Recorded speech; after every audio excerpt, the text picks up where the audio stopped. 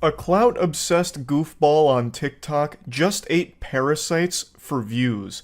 He turned his stomach into Coachella for tapeworms when he knowingly ate tapeworms out of a fish that he was filleting, which to the surprise of no one apparently gave him a very serious parasitic infection here. Who could have seen that coming? He was eating tapeworms out of the fish like it was popcorn. I'm exaggerating a little bit. He did try to cook it to make it a little safer, but then I'll get into it a bit deeper in a moment. I'm getting into spoilers here for the anime arc. But anyway, his name is Nick, and his insatiable appetite for great high-quality fish was eclipsed by his gluttony for TikTok attention. I learned about this from a YouTuber named Atozi, so I appreciate him shedding light on this story because I wouldn't have seen it otherwise. So let's just get into it. Actually, pump the brakes real quick, hold your horses. Sorry for the blue balls. In Atozi's video, he censors the part that shows the tapeworms because there's a lot of blood there, because obviously he's filleting a fish, so there's going to be blood. I don't know if you have to do that on YouTube, but I'm not going to for this. I feel if I don't show the tapeworms, then there's always going to be that question in the back of people's mind on, is it fake? Because most things on the internet are fake these days, but this one, I don't think is. It would be very impressive props here to have a fish with tapeworms that look like this. Let's go fishing in the hurricane. I'm gonna be using a whopper flopper, which is a topwater lure. This guy's coming in at 13 inches and a quarter. He has some nice fillets on him. There's going all over the place. Realizing that he has tapeworms, so it's going to be pretty tough to eat. I looked it up, and apparently if you cook the fish thoroughly, the tapeworms shouldn't affect you, but I can't say that I'm not experiencing problems after I ate it. So everything was business as usual here. Nick is a big TikTok creator. He has over 6 million followers, and it was just a normal filleting of a fish until he saw the tapeworms, and then, oh boy howdy, he got some dollar signs in his eyes, and he started to recognize that that is the gold right there. He just got the jackpot, because now he had something that he could do that's a little different that would generate some views for him. Eat the tapeworms. Because for some reason, everyone's like so poisoned with content brain that even something that is detrimental to your health, like eating a tapeworm, is something that people think is a good idea because it'll get extra views with people pointing and laughing at you or calling you an idiot, and that's all that matters, is if you're getting extra attention. So he does it. This is the fillet I got. I seasoned it, threw it in the pan, and then presented it right next to the tapeworms, which was a mistake. Yo, low-key, like, the tapeworms add some flavor. They're pretty good. This might be TMI. It's been 2 days and I've not stopped going to the bathroom. I'm kind of afraid that I literally have tapeworms in my stomach. I've never gone to the bathroom this much in my life. I'm mildly concerned. If you know anything about this in the comments, please let me know, because I'm kind of afraid that I have a parasite. Hey Nick, I'm not a medical professional, but you ate tapeworms, so I'm going to say with a high level of confidence, you probably contracted a parasite. But, you know, I'm not highly educated when it comes to parasites. I'm just doing the old eyeball test here. Now, you can shit all over Nick like he's a public toilet seat. You can make fun of him for a lot of different things here for all the fuck-ups with eating the tapeworms, but one thing you can't hold against him, one thing you can't say he did wrong, was his presentation. He has a talent for plating, but I tell ya, that technique was flawless. The way he presented the fillet and the tapeworms was exquisite. That's something Gordon Ramsay would give his stamp of approval to. That was S-tier plating right there.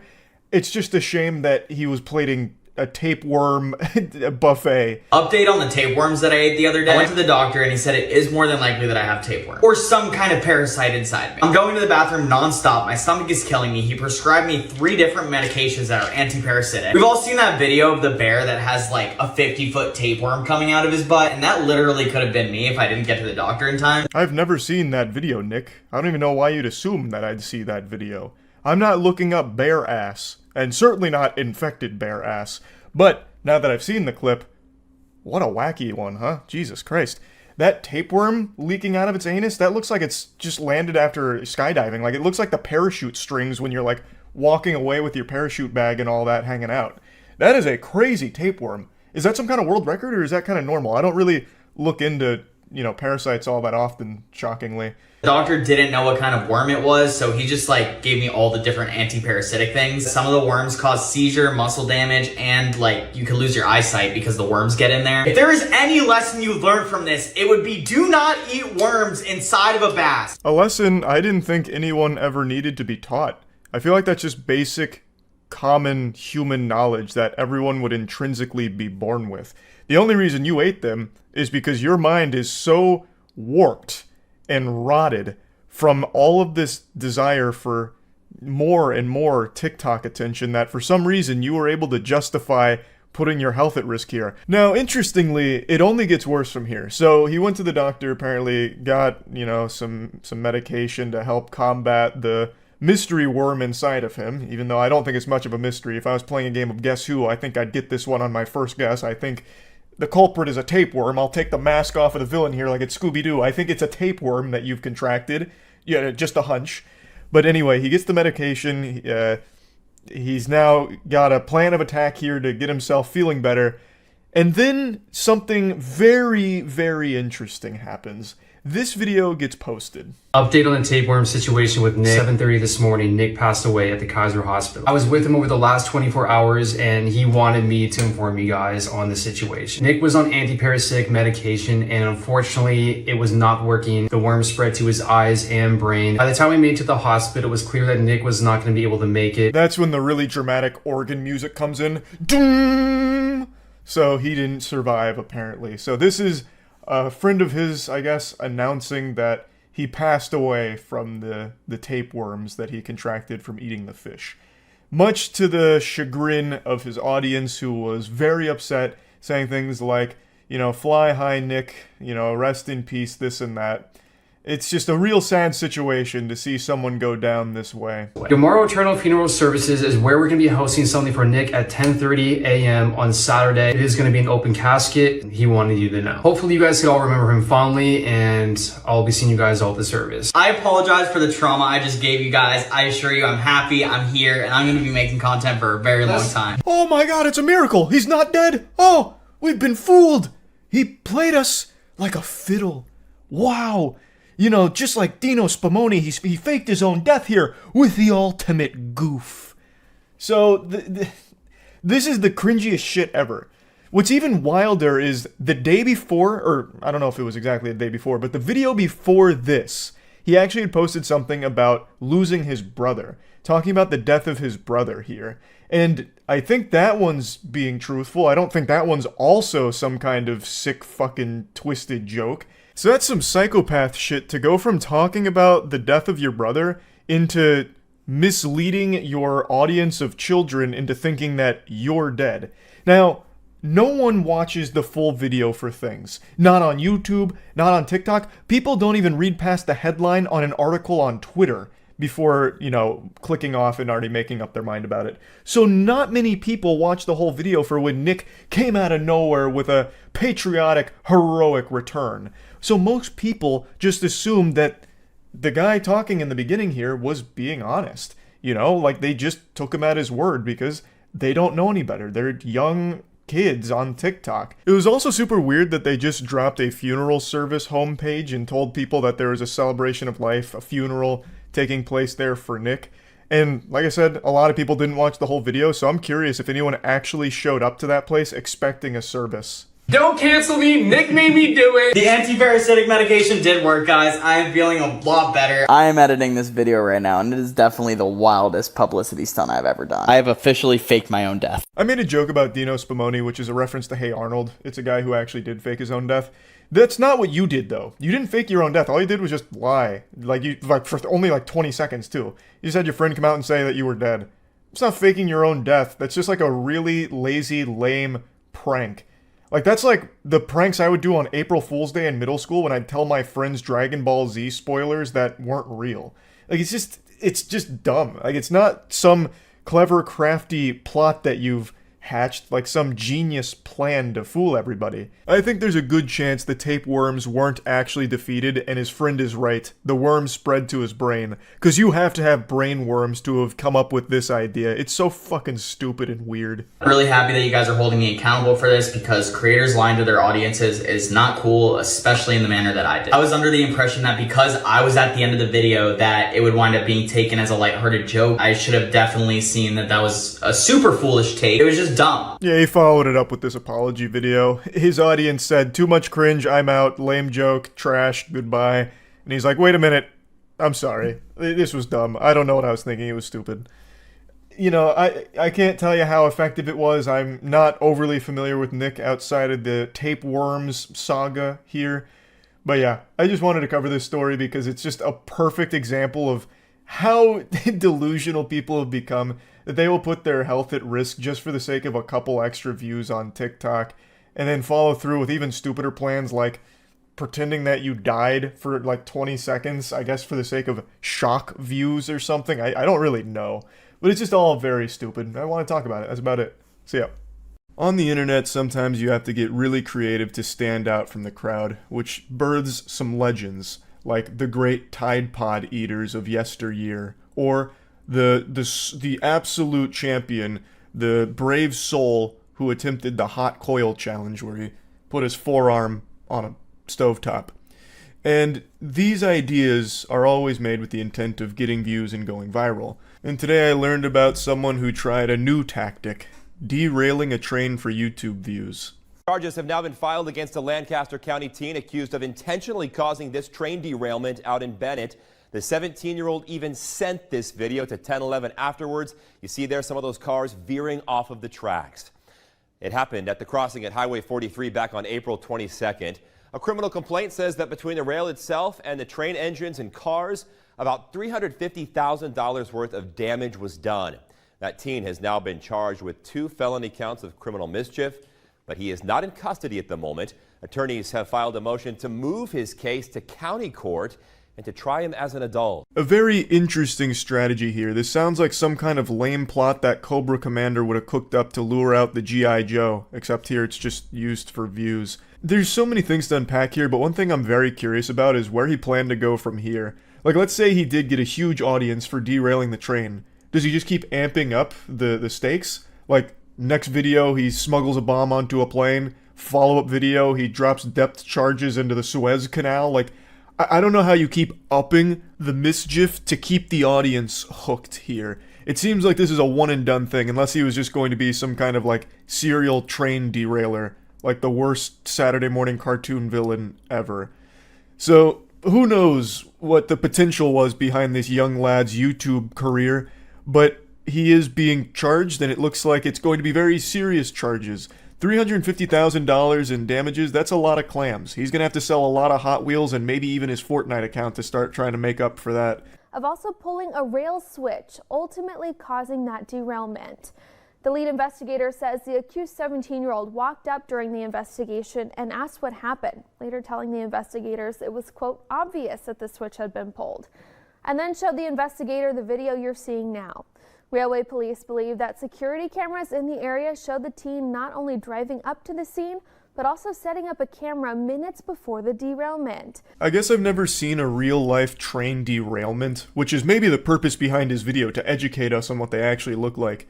Because in my head, I always picture it the way Hollywood portrays it, where when a train derails, it's going at like fucking Mach 5 speed, and even when the emergency brake is cranked, it doesn't really do anything to stop it, so then the cars just start shooting off the tracks in every which way as Linkin Park's What I've Done plays. But clearly that's not the case in reality. So the conductor attempted to make an emergency stop, but didn't have enough time to do so before reaching the point of no return, and then it collided with an empty coal car. And it's very lucky that there weren't more damages, because I imagine in a situation like that, it's pretty common for some of the cars to start, like, not flipping over, like they're not doing like a fucking kickflip or a pop shove it and falling off the tracks, but like tipping over and shit once they get off the tracks, and especially when they collide with something huge like an empty coal car. So it definitely sounds like it could have been a lot worse there, so it was lucky that it didn't get as bad. And speaking of lucky, you can get really lucky right now by getting Goof Juice. It's going to improve your luck stat because it's the best beverage ever made. It's the best flavor. My GamerSupps Goof Juice flavor is available right now. There's a huge sale. gamersupps.gg/moist, or click the link in the description. Reading about it just makes the whole thing even stupider though, because the kid wanted to record it and share it on YouTube, so he hatched this nefarious scheme to go pull the lever after setting up a camera so he could film a train derailing, and then he stayed at the scene the entire time, and was even the one who alerted authorities to the incident. So he approached the investigator asking what caused the crash, and the investigator said he didn't know, so the suspect allegedly said, "Obviously a switch was flipped the wrong way." And I can already just imagine, like, he's putting a pinky to his mouth like Dr. Evil. He then even showed investigators the video he took, but denied trespassing and tampering with the switch. I guess he was really hoping that absolute bumbling imbeciles would have shown up that would have chalked up his presence and video recording equipment as just being some kind of coincidence. Dude shows up with like a fucking full-blown studio here to record this, and he expected the authorities to be like, huh, that's weird. Who could have done this? Must have been the fucking goat man. Like, Jesus Christ, I guess he was really expecting, like, NPCs from Assassin's Creed to show up that just immediately de-aggro when you go into tall grass, like, huh, must have been the wind. Probably wasn't this kid fucking filming everything here. So, he was also spotted setting up his camera and tripod near the crossing 4 minutes before the train derailed. And then they also found a video of the derailment posted to their YouTube channel. So, I mean, that was kind of a game point right there. That was kind of a checkmate. The 17-year-old's apparently a huge train enthusiast. That's what their YouTube account mainly dedicated to. And it's a big community on YouTube with, like, train videos, train spotting, and all of that. But I don't think anyone's gone so far as to intentionally derail a train to stand out in the community. That's definitely breaking new ground there. I am shocked, though, how easy it was for him to do that. Like, I just always imagined there'd be, like, actual security parameters in place to prevent just any old fucking Joe Schmo from walking up and just cranking a lever to change a train track. But I guess in this case, there was a padlock that was supposed to be there that wasn't there. Or perhaps this rabbit hole goes deeper. I'm going to put on the tinfoil hat here and blast your ass with a conspiracy theory. What if he wasn't working alone? What if there was an entire network here that set up this train derailment? What if it was the deep state using this 17-year-old to derail the train and cause havoc? Perhaps they were banking on even more damages with cars flipping over, maybe spilling some hazardous waste or something. So someone on the inside at the trail company, Jesus Christ, at the train company, they took the padlock away. They had a secret agent go in there, remove the padlock, and then the 17-year-old showed up and had free access to that lever and then to film it. And this is just the fall guy that we're looking at here. Food for thought. Something worth stewing on a bit. Now only time will tell as the investigation continues what the truth of the matter was, but most likely it was just someone fishing for YouTube views through a really degenerate viral video idea. Now, there is something I want to mention about trains. I may have never seen a train derail, but I have seen a train stop. That may not be some jaw-dropping feat or an achievement. I'm sure millions of other people have seen stopped trains before, but mine comes with a story. So there was a train track that ran right outside of my university when I was in college, and one night when going to a bar, the train had broken down, and it was stopped on that train track, and everyone at the bar would go and, like, climb on it and take pictures on it. And I wanted to be part of the crowd, so I did the same. And I took a picture in front of the train with my arms crossed. I'm pretty sure I pulled this up on stream at one point, but I used this as one of my Tinder profile pics for quite a long time. And it is perhaps one of the most revolting pictures you will ever find. It's so fucking stupid, it's so blurry, it looks like a picture of Sasquatch, and it is such a bad photo of me. It's when I still had, like, the mutton chops for a little while. God bless, what a fucking awful idea that was. But I looked like Wolverine if he got scurvy. So I was standing there in front of the train, arms crossed and, like, semi on my tippy toes, so I looked a little bigger in front of the train. And I unironically used that as my Tinder profile pic for quite a while. And I just had to share that here. I'm pretty sure I brought up that picture on stream, but I don't know if I ever told the full story to it. So seeing a train derail isn't really the same as seeing a train stopped and taking a picture in front of it, but both instances do involve a train. So, felt the need to share. That's about it. See ya. I want to quickly address something that I've been ignoring the last few days. The reason I've been wearing so many black t-shirts is because my white t-shirts were being washed and I forgot that they were still in the hamper in the laundry room, so I've just been grabbing black t-shirts after my showers. That's it. There's no, like, deeper meaning to it. Now anyway, I want to share with you a video that is probably one of the most embarrassing things I've seen someone post on their own accord. This is a video that you couldn't torture me enough to release. Like, this is something that I would try to bury. I would spend every dollar I've ever earned in order to erase this video from the fucking internet because it is so unbelievably cringe. This is something that I would take to my grave, and even after I'm dead, would still have blushing cheeks and feel shame for having ever filmed. And this is something that they freely posted on their own. It's a group of kids that are harassing McDonald's employees. Walk into the back of McDonald's again!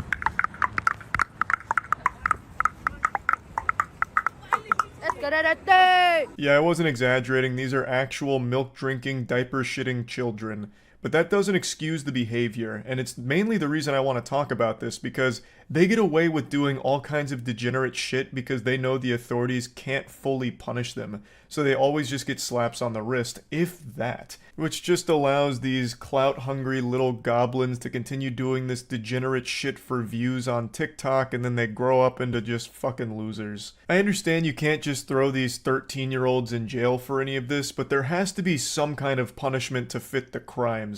Like, okay, you kids went on video to harass these McDonald's workers, so we're going to your house and we're taking away your Xbox, and we're repossessing all of your Fortnite V-Bucks and deleting your account. There's just gotta be something, because clearly they're not getting discipline from their parents at home, probably just being sat down in front of an iPad having their fucking brains rot, so they think this is a good idea, and that the only thing that matters in the world is internet views, so they keep coming up with dumb shit like this, harassing McDonald's workers, and that's just the gateway drug.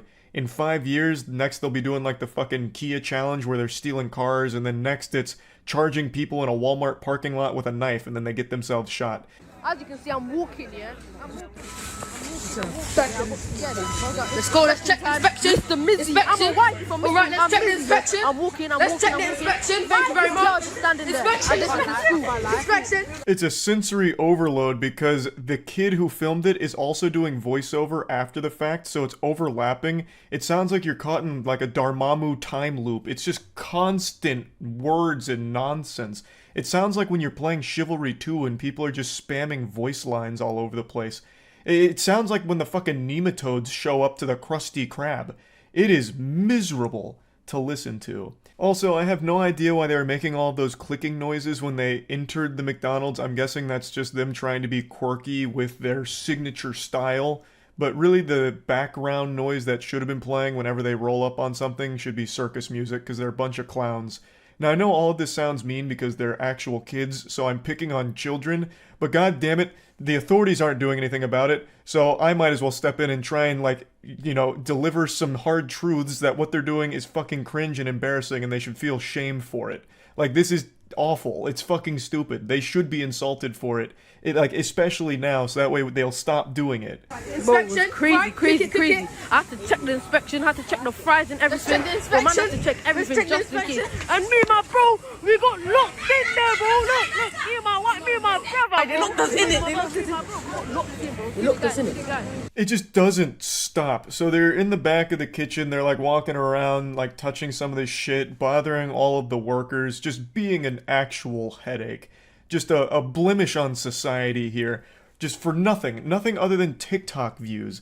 It's so fucking juvenile, and yes, I know they're kids, goddammit, I get it, but this is fucking trash. This shouldn't be encouraged. Hats off to the McDonald's workers for taking swift action here. They immediately call the police and then close the door, so that way they're trapped in that one location until the police get there. And also, I'm gonna give a little free advice to the kid that filmed this. Give up. Making videos is just not for you. Like, the whole idea behind this with walking to the back of the kitchen is garbage in the first place, but also you clearly have no fucking clue what you're doing. You're doing voiceover while all of the other words are being spoken, so it's just pure commotion and pandemonium. No one can make out anything that's going on here. It sounds like we're listening to Charlie Brown's parents. It's fucking awful. Just stop. Just try and commit to something else that's not fucking pranks or whatever this was supposed to be. My legs were sinking. My heart was bum. I was scared. Like Ronaldo. Call the police. Sexual harassment. I'm recording this. I'm recording this. It literally sounds like they're accidentally emoting. But anyway, you can see that these little scumbags aren't just here doing an innocent prank. Now they're saying that if the police get there, they're going to say that they were sexually harassed by the workers. That's a serious thing to do. I mean, that's a fucking crime to falsely report something like that. That's just downright evil. That's just straight up fucking evil. Man, then we're outside the fucking district every fucking time. What? Call it. Bro, what are you gonna do, bro? Come, badness, bro. Record me. What did I do? I was like, hey girl, record me. You might as well get my number before I'm famous. You just walked in. Honestly, this whole video kind of sums up the human brain on TikTok really well.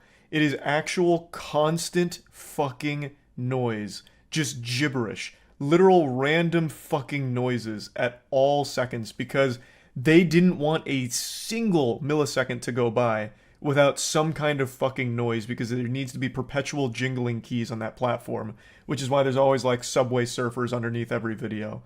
It's kind of frightening. I really do wonder what TikTok has done to the human brain and if we're going to see any kind of wild effects from that in like 10 years. If people are just going to be completely unable to focus on one thing, they're going to need like multiple things in order to keep their attention. It's not right. You are not. Why you coming? Let me get told. Let me get told. No. Why you coming? Boss, can I Why go you out? coming inside? Why you coming? No, because someone. Boss, can I come out? Can I come out? It just doesn't fucking stop. It sounds like listening to a team of Pikmin trying to lift something heavy. Now, I know that I kind of insinuated that I view a lot of these things like a failure of parenting, and that's not always the case, and I recognize that. It's kind of wrong of me to assume that kids like this are the product of bad or neglectful parents. Sometimes there are just people that are too far gone, like kids that get too deep into this obsession with internet brownie points, the updates, the likes on TikTok, and no amount of good parenting can kind of curb that. It's just a lesson that the kids have to learn themselves when they realize that all of that effort was wasted and that they've just turned into a fucking loser from chasing it. Tell him again, bro. What? I ain't scared. You ain't scared. Pussy yours, bro. Come fight me. Come fight me, bro. I don't know. Open the door. Boss, you gonna let us go or you just gonna stay here? Because I'm gonna tell the police that you strangled me because you strangled my neck. I have video footage of you strangling my neck. It's the teenagers. Yeah, you never strangled my neck, but I just said like you strangled my 16. neck so you could like get me out. Another one of those false claims that could ruin a person's life if they tried that. So now, not only were they going to accuse them of sexual harassment, but also accuse this guy of strangling the kid's neck. And he even admits, like, yeah, that guy never did that, I was just going to say that. Which is fucking crazy. That's nuts. That is just evil. Like, full stop. That is just evil shit. My neck started to do the stanky last stank. Stanky last stank, and I'll break your lamb. Break him! Are you man? That was a mother! We got freed! Bow! Bow! The feds came! Bow! Yeah, so you just get to walk out after the police get there. I really do think all of the workers handled this pretty well. They immediately called the authorities, kept them there until they got there. It's just a shame that all of that effort was moot, and the kids will likely just come back and do this again for more internet views since this kind of went viral for them. But yeah, I just wanted to talk about this because there's been like a real rise in kids doing stupid shit in public for the sake of internet views and at the expense of just normal workers. It's really frustrating shit, and it doesn't seem like it's going to stop anytime soon since the kids aren't getting punished for it, so why would they stop? They don't care about like the negative reception they get online. All they care about is the big number they see next to their views. Nowadays, it feels like kids are almost incentivized to be the biggest douchebag possible as early as possible so that way they can start farming views because outrage is the quickest way to like relevancy on TikTok and that TikTok fame that they even mention in this video. Like, they are clearly aware that by being an asshole in public, they're going to get some attention from it. So it's almost like incentivized, and there's just got to be some way to curb that. But yeah, anyway, just wanted to kind of talk about this a little bit. That's about it. So yeah, I'm about to drop a name on you like an anvil out of a Saturday morning cartoon. It's a name that you probably haven't heard in quite some time, like Hoobastank.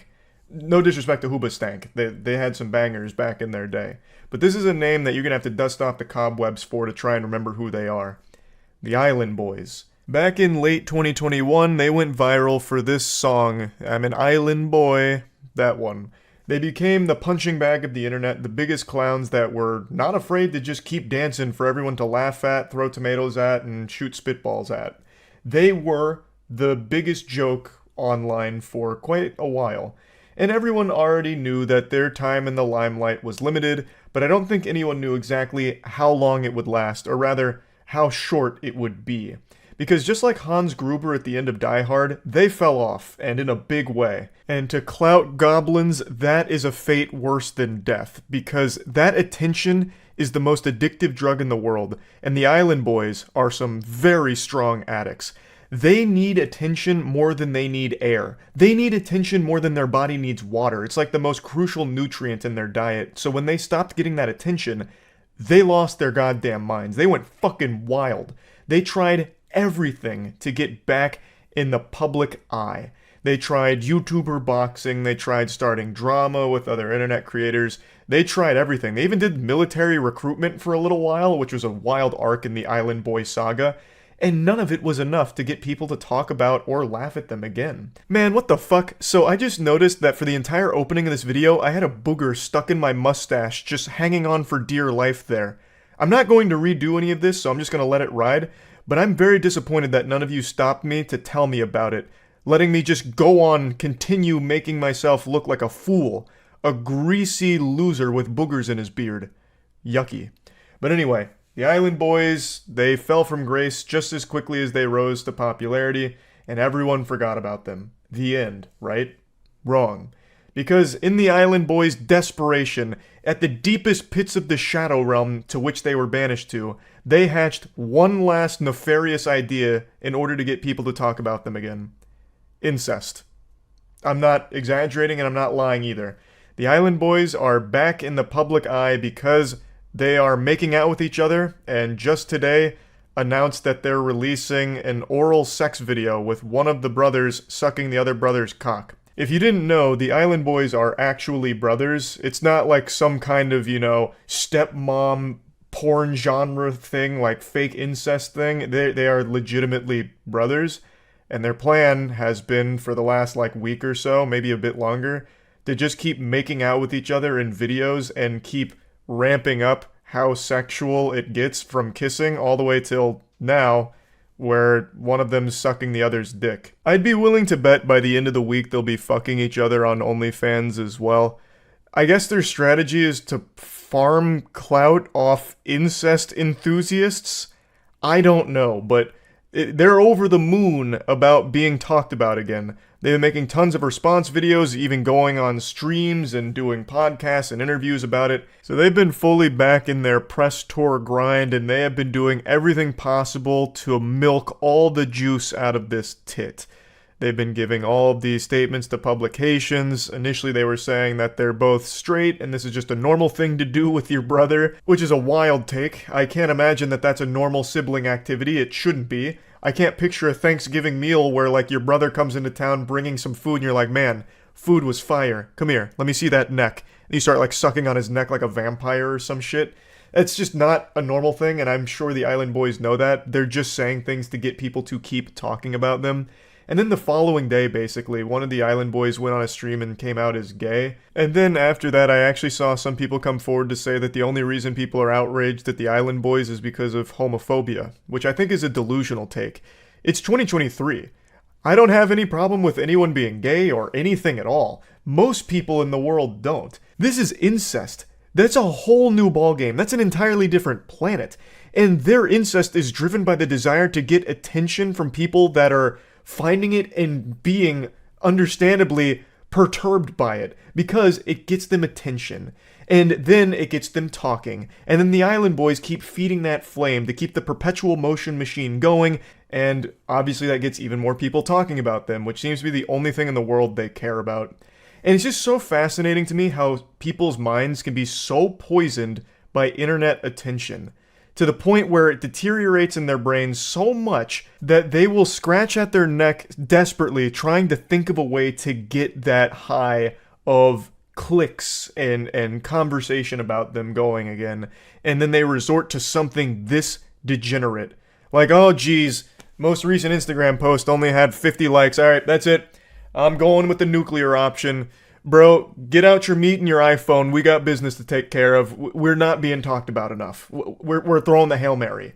It blows my mind that we are at this point in society where these two people never should have been famous in the first place. They got famous because everyone was making fun of them. And it became the most important component of their existence. And when that 15 minutes of fame finally dried up, they didn't know what to do with themselves. They couldn't imagine going forward in life without it. So for the last almost 2 years, all they've done is try to do everything possible to get people to talk about them again. And it's culminated into this shit now, where they're literally sucking their dicks because incest is alarming, obviously. And by alarming people, people will obviously start talking about it. And since people are talking about it, the Island Boys are happy. That's all that matters to them. They clearly don't care that it's negative attention. In fact, I don't think they've ever once in their life had positive attention, so this is an all too familiar feeling. All they know is negative attention and being that clown in the circus. It's so fucking sad what people will do just for attention. Like, this is disgusting stuff that they've resorted to now. They're no longer just cringe goofballs, you know, very silly goobers with some embarrassing shit and constantly making an absolute mockery out of themselves. They're no longer just on that cringe department. They've gone into a totally different realm here with all of the incest shit that they're putting out there. And I have a feeling that it's only going to continue to escalate. Eventually, people will stop talking about the incestuous island brothers here. And by eventually, I mean immediately. I think within the next couple days, people will stop talking about them altogether forever, because now, there's nothing to laugh at anymore, it's just gross incest. So, before, the Island Boys had, you know, mainstream attention because it was something everyone could flip on, laugh at, dunk on them for, make fun of them for. It was cringy, it was silly, and even the Island Boys seemed to be in on the joke and laughing with everybody as the kings of cringe. They were all aboard the cringe train that left the station, and they were the conductors. This situation is completely different. This is just two brothers slurping each other's wieners. That's not exactly a wacky thing that people are going to share around to, like, laugh at as some kind of, like, wholesome, cringy thing. That's just something people are going to be like, no thanks. Don't really want to watch incest. So then most people just turn it off and forget about the Island Boys forever. Again. It's just such a crazy situation. To be so attention hungry, so clout driven, that you would resort to just filming incest porn with your brother to sell on OnlyFans. But yeah, anyway, that's really about it. So yeah. Oh, I've seen this girl's channel. This is a fetish. This girl just like blasts mean burps into the camera for 50-some videos. It's like really gross. Like, I burp a lot, but my burps are kind of like innocent sounding, not like revolting, repulsive shit. Her burps are like disgusting. Hey everyone, it's your favorite. Ooh. Yeah, I've seen this one. Hey She shit her everyone, pants. It's your favorite. Oh, burping girl, Andrea. Yeah. And today we have some corn nuts, barbecue flavor. Ooh. The comments are what always get me. Though there are still some weird ones. Can you show feet and burp on them? So. That fart was... To be fair, it was a good fart. I'll leave that a thumbs up, I agree. That fart was top notch. I could literally hear the shit hitting her underpants. How much would it cost for a private session with you to what, like just burp at him? I love farts from Brazil. That sounds about right. Porn has been taken over by Brazilian fart porn. I don't know how often you guys go on Pornhub, but like almost the only thing left on there is fart porn. Ooh, they're pretty stinky on their own. Ooh, I could. Ooh, listen to that stink sound. Very rank. Crunchy. Actually, I don't know if I've seen this one. Maybe she just like shits her pants at the beginning of all of them.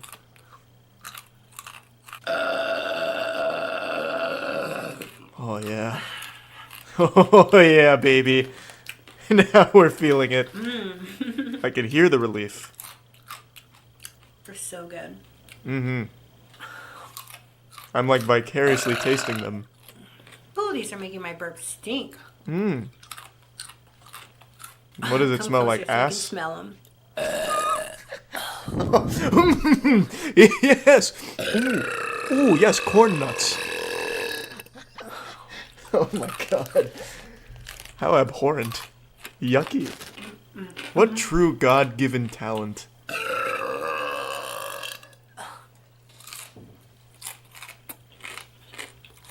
You hear that crunch? Yeah. Oh, surprise. A little more than I bargained for. I think we're a little overdue for more Burping Girl content, but hey, if you guys aren't interested in seeing what real content looks like, then I can't help you with your bad taste. A lot of good meat in them. There's 5 to 7 different types of meat in a turtle. Oh, yeah. 5 to 7 different types of meat in a turtle? No, there is not. What are you eating, turtle chimera? There's only one type of meat in a turtle. Turtle meat, I imagine. It doesn't look like moonshine at all. It just looks like someone's menstrual cycle that they jarred up. Just stop flavoring moonshine. Like, it's so worthless. No one's drinking moonshine for the fucking flavors. Ah, I put a nice little garnish on this one. Ah, this one tastes like Fruit Loops. Great. Who gives a fuck? Yeah, I hear you, chat. What do we want? More Burping Girl. When do we want her? Uh-oh. Ooh, it's gonna get stinky. Oh, she can't even make it home. Oh, she took down my internet. I am so Oh, no, we're back. When am I never? Where a burping girl can be herself. What kind of aspect ratio is all of that filmed in? This looks like someone was looking through a box at one of the carnivals from the 80s, and they saw, like, pictures of boobies, but instead they just get Hey Charlie, I just Burping got my Girl. first page.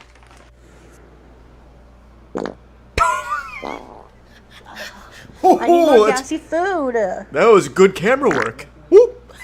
Yeah, they were delicious. To be fair, the camera work there is better than anything in the DC movie universe. My goodness. Well, I think that's probably enough. She can't get stinkier than that. She's definitely peaked with that last one. You could literally feel the impact of little dookie droplets hitting her panties. Today I learned about an inspiring story of one man's unwavering determination in order to accomplish his dreams and then finally succeeding. It's a heartwarming, wholesome story that I'm excited to share with you, but it got me thinking about a deeper message: the value of hard work. As a YouTuber, I of course know a thing or two about back-breaking labor. Being an internet content creator is often considered one of the most physically demanding things a human being can subject themselves to on the planet. Second only to maybe being a firefighter, or even third place if we're going to give second to something like a mother in labor. But even there, that's a close competition, that's neck and neck. You could have a very intense debate there on which one's harder work. You know, a mom's only giving birth like once a year, maybe. I'm giving birth every day to a brand new YouTube video. So, you know, we don't need to get into the weeds of it. The point is, going out there, entering turbo mode plus ultra and giving it 150%, just putting your best foot forward to work towards a dream is something beautiful. And for some reason, a lot of people these days are very defeatist, like, you know, kicking sand and saying, it doesn't matter how hard I work, I won't accomplish, you know, what I want to, my goals in life. And to that I say, bah humbug. I spit on that. It's like you've never watched anime and the power of never giving up. So I want to make you believe in dreams again. I want to show you the story of Josh Nally. I don't know how many of you have heard of his story, but it's pretty inspiring. Josh is a TikTok content creator who hatched an absurd idea a year ago. An idea so extreme people called him crazy. Said, this man's lost his marbles. He doesn't know his ass from his elbow. This is such a dumb idea. But you know what Josh said in response to that? Nothing. He put his head down and went on that Sigma male grind set and committed to the dream, the goal that he set for himself. You see, Josh Nally wanted to be a professional corpse. He came up with the idea of pretending to be dead every day for a year in the hopes that it would eventually land him a spot on a television show or movie as a dead body. And by golly, I'm happy to say Josh has done it. As God is my witness, Josh has pulled it off and has landed a role in a new CSI episode as a corpse. But let me walk you through the humble beginnings. It all started with a dream and a man who was brave enough to follow it. He lied face down in a small body of water as his dogs looked on concerned, and he was the most convincing dead body I'd ever seen. His acting is second to none. He looks more dead than actual mangled corpses. He somehow looks even more deceased than the legitimately dead. Josh was born with a gift, nay, a curse, that when he lie in the prone position, he is easily mistaken as dead. And he wasn't afraid to use this ability to get ahead in life. I'd like to show you a bit of a story Inside Edition just made on Josh, because I find it very touching. This guy has been playing dead for an entire year. Day 19. Every day on TikTok, there's Josh Nally, yup, lifeless. Lifeless, maybe. Dreamless, no. His faith never wavered. Anyone can act alive, but it takes a special talent to act dead, and especially to the caliber that Josh is able to perform. Day 50, playing unalive. Let's see if I can't maybe get into a movie or television show. Did he say TV show? Well, guess what? It worked. All of the hard work, the year-long commitment that Josh put into this art form paid off. He was contacted by CSI Vegas, and they recognized the skill. They needed him, so they begged him, groveled at his feet, praying that he would accept their offer to be a corpse on their show. And Josh, he said yes. So he flew out to Hollywood, and he got his role in the show.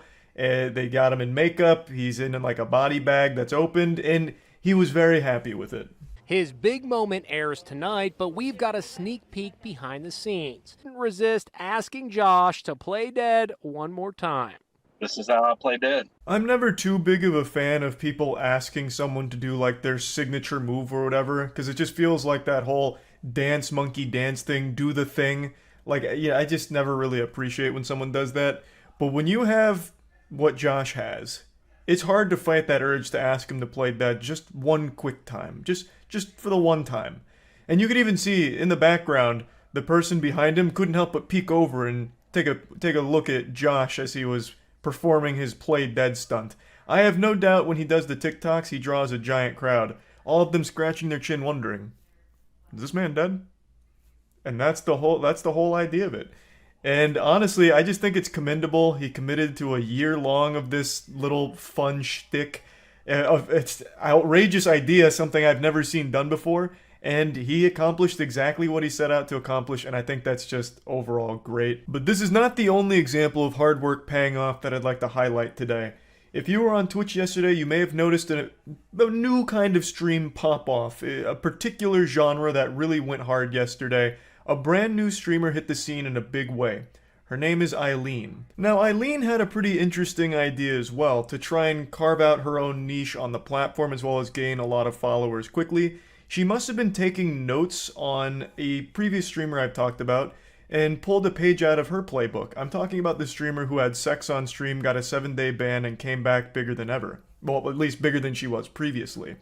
Eileen, however, didn't have sex on stream. She instead went fully nude and masturbated on stream, in front of 5,000 viewers, all looking on with a smile on their face and confusion in their hearts, wondering, how is this happening right now on Twitch? Or at least that's what you were led to believe. The truth is, this channel never actually had 5,000 viewers during her masturbation. That was a claim that was falsely made on Livestream Fail. That is not the actual number. According to the Twitch tracking sites, the peak was around like 300. So that claim's wrong. But she really did spread her full asshole on stream and masturbate fully nude for the camera. And it was live for about 30 to 45 minutes based on all of the Twitch tracking sites that I've seen. That's about the average that I'm seeing. The question on everyone's mind, as they looked into Eileen's butthole, they couldn't help but wonder, how long is her ban length going to be? Because the streamer that fucked on stream got 7 days. What Eileen did wasn't super different. Is she also going to receive 7 days, or will this be a permanent ban? And I'd like to weigh in on this because I think this is a pretty open and shut case of a permaban. The account was created on November 3rd with the sole purpose of having this viral stunt. I'm pretty sure this was all manufactured from the get-go, and I'm also fairly confident that Eileen, the person in the video, was never actually like the one behind this.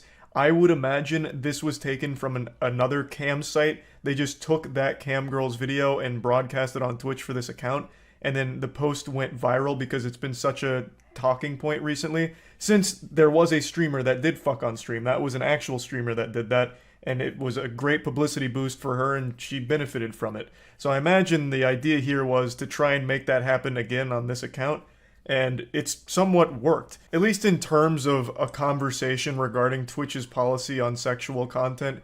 The Eileen1 account here wasn't promoting an OnlyFans, it wasn't promoting an Instagram or anything like that, and there's nothing even linked to Eileen1 elsewhere outside of Twitch. So this really seems like it was just like a one and done thing for the sake of having like a viral controversy, I guess.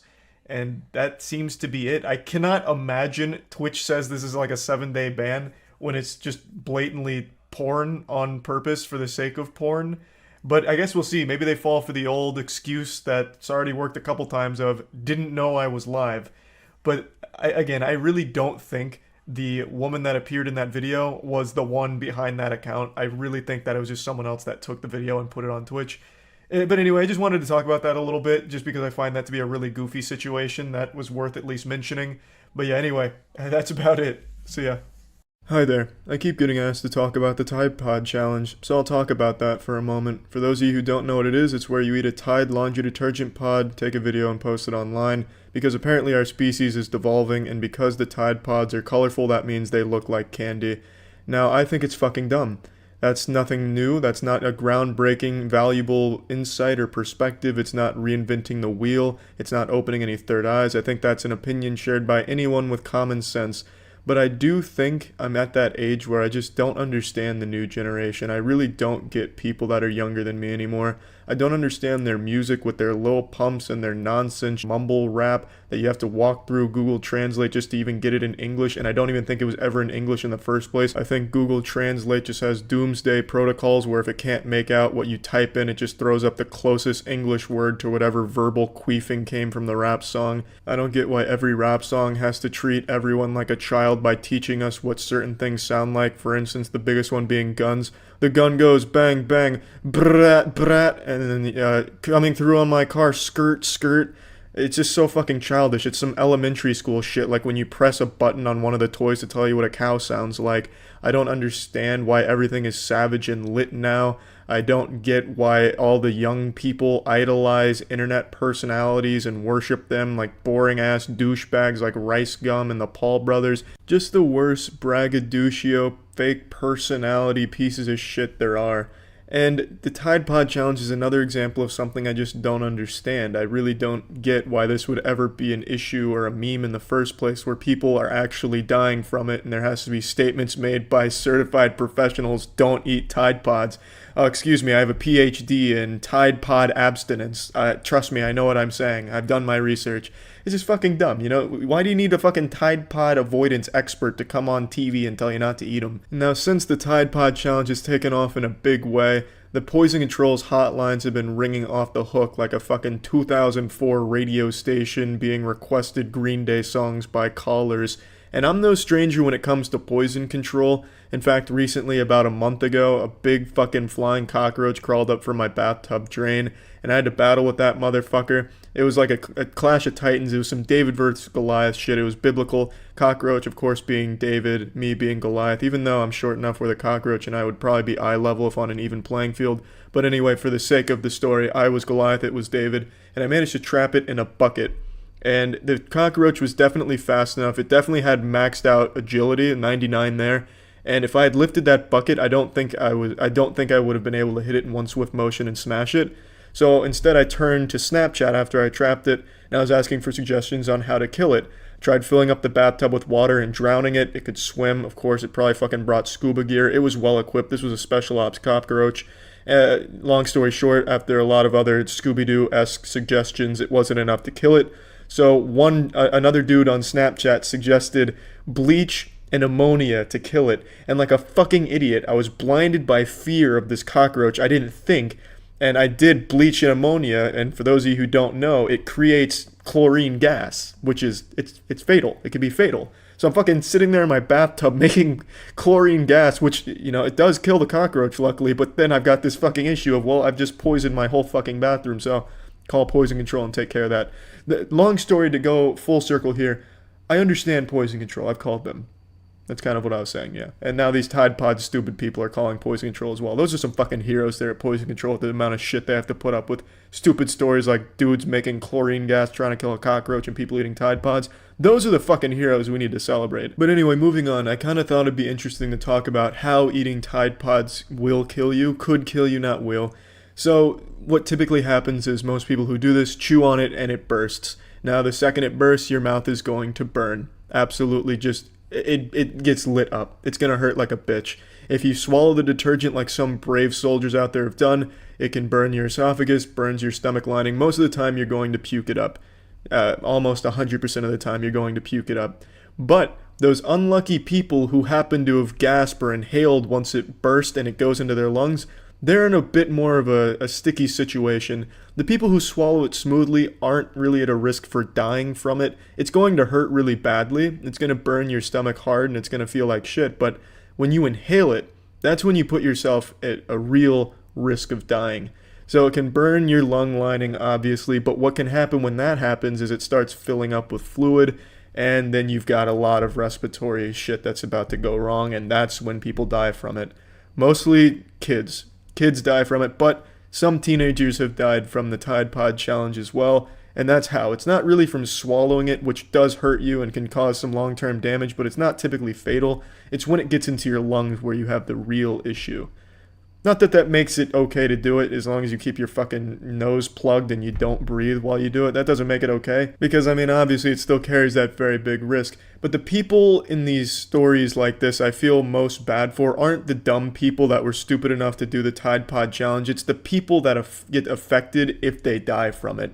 It's embarrassing, really, more than anything. Like, shit. No one's going to want to tell your story how it actually happened. No one is going to want to say, how'd you lose your brother? Well, it was the Tide Pod challenge. That's just embarrassing. That's fucking sad more than anything.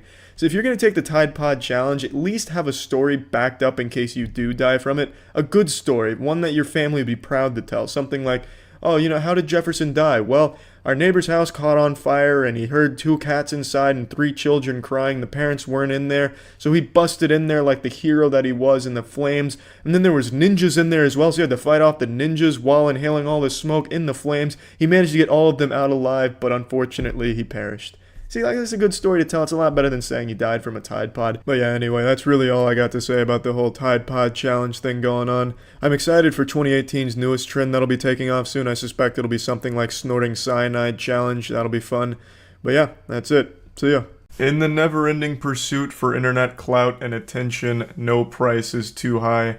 Some degenerates on TikTok would sacrifice their own grandmother if it meant they could film a TikTok over her open casket at the funeral in order to get some followers and likes out of her tragic demise. There is just simply no depths they won't sink to. Of course, most of the shit on TikTok is fake in order to farm impressions out of it, and I'm sure you've seen it all. Fake pranks, fake rage, fake titties, but I can promise you, you probably haven't seen what I'm about to show you today. A fake suicide savior. A guy decided to try and make a viral video out of portraying himself as some kind of angel who saves a man from jumping off of a parking garage and killing himself. On my way home from work, I noticed a teenager leaning over the parking garage. It could just be someone chilling, but it's really high up and he looks young. What a remarkable situation we've already entered into here. This guy is a master writer. He should be working for Scorsese. A beautifully crafted narrative already. Let's suspend disbelief for a moment. So you're on your way home from work, and for some reason your attention is drawn to a teenager on top of a parking garage, and you connect dots that, wow, this guy might be up there to kill himself. How do you even reach that conclusion? And then why would you then take out your phone and film him from a distance? Like, what is the thought process there? And then also the statement of he could be chilling, but he looks young and it's high up. What does him looking young have to do with anything? Why does that matter? It could be a 95-year-old geriatric man up there. The situation doesn't change. It's just somebody on top of a parking garage looking out. It's not exactly suspicious behavior. I absolutely love that this is the best his brain could cook up. All of his neurons were firing, and this is what they produced. This is his maximum potential. This pile of dog shit. obviously fake and scripted, yet was good enough to convince some troglodytes on TikTok that it was real. And they were patting him on the ass, telling him that he's a hero and that the Lord chose him as a guardian angel to save that guy's life. It was actually pretty sad to read, honestly.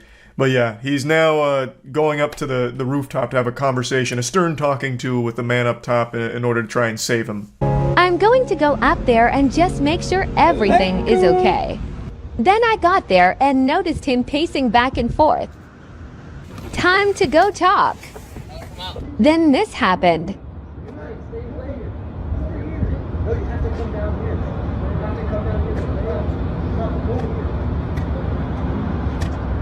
You never know when someone just needs a hug. Be there. I had tears in my eyes the first time I watched this. This benevolent saint, he set up his camera and filmed himself going over there to save a life in order to teach all of us that sometimes someone just needs a hug. An overall positive message done selfishly because he just did this to farm some likes and have people praise him for being some kind of hero because they're 11 years old and don't realize it's all fake. I just love this entire thing here. He sets up his camera before going over to talk to the suicidal person. Now let's just have a little fun and suspend disbelief. Let's assume everything we just watched was real and genuine. What a silly and whimsical idea from this guy to get his phone out before going to talk to him. Like, holy shit, this guy might actually kill himself. Where's my phone? Where's my fucking phone? I need to set this up properly. Oh, the lighting's bad. Hey, loser. If you're gonna kill yourself, you're gonna jump. Can you do it over there? The lighting's better. The sun's like casting a bad shadow. Can you do it over there? It's for a better shot. My framing's off. Like, you've actually got to be fucked in the head to try and farm some internet clout out of like a legitimate suicide situation. Like, that is beyond deplorable. So obviously it's all fake. The guy isn't actually suicidal. He wasn't on the verge of jumping. It's a friend of his that was doing him a favor. It's one of his buddies. And together the two of them did a fusion dance with their smooth brains and hatched this idea for the fake suicide saving video to hopefully get some likes out of it.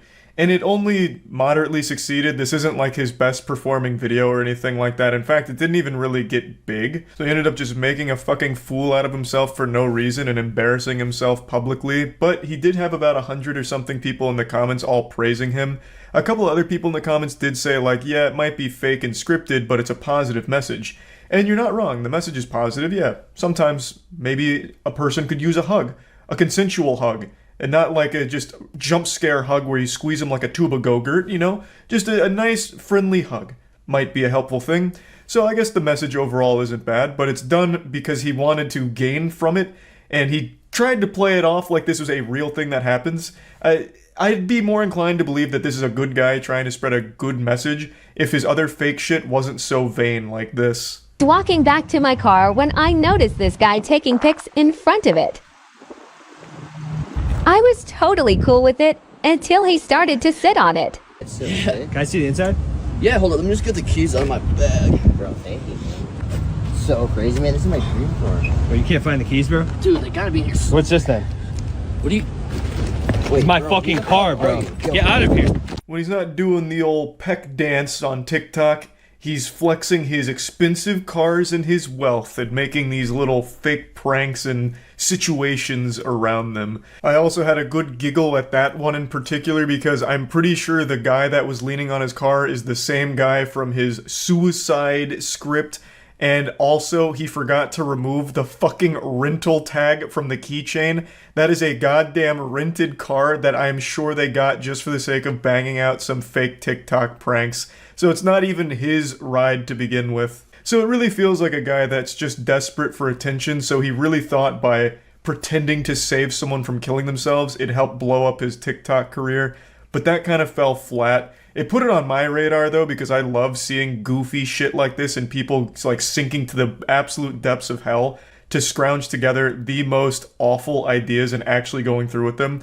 I think there's nothing more shameful than trying to pretend like you saved someone from killing themselves. There's really no justification for it. You went through the effort of making this shittily acted B-movie Hallmark thing to try and like make yourself seem like some kind of hero or great person. It'd of course be worse if this was a real situation where he actually did encounter someone going through such a hard time they were considering suicide and he decided to try and use them as a prop for his own gain. So I guess in the grand scheme of things, choosing between two evils, this was the lesser one. At least he faked it. It wasn't actually a suicidal person that he tried to farm for internet clout. But I will say he's somewhat of a pioneer, I've got to be honest. I haven't seen someone fake something like this before, and it's pretty low. It's not the worst fake shit I've ever seen online. That still goes to fake animal rescue videos. Those absolute sick fucks. For those that don't know, on YouTube there is a very popular genre of content where these absolute scumbag pieces of shit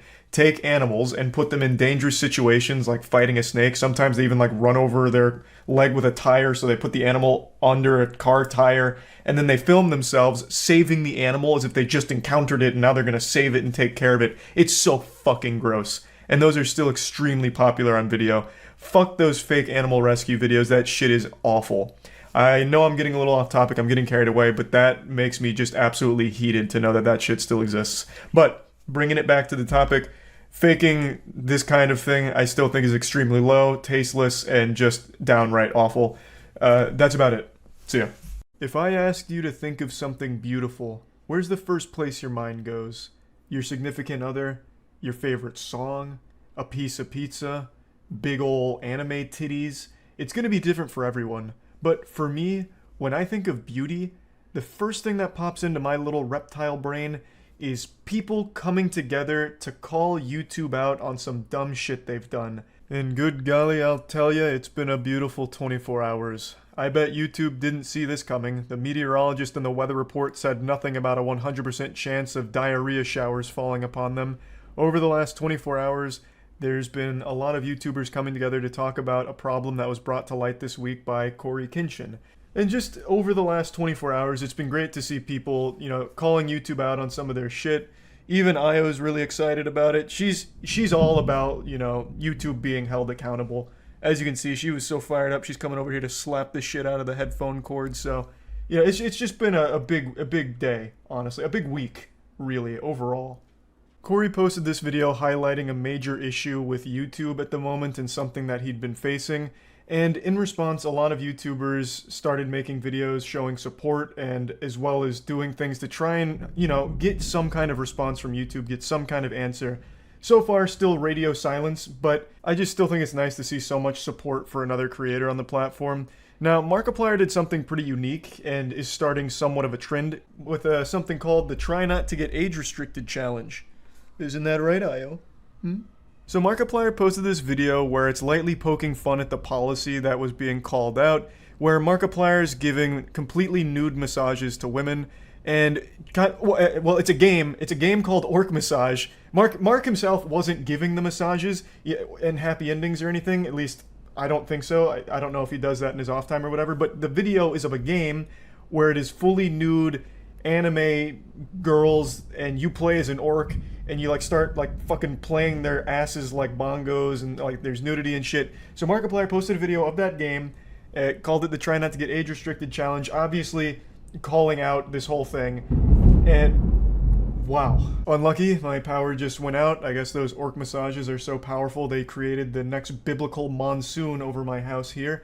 But anyway, in response to Markiplier posting this video, YouTube got very petty.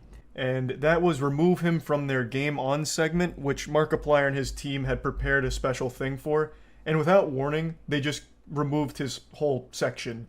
And Markiplier went on Twitter talking about how upset he was. Io was distraught. You think she was mad slapping my cable? You should have seen her when Markiplier's section got cut. All hell was breaking loose. It was like a plague had just been unleashed. I didn't know much about cats until we got Io. I didn't realize they responded so heavily to injustice. They can smell it from miles away. I'll just quickly give a lore breakdown behind Game On. Game On was a big YouTube production. It was supposed to be a fun little event, a couple hours, a pretty big event in collaboration with a ton of other YouTube creators, and obviously Markiplier contributed to it. And YouTube allegedly didn't like Markiplier's most recent upload. So they took him over their knee and spanked his bottom. Gave him a firm pat on the keister to discipline him for misbehaving and removed all of the hard work he and his team put into it. It was a pretty embarrassing look from YouTube to just inexplicably remove Markiplier from this segment because he didn't even know it was coming. Right when the Game On section aired on YouTube, Markiplier made a tweet saying, "You're not ready for this." And fuck, was he right? No one was ready for that. They completely censored him. In fact, they still had him in the description with a timestamp of where his section was supposed to be, but when you went to it, it was something completely different. They just removed him. Markiplier posted a video today with the cut content, but obviously since it wasn't part of the entire performance, you don't actually get the full effect because he came up with an interactive game with his team that can't really be played the same way since it's now not part of the event. Overall, just a really douchey thing for YouTube to do here. I mean, this does prove to a lot of people there are human beings there because no robot could be this petty. Like, that's a response I'd expect to see from a power-tripping Reddit mod who got their feelings hurt that someone called them out in something on the comments and then they send like a passive-aggressive DM to them. Not behavior I would expect from a multi-billion-dollar company that has a stranglehold on video sharing. You know, this is just not professional. They didn't give an explanation to Mark. They didn't give an explanation to anyone. They didn't say anything about it. They just removed it. And they probably never will explain it. And that's something I want to briefly touch on. All of this effort to try and get more transparency or answers from YouTube always seems to be in vain. They just don't seem to have that capability. They just refuse to be transparent and explain things. Trying to get answers out of YouTube is like trying to milk a brown cow for chocolate milk. It just doesn't work. They just absolutely outright despise communication, it feels like. And that sucks because, you know, that's the Chemical X to the Powerpuff Girls formula here. If they could just explain things, their reputation would be doing a 180. People would feel like more comfortable and less fearful. There'd be less things up for speculation if they could just explain why they do some of the shit they do. You know, it just doesn't make sense why they're so against it. Because if someone like Markiplier, one of the biggest creators on the platform, and an amazing person who has always been deeply ingrained in the YouTube atmosphere, as well as working hand in hand with YouTube for so long, if he can be abused by the platform, what hope does everyone else have? You know? Like, he, of all people, is getting slapped by them. You know, it's crazy. It's absolutely crazy. And after the Try Not to Get Age Restricted challenge Mark posted, Jacksepticeye made one of his own. And Jacksepticeye also made another video talking about the situation more in detail, but he followed Markiplier's trend of this age restriction thing. Once again, just shining light on this whole issue. Now, again, I don't know if this is ever going to lead to anything positive on YouTube's end. I'd like to think so, but I've completely lost faith that they'll actually ever be able to be transparent and explain shit. So, for now, I can just appreciate people coming together to support someone so deserving like Corey Kenshin. I just wanted to talk about this briefly because I think it's a great thing overall. And yeah, that's about it. So yeah. If there's one thing you need to know about me, it's that this tooth, this one right here, that little bastard, is about 1 centimeter taller than the other teeth on that bottom row. And now, anytime you see my mouth open, you won't be able to unsee it. You're welcome. And the other thing you really need to know about me is that I cannot stand when people cause problems for customer service workers, in particular, fast food employees. I've made countless videos shitting on narcissists that are fishing for clout by exploiting fast food employees for views on TikTok or YouTube through pranks or just being a general nuisance, just a hemorrhoid on society. They're just normal people and they're getting paid minimum wage to deal with the most insufferable people on the planet. Just truly degenerate assholes, and my heart breaks for them. Fast food workers get abused more than a fleshlight. It sucks. And over the last week or so, there's been a new trend that has really blown up that once again just treats these human beings as if they're just NPCs, props for their TikTok and YouTube Shorts videos. It's filming your Chipotle order being made by the Chipotle worker. I'll get a bowl. Yeah, for to go. I'll get white rice with that. The idea is they're going to give you more food because they're on camera. And it spawned because people were starting to talk about Chipotle portion sizes being smaller than they used to be, which for the record I do believe. That is a conspiracy theory I'll put on the full tinfoil condom for, because I do think that's accurate no matter how much the CEO likes to dance around in delusion and pretend that that's not the facts of it. I do think it is true. I used to get a Chipotle burrito after every lift in college, and I had innumerable Chipotle burritos, and over the last 3 or 4 years I've been very vocal about the quality of the food going down, in my opinion, and definitely, like when I get burritos now, it's significantly less than I remember it being back then. But I also think that's just kind of the industry norm because I think the same thing about many other fast food places as well. But anyway, someone on TikTok came up with a cure to this small portion disease, and it was to just film these workers doing their job and kind of give them a bit of a hard time and nudge them on camera to give them more food. And this started to really pop off because a lot of people noticed that, oh, when they're being filmed, they give you more food. So that's the cheat code. That's the life hack. Rice blank or pinto beans? We'll do pinto beans with that. Pinto beans, any protein for you? We'll do chicken, please. Chicken, any queso for you? We need some more chicken in that. More chicken? Finna fire on your ass. Put that chicken in there. All right, any queso for you? This one is by far the worst I've seen from this trend here. This guy went in there looking to start shit. He's immediately aggressive and confrontational. The guy hadn't even put the fucking spoon fully into the chicken bowl there before he said, no, no, no, need more chicken. He's there to stir a controversy for the sake of his video. And he is just shoving the camera down this guy's throat. If the worker had bent over, the camera guy here would have given him a full-blown fucking colonoscopy. He is right up in his business to just be this insufferable douchebag that's hassling him for the sake of this video that he's filming. Now, it's filmed from another angle, but I can't find that full video. I can only find this one through Twitter. We need some veggies. Get some green veggies.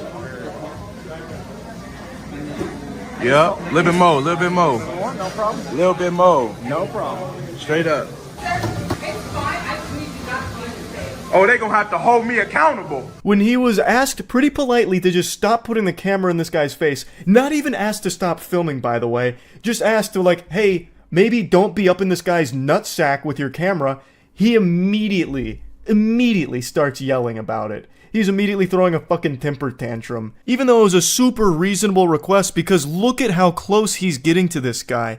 He is leaning over the counter to get as close as possible. It's like he's going in for a kiss. Like he's trying to fucking make out with the guy here. Nothing else? That'll be all. And if you got problems, I'll fire your ass up. Hold me accountable. You're gonna have to hold me accountable. Sir, this is Chipotle's. Why are you yelling and screaming? Why are you hooting and hollering here? Goodness gracious, it's like a hostage situation here. The worker did everything you ask. Leave them alone. All they requested is that you take the camera out of that guy's mouth. They didn't even ask that you stop filming, even though they should have. They should have walked over and slapped that fucking phone right out of your hands, douchebag. That's what should have happened. But it didn't. You still got to have your TikTok video, and you're still huffing and puffing about it. It's incomprehensible to me. Even when people who did this trend weren't harassing the worker making their food, I still don't like it. I think it is still dog shit. You're just being a nuisance to just average everyday people just going about their lives. They're getting paid minimum wage to make your food, and you're making it a huge headache for them by putting them on camera when I know for a fact they don't want to be. The reason you're getting more food shouldn't be some kind of mystery. The reason is because no one wants to deal with being shamed online. It's not like these people are just drones, AI that are cut off from the rest of the world. These people have access to the internet, same as you. They know what this trend is. And they know if they give you anything less than fucking colossal proportions that could feed a family of 8, then they're going to get insulted in your TikTok video. So obviously they play along with it. Like, it shouldn't be surprising that you do get more food when you film the workers here and put this big spotlight on them. Because now you've turned it into a huge song and dance, and they want to do everything possible to avoid a negative situation with their life here that you have now thrust upon them for your own, TikTok or YouTube short. I think it sucks. I think it is sucked from the very beginning. I don't like that the portion sizes at Chipotle have shrunk, obviously. But what I would never do is blame the workers for it. They're not making the corporate decisions for the portion sizing or anything like that. And if you do get less than you want, you can politely ask if you can have like another scoop or something. Like, that's just normal socialization 101. You don't have to resort to the nuclear option here. And that ain't no issue. Anybody in here can get it. Straight up. You can call the police. I ain't break no law. Wait, what? Why you lying like police? This guy's fuming so hard that he immediately gave himself amnesia and forgot that he just threatened the entire restaurant. She said, all right, I'm gonna call the police because you're threatening people. He's like, you're fucking lying! Who did that? Where? When did that happen? You're telling a fib. That's a tall tale. And I don't appreciate it, Buster. Even though, literally 5 seconds ago, he just threatened the entire restaurant for some reason. He's just having a full-blown voice-cracking conniption here in front of the entire Chipotle for this trend. And I still don't even know what there is to be mad about. He got big portions on his bowl. Mission accomplished. And he successfully made everyone in that restaurant's day a little bit worse. Yippee. Wahoo. That's great. So yeah, overall, I think that this filming Chipotle workers trend is garbage. I think it is just trash. I could bring up countless other examples because it's become such a viral hit here, but they're all so annoying. They're not nearly as bad as this one. This one is by far the worst I have seen so far. The only ones that I somewhat appreciate are the ones where the Chipotle worker gives them significantly less food because they're filming. I fuck with that. I think that's great. That should be the gold standard going forward here. You come in and you start filming the workers, well, I hope you enjoy 5 tiddlywinks of rice and 1 little glob of chicken. And that's it. Put a smile on your face and get the fuck out. But anyway, yeah. Don't like the trend. Hopefully the trend is over soon. That's about it. So yeah. I've said this before, I legitimately feel terrible for young men in the modern age because the internet is constantly contaminating their mind with what it means to be good looking or what it takes or what you need to be successful as a man. There's so much I could talk about on this subject here because the young male audience is highly monetizable, so there's a lot of these ghouls that have recognized that they can get a ton of doubloons by creating a problem and selling the solution to this audience about like, you need to be having sex 3 times a day, otherwise you're a complete failure and you're less of a man for it. If your jawline isn't chiseled, if you don't have hunter eyes and a cantle tilt, you will actually never see a boobie in your life. I'm your only hope. I can be your savior if you buy my course. Otherwise, get ready for a pathetic life of virginity, you swine. And it even extends into the fitness industry. I'll blow the lid off of this one right here, so get ready. Almost every fitness influencer you see online is on gear, but some of them pretend that they're not, saying that they're natty, and they push supplements and other products onto their audience under the belief that they can look like them, even though it's impossible because they're not on the same gear or anything. But they'll still say shit like, hey, got these new pills in, it's, you know, eucalyptus urine extract, so boof one of these in the morning and you'll have a 6-pack by night. You can use code WAYMIN at checkout. And it's all just a bunch of fucking dirty barnacles. It's all just a huge money-making scheme. The young male audience right now, I feel, is more insecure than ever. And that means that they're buying more bullshit than ever. And the one I want to focus on today is looks maxing in particular. Curtis Connor recently did a video on looks maxing, and it's a banger. I think he covered it really well. However, there was one very crucial component of looks maxing that he decided to sit on the sidelines for and not do. And I don't fully blame him, but I go where men dare to tread. I'm not afraid. He shied away from doing jelking. Looks maxing incorporates jelking, depending on whose courses you're buying or whose advice you're following. And jelking is an old friend. Well, definitely not a friend. An old arch nemesis of mine. This is an old internet meme from back in like 2009, 2010-ish, I can recall, somewhere in that general ballpark. And fundamentally what it is a penis enlarging exercise where you masturbate a certain way in order to enhance your size over time. Now, for obvious reasons, I can't pull up any video tutorials that demonstrate the technique. I can't show any of the diagrams or any of that go over this advanced maneuver. So we're going to do this the old-fashioned way, old natural. I brought a tool here, a little instrument that we're going to use to showcase the jelking jutsu. So there were a couple techniques back in the day. You know what, let me go ahead and give you my origin story with jelking, because I actually have a personal connection to it. It's an old friend. Rather, not a friend at all. We weren't on friendly terms. An old arch nemesis. If you've been around the channel for a while, you'll know that when I was really young, I got most of my advice, my life advice, through the internet. Mainly Reddit, a little bit of 4chan as well. And back then, jelking was kind of popular as a meme. But no one really subscribed to the belief that it would make your cock bigger or anything like that. Some people did it as a joke, or some people did it because, I mean, you had nothing to lose at the time. So there was a few techniques that floated around. I'll showcase both of them on this banana here, my helper. So the most popular at the time was the old hook method. And what you would do is you'd hook one finger around your cock at the base, and then you'd really, like, hard, slowly, like, go up towards the top of your penis, like you were trying to squeeze toothpaste out of the tube. And you would do this for like 10 reps. And you'd do this for like, oh. Okay. We didn't need the stem of the banana anyway. We can still continue the demonstration on this part. So you would go through this process for, you know, whatever your rep range was. And by the end of it, the idea was it would be stretching the blood vessels and stretching all the tissue in there. So over time, that would be its new norm, like this stretch state. It would grow it over time because it's constantly being forced to stretch.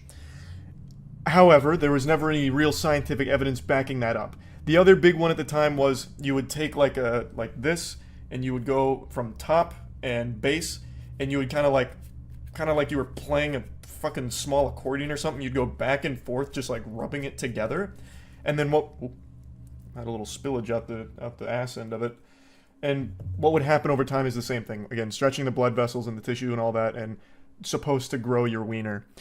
But as you might imagine, it doesn't really work. It never really worked. There was never any evidence for it other than like anecdotal shit, which I'm pretty sure were just trolls getting people to keep doing this, because what it does do, and what is very well documented, is it damages your penis, and it can actually lead to impotence. And I have a personal story in regards to jelqing because I have tried it.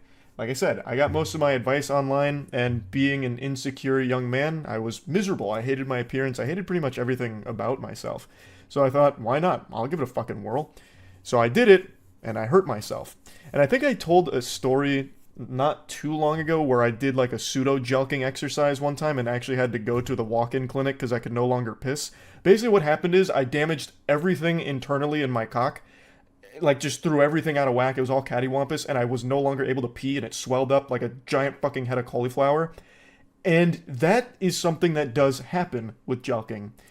There's no real right way of doing it. There's ways of doing it that don't hurt you, but nothing really grows your cock through jelqing.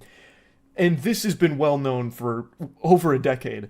But now, since everyone is so insecure because they're constantly being fed all of this ridiculous information and all of this awful advice and all of these terrible courses from terrible people, it's led to jelqing being dusted off and being preached as a real thing. So there's a lot of people that legitimately have been jelqing to try and grow their cock because they're not satisfied with their size. Spoiler alert, no matter how big your dick is, you always want it to be bigger. I'm 6.5 inches and proud, yet I would love if my wiener was a little bit bigger.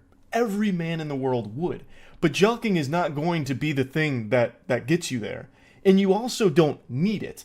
Despite what a lot of the looks-maxing community tries to indoctrinate the audience into believing, you don't need an 11-inch fucking sledgehammer. You don't need a fucking 15-inch battering ram that the police could use to bust down the door of a crack house. It's once again trying to prey on the insecurities of people online. That is the main thing right now that is generating so much money and why you see so many of these things popping up frequently. Now, I don't think every single thing about looks maxing is evil. Like, I do think there are people online that are just sharing generally good advice and calling it looks maxing. Super simple shit like brushing your teeth, taking a shower, or if you're unsatisfied with your physical body, working out and giving advice on like going to the gym, where to start, things like that. All of that's totally fine. Like, that's all good, positive stuff. Absolutely. Eating healthy, great. But then there is that evil side of it where it starts talking about if you don't have a jawline that could cut glass, you're going to be alone forever because it's the main thing women like, or the hunter eyes instead of the prey eyes, or if your dick isn't huge. And then they start like selling courses on like jelq maxing and, you know, fucking jawline exercises and shit like that. It gets really bad really quick. But anyway, jelq at your own risk. I personally wouldn't recommend it, but I'm not a doctor. I don't know what's best for you. Maybe you'd see incredible results. Who knows? I think probably not.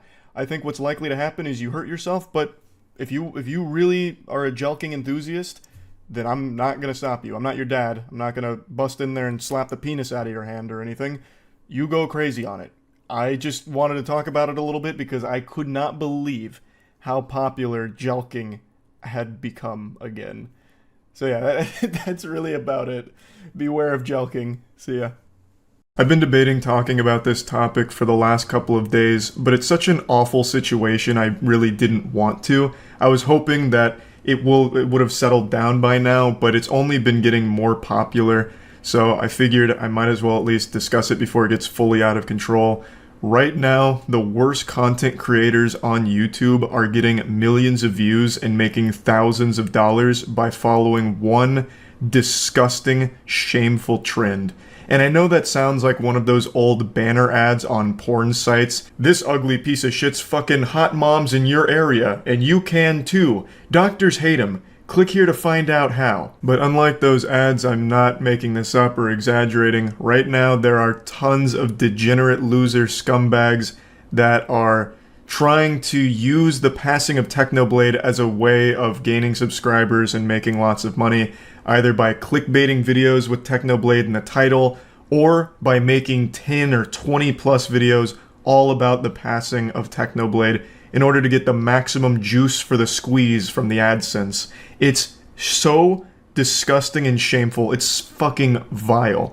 I'm certain all of you have heard by now, but just in case, Technoblade was a very large creator on YouTube. He had a massive audience and was a very influential and inspirational creator to a lot of people and channels. And unfortunately, he passed away recently. His father made a heartbreaking video going over the whole situation, and it's just been really sad. So obviously a lot of people on the internet have been mourning the loss of Technoblade. However, there's been some extremely twisted, sick fucks that have tried to use this situation as a way of financially gaining. It's like some actual villain shit. Like Mr. Krabs with dollar signs in his eyes once they saw that Technoblade passed.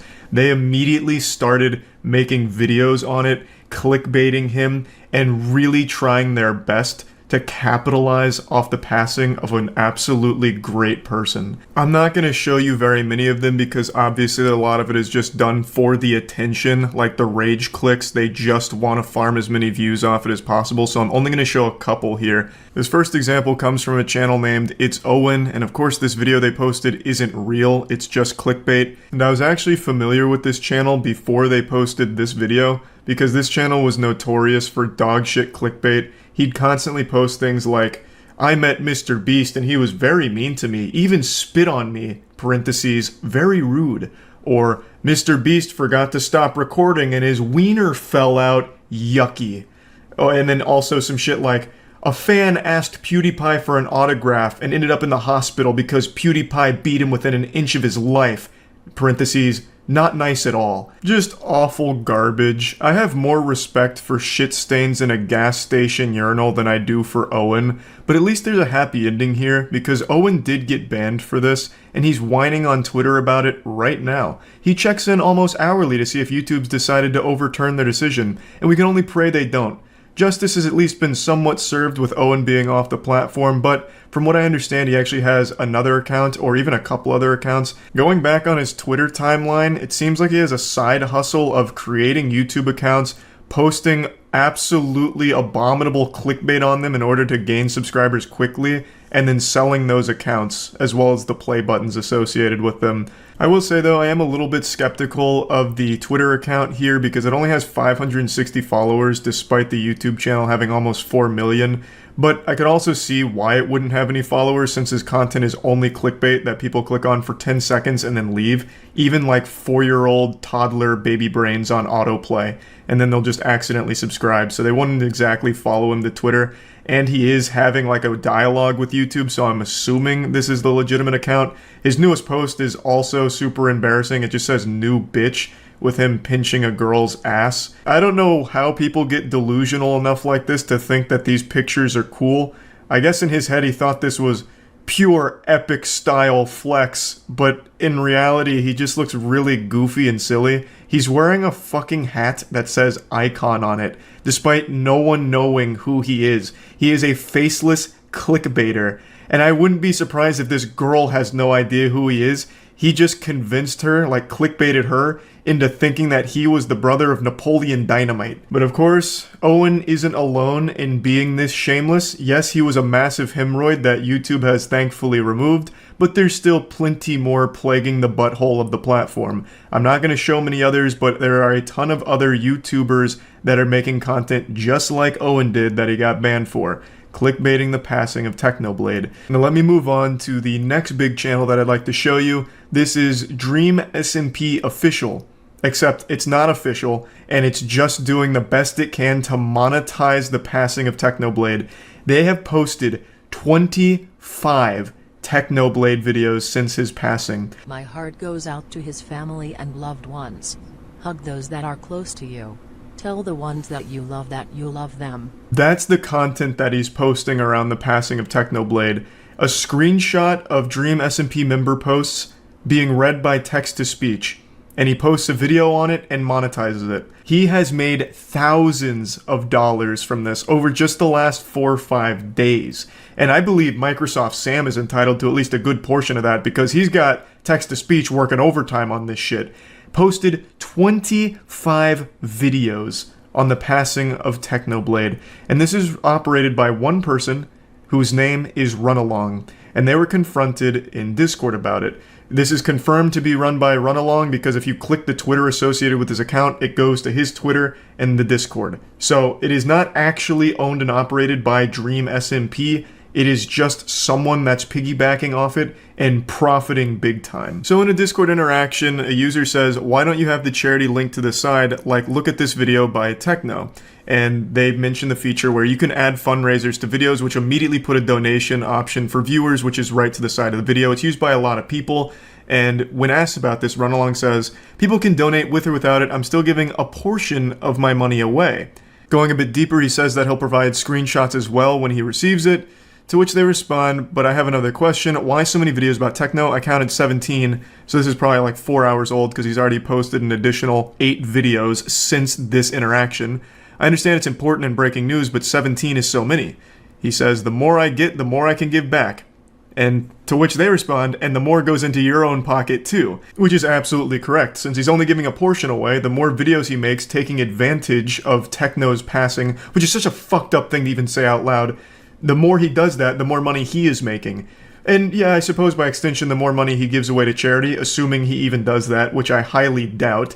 But regardless, this is dog shit. Every person right now, YouTube commentators who have made 9 or 10 videos on Techno's passing, all of them are hiding behind this, I'm giving the money to charity though, so I'm a good guy thing. All of them are using it as a way of deflecting criticism, when in reality it's blatantly obvious all of them are vultures trying to use this situation as a way of gaining subscribers and engagement. That's just the pure, factual meat of it right there. There is no way of justifying making 9 or 10 or 25 videos on a tragic situation like the Technoblade situation. There's just no way of ever convincing me that what you're doing actually has a noble cause. There's one commentator in particular who's been in some hot water recently, being called out by a lot of different channels. I'm not going to show them because, again, mainly they do these things for attention and just cheap clicks, and plus I don't want anyone to go over and harass them or anything. But they've posted, I believe, 9 or 10, maybe even 11 videos all on Techno, and they have been trying to take this high road of all of the money that these are generating is going to charity. And then they gave an update saying, we've raised like $1,000 for charity thanks to these videos. But the videos have like, in total, like 3 million views. So bare minimum, that should be like 2.5 to 3K. So they're already being disingenuous with what they're actually making off the situation. All of them are using this as a way of milking a very great YouTuber's unfortunate passing. And they know it, the audience knows it, but they're trying their absolute best to spin it in a way that helps them sleep at night or doesn't make them look like an irredeemable piece of shit to their audience. As this was rendering, I think it's only fair that I mention that the YouTuber I'm referencing posted a video showing that they donated 3K to the charity in the Technoblade tribute. The videos actually earned about 2.7k, which he showed, and then he put in an extra 300 of his own money to get to 3k. And that's cool, that's good, money going to charity. But it doesn't at all change my opinion of him or what he was doing. It doesn't matter if you give every penny that those videos generate to a charity, because that's not the only way you're profiting from the situation. This commentary channel I just mentioned has gained 16,000 subscribers over the last 4 days, where usually they experience 1,000 subscribers per month. So in 4 days, they have 16x'd their normal monthly gain. That's fucking wild. What are you gonna do? Start donating subscribers to a charity as well to make up for it? You're not the good guy, no matter how hard you pretend to be. It's more than just profiting like actual dollars from AdSense. You have gained so many subscribers off of this situation. And even if all of the videos were not monetized, like if all of the Dream SMP videos weren't monetized, all 25 of them had no monetization at all, same with the commentary videos, even if none of them were monetized, you are still directly putting your mouth on the teats of this and milking it and capitalizing off of it. It's always great to celebrate a donation to a good cause, but that doesn't mean you have to celebrate the person that did it. Now, I want to make it clear before things get mixed up here, I don't think there's anything wrong with making a video on Technoblade, like a tribute to Technoblade, talking about them, going over what they meant to you, as well as just the internet as a whole. I think all of that's very positive and wholesome and can be great. And donating the money that those videos make through AdSense to charity is even better. But there is never a situation where you're gonna do that 8, 9, 10 times genuinely. Like, there's just no reason for it. That's milking it. That's taking advantage of it for your own personal gain. There's being respectful, and then there's being shameful. And it's very clear where most of these fall. Videos like what I just showed you from Dream SMP, from Owen, as well as touched on from commentators, where it's exceeding like this crazy amount of content all surrounding a tragedy, that's absolutely milking it and being disrespectful. And while we're already on this topic, there's another really awful trend that I want to bring up in this same general ballpark, and this happens with every celebrity passing ever on YouTube. There's always going to be those children that come from loveless, broken homes that'll make a video talking about why it's a good thing the celebrities died, or summoning that dead celebrity at 3 a.m., or they're in hell, burning in hell, all of that awful, disgusting shit. That's unfortunately been happening with Technoblade, and a lot of people have been posting that content all around the internet, and people have been sharing it in order to go to the video and leave hate messages, and that's exactly what they want from you. The reason those videos get made is for those hate messages in the comments. They're done in order to get quick views from people that are outraged by the content. They're doing it as outrage bait to farm engagement that way. So the best thing to do with that is completely ignore it. That's existed for a few years now in like a big way, and it's probably going to continue to exist, and the only thing you can do is not go over there to give them any sort of attention at all. It'll eventually just die out once they realize no one gives a fuck about them. They're faceless losers in real life, but online they can have some kind of presence by making people mad at them, and that attention is the only thing that gives them some level of comfort in life. It's sad, it's pathetic, but you have to just be strong enough to resist the temptation to insult them on the video, because by going to that video, giving them that view, giving them that comment, you're doing exactly what they want from you. So I just wanted to put that out there. I hate that shit, but you have to just ignore it. I think that covers pretty much everything I wanted to talk about today with this awful trend going around on YouTube, and yeah, that's really about it. So yep. Hello there. Today we'll be taking an educational look at the species known as douche-tubers. The douche-tubers phylum consists of members that possess no soul, no morals, and no creativity, and definitely no entertainment. In this phylum you'll find members such as the Rice Gum and the Paul brothers. Douche-tubers are composed of mainly 5 characteristics. 1. They are all douchebags on YouTube who got popular by being douchebags on YouTube for children. 2. Bragging. Always bragging or flexing. Flexing, for those of you who aren't 12, is when the money is thrown in the face of the viewer. Look how much money I have that you don't. I just fucked a hooker that cost $5,000 because girls usually won't look at me without money in my hand, so I paid for it. You don't have this kind of money, I have this kind of money. So it's just bragging about your money to the children that watch you, which is kind of just shitting in the hand that feeds you. But kids like it. 3. Just being a big fucking douchebag. 4. You're still a big fucking douchebag. 5. Always threatening to fight your haters or roasting them.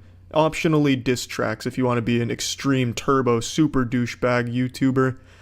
Douchebag YouTubers are something I've talked about in the past. They're probably the biggest content creators on the site because kids live vicariously through that kind of content. They see this man who's successful because they watch them. So they feel like they had a part in that person's success. And when they get flexed on, they feel like they've earned that. Like, when they're getting flexed on, it's like, hey, I gave you that. Yeah, use it wisely. Kids like that kind of shit because they might not have it, and it feels good that they were able to help someone else achieve it. I understand it. It makes sense. That doesn't mean I respect it, though. It's a very toxic thing. And the reason I'm making this is because I found the perfect example of a douche-tuber today. Memulous made a video on a man named Ryan Franklin, who is the epitome of a douche-tuber. He does it all. And I want to take a hard look at his channel here to show you exactly what douche-tubers are and why they're a bad thing. For shoes, my shoes cost more than your whole outfit, so yeah, easy. First, flexing. I'm only going to show one Ryan Franklin clip per point to illustrate it because I don't want to show more than necessary because I understand not everyone has a war-hardened stomach like I do that can hold on to vomit when they see abysmal fucking content like this. So I'm only going to show as much as necessary to get the points across so you are not tortured with more Ryan Franklin content than you need to be. In nearly everything that Ryan does, there's some degree of flexing. In a video it'll be, oh, look at this Gucci hat I just bought, or oh, hey dad, I just spent $2,000 on this Louis Vuitton trench coat. On Instagram he'll post, just bought this extremely expensive pair of shoes, these Yeezys. Oh, check out this Gucci condom on my micro penis, #blessed. He is always flexing. And flexing is one of the main things with douche-tubers. I really personally don't understand why people will just stand for that. That's just so insulting and spitting in your face. Hey, you've supported me. Now I'm going to brag to you that you don't have these things. So fuck you. I don't get that, and I think that's just a really bad thing to do. Unhealthy more than anything. It shows nothing but insecurity or a sense of holier than thou, which all douche-tubers have. They always think they're more important than all of their viewers, and they always have this belief that the world owes them everything and then entitled to everything the world has to offer. I'm a hypocrite, which, you know, like, cool, whatever, like, I don't actually care, but apparently I'm a hypocrite because I complain about people doing clickbait, but then proceed to do clickbait myself. Now, I sort of get your point, but at the same time, your points are irrelevant, alright? They're dumb, they're stupid. I mean, I do the odd misleading thumbnail, the odd misleading title here and there, and if you're dumb enough to, like, you know, be misled and, like, actually go onto the video, like, I've clickbaited you, I won, I've got the extra view, like, you're so dumb if you go onto the video thinking... I am in firm agreement with Ryan on this point here. If you are a fan of Ryan Franklin, you are dumb, and you are stupid. As you can see, this illustrates my point I just made, where he thinks he's better than all of his viewers. He thinks they're all very dumb for even falling for his clickbait, and most douche-tubers feel the same way. Hey, my audience is so dumb I can clickbait the shit out of anything even if it makes no sense. Aliens invaded my boners at 3 a.m. while watching SpongeBob? Haunted, super scary, you won't believe number 6, 10 million views. So yeah, I agree the viewers of these kind of people, I wouldn't necessarily call them stupid, but they're naive because they're children, they're being exploited with this misleading shit, which is fucking awful in my opinion. I don't see the attraction, like, I'm not overly like, ooh, like...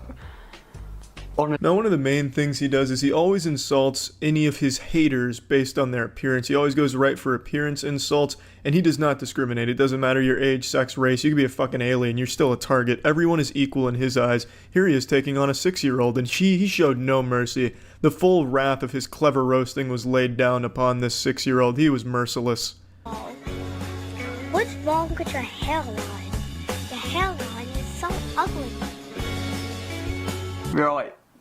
Hair jokes. I mean, I've never heard those before in my life. For real, if I had £1 for every single time someone mocks my hair for the colour or the style or anything, it doesn't matter.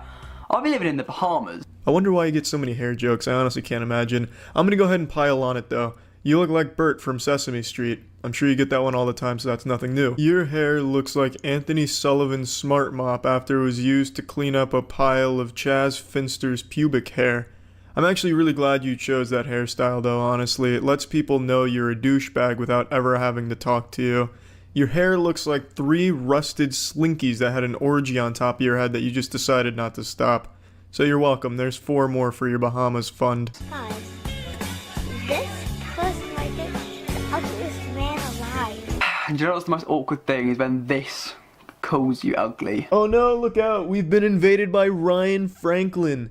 No, I'm just kidding. That's not Ryan Franklin. That's Watto from the Star Wars prequels. Ryan is way too much of a pussy to confront someone directly. He's already privated his Twitter account and shit because he's a big old pussy. But you see what I did there, Ryan? I compared you to Watto. And Watto is known for not being super great looking in The Phantom Menace. So I'm calling you ugly. You get it? You know, because that's what you do.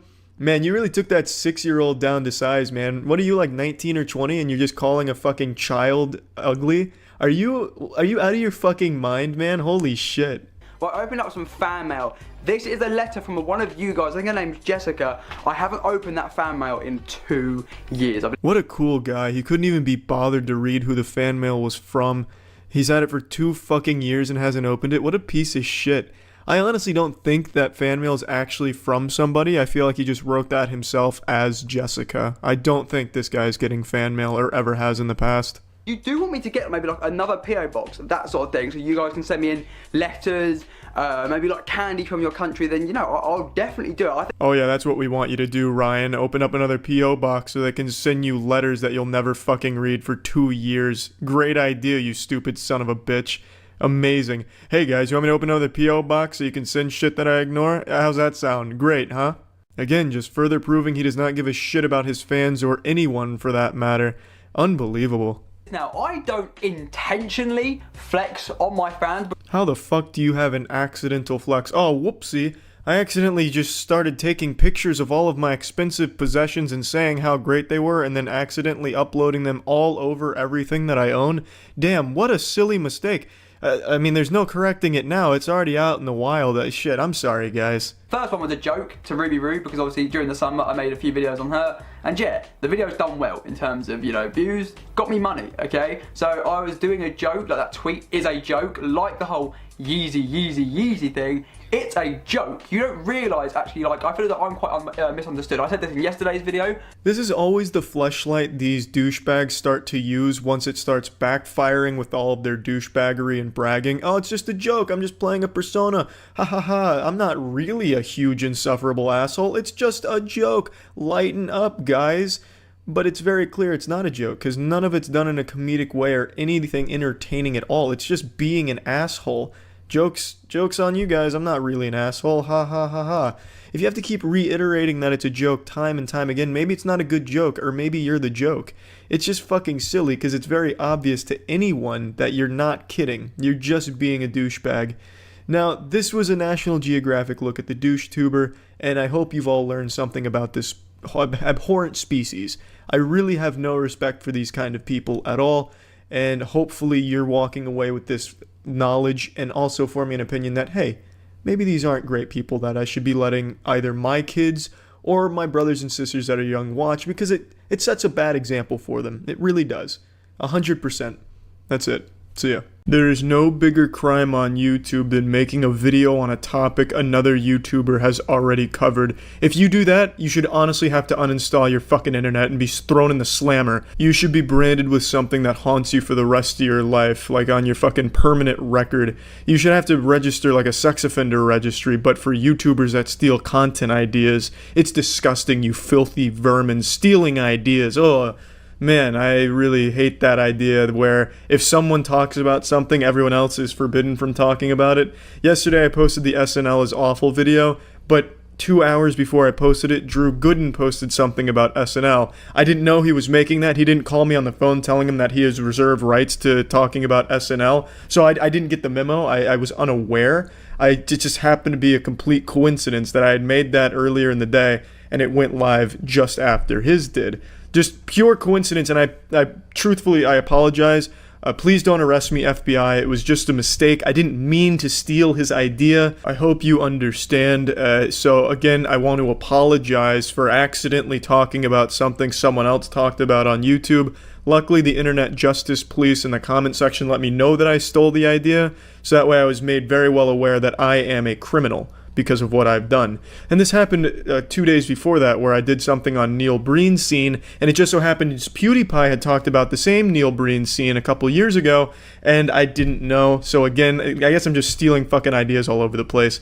Everyone knows on the internet, when someone does something, no one else is ever allowed to do anything even closely associated with it, and I'm embarrassed to say that I broke that sacred rule. I didn't know that I was stealing ideas. I guess I just didn't do enough thorough research throughout every corner of the internet to make sure no one had ever talked about any of the things I did. I really should have done my due diligence. I should have hired a team to figure it out or something, and I'm truly embarrassed, so I'm sorry. I'll drop the sarcasm now. People that truly believe someone steals someone else's idea just because they cover the same topic or something close to it, they can suck the filthiest part of my butthole. I hate that mentality. I really do. Gus Johnson sent me a Twitter DM not too long ago because he made jokes about a Blockbuster video that I made jokes about like a year or two ago, and he was very upset. He apologized to me profusely for no reason, and it's because his comment section got on him for copying something I did. I don't own the rights to making fun of that Blockbuster video, just like Drew Gooden doesn't own the rights to talking about SNL. He wasn't upset about it, and I don't think Gus was either. It just so happened that, you know, people sometimes come up with similar content ideas, and I fucking hate how the comment section just assaults people that cover similar topics to each other. It's so dumb. No one's stealing from someone else unless they're blatantly just plagiarizing the video, which I don't think very many YouTubers do because it's really obvious when that happens. It's so silly that, you know, PewDiePie talked about Neil Breen once, so thus no one else ever is allowed to talk about Neil Breen. Well, you know, PewDiePie also talked about Flex Seal way after JonTron talked about Flex Seal, and PewDiePie got shit on for stealing from JonTron. It's just so dumb. I don't understand it. When someone makes something, that doesn't mean they are exclusively the only person that is ever allowed to make something in that field ever again. They didn't put the fucking flag down on the moon there and now own it. People are allowed to talk about the same topics or make videos on the same type of shit. I don't understand why you'd want it to be where only one person holds the rights to do something. Because if that was the case, then no one would ever be allowed to let's play a game after the first person does it. No one would ever be allowed to make a joke reacting to a TikTok video. Although if we are going to go down this route, I own the rights to making fun of every single TikTok since I was the first one to do that. So you can suck my dick if you want to play this ball game. I own all of the TikTok insults. That's my side of the playground, you pussies. It's just dumb. And I hate that, and I hate that mentality, so you can suck my fucking asshole if you really think that it's bad to cover a topic someone else has covered in a different way. I hate that shit. That shit makes my dick real soft, really soft. And I just wanted to vent about that and just tell you just how silly and ridiculous that train of thought is. That's it. Don't forget to go to twitch.tv/moistcritical, baby. Nothing but originality and hot shit flying everywhere. Take it easy, everyone. See ya. Code babes? Now we're fucking cooking, baby. Oh, I thought it was a TV show. Build an Android app faster than you can fap with Code babes. Is that an Android phone in your pocket, or are you just happy to see me? You're too late, I've already come. Welcome to the Code Babes I've been Android clickbaited. version course. Let you pick clean. What the fuck is, like, what is the point of this channel? Let's get started. I promise to be gentle. I feel bad for this girl. She wanted to be an actress, but she only landed the Code Babes gig. That sucks. Well, this project didn't go very well for them. They haven't done anything in 3 years. What's their most popular babe coding? The views on their stuff is pretty good for coding. I don't know why they stopped. They had a good thing going. Want to learn to code, but you're having trouble Nope. paying attention? I'm here to jerk off. Your solution. Hey, now we're cooking. Pass the quiz, and your instructor removes one piece of clothing. What? How much clothing, you ask? Enough to motivate you. But let's not get carried away here. Strip coding? So join a Wait just a minute here. Code Babes and start your I've been learning all wrong. Today. Well, I'm gonna go ahead and bookmark that page. I've been meaning to learn a little HTML5. This is gonna be straight up porn now. They just dropped the whole coding thing. The website still works. Am I an internet virgin? A CEO virgin? An HTML virgin? Do I have to be a virgin for all of these? The professor will not find me attractive. Oh, there's comments here. That's bold. From Coding Ninja. Glad I already knew Android. Just did quizzes to get to the end. Me too. Cute smile. She's sexy and I'm imagining my dick up her ass. I'll pull it. This seems safe to pull up. It should be fine. And if not, I won't mind taking a little risk for the old code babes. So we were on the Android happy ending, and I was reading some comments. So I left off here. She's sexy, and I'm imagining my dick up her ass. I wanted to see what was under those bikinis. I was kind of disappointed when there was no nude. I would be too. If I went through that entire course and I didn't at least see a nipple, I'd be so upset. Damn you, code babes. I exoacted at least boobs. I love you, ma'am. Look at all these happy customers excited to learn how to code. Miss you, baby. Such a hot and sexy website. Keep it up. I started missing you already. When are the advanced courses, babe? I've just finished all the courses. When will you launch a new Virgin Code course, babe? Why isn't this... This should have been far more popular. Jesus. This should have been the college courses. We'll start at the beginning. Well... What the fuck is this? You're at the wrong place, John, to be talking about FTP method in Microsoft. We're here to look at tits. Great work, babe. Say thank you, Lola. Ew, lesson! But, there's no reason not to do it. Did I win? I'm not seeing no strip for you. You got something wrong. Damn you, professor. You know I'm a virgin. I need positive reinforcement. What have I got? Do we have any Code Babe veterans in here? What if I answered it incorrectly? I didn't read any of these, but... Can someone just give me the answers? I put false for 3 already. Christ, we're way past this. Please. She's getting cold. You guys fucking suck. I'm never gonna see a human breast. Come on. What is wrong? Does anybody know how to code? Title for 4th. Where are we at? What the fuck is this? This is YouTube. There's no titties on here. I've been scammed! It was all just a ploy to get me to sign up to their newsletter. The community must be outraged with this. What do they have to say about that one? Ready for the hard stuff? Nope. I'm ready with the hard stuff. Just kidding. Hope you bring more courses. Melissa, you are so hot. Why the strip is too short? I want Melissa. Melissa is sweet. We want Melissa in upcoming courses. Want Melissa to appear in future courses.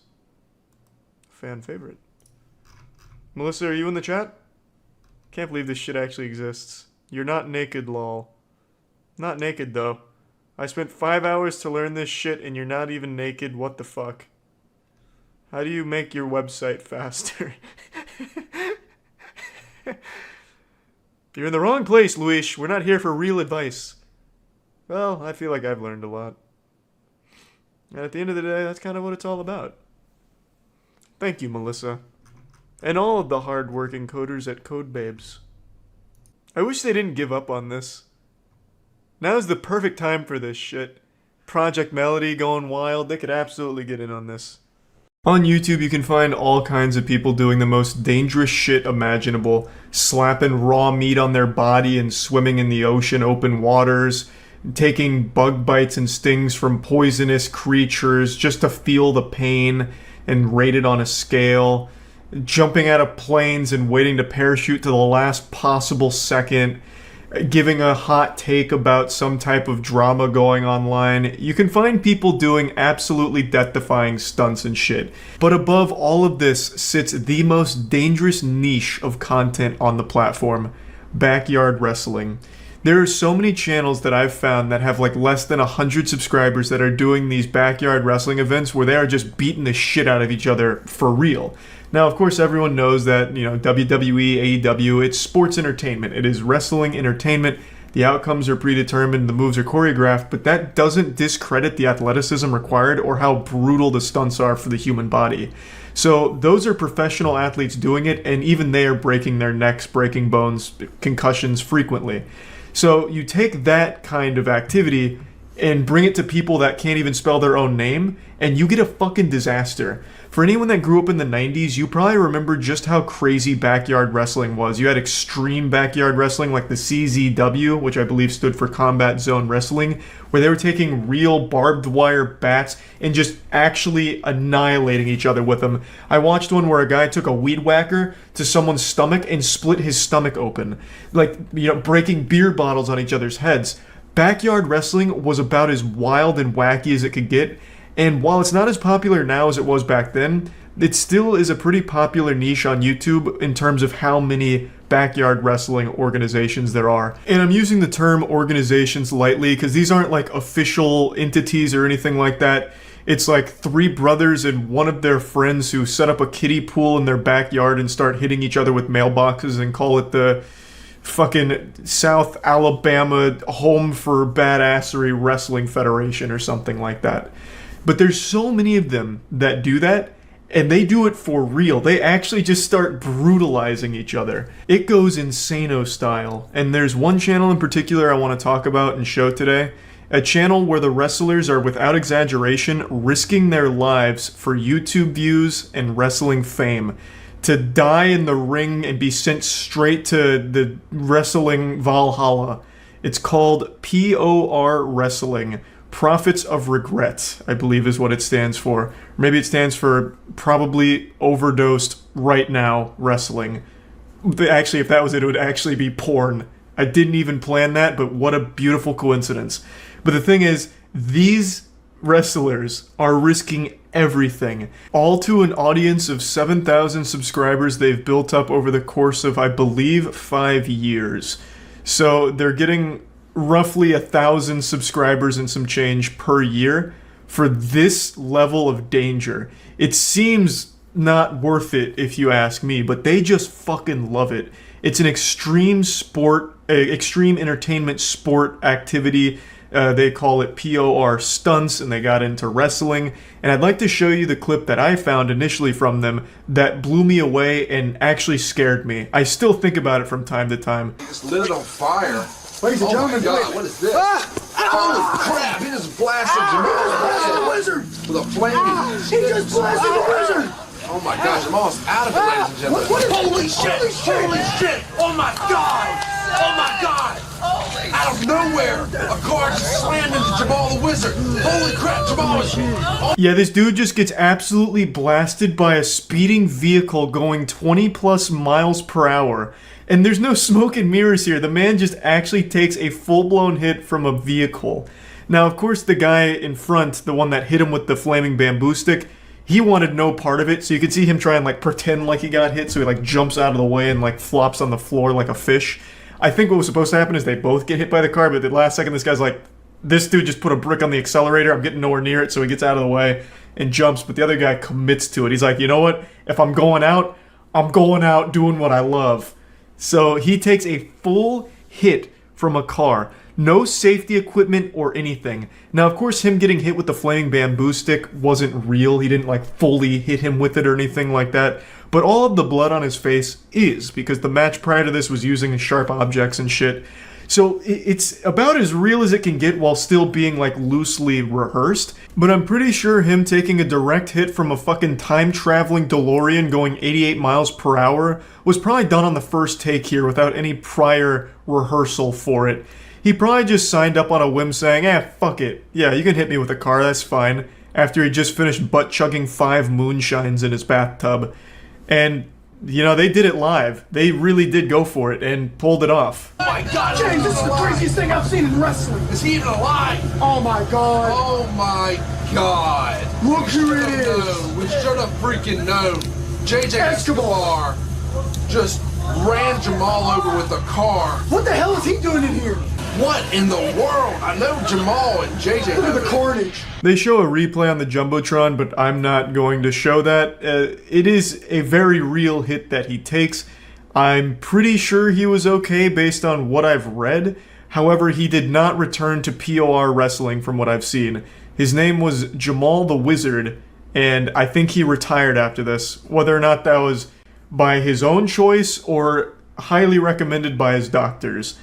I don't think he is still competing. I haven't seen him return, and from what I've read, he was okay from this incident, but just didn't want to continue in the league, which I think is understandable. When you take a hit from a car like this for, what is 11,000 views on YouTube, whatever this was, it's probably one of those things where you have to weigh the pros and cons, like, is it worth it? Maybe not. Hit that leg!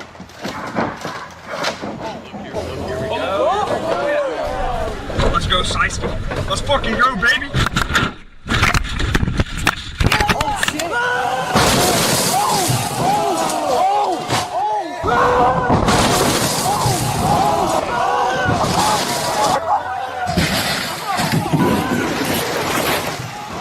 Yep, this is another very real stunt involving a speeding vehicle. This one looks like it's pushing like fucking 40, 50 miles per hour here. This bad boy was zooming, and it blasts through a camper and crashes into like a garage in the back or something. It looks like a scene out of the Dukes of Hazzard. The danger in this one was astronomical, not only for the wrestlers, but everyone even around the vicinity. All the spectators could have just died. Like, there were so many ways that people could have been hurt here. I don't even know where I'd start with naming them. It could have shot glass and debris at the crowd, which I'm sure it did, but they don't care. You know, they're probably so fucking drunk they didn't even feel it. You know, hey, Grandpappy, you got a piece of that window lodged in your oblique. You alright? He's like, yeah, I don't feel it. It's fine. Let's see what's happening over here with the wrestlers. He might get a 3 count on this pin. And speaking of the wrestlers, the dude hits him with like this crazy atomic power bomb through 2 tables and 12 light tubes. And I believe those are real light tubes. They're not using sugar glass or anything like that. As far as I know, they're using like actual light tube fluorescent lights, so the little glass there. And it knocks the guy out. He ends up unconscious and bleeding, and he does get the 3 count, not to spoil the ending, so the guy with the mask wins. But it feels like everywhere that guy goes, it's like the GTA 5 Chaos mod, where cars are just shooting all over the place. It's fucking crazy. Another extremely dangerous stunt for so little views on YouTube. It just really feels like it's not worth that risk. But even as of today, they are still going and the danger is still there. They posted 3 weeks ago as of the time of me making this video, and they are still just as fucking extreme as ever from what I've been able to tell. It's wild. They do not let up. They have a passion for danger, and my God, nothing's gonna stop them from it. I still can't even believe the level of stunts that they do here, because it's not just like a life or death situation for the people involved in the actual, you know, extreme entertainment showcase. It's anyone around them. That car could have absolutely, while speeding at the camper, taken a bad swerve by hitting like a slick in the mud there, or hitting something and swerving into the crowd and just hitting them like bowling pins. There's just so much that could have went wrong there, and they just said, fuck it, let it ride anyway. But yeah, I just wanted to briefly talk about this because I started thinking about backyard wrestling again. Because, I mean, growing up, I used to be a fan of it. I used to watch a lot of it. I even had the old Xbox game, Backyard Wrestling. It was fun. And somehow it's still around and probably more extreme now than ever, maybe. I don't know. It's kind of a bold claim to make, but it is wild, and I just wanted to talk about it a little bit. That's about it. See ya. Flying elbow drop onto toaster. Hold on a second. This is super fuck this shit! Oh my fucking god! Oh my god! Oh. Gets a like from me? Fuck yeah! This is for chocolate and chocolate. He has that intro perfectly. It's the same every time. Fuck this shit!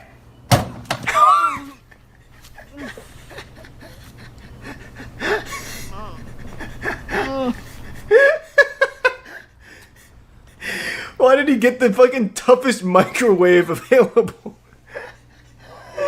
He like fucking jumped onto a brick. What the fuck is that, a titanium microwave? Just listen to this clunk. Fuck this shit! It would have been lighter to jump on a bed of broken glass. It would have hurt less. God damn. It's like the Nokia of microwaves. This guy's awesome. How do I know that's barbed wire? Fuck this shit! Oh, fuck! I don't know if it was real barbed wire or not, but he sold the performance. That'll get a like from me. This is Super I just love the title. This is for Gigolo. Butt Buster onto mini cactus toy cars. Fuck this shit! Oh, my... Whoop, whoop. Does he just jump into the dumpster, or is there like a WWE stunt here as well? Whoop, whoop. Oh god! Oh, I could do that too. Oh! That gets a like, whatever.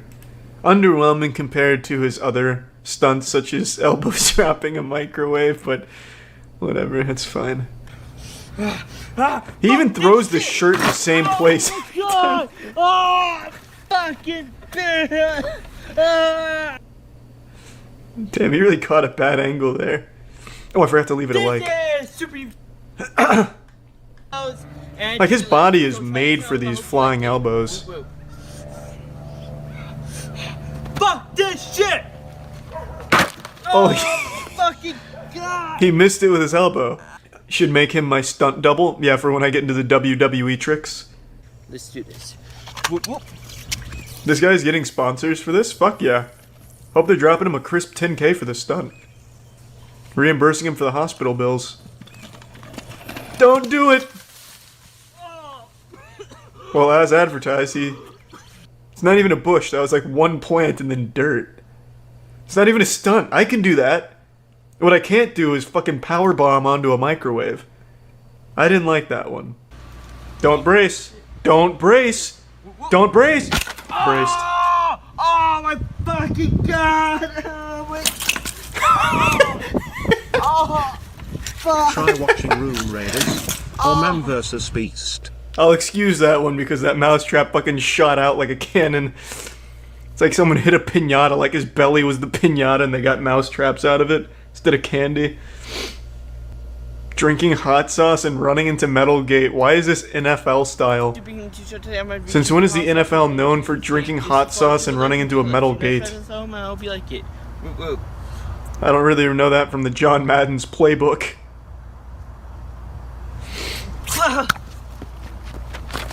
Oh my god, just like the NFL! Holy shit, his form is flawless. I'll leave it a like for the NFL style. If this was real NFL style, he'd be beating his wife as well. He's not even committed. This is superhuman t-shirt that I might get. Hey, why is he wearing glasses? Did he do a flying eye drop onto a microwave? Yeah, get him. Get him!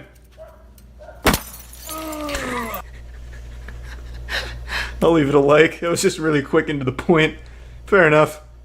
So he's only improving. Fuck this shit! He hasn't even reached his full potential. Like, that one's a real stunt. Like, that one definitely be hard to fake. All 150 pounds is hitting that microwave of steel. It's the unstoppable gamer versus the immovable force conundrum all over again. Reddit's darkest corners. Let's ride. Very quick. Thanks for The resub, first announcement Carney is in blood. 600,000 subscribers. The last video, His channel's I was freaking popping out about off. 500,000. Thank you to all the newcomers that are coming from Critical's channel. First of all, Charlie, thank you so much. I know I told you thank you in DMs, and by the way, guys, the fact that I spoke to He's such a Critical, sweetheart. literally a dream come true. I sound Unironically, like he's a such a broken sweetheart. record, but I feel like let's just go even deeper than the surface. This video will be a little You bit don't more, want to but I go asked you deeper guys than the over on surface on community tab Reddit. to help me out. r/Jizzy cards. Jizzy cards. 937 members. Oh boy, we're starting off strong with this one. Okay, r/Jizzy carts. If you had to take a guess of what that even meant, go ahead, take a guess. Alright, I bet I can nail this. I would imagine it's people doing cum tributes on old video game cartridges. I would say it's people that like, I love Ocarina of Time so much, here's the N64 cartridge. Just fucking blast it. That would be my guess.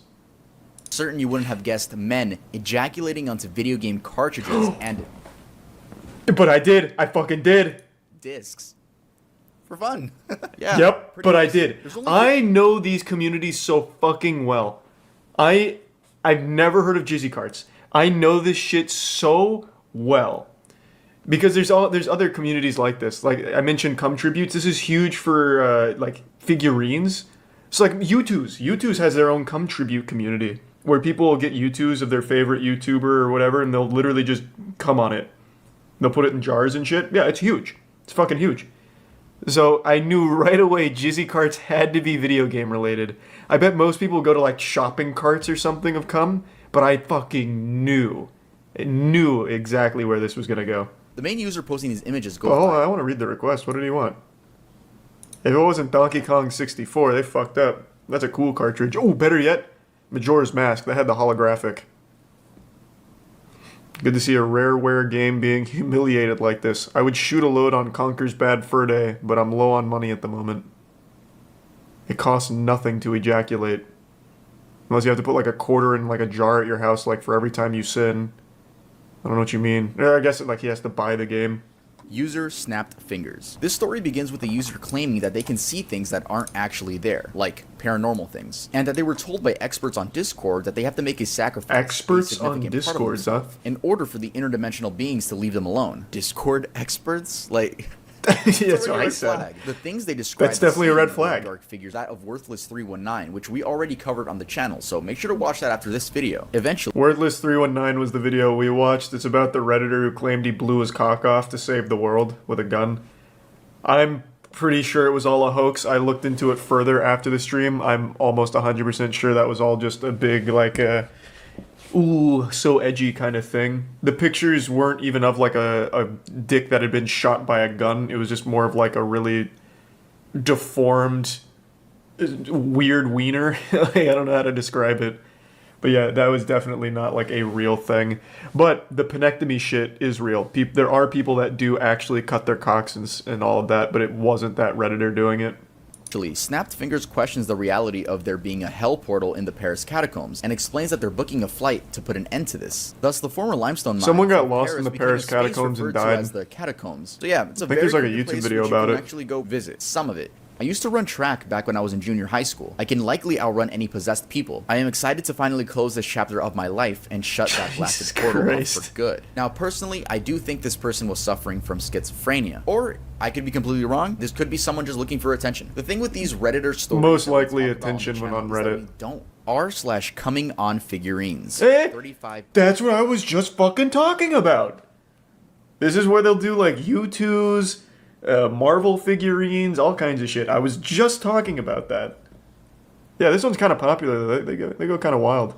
All right. Cum tagging, 2,000 members. So yeah, this one's just the guys splurging on objects. Men splurging on objects. I mean, that's it. There's nothing more to explain to that. We have public trash cans, airport toilet paper holders, campus bathrooms. I actually... Yeah. So, I don't know about cum tagging, but I do know there was a... I don't want to give too much away about the guy. I've talked about it before. We've talked about it before on the podcast.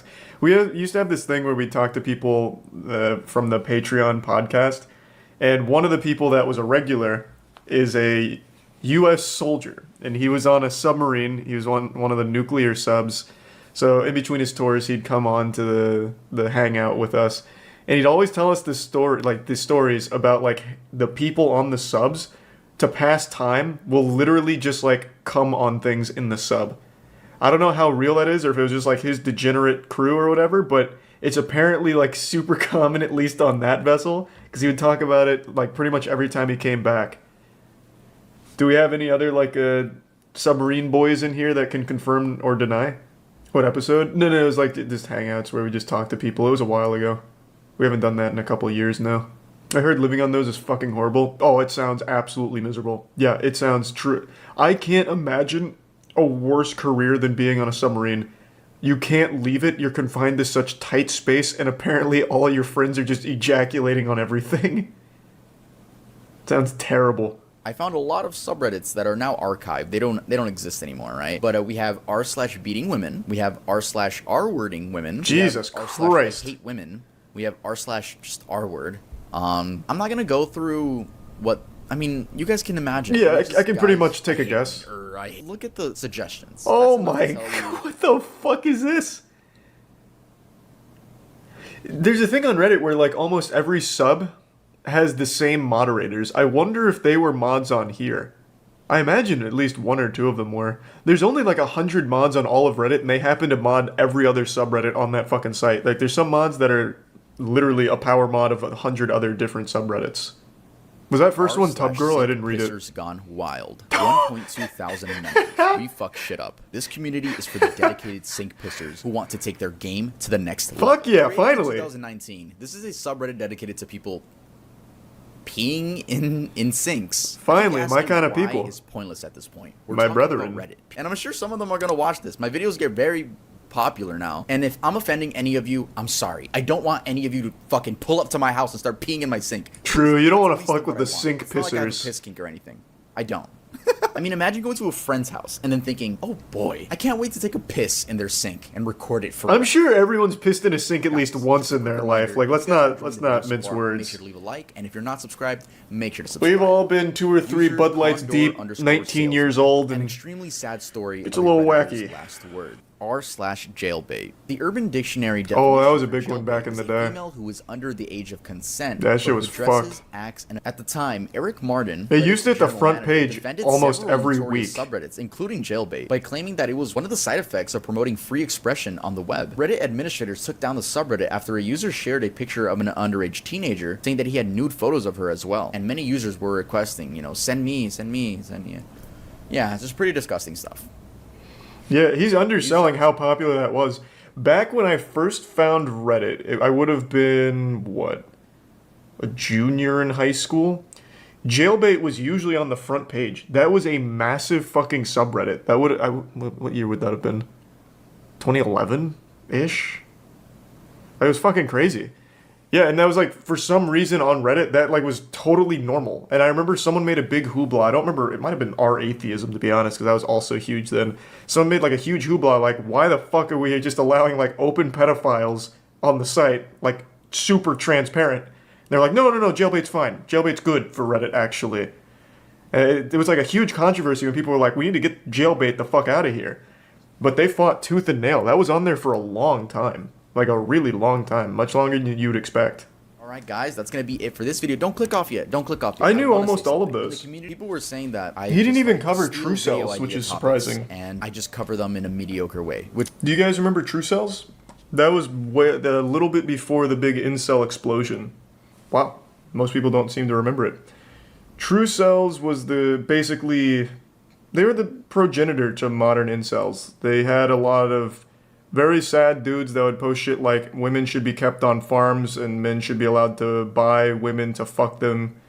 Like really horrible stuff, like incel shit, before it became mainstream. That one was pretty wild. They had like full websites full of like hundreds of pages where people would like write some real gross shit and their weird view on the world. Oh, that was another one he didn't cover. The sounding subreddit. That actually might still be popping off. I remember the sounding subreddit was pretty wild in its infancy. There was a guy that stuck like a pretty sizable dildo in his cock hole. Of course, it wasn't like full-sized or anything, but it was still like a fucking impressive feat. Yeah, sounding is when you put things in your urethra. And there was a subreddit for it. I'm assuming it's still there. Did it hurt? I don't know, man. I'm not that guy. I would imagine it would. Yeah. I would guess.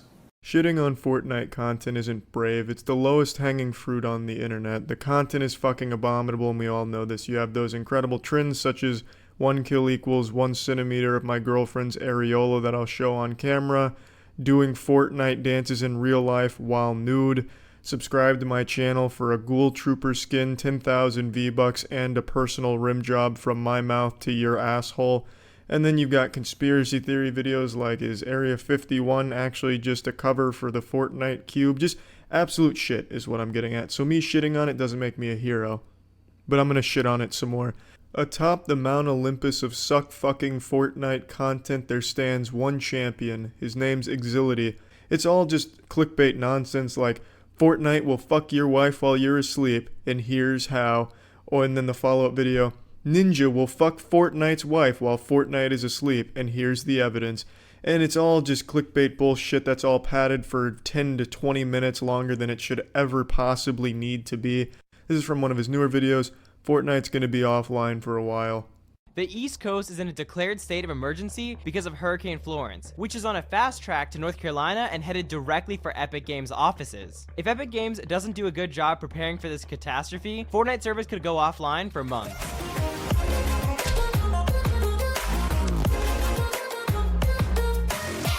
He makes it sound like Hurricane Florence was targeting Epic Games, like God himself created Hurricane Florence to demolish Epic Games and steal all of our V-Bucks.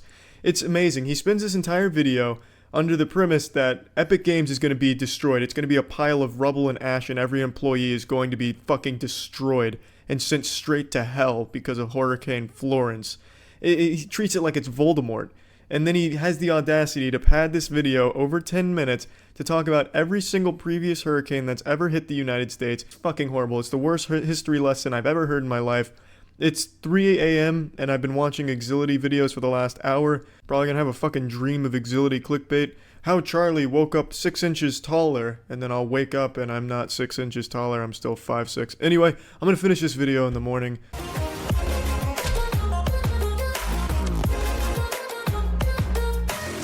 It's not a Fortnite YouTube video without an obnoxious, shitty intro. And Exility's intro is like if Allier's intro fucked a children's electric xylophone.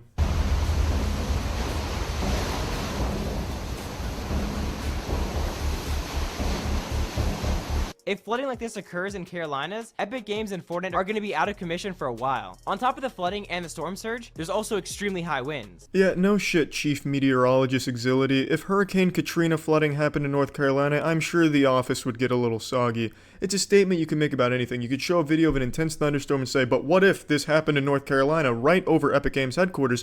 What if a lightning bolt struck Epic Games, caused the entire facility to explode, killing every single worker there? There would be no more Fortnite, and this could happen, here's why. It's just fucking fear-mongering to make children afraid and click on his video because they think their beloved Fortnite's about to go offline for a few minutes, which didn't even happen.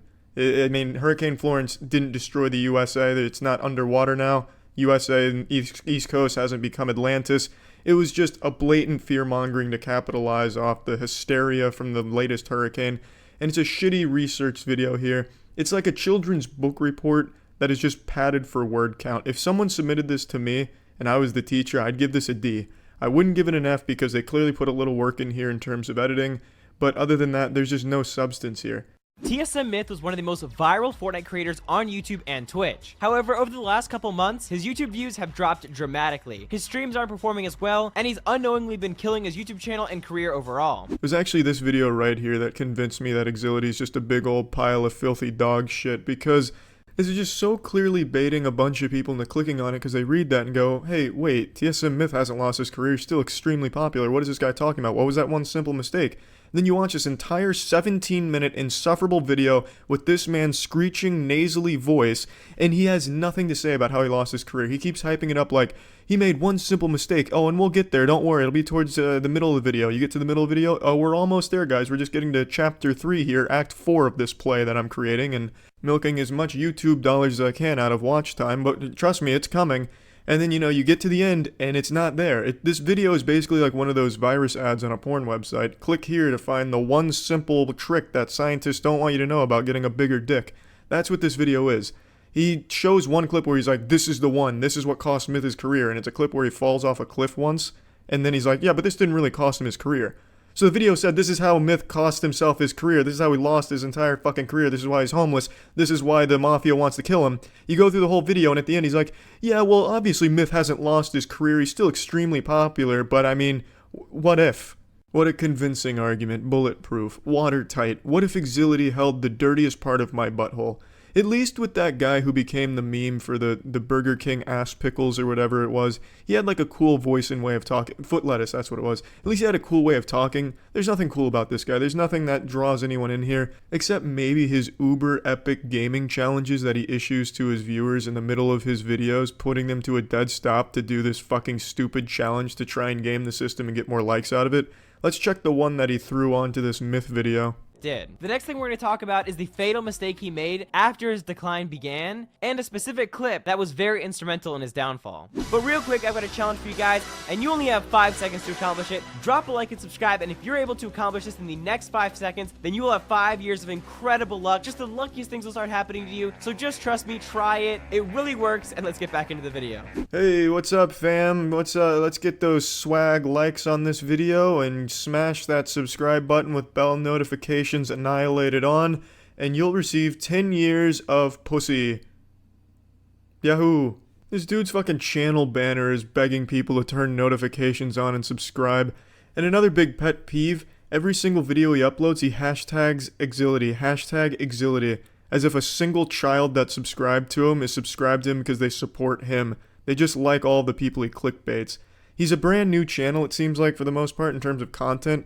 But he's got the system figured out. If you want to really explode on YouTube right now, you take the most popular internet people and you make up some bullshit about them, or you do some cheeky bullshit where you count their donations, and that's how you do it. He's playing the game well, and he's not the worst Fortnite content producer there on the site. There's definitely worse ones and more insidious ones, but this one's just such a frustrating one for me personally, because I think this is just the laziest and shittiest content there is.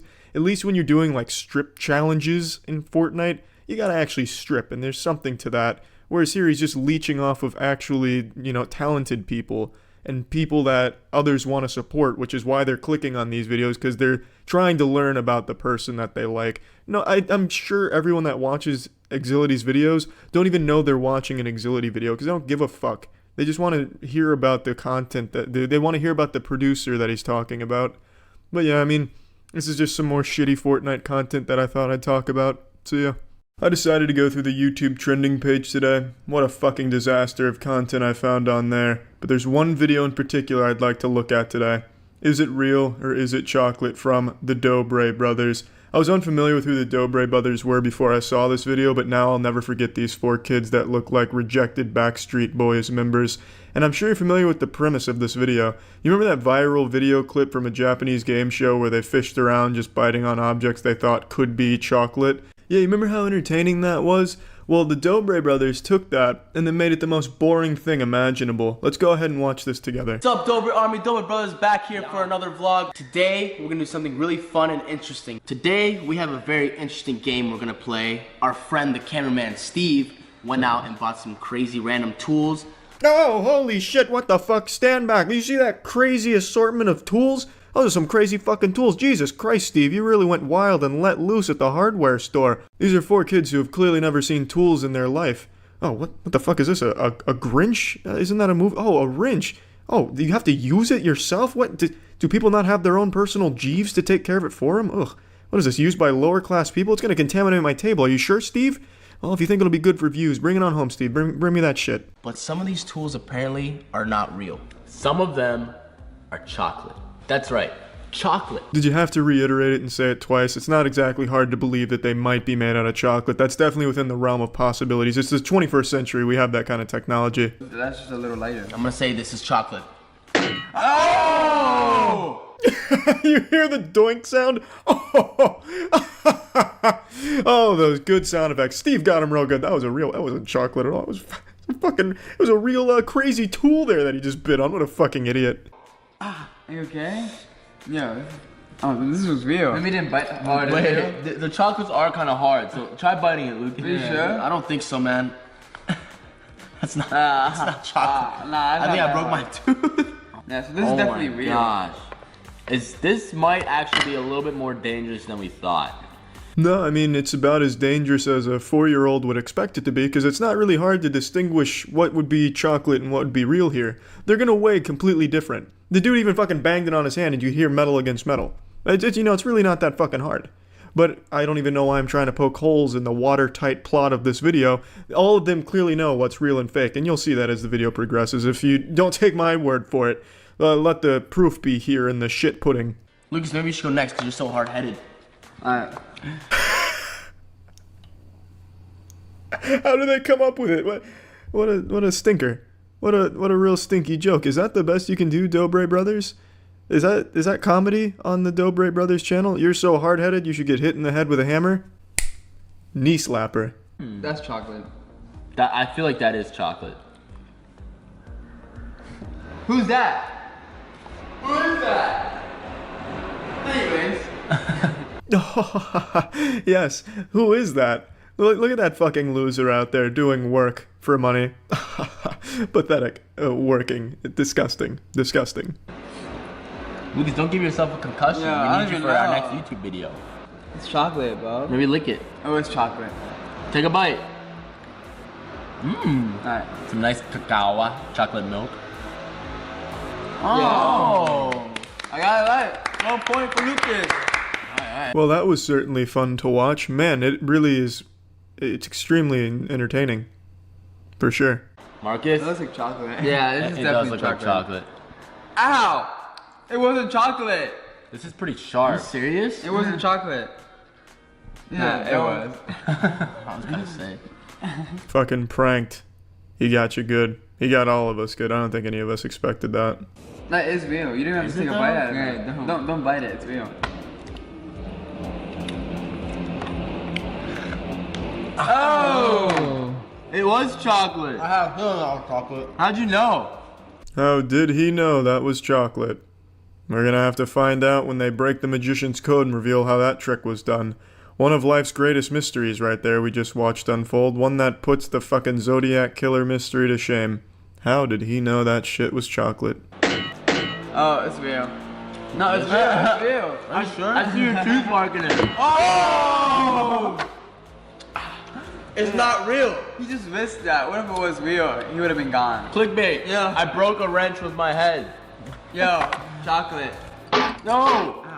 Wait, that one was real. They look pretty similar. What a fucking savage. He didn't know for sure if it was real or chocolate. He just took a risk of just fucking bashed it on his head and he got real lucky. Just one of those frat douchebags that'll bust a fucking, can of brewskis on their forehead and then just chug it. Man did it with a wrench. And then his brother tried to emulate it, but it was a real wrench and he fucking nearly bludgeoned himself to death with it. You see how hard he was hitting himself in the skull? Fucking denting his noggin in? Just fucking attacking his forehead with the same intensity as a pillow falling on a memory foam mattress. Which feels pretty heavy.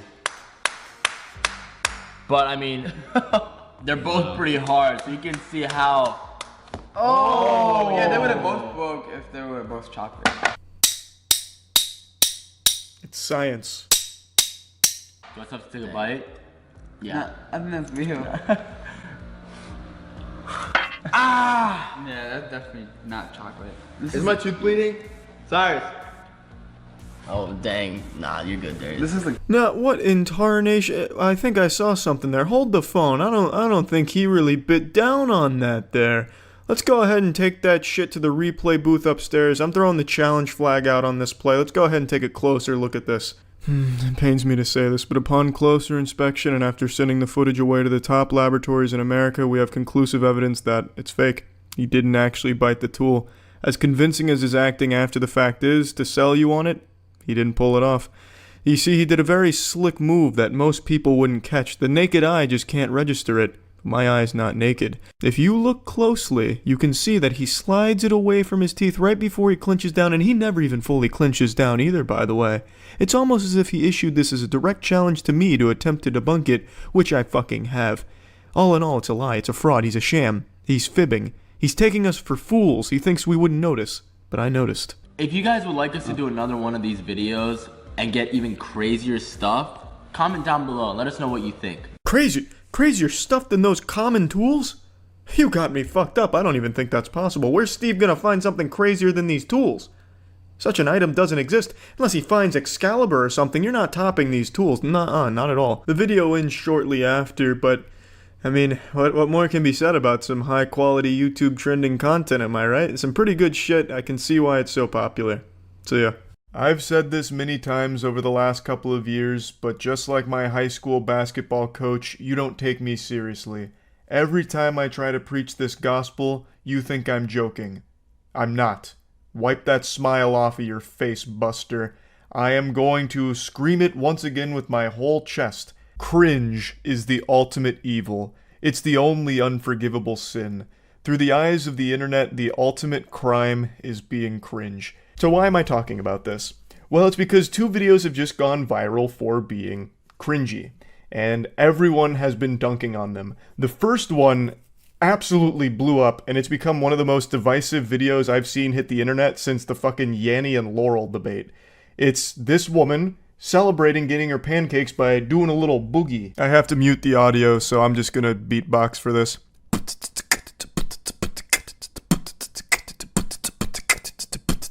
On Twitter, this video has well over 100 million views. This is the biggest tweet from it, saying we're all the person at the next table, and it's that woman in the background who's looking on confused and disgusted and annoyed about this. And the video has over 100 million on Twitter, but then an additional like 30 million or so on TikTok. And boy howdy, has this led to an unbelievably large and aggressive conversation. Mortal Kombat 1 came out, but the fatalities in this debate have been far more brutal than anything in that game.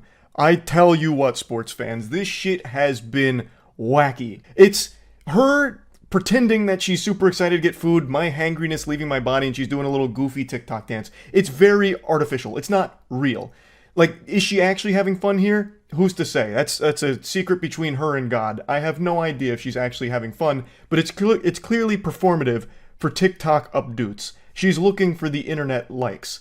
And it's not really bothering anyone because she's just doing it herself. The only one that's directly involved here is the staff that's bringing her the food, and she's subjecting them to cringe, which could be considered terrorism to a certain extent because cringe is, it's a fucking weapon. I don't care what anyone says. Weaponized cringe is some of the most potent Geneva Convention violating warfare we have at our disposal. So yes, the staff is exposed to her like pretending that she's super excited to get food, so the staff brings it over and she starts dancing like a toddler here with her happy dance of food. And it's all fake, right? But she's not really bothering anyone. The girl at the other table is just looking on confused and annoyed, which is a very normal response I think most humans would have, because this is a very weird thing to do as an adult. If you want to be treated like an adult, then you need to dress like an adult. Me. That's right, we're doing a me costume for Halloween, so you can wear me like a goddamn flesh suit. So it comes complete with the long hair, even's got my tattoos 1-to-1 for temporary tattoos, and then just like a fun little shirt to go along with the whole collection. So that's the new merch drop for this Halloween. It's available now, I'll put a link in the description. Oh yeah, also the beard. You don't want to be a clean-shaven Charlie, that'd look really weird. And there's nothing cringy about that. If you don't want to get made fun of, then that's what you need to dress like for Halloween. Anyway, the point here is, a lot of people were extremely upset about this video. There was a lot of hostility both in people defending the action and those attacking it. Me personally, I don't like it. It does bother me. I've said this a million times. I think the current climate of things where everything needs to be a fucking song and dance that you put on for an online audience of TikTok people to give you attention is trash. Everyone competing for internet attention at all times and faking everything to get some likes on your posts, awful. So yeah, I don't like that. If I was in that restaurant, you wouldn't see me like flip over a table in anger or anything, but you would see me look over annoyed about it. And maybe make fun of it a bit before moving on. But on the internet, cringe is a big deal, and it stays that way, and for some reason gets really aggressive and super deep, like almost philosophical to a certain point. In this case, with this video, she didn't really do herself any favors because she was arguing with everybody on TikTok, and she was getting really mean and nasty in some of the comments. But the point is, people respond to cringe very harshly. Now, there is a bigger talking point I want to get to, but in order to get there, I'd like to show you the other big video that blew up only about 2 days ago as of making this video. Want to see the cringiest, most cuddly thing ever? This is called a love surge. And we do this when one of us has like so much love in our limbs that we can't contain it and feel like we're going to explode. So Sean is having a love surge right now, and he's going to wrap around me and shake with the electricity of love until I catch it too and start shaking, and then you explode with a love surge. Ah, I feel so much better. Don't you? Thank you. You're welcome. And that's the love surge.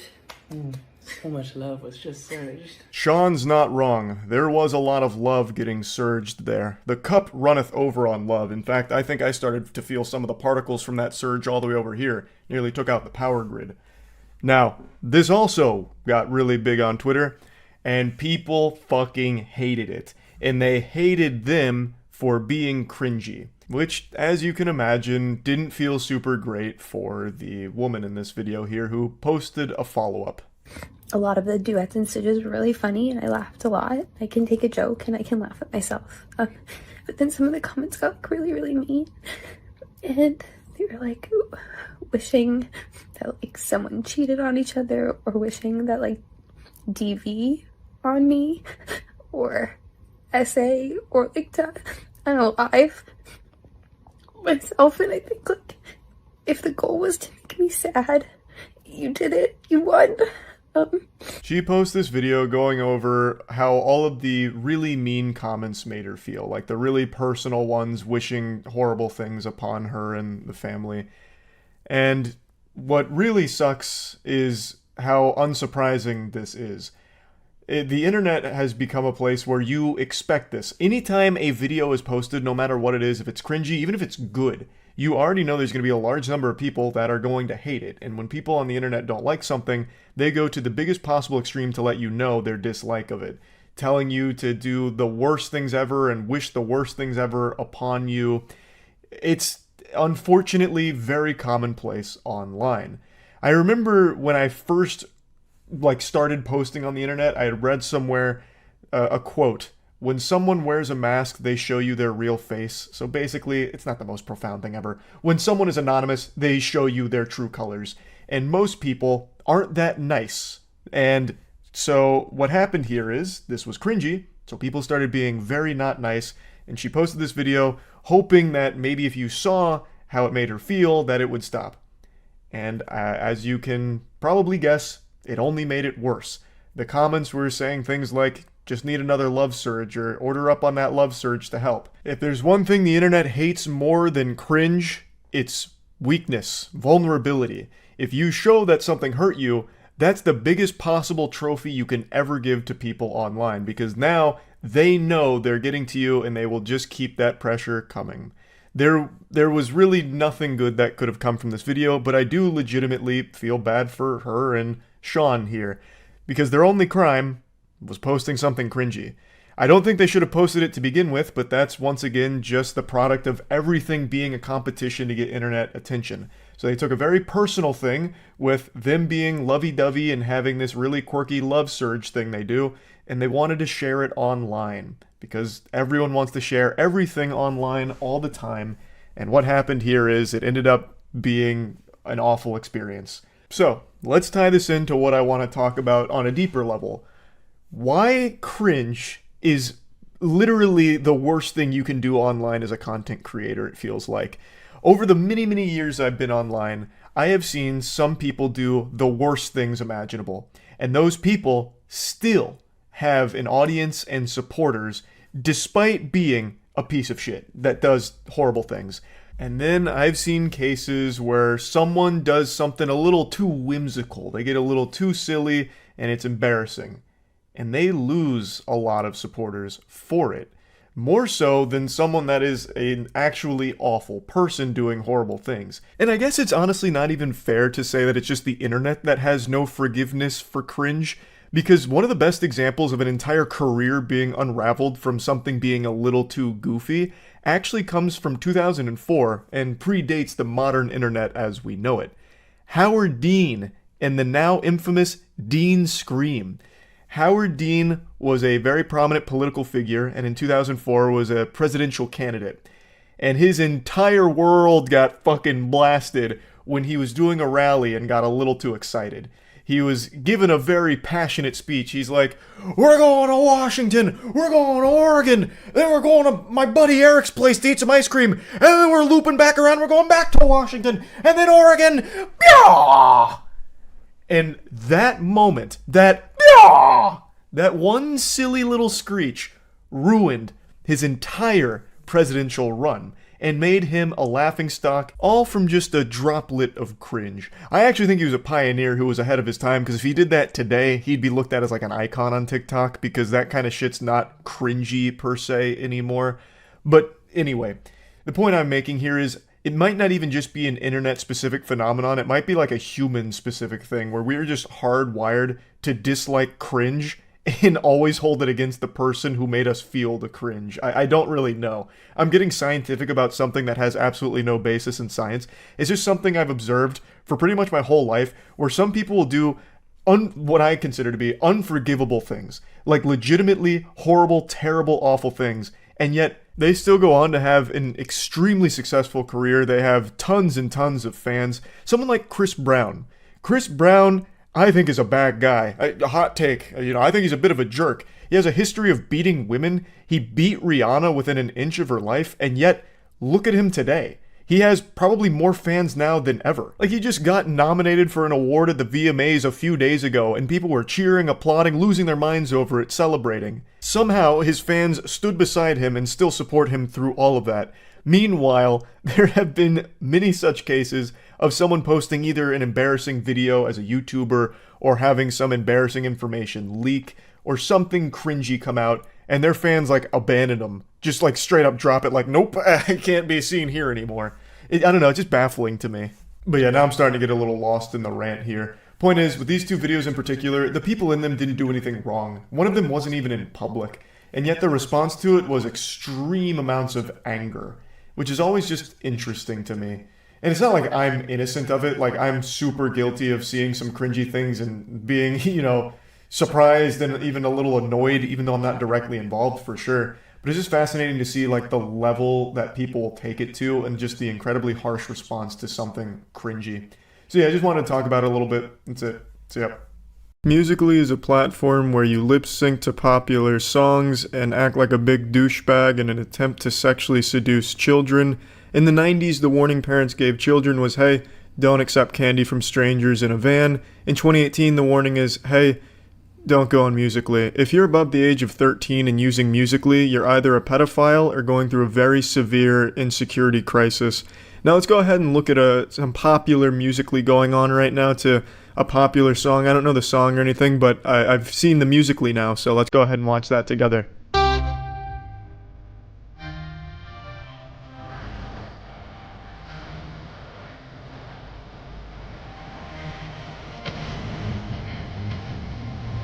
I bet you weren't expecting that transformation. He went from a dweeb to a bad boy, a pussy slaying magnet, from a dork to a bad boy, a gnarly man who's annihilating vaginas now. Be careful who you call ugly in middle school, because they might just turn out to be a sex offender on Musical.ly.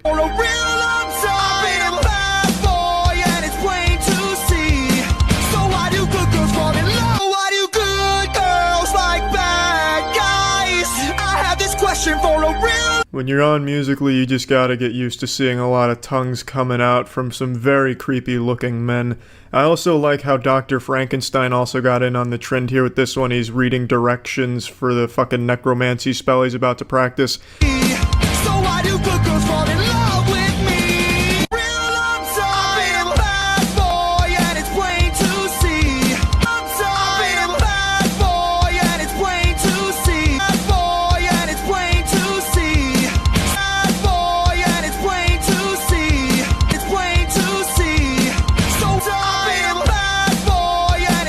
This is a lot of bad boys we're seeing right now. It's like we're all having a That's So Raven flash to the future, but our future, all we see are the baddest boys. The amount of sleeveless leather jackets in these Musical.ly videos is absurd. It would make a biker gang jealous as fuck. Or maybe they'd ejaculate in envy of all the leather and shit. But the point I'm making is this really what being a bad boy looks like in 2018? Because if so, thank God. These are some cool fucking men right here.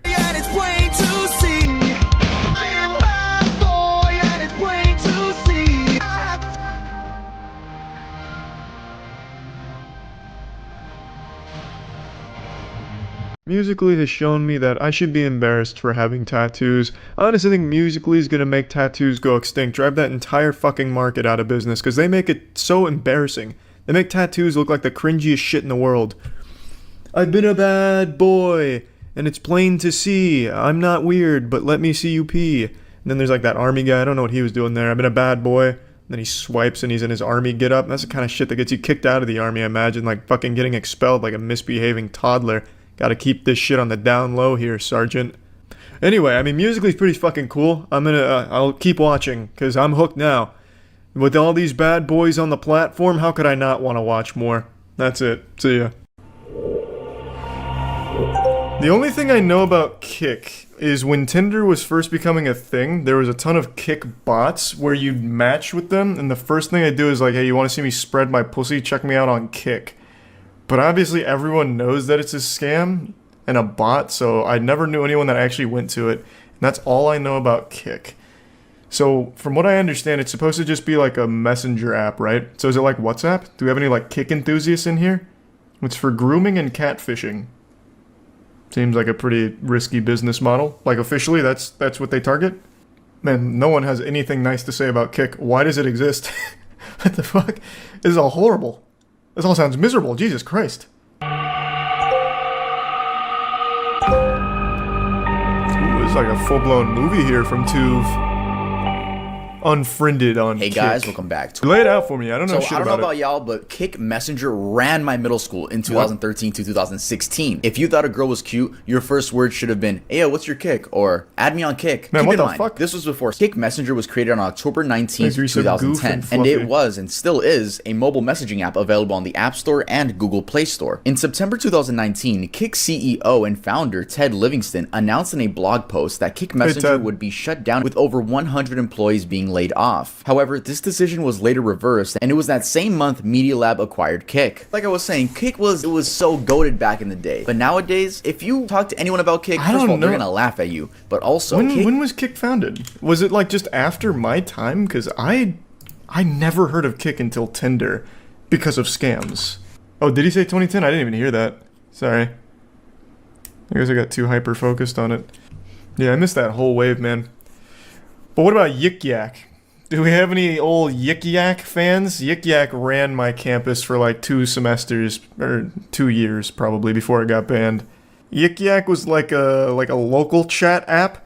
So at my college, everyone would go on there and just post house party addresses. the whores. The horrors, guys, not the whores. The horrors. So just like the Discord video, we spoke about the dangers why on not the both? specific app. It ranged from groomers to doxers. However, like I was saying, this app is not mainstream anymore. Since this app is so under the radar, this is abusers' favorite app. It's very cool, right? So as you can see, we have like Fortnite, for example. We have Let's go to the Naruto one. Just things kids like. But if you click any of those topics, by the way, this is right when you download the app, they're all overrun by sex and porn group chats. People bypass this by using the host word at the beginning and simply adding filler to the rest. Joining them will cause a bunch of sex bots to message you and send you scam links. Some keywords such as child or anything inappropriate will result in nothing. Kik blacklisted those words. This is exactly what I thought like they're Kik was. protecting the kids, right?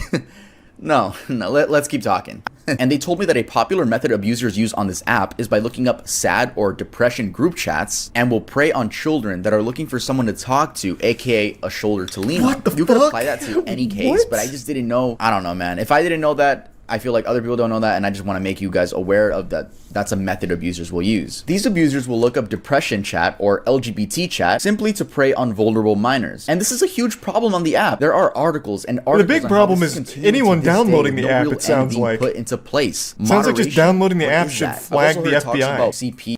Yeah, The live section is extremely sexual and revolves around girls getting money from simps, or guys too. I even joined and asked if you can make a living on the app like one would on Twitch. How does the donating system work? What is the...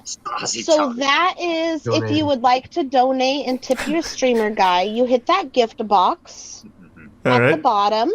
The wheels, it's hard to know what they are, but they like spin like this, and they're mystery wheels. It says mystery, and then you could hit a bonus. Oh, nice. Let's go. Because he's like, I'm waiting. Let's I see don't what get you it. got to Can say. you dig in and Tough. tell me a little Come on. more? Oop, there it goes. She saw me in the nudie. Sarah and I saw each other talk. Give her the dragon. Changing into our panties and bras. Can people make living off of going live on Kick? Sure, guy, if you're cool enough. If you suck, then no. I mean, maybe if you suck, you could. If you know what I mean. The live section is definitely not for kids. I mean, hey, what are you talking about? That was good. That was high quality stuff. So now let's head on over to Kick's contradictions. The worst thing about the app is the I'm signing up. demographic. From everything that looks I've like just great told live you, streams. You'd expect this to be an 18+ sex app, right? No. The minimum age to use Kick is 13 years old. And this is a document taken from their website, Kick.com. Want to know the name of the document? Kick's Guide for Parents. Yes. That's probably going to be their excuse. They're probably going to be like, well, actually, we always tell the kids to get their parents to give them permission first. It's like, no. To be fair, and not to defend Kick, it is absolutely a parent's responsibility to monitor what their kids download and engage on the internet. I am so tired of parents blaming companies. The parents have a fucking responsibility to actually be a parent. It's not up to the internet to raise the kids. Now, this obviously shouldn't be accessible to kids in the first place. Like, this is just like a dog shit degenerate app. But I'm speaking on the whole. Fucking parents don't do shit anymore and blame everyone but themselves when, like, oh my god, my kid was... He left YouTube Kids app, and instead of getting Finger Family, he watched Ludwig talk about why he's not his friend. And now all of a sudden my kid's crying, and I'm fucking pissed at Ludwig, and YouTube ruined everything. You know, it's like, do some parenting. It makes me so frustrated. That is one of, like, my biggest pet peeves. Thanks to the gift sub Jinx and the resub Croven. It's been like that for the last, like, 3 years, I'd say. It's gotten really bad. Especially on YouTube, where they keep having to, like, pressure YouTube, like, YouTube fucking hates kids. YouTube ruins kids' lives. When it's like, you just let your kids go on YouTube completely unmonitored. And then they found a Nexpo video on a morbid topic or something. Like, it's your fault. You suck. If you see this video, or if people are outraged by this or some shit, either remove all the sexual content from the app, clean up the hashtags and sex bots, or simply make the app 18+ everywhere. True, it should just be an 18+ app. Kick. Like, no, this is a sex app. It is clearly a sex app. Look at this. Do you guys see this? No, I can't. 13+, right? I can't see it. Just paint a picture. Is it Goatsy? Chatting with single Blue guys, Waffle? 21. Oh my god. You will see explicit photos. Please be discreet. What is that an IP address? What did you just send me? And you know it's so weird. Don't click it. it. The same profile picture, dude. I mean, Please, literally. Brian Baca. Think about it. A kid downloads this app, right? Ooh, Pokemon. Let's go to Pokemon. There are nudes right there. There are nudes right there on the app, right? It's horrible. How cool is that, right? A guide for the you parents, get Pokemon in their right mind and tits. And some group chats actually do help people. Like I was saying, there are depression chats where people do help each other, but it's like such a gem to just find go an somewhere actual else. group chat with humans. Why stay on or at Kick? least decent just humans. go to Discord. There's no point in downloading the app or depending on the fucking app. Skype. I don't know, man. Why stay there? Please fix your app. Please fix the ratings. Do something about it. And I'll see you guys next time I upload. Bye, Tub. Nice. Well, that was interesting. I can't believe Kick Messenger's still alive. I really can't. Discord with Discord mod and admins. Yeah, but the thing is, on Discord, you can still just take those people from Kick, like that are human beings, and just make your own Discord. It's not like you're gonna interact with the moderators. You can just talk to them on there, right? Like you don't have to actually interact with like a Discord mod and Wumpus and Springle. I mean, God rest their soul. They've been retired now, but you know, you don't have to actually interact with them at all. Whereas on Kick, you're still being blasted with sex bots. Fortnite. Drake played it, which means if you play it, you'll be as cool as Drake. I don't need to explain what Fortnite is, because it's more than a game. It's a fucking movement. It's a way of life. Even if you've had your face buried in Comcast's asshole and haven't had access to the internet in the last 8 months, you're still familiar with what Fortnite is. Prisoners probably don't even use cigarettes as currency anymore. They probably use V-Bucks. The game is beyond any game ever made. Now let's take a moment and just take a little bit of silence here to remember that a lot of people died before 2017. Jesus Christ didn't even make it to 2017. Everyone who died before 2017 did not get to experience the joy of Fortnite, and that is incredibly fucking sad. I honestly think we should change our dating system and move from AD and BC to BF before Fortnite and AF after Fortnite. So we're in 2018 AF because we're after Fortnite, logically. Now, I personally like the game. I think it's fun. I play the shit out of it both on and off stream, but the best part about Fortnite isn't the game itself. It's the amazing content we've been blessed with on YouTube. The creative geniuses, the innovators, the visionaries, the masterminds have really been letting their creative juices just ooze out of every pore in their body, and they're producing some of the best content the internet has ever seen, such as posting full uninterrupted matches of Fortnite, 20 plus minutes, almost no commentary, definitely no jokes, and they might even lose the match in the end, but they post it 3 times a day and it's great. And then you have the super savage litty titty men that post like the great clickbait like I ride the meteor, or Epic Games gives me Fortnite 3 early, or like my mom starts flicking her bean because she sees me playing Fortnite, with like a wacky crazy original thumbnail like, because it's just fucking mind-boggling. Like, why would their mom come in and start playing with her clitoris just because they're playing Fortnite in front of her? Like, is that the effect the game has on women? It's nuts. But by far the best content that's come from Fortnite is the 1 kill equals 1 removed piece of clothing, or 1 kill equals 1 second of my girlfriend sucking on my pee-pee. Sometimes they'll call their girlfriend their sister if they want to appeal to the incest enthusiasts. It's actually quite a common trend, and it makes sense because we like to appeal to the incest enthusiasts on YouTube. It's something that we welcome. And I just thought it'd be fun if we just went through and watched some of these 1 kill ones, so that way we can all get a taste at what Fortnite has really blessed us with on YouTube. Here we go. This one seems interesting. 1 kill equals 1 makeout on Fortnite. I love to watch 2 goobers just trade spit. I can't wait for this sloppy makeout.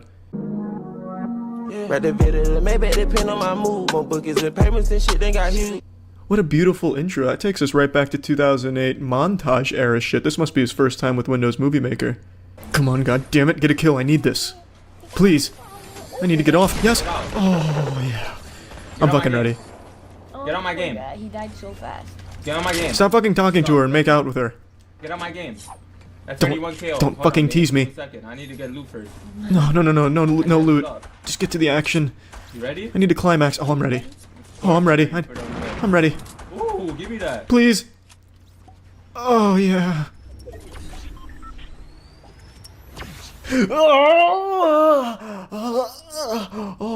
Oh, yeah.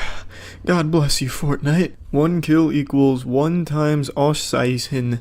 I don't speak German, I don't know what that means, but I'm excited to see some Auszeichnung. Jo Leute, was genau? Willkommen zurück hier auf Fax TV. Für alle, die auf der What's fucking crazy is I don't even need to understand German to know exactly what he just said right there. It's like douchebag is a universal language. I guarantee it was something about smashing that like button and ringing the bell. Oh, ugh, what is that, clothes that she's wearing? You're gonna make a 2018 Fortnite YouTube video and you bring a girl with clothes on? What is this, fucking amateur hour? Are you fucking kidding me? You're not gonna exploit her for views right away? No, I'm getting to the end here. There's definitely gotta be some tits coming out. Leute, es geht.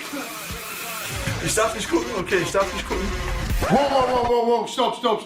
Nein, Freunde. No, don't stop. No. Oh, I didn't get my little wiener off in time. I came for some fucking Auszeichnung, and all I get is an ouch blue balls. Ugh, she only got down to sports bra. That's all these Fortnite 1 kill, 1 remove piece of clothing till nude. That's as far as they go. They never show me the boobies, the magic milk tanks. I'm glad that YouTube lifted the ban on clickbait, so that way clickbait's alive and well out here. What the fuck? These kids don't look 18 or older? There's no fucking way this is legal. Are you fucking kidding me? If these kids are 18 or older, I'll eat Tom Brady's jockstrap. If he lets me. I don't think Tom Brady would want me eating that, but if he lets me eat it and they're above 18, I'll just gobble that shit down. Let's Google this. This doesn't bode well. The first auto suggestion is Morg's age. I think I'm absolutely right. He's not 18. Yep, fucking called it 16. I'm just gonna assume his girlfriend is the same age, which means that this video they posted is quite literally, by a lot of definitions, child pornography. I'm not gonna watch it clearly, maybe it's like a big joke video, but are you gonna use child pornography as your fucking clickbait? Man, that's making one fucking statement, and it's a recommended video from YouTube, so that's yikes. Guys, I gotta run, guys. I gotta... This perpetually congested, insufferable asshole makes consistently the worst content on the entire site. I've never watched one of his videos from beginning to end, and I don't think I ever will. They're just too fucking awful to sit through. It's no surprise he's hopping on this popular trend, but there's really nothing more that can be said about rice gum that hasn't been said about a shit-filled toilet in a dilapidated gas station. But maybe I'm just a hater who needs to get some clout, as his legion of brain-dead zombie 8-year-olds always say in the comments to anyone that insults their messiah, because they live vicariously through his success. Just a little newsflash, just because he makes a lot of money doesn't mean you do by watching him. It's okay to criticize him. Battle Royale. Ninja. Hey guys! Oh, now we're fucking cooking. Losing clothes and ninja gameplay. This girl's gonna be butt-ass naked, super turbo naked with the amount of kills Ninja gets per game. Holy shit. Well, but where's Ninja? What's up? It's a faff. You guys, Oh god.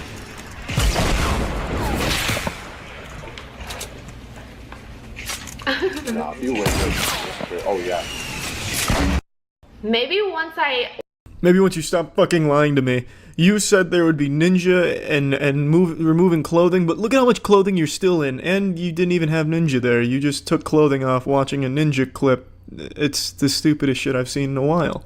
Man, that is not only taking the trend, but it's making it even worse and more low effort. At the very least, the other awful fucking YouTubers hopping on this trend had to play the game.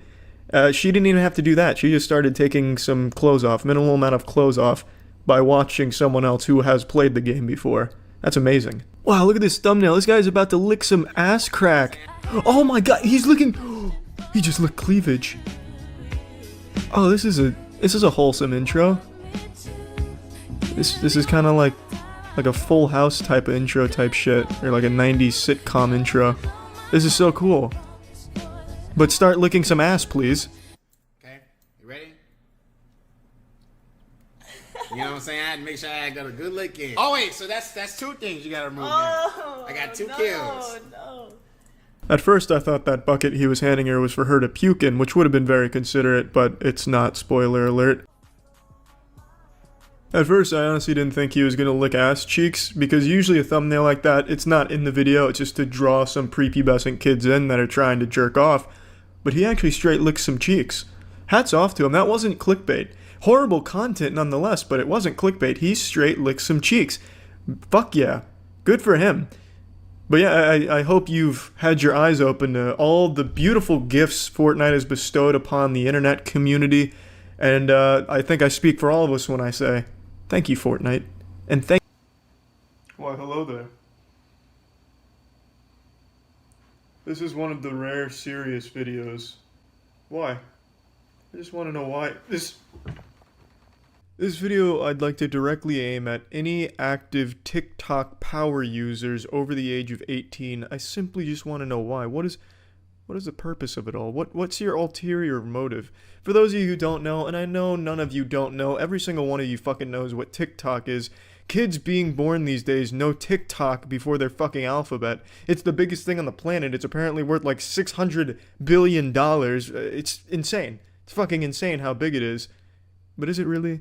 Jackson and I have been speculating, fucking tinfoil hatting it, and just really trying to wrap our heads around, can this actually be legitimate? I understand the appeal to a younger demographic. That I get, to a certain extent. I would never have used it when I was a kid. I don't see why younger people find it cool, but I understand that it's geared towards that demographic. But then you have like the people my age and older. You have fucking geriatrics patients doing the whip and nay to the I want to be Tracer, I'm already Genji, I'd butt fuck Diva, oh Nerf Bastion.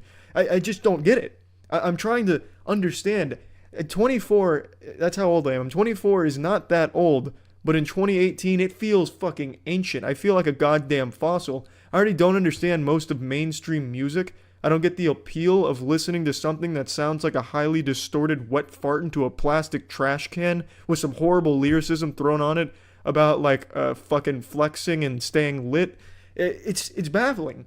But TikTok is the biggest enigma of them all. I would sooner understand string theory and prove it before I understood the appeal of TikTok and the scale. I truly just don't understand it. I'm gonna go ahead and blast your assholes here with some fine TikTok trends real quick that I'm certain all of you have already seen, because Thousands of YouTubers shit on them ad nauseum daily. It's the lowest hanging fruit on the internet. I'm not brave by asking the question or insulting TikTok, but someone's gotta fucking pose this directly to the people. You older generation that are making TikTok content, your TikTok queefs.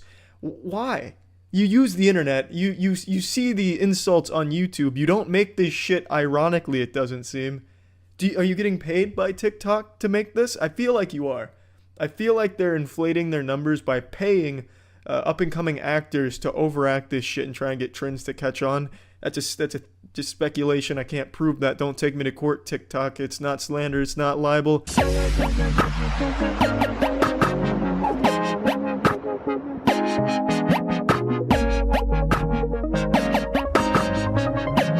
Fingers in your ears and make the la-la sound.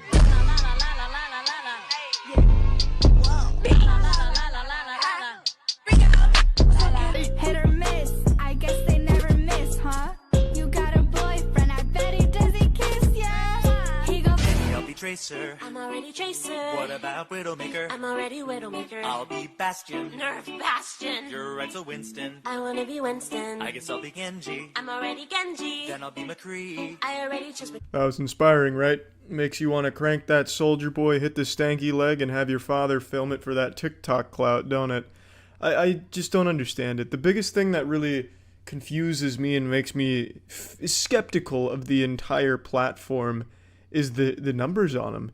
Any TikTok page you click on is going to have millions of fans. Old Pop Wiggle Wiener down over there at his barn making fucking barnyard rodeo TikTok videos probably has like 10 million followers, and that's on the low end of the TikTok fame side. The sheer numbers on that platform are so unbelievable that I genuinely have a hard time believing them.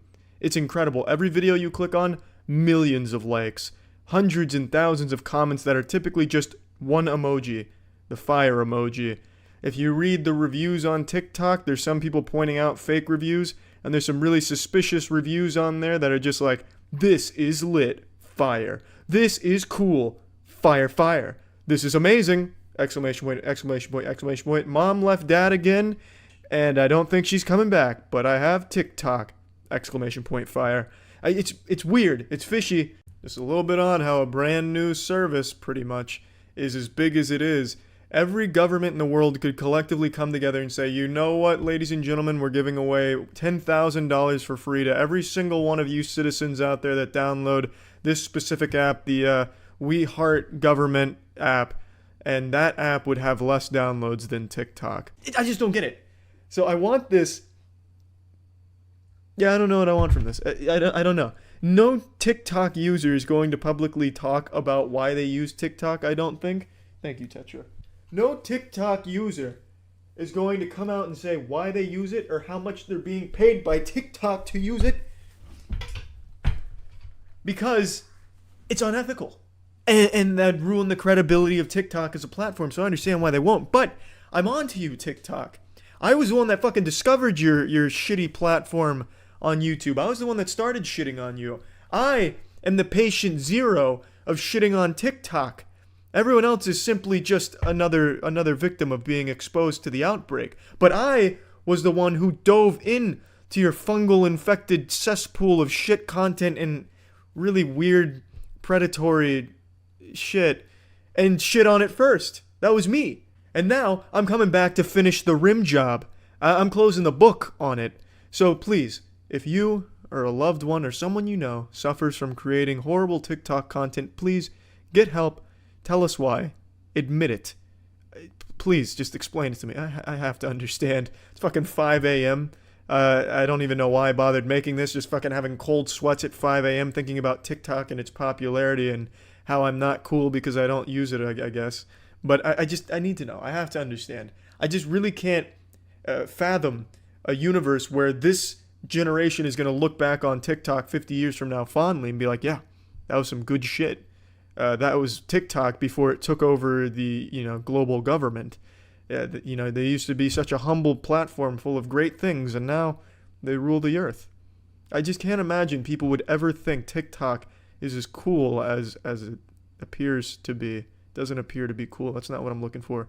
I just can't imagine that people actually unironically use TikTok for the most part, and that it's as big as it seems. I just don't fucking get it, man. It just makes no fucking sense to me. Alright, see ya.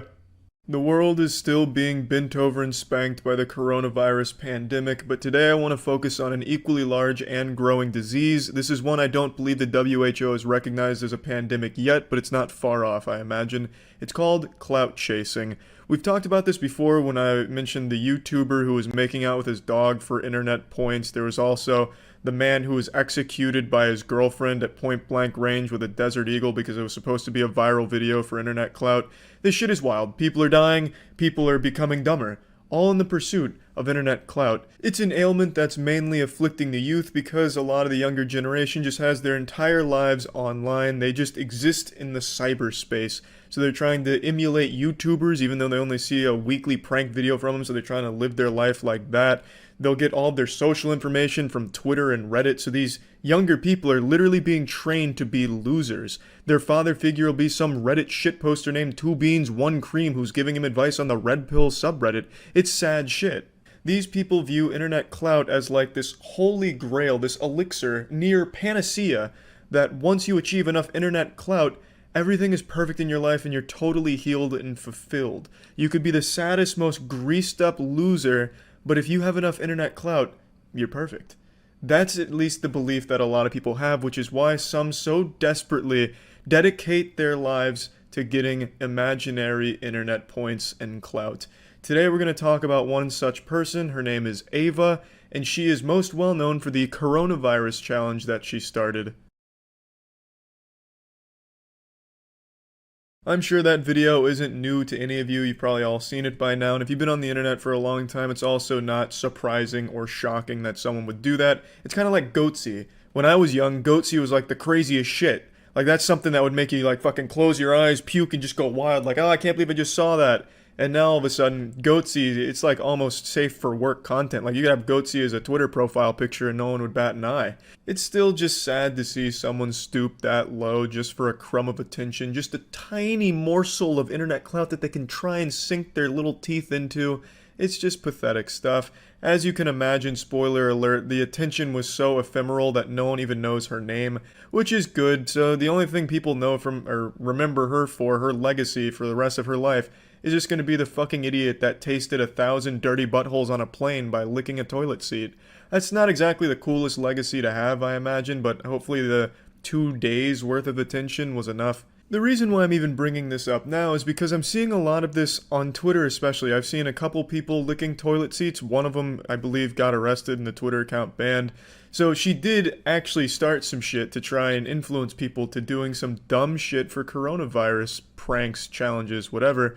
So I figured I'd use her as the example here to talk about just how shitty clout chasing is and what a waste of time and life it is to pursue imaginary numbers on the internet.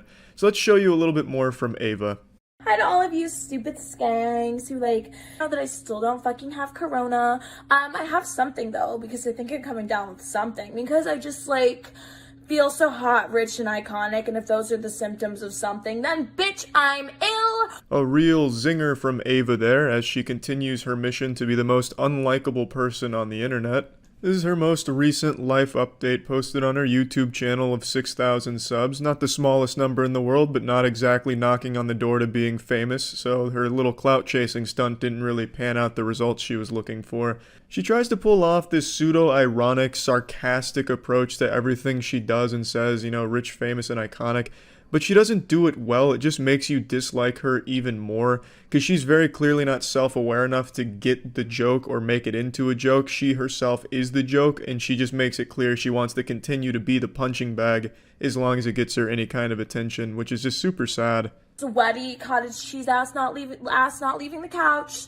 So yeah, he's been coming over and piping me this whole quarantine. The only thing about quarantine that's making me upset is I can't go get Botox, but otherwise I'm really happy because all the restaurants are closed, so I'm getting super skinny. That's all I want to say.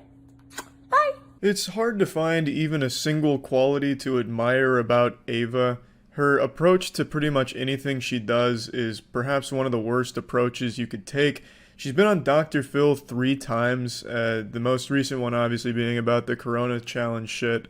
Ava, this part's for you. You've been on Dr. Phil 3 times and your shit is still not blowing up. Why the fuck are you still trying? Internet clout is clearly not in your future. It's not in the cards for you. Dr. Phil is like the one direction for the internet. Anyone on the internet that associates with Dr. Phil blows the fuck up. Except for you. You are the outlier. The shit you say and the way you conduct yourself is so unlikable that not even Dr. Phil could accidentally find you an audience. So stop being an asshole. Let's take a look at the Dr. Phil clip. You then went to spring break and hung out on the beach with a bunch of people. I was fine. I made out with a bunch of people. I was not hygienic. I acted like a degenerate. My immune system was down from all the drinking and drugs. And I should have coronavirus, but I don't. Yeah, there's just no justice in the world. She didn't get coronavirus, but I'm pretty confident in saying someone around her most likely did, and I just really hope it wasn't someone of the older demographic and susceptible to it. And they pick up your germs. You're putting their life at danger so you can entertain yourself, and that is ridiculously selfish and ridiculously irresponsible so you can have 15 minutes of fame. Well, that's their problem, first of all, not mine. When I first heard this segment, I was actually convinced she was just an actress that Dr. Phil hired just to get some easy ratings or views or something. But as it turns out, this is real. This is her being genuine. She's just actually this stupid.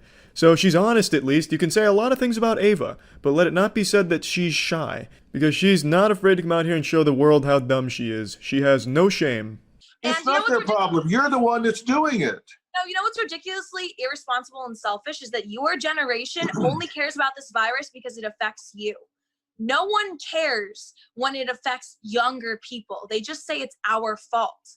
You guys are the ones dying of it, not us. Just an outright wrong statement, which isn't surprising because I'm pretty sure she's illiterate. Everyone's being affected by it and young people are dying from it. So, I mean, it's just wrong and she's just, again, wrong. But she does have an attitude that I've seen a lot of people on Twitter have at least, where it's just all about themselves and just whatever kind of joy they can give themselves and just throwing caution to the wind. They don't give a fuck about anyone else. And I think that shit sucks. I think that's a terrible mindset to have. It affects boomers. If it affects young people, you guys just find a way to blame us. But yet this pandemic's affecting all of you, so you're locking everyone down and instilling fear globally. Young people are dying from this as well. Do you even know how to spell science? Dr. Phil had the same hunch I did, and I think that's extremely cute. Duh. I'm a senior at Rutgers, and now I don't get to graduate. I mean, nothing's happening, which is fine. Like, it's not like I really went to class. This whole thing's a joke. Like. So you think this is all a hoax created by Twitter? That's what you're saying? I think, yeah. Well, one clout started this virus. A bunch of girls in China started eating exotic animals for views on YouTube, and I know for a fact that those bats probably do not taste good.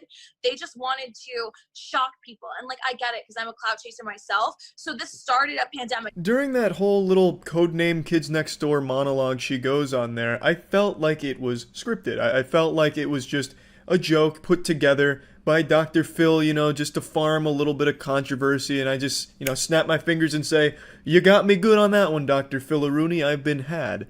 But again, I looked into her, and from everything I've seen, this is just her. That is how she acts, behaves, believes. That is genuinely her whole personality she put on display right there. Which made me real sad, because I thought as like a piece of reality TV, like make-believe, I thought it was pretty entertaining. But the fact that there are people that think like her, and there are people that support her, they're not super hard to find. They're very few in number, but there's a few.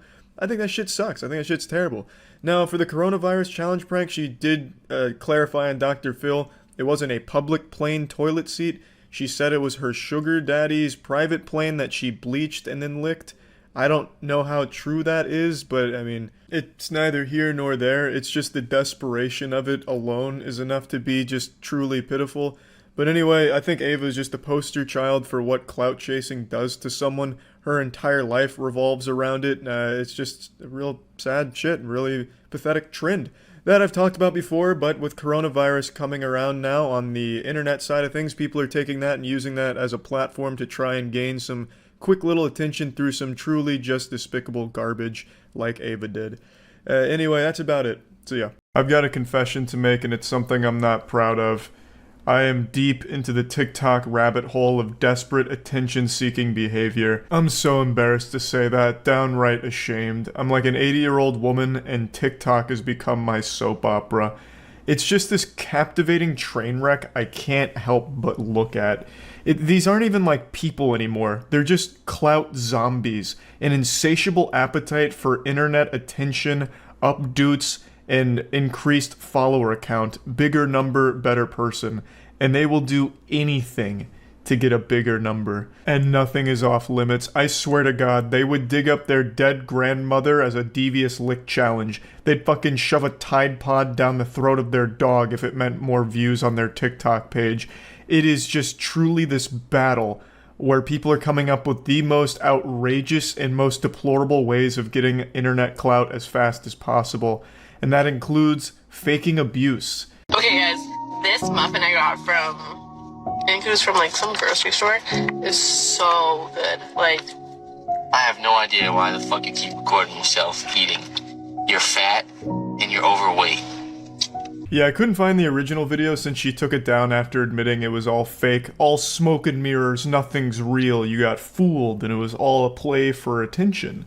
So I found this video of a guy watching it and reacting to it. Yeah, so right away you'll notice the acting's pretty dog shit. It's Tommy Wiseau level, sounding like something out of the Mighty Morphin Power Rangers here. It actually just comes across like a Darman video for real. Like, stop eating the muffin, you're fat and overweight. Dude fat shames his girlfriend, lives to regret it.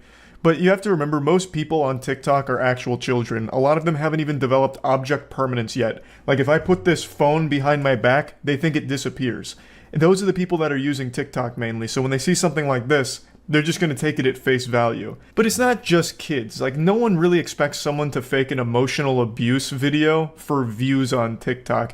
You'd have to be a real piss stain in a gas station urinal to try some shit like that. So most people assumed it was all real, and especially victims of emotional abuse came forward to support the creator here.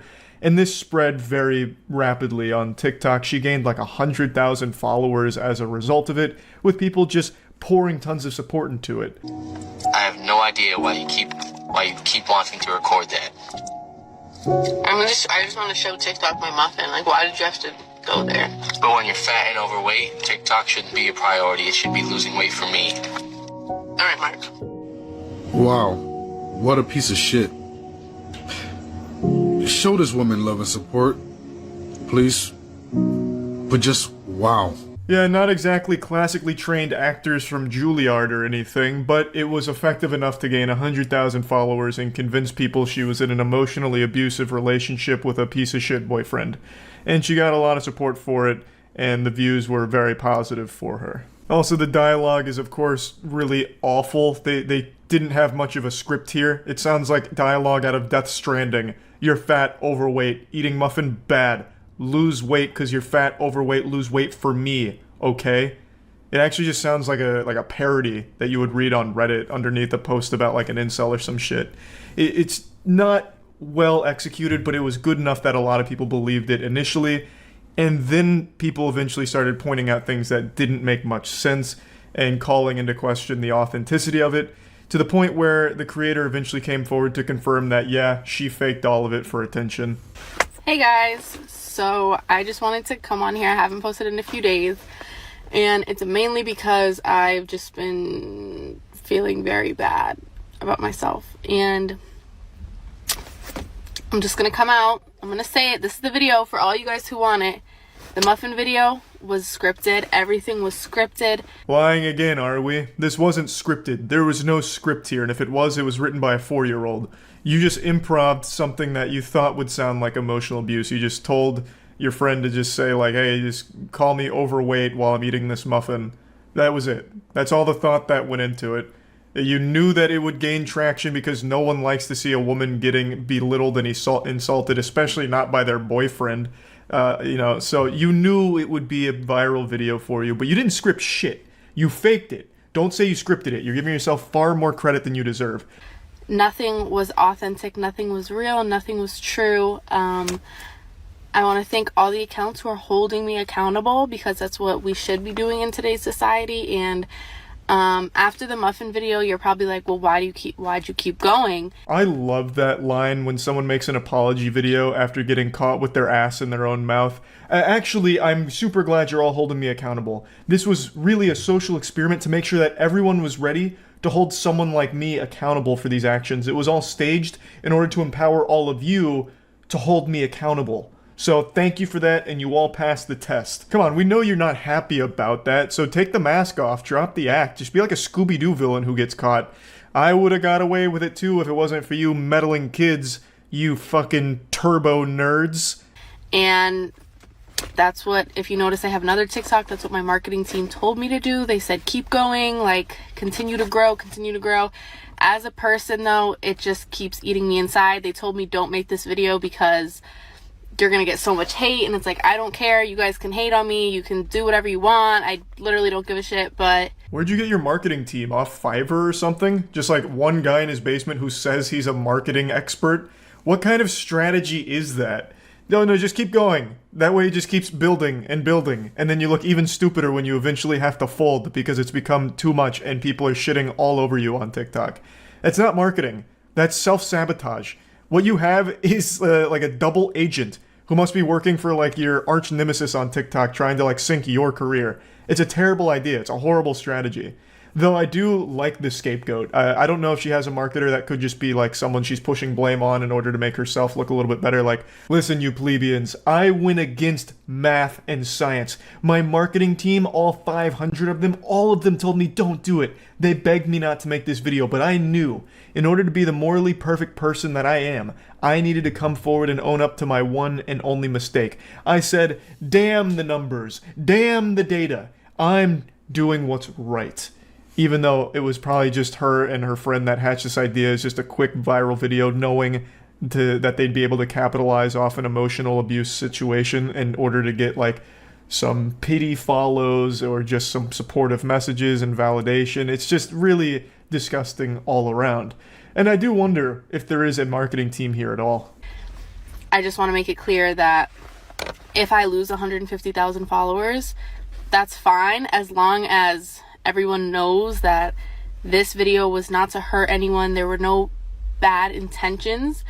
Because TikTok is an entertainment app, that's purely what it was for, entertainment. What the fuck is entertaining about witnessing emotional abuse? Like, where's the fun? Was I supposed to sit there and watch the video and be like, oh, hey, oh, just like a jolly old belly laugh? Like, oh my god, she's eating a muffin and getting insulted for it. Hey, top notch, this is what I'm fucking talking about. Like, what does she watch for fun? Beheading videos? How could you possibly think people would, like, be entertained by watching abuse? There's nothing enjoyable or wacky or goofy about it. It's just sad. Like, it is just sad. And it's especially insulting to people who actually have been through abuse like that, who would have watched that video and been like, oh my god, this is so terrible, and then, like, actually relate to it, only to be told, no, I lied about it, I staged it just because I wanted more followers, it was just supposed to be entertaining. It's like, oh, it was just supposed to be entertaining, okay, so abuse is just entertainment to you. It's, you know, it's just, it's an insulting, silly fucking concept. I did, however, do the breaking up text, which I wasn't supposed to do. My marketing team told me to continue with the whole abusive boyfriend, or like boyfriend calling me fat, but I made that video just for the young girls on this app, just to show them that if you're treated that way, it's important to leave. That contradicts everything you just said, that you did it for entertainment. Now you're trying to spin it where you're doing something more heroic than you actually were. This wasn't some kind of PSA where it's like, hey girls, if you've been in a relationship like this, you need to leave. That was never the message. It was you being insulted, and then apparently she did like a follow-up where she broke up with her boyfriend over a text or something, which of course was also staged, but at no point was it ever supposed to be something to like inspire or get people to reflect on their own relationship. As you just said, it was for entertainment, which is fucking stupid. I'm really a stand-up person, and I'm big on my morals, and this completely went against that. Was it just all for TikTok and views? Yeah, it was. And that's, I know, it's sad. It really is. I also want to let you know I did not profit off this. I was not in the creator fund while I was doing this. I did not profit at all. She's being very honest here. Just fully admitting she did it all for views and that sweet, sweet attention. Attention is more valuable than oxygen, honestly. It's just that precious lifeblood to the modern human. And she may not have profited financially from it. She says she wasn't in the creator fund, so didn't make any money off it. But she earned something more important than money. Clout. Money's temporary. Clout is forever. So yeah, I just wanted to talk about this a little bit since I've been so deep into this TikTok attention-seeking culture, and that's really about it. So yeah, who the fuck is Lil Xan? SunnyV2 makes these really great videos on a bunch of different topics that I always find interesting. Lil Xan was a rapper, I guess. I don't know if he does it anymore, but Lil Xan's biggest claim to fame was he was a guy who almost died from overdosing on Flaming Hot Cheetos. I remember he got sent to the emergency room because of eating too many Flaming Hot Cheetos, and that changed the way I approach snacks forever. So we have quite a few here that I've stockpiled, because I think all of these are pretty interesting. I don't know Jayus though, but I was talking to Sunny like a month or so ago, and he has been blowing up. And this Jayus one went wild. So I'm assuming Jayus must be a pretty big creator that did some fucked up shit. So I figured this would be fun to learn about, a little internet drama. Despite having incredibly uncontroversial content. If you're at a house party and you got a drink in your hand, don't hold it up here by your chest. Try to hold it more down towards your hip. This will make you seem more open and confident, and people will be more willing to come up and talk to you. Not true. You could just be a giant fucking loser and you could put that beer bottle up your butthole. It's not gonna help. So bad advice. Stop giving people false hope. You might just suck. And you have to accept that. You're gonna throw a fit because I didn't make you my priority? After a petition to ban only Jayus from TikTok garnered over 400,000 signatures, it'd be safe to say that she's a contender for the platform's most hated creator. Did the petition work? Petitions have always, like, historically been incredibly effective. She's gone up 4,200,000, or nope, exactly 4 million followers. Bro, these petitions are so effective. Not bad. Did you know that your birth month actually has a huge effect on who you are as a person and the things that could possibly happen to you? Yo, did you know that your birth month actually has a huge effect on you and the things that can happen to you in your life? People born in March are way more likely to have asthma, and I can actually speak to this one because my little sister, the only one born in March, has asthma. What the fuck are you talking about? What? Is that real? Like, these are things she actually believes in? Or is this like some kind of TikTok meme I don't understand? Who the fuck actually believes that? Why do people just, like, want to disregard basic reasoning? Jesus Christ. Astrology's one thing, like, it's harmless. Like, you can believe in astrology, it doesn't really matter or whatever. Like, zodiacs dictate who you fall in love with, or whatever, your lottery numbers, it doesn't matter, it's harmless. But do people parade it around as, like, actual real things? Like, your birth month changes you? Or has an effect on your life? There's no way people actually, like, believe in that shit. Jonathan responded by stating that he'd simply found the information on Google, and as a result, only Jayus was berated and mocked by her audience, with them stating that she was in the wrong. I have a hard time dealing with the negativity. I still don't know what to do. I don't think I've done anything wrong. Maybe you do, but honestly, I don't see it. What are they talking about? It's not even like real anything. It's fucking nonsense. What is? You got this information from a Google source. Oh my god. Holy shit, yeah, it's like a full-blown Reddit post. Nice. Man, TikTok is just like its own little ecosystem of degeneracy. With this in mind, it's barely surprising to find out that approximately 6 months later, an old message would be dug up in which only Jayus had said the N-word, taking center stage as her brand new colossal-sized controversy. I love you no matter your sex. What the fuck was that? What is... Oh, yuck. Uh-oh. Ooh. The abortion didn't work. Oh boy, she's really going full-blown Xbox Live here. Even dropping the racism. Oh my, this is outrageous. On TikTok? Oh, come on now. This was a heated gamer message. Shit got crazy. She went fucking insano style. I wonder what the controversy was. Like, what sparked this message? Explain how I'm sucking up to Luna. Maybe like fanfic or something, maybe? I don't know. You're a role model to 10 million people, bro. I hope things get better, and I hope you educate.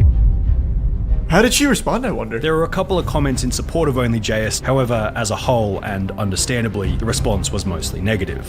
The best way that JS could have responded to this expose would have either been no response at all, or a short, cool, oh my god, she's in a Rolls Royce. Post. Is this where she did her apology video? This is a Rolls Royce, right? They're the only ones that do this Starlight thing, right? So she was born rich? That's nuts. It's not a Royce? I thought they had a patent on this. We watched the whole video on the dog shit Rolls Royce does. I thought they had the literal patent on being able to do this in the interior of a car. I don't think it's a filter. What the fuck? Now I sound like an idiot. It's not a filter. It's a custom. It's a custom Mercedes. It's a custom Mercedes top. Oh. Okay, I see. Alright, maybe I'm misremembering the video, but I remember Rolls-Royce made a huge deal about their ability to put stars in the roof of the interior and them being the only ones allowed to do it. They had if I remember correctly, they have a full-time star guy. His whole job is putting stars that light up in the roof of Rolls-Royces. I'm pretty sure they must have some kind of patent or like a stranglehold on the technology. They have one designated Grandmaster Star Lord for their vehicles.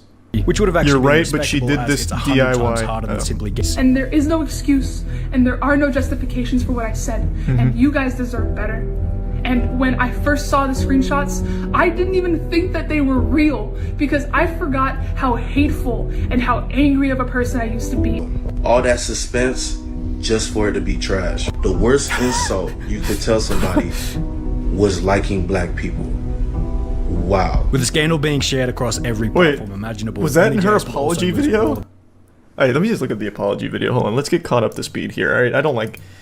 Because I forgot how hateful and how angry of a person I used to be. And Why aren't you crying? And where's your dog? No, I know that my words hurt people, and I know that my words have consequences. Well, not really. The consequences were 4 million new followers, actually. But I am so deeply Seemed to walk away pretty strong. for all the pain that I've caused. The first book that I decided to pick up was How to Be Anti-Racist by Dr. Ibram Kendi. What? And this will push readers that think that they're not racist into being something better. To her credit, she did acknowledge that it was a grift in the title, stating, What? I know it might come off as performative, talking about this at the end of Black History. I'm just gonna hit you with the cold water. If you need to buy a book on how not to be racist, you've already failed. I think you're already too far gone. What the fuck? Hey guys, I just picked up this book on why murder isn't awesome, and it was a real eye-opener for me. Like, it made some points that I never even really stopped to consider, and I think if any of you are considering murder, you might want to check out this book. Like, it really might steer you in the other direction. Message. So I am sorry for basically ghosting you. I didn't mean to do that. I just have a very chaotic schedule and ADHD on top of that, so I genuinely just forgot. And it wasn't me trying to ignore you. Oh. You could have just hit me up again, but instead you decided to go public and try to add public pressure onto me, and that's not cool, so I don't want to collaborate. Which will once again receive a response from Aunt Karen, explaining that she had emailed OnlyJS multiple times with no reply. You're gonna put it on me? In your voicemail, you said I should have emailed you again. Viral April 4th, Nation? I emailed you. How many times? That sounds like do a you scam. expect me? And in classic OnlyJS fashion, she'd post another emotionally charged response to the drama. Today's episode of What Are People Mad at Me For Now?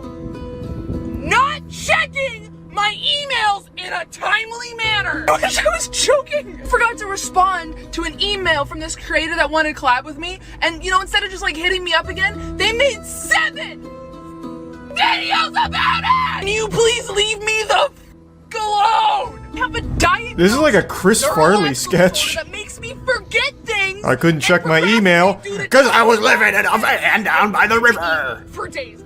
For example, she will post this video, You can get your letters delivered for free without any postage if you just put where you want it to go on the return address instead of where it's actually supposed to be. which will get the post office activists involved with comments such as, yes, please encourage people to do activities that cause the already failing post office to lose more money. Or when she posted this What a video strat. saying nothing more than Life what pro she tip. did. So- However, it eventually got to the point where OnlyJS couldn't even make jokes anymore without being cancelled. Seriously. On the 23rd of May 2021, Only JS would post the following video. If a service dog ever approaches you but they're alone, that means that their owner is in trouble and they probably can't move, so you should follow him, because you'll get a free wallet. It was clearly a light-hearted joke. Can't believe this is still up. It's obvious that it's a joke, but some people may still do it. It could start a trend. What you post on the internet reaches so many people, and some of those people What are you talking about? How often is a service dog going to be approaching people and lead them to someone who is injured? That surely can't be such a frequent occurrence that it could start a trend on TikTok. What in the fuck is going on over there? Like, it's not a good joke or anything. Like, it's just a pretty generic one. It's like something that your grandpa would send you in like an old email chain. But like, why are they pretending like it's somehow like a terrible thing? It's like, oh my god, someone might actually do this. I see a service dog like once every 6 months, maybe. She's been tested over and over and over, yet has been unable to switch off and let things go whenever she's been put under pressure. As an end result, there's not only a loss Seems of like she's respect, only done but also 2 a never-ending apology freight train of videos. negativity and hatred. I thought it was gonna be a lot more. That was interesting. I never heard of any of that. Let's see how so she's gone up 4 million subscribers since this video. So she's doing pretty well on that front, or followers. So she's doing well there. What do the comments say? Do they still bring it up? Here, she posted 6 hours ago. No, just everyone being supportive. Yeah. Seems like everything's on the up and up. I was gonna watch this one as well. This is about Sam Pepper. I'm sure a lot of you remember Sam Pepper if you've been on the internet for any length of time. Sam Pepper was an old prank channel who got notoriety when he did the kidnapping my best friend and executing his friend in front of him prank. I'm pretty sure it was faked, I'm not really sure, but either way it was really disturbing and weird. And then he turned into just a full-blown scammer, so he's taken big part in a lot of the NFT scams over the last 4 or 5 months, however long it's been. He's been like an integral part to scamming people in all of these big crypto scams. Surprise, as those who know the past of Sam Pepper, from his active persona on Big Brother to his fake pranks on YouTube, know that Hey, his that's the one I entire was career talking has been about. built on lies in a similar fashion to Dan Bilzerian, who he unsurprisingly happens to be an acquaintance of, judging from an Instagram photo taken out the front of Bilzerian's LA mansion. I think unironically, being Sam Pepper has to be truly miserable. The man's entire life, from everything I've seen, has been just living a full-blown lie. And I don't think he even has that much money to his name. I remember not that long ago, I think he was homeless. So he just lives a full-blown fake fabricated life and doesn't even make a living off of it because he has so many problems and just wastes all the money he scams. What a crazy cycle. What a absolutely, truly awful existence. Sam Pepper had a prolific reputation on YouTube as one of the fakest pranksters on the platform dating back to the early 2010s. So I worked out, oh, okay, I can do these pranks that these other channels are doing. He was one of the first internet punching bags.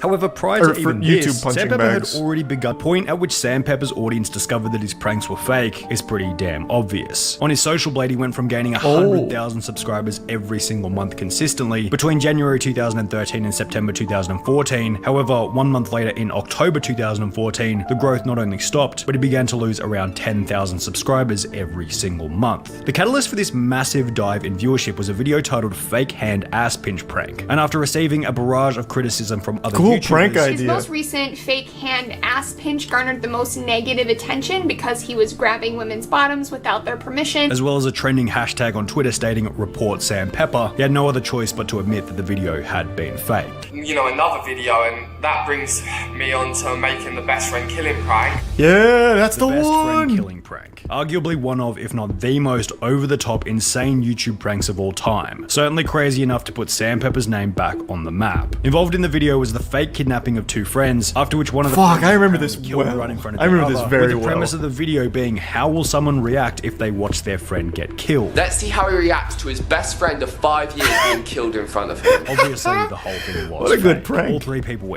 What would happen if I executed your family? Okay, cool. We'll help you out with Would this he viral find stunt. it enjoyable So when I actually reveal all they're not 3 dead? Came up with the Sam had some success as an IRL streamer in the CX network, however he was ultimately dropped after an argument with Ice Poseidon, which had partially been fueled by Sam Pepper's lack of integrity. He's like, oh, it's okay to lie as long as it doesn't affect anything. And that's not okay. Like, why are you telling my girlfriend it's okay to lie to me?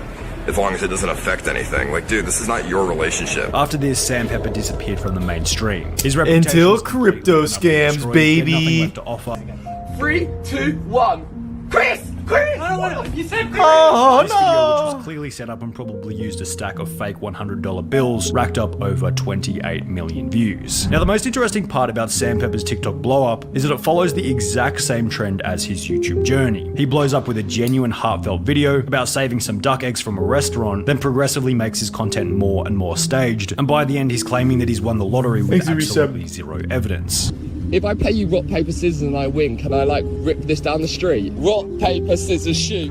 Oh my god, get fucked, idiot. I'm gonna get in the passenger, I'm scared. Get fucked, dummy.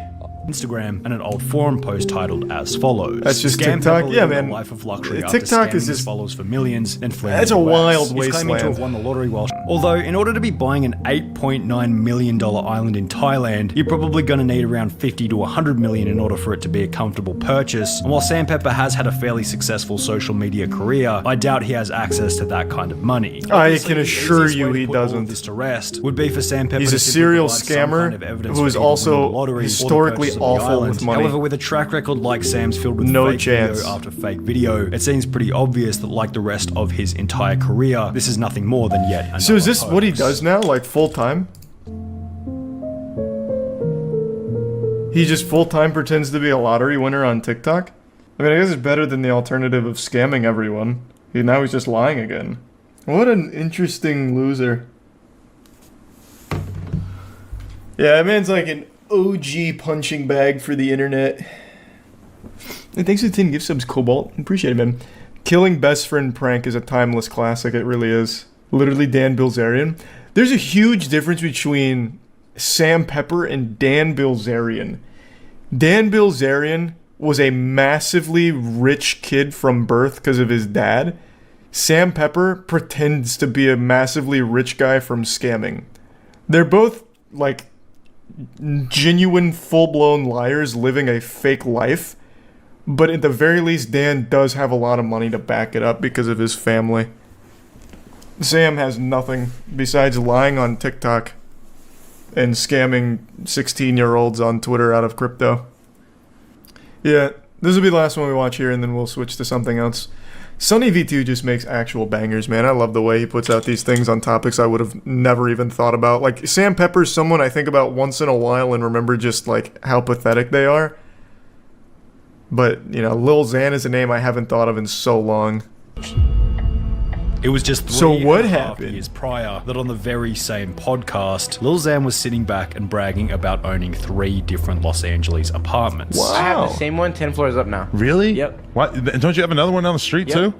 And another one on the same floor. Why do you have 3 apartments? One for my parents, one for Aw. me and Eli, my hacker, and then one for the hose. The hose?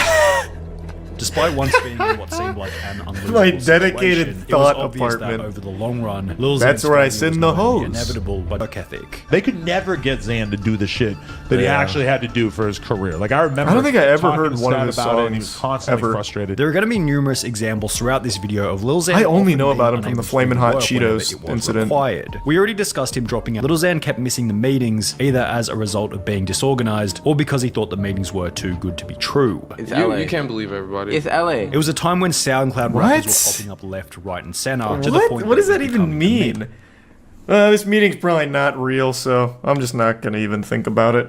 I'm just gonna go eat more Flamin' Hot Cheetos till I fucking die. What a just say that you're too fucking dumb to go.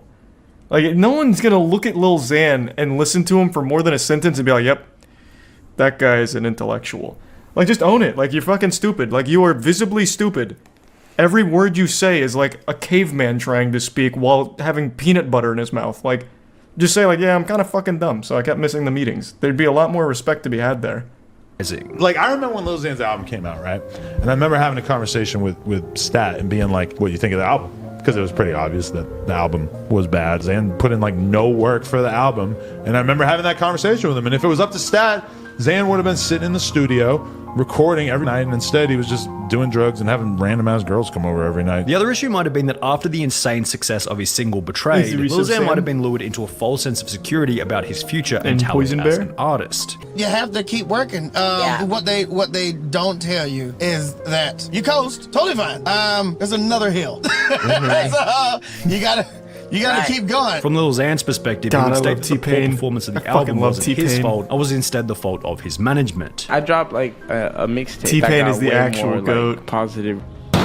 Then I'm like, I'm mad. Laugh about ruining a $1,200 hoodie after leaving it on the floor. So everything's on the floor. Expensive hoodies, $1,200 on the drain. And then go on to purchase 2 copies of the game Destiny with the goal of showing the store some love. Honestly, what? Copies of Destiny. Like, dude, let's play something else, you know? Now you could probably make the argument that What this was the just Lil fuck? Xan It's like spinning a- big balls it- to camera it's in like his face. Target. However, there was plenty of Hey, Target. This one's for you. 2 Destiny copies right now in this bitch. And I'm not a hero, okay? I'm just doing me. Alright, I am a hero. Fuck it, fine. Alright, you need an autograph? Okay. I'll take all my homies. I'll spend $700 to take 7 of my friends in there. Just to get Butterbeer? Just to get Butterbeer, and we did. And I don't film it or nothing. In addition to this, Lil Xan would take out That's a just loan to stupid. purchase a That's just Mercedes-Benz really stupid. G-Wagon, the price of That's which not even starting cool. at That's just around embarrassing. It's not a flex. $170,000 It's sad. I'm about to get a G-Wagon. Nice. My favorite car, dream car. Now, if we ignore the fact that Lil Xan would go on to key his own car whilst angry at a later date, I just did this to my car. Why? What the fuck? Scratched it, keyed it up. I just bought it. Keyed all the way. the levels of stupidity for this purchase go pretty deep. What Taking the out a loan to buy a car? Moron. On the 21st of December 2017, just before he'd buy the car, Lil Xan would make a tweet which read as follows. If you live in the Inland Empire/LA area and want to meet me tonight, pull up to 100 to 110 North 5th Street, Redlands, CA 92373, United States at 7:30. Now, it's hard to call Xan an idiot for this. I one. can't He was still early in imagine his more career, and the than tweet like was made only 4 hours 25 prior people to the showed up meeting and the time. He average probably age expected had to just be a couple of people 16. to show up. I gave like a 4-hour notice. I was heading to my hometown, so I tweeted a location, and then I just expected like 50 people to show up. That's just how I am. I got there, and this video's on YouTube. It's like 2,000 people showed up. What? But I got fined because a lot of damages to cars and streets. To haunt him. The industry just doesn't care. They just want you to pump out hit records, and when you're useless to them, just leave you in the dirt. You know. In this video, Lil Xan would That blame is true. his He is sober absolutely right businessman about and manager that. Stat Quo for Very fueling true. his drug addict gang member. Oh, you're a snitch now, bro. He didn't make you do that. All this stuff. Like, bro, how am I a snitch? Did I go to court and rat on my gang? I don't have a gang. You can't snitch if you're not a gang member, bro. Miss me with that. I'm trying to help other artists in particularly my similar situation. In the Instagram live stream, Lil Xan would Help also him with reveal what? that his manager, I paid literally, it's all my money in the car, and he won't give it to me. without $30,000 to take full ownership of his G-Wagon, a declining follow count across each of his social media 37 platforms, Nerdsworthy and no new and music in Panda. over 7 months, it seems like this could possibly be the end for Lil Xan's career. No, he's about to make a big comeback. I feel it. Man, I didn't know. Why didn't he talk about the Flamin' Hot Cheeto moment? I don't even know Lil Xan from his music. Back in, it must have been like 2019, maybe it was 2018. There was a big story that broke about Lil Xan of how he went to the hospital in the actual ER because he ate too many Flamin' Hot Cheetos and it made his tummy hurt. That's the only reason I know him.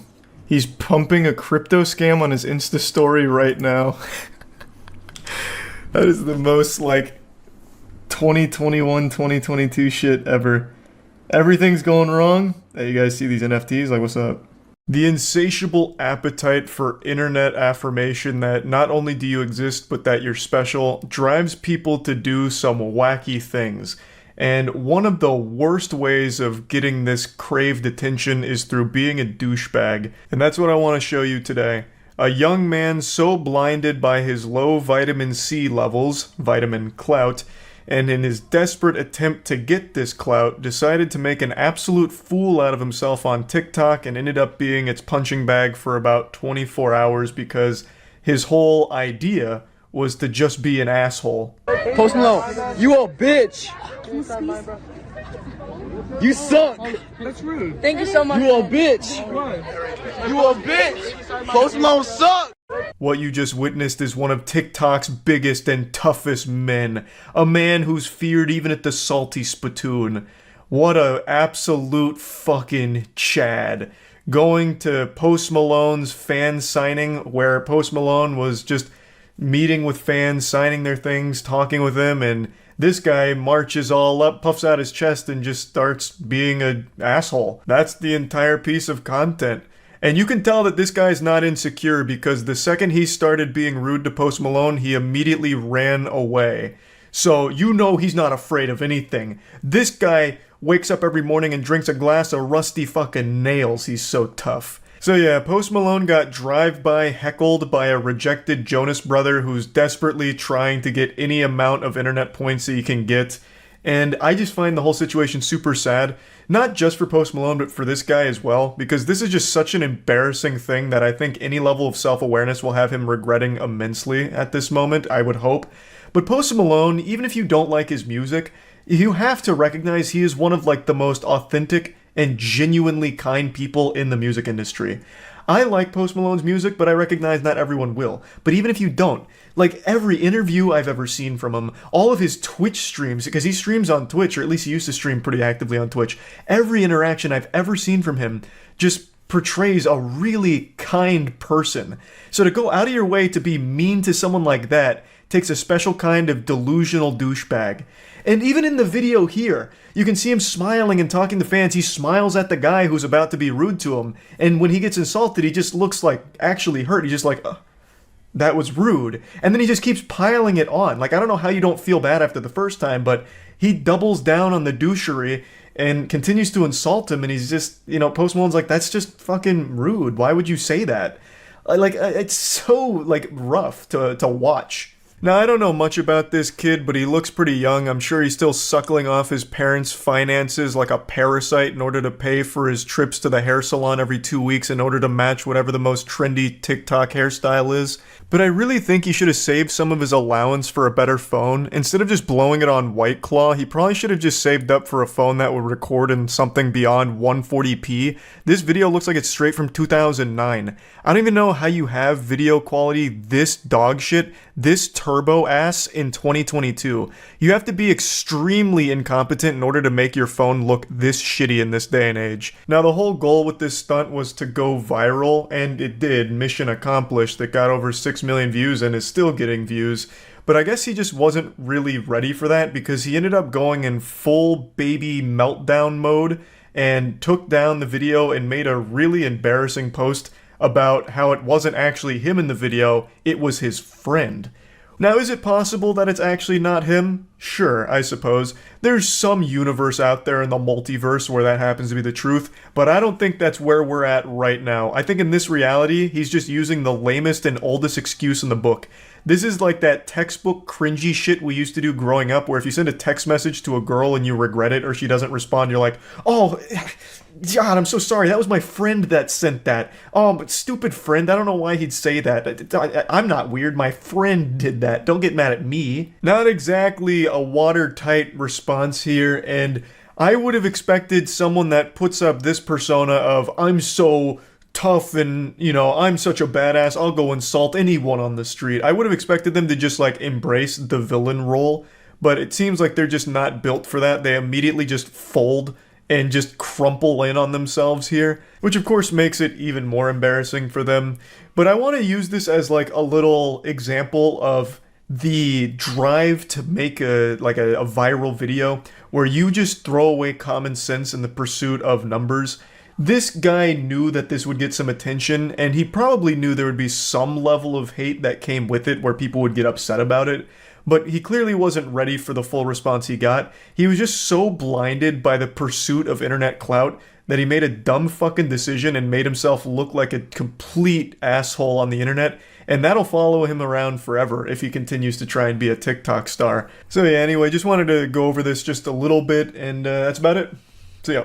Hey, it's that magical time again, where we have a nice little heart-to-heart and go over criticism that gets made about me. I've said this for a long time, but I think it's extremely important for people to be open to criticism and reading it, learning from it, and just being like a little sponge, taking it all in. I just feel it's an important part of development as a human being. Locking yourself in a bubble, just trapped in an echo chamber, I just think is bad. There's no real benefit to just only seeing meat slobbery. other than just your own ego. So I always try and at least see what people who don't like me are saying and like what all the criticism is. It's something I do every couple of years. I make a video on this subject, and I feel like it's crucial to becoming a stronger man, put some more hair on my chest and chisels out my jawline a bit further.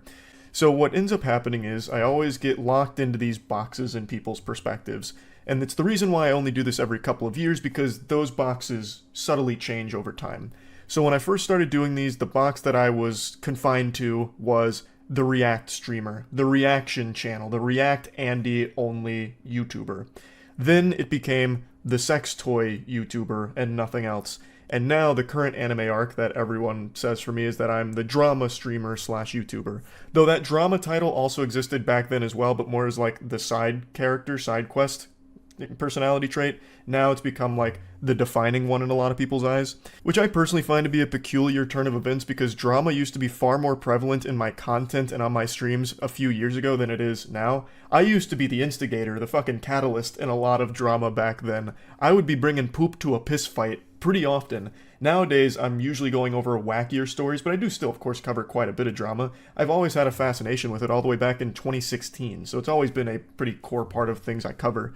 But it is odd to see that that's now like the main label people give to me. But anyway, let's go ahead and start diving into these things a bit further. So if you're ever trying to feel bad about yourself, go on Reddit or Twitter. It's the most effective way of immediately feeling pretty shitty. So in the land of the narwhal baconing at midnight, there is no traction on any posts about me unless it's shitting on me, making things up about me, or just generally insulting me for a variety of things. So those are the posts that float to the top and I see. So I've got kind of like the main bullet points from most of these posts, and I want to address them. Last time I did this kind of video, I did pull up some of the Reddit posts, but people accused me of trying to lead a hate brigade against the people that didn't like me, which of course I've never done ever, so I don't know why that accusation got tossed out. But I'm not trying to roll around here in the mud and give any kind of bad impression on what this video is supposed to be about, so I'm just going to give you the main points that get tossed around here.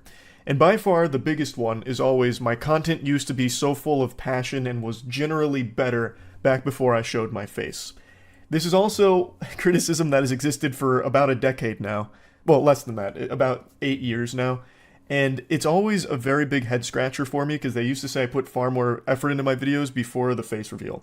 Now, as I've always said, it's totally fine to not like me, or you get tired of my content, get tired of me, whatever, throw me to the side, hey, you know, like that scene in Toy Story, I'm done playing with you. I get it. That's totally natural on the internet. But this criticism is one that I always am left with a question mark over my head. Because as I've stated multiple times, the content I used to make, the gameplay commentary videos, I shit these puppies out in less than 10 minutes. I was like Jimmy John's with a freaky fast delivery of content that I really didn't enjoy making all that much. Like, it was great escapism for me, but it became something that was more of like a mental strain sometimes, because as I've stated, I was going through a lot during this period. So the example right there, the Halo Reach forklift, it's 5 minutes long. That's how long that whole video took me to make. Now, again, to reiterate this point, it's totally fine if you prefer that style of content from me back then, but it's objectively wrong to say that I was happier making that content, or that I put more effort into that content than I currently do.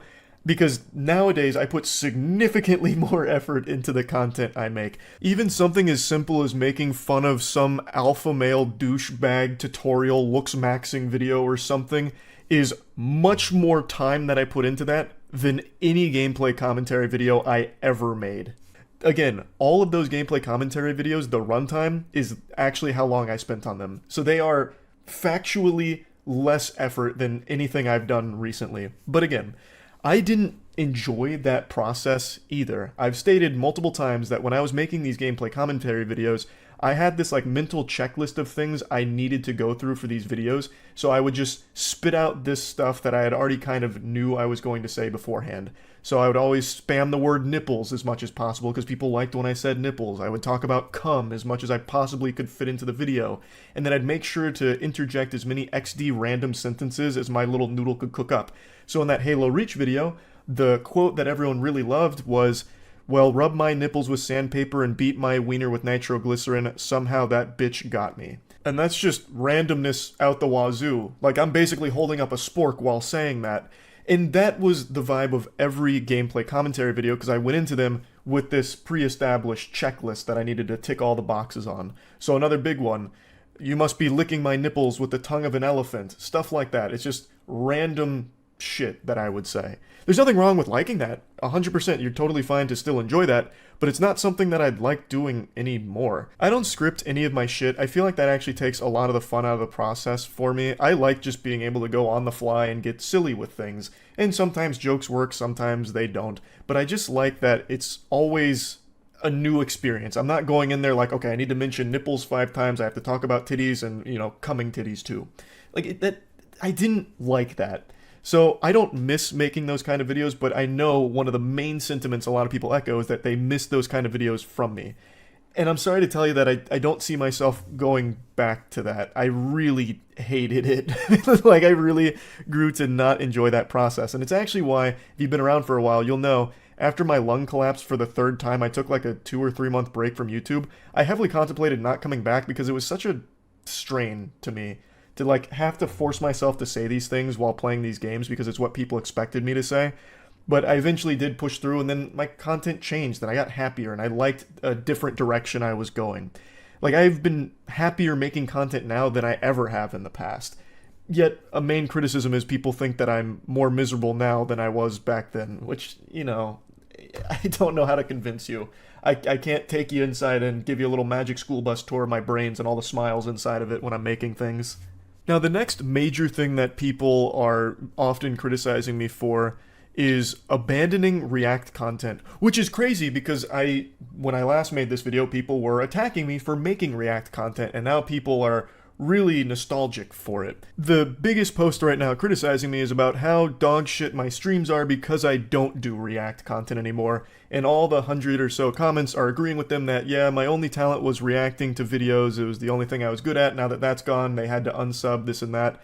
And I don't really understand why you're still in the subreddit if you've unsubbed and hate me. I don't really get the point of that, but I'm not your dad, you can spend your time however you want.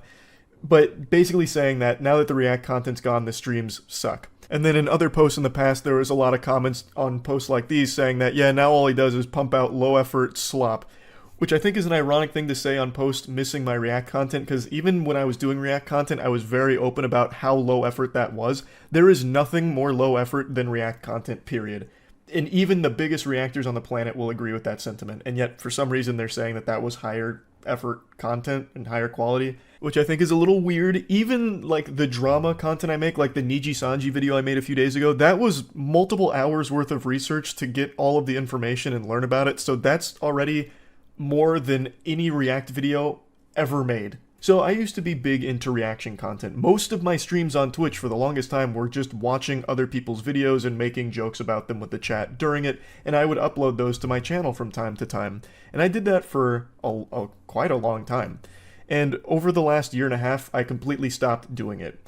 I really had my whole perspective changed on it with all of the discussion around this topic, and I just didn't feel right doing it anymore. I didn't like the idea of taking other people's, like other YouTubers' content and just watching it in full on my channel and then even re-uploading it or uploading those highlights to my channel. It just rubbed me the wrong way because I saw that there was a lot of YouTubers making very valid points against that practice, that it is basically stealing from them. And there's plenty of like outliers you can point to where a YouTuber or streamer is reacting to someone else's content and it actually helps that content creator grow. There's plenty of cases of that happening, but it's not the norm. Let me give you an example of something. I watched a masterpiece of a speedrun documentary on stream once about the history of the Hobbit speedrun. And I made 2 videos on this react. I broke it up into 2 parts because it was a really long video that I thought was just amazing. So I highlighted it into 2 parts.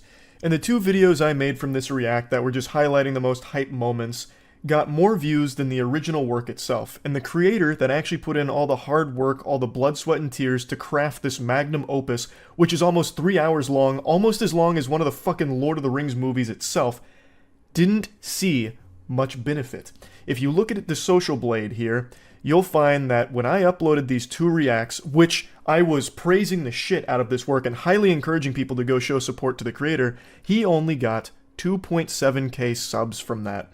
And if you look at his monthly gained views, you'll see that the 2 big spikes came before I reacted to the video, and then many months after, when it found its way organically into the YouTube algorithm. my reacts had no noticeable effect on it and may have even had a detrimental effect because it was clearly growing before I reacted to it.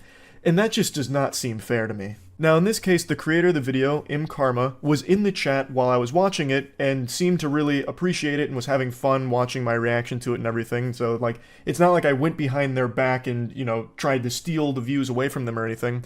But even with permission, it's not like Karma saw a whole lot of upside to my react to it, other than, of course, just spreading word about this game that they love and the speedrun they love.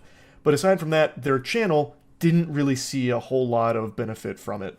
And even still, it's just not really a fair transaction either. 90 to 95% of smaller content creators that have their work reacted to probably won't see any kind of benefit at all for it.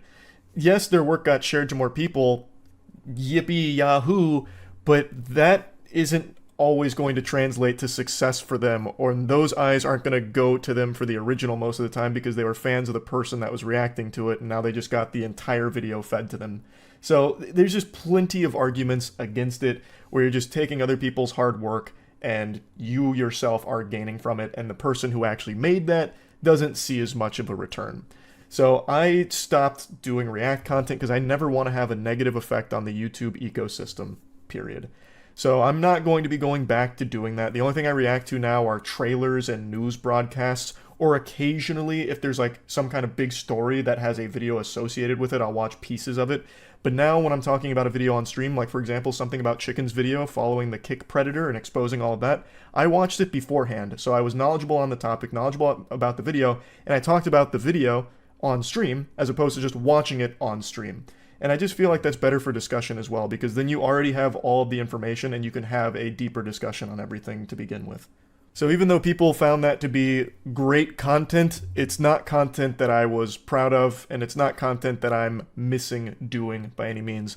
But people are saying that the streams have really had a downward decline in quality because of the absence of reacting. And it sucks to hear that. Like, that doesn't feel good, because I still really enjoy streaming. I don't do it as much now, but when I do it, I have a great time with it. And I really don't think the format of my streams have changed at all. I even went back to like the golden age of Moist Critical streams where I was React Andy, really fucking popping off.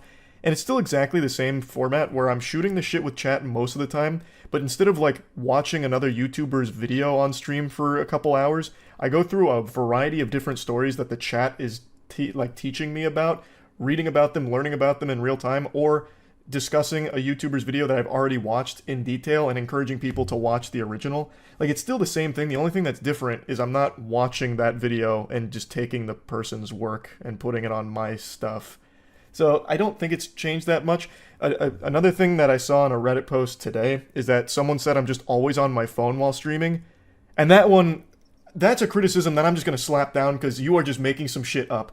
My streams during 2020 through 2022, when I was still grinding my RuneScape, actually it was like 2019 through 2022, when I was still grinding my old school RuneScape account, fishing for max level, I was actively on my phone in every single stream grinding multiple skills. Let me just show you a clip of what a normal stream would look like. The Lex government laboratory that we have to take it to where they'll analyze it and tell us if it's real or fake.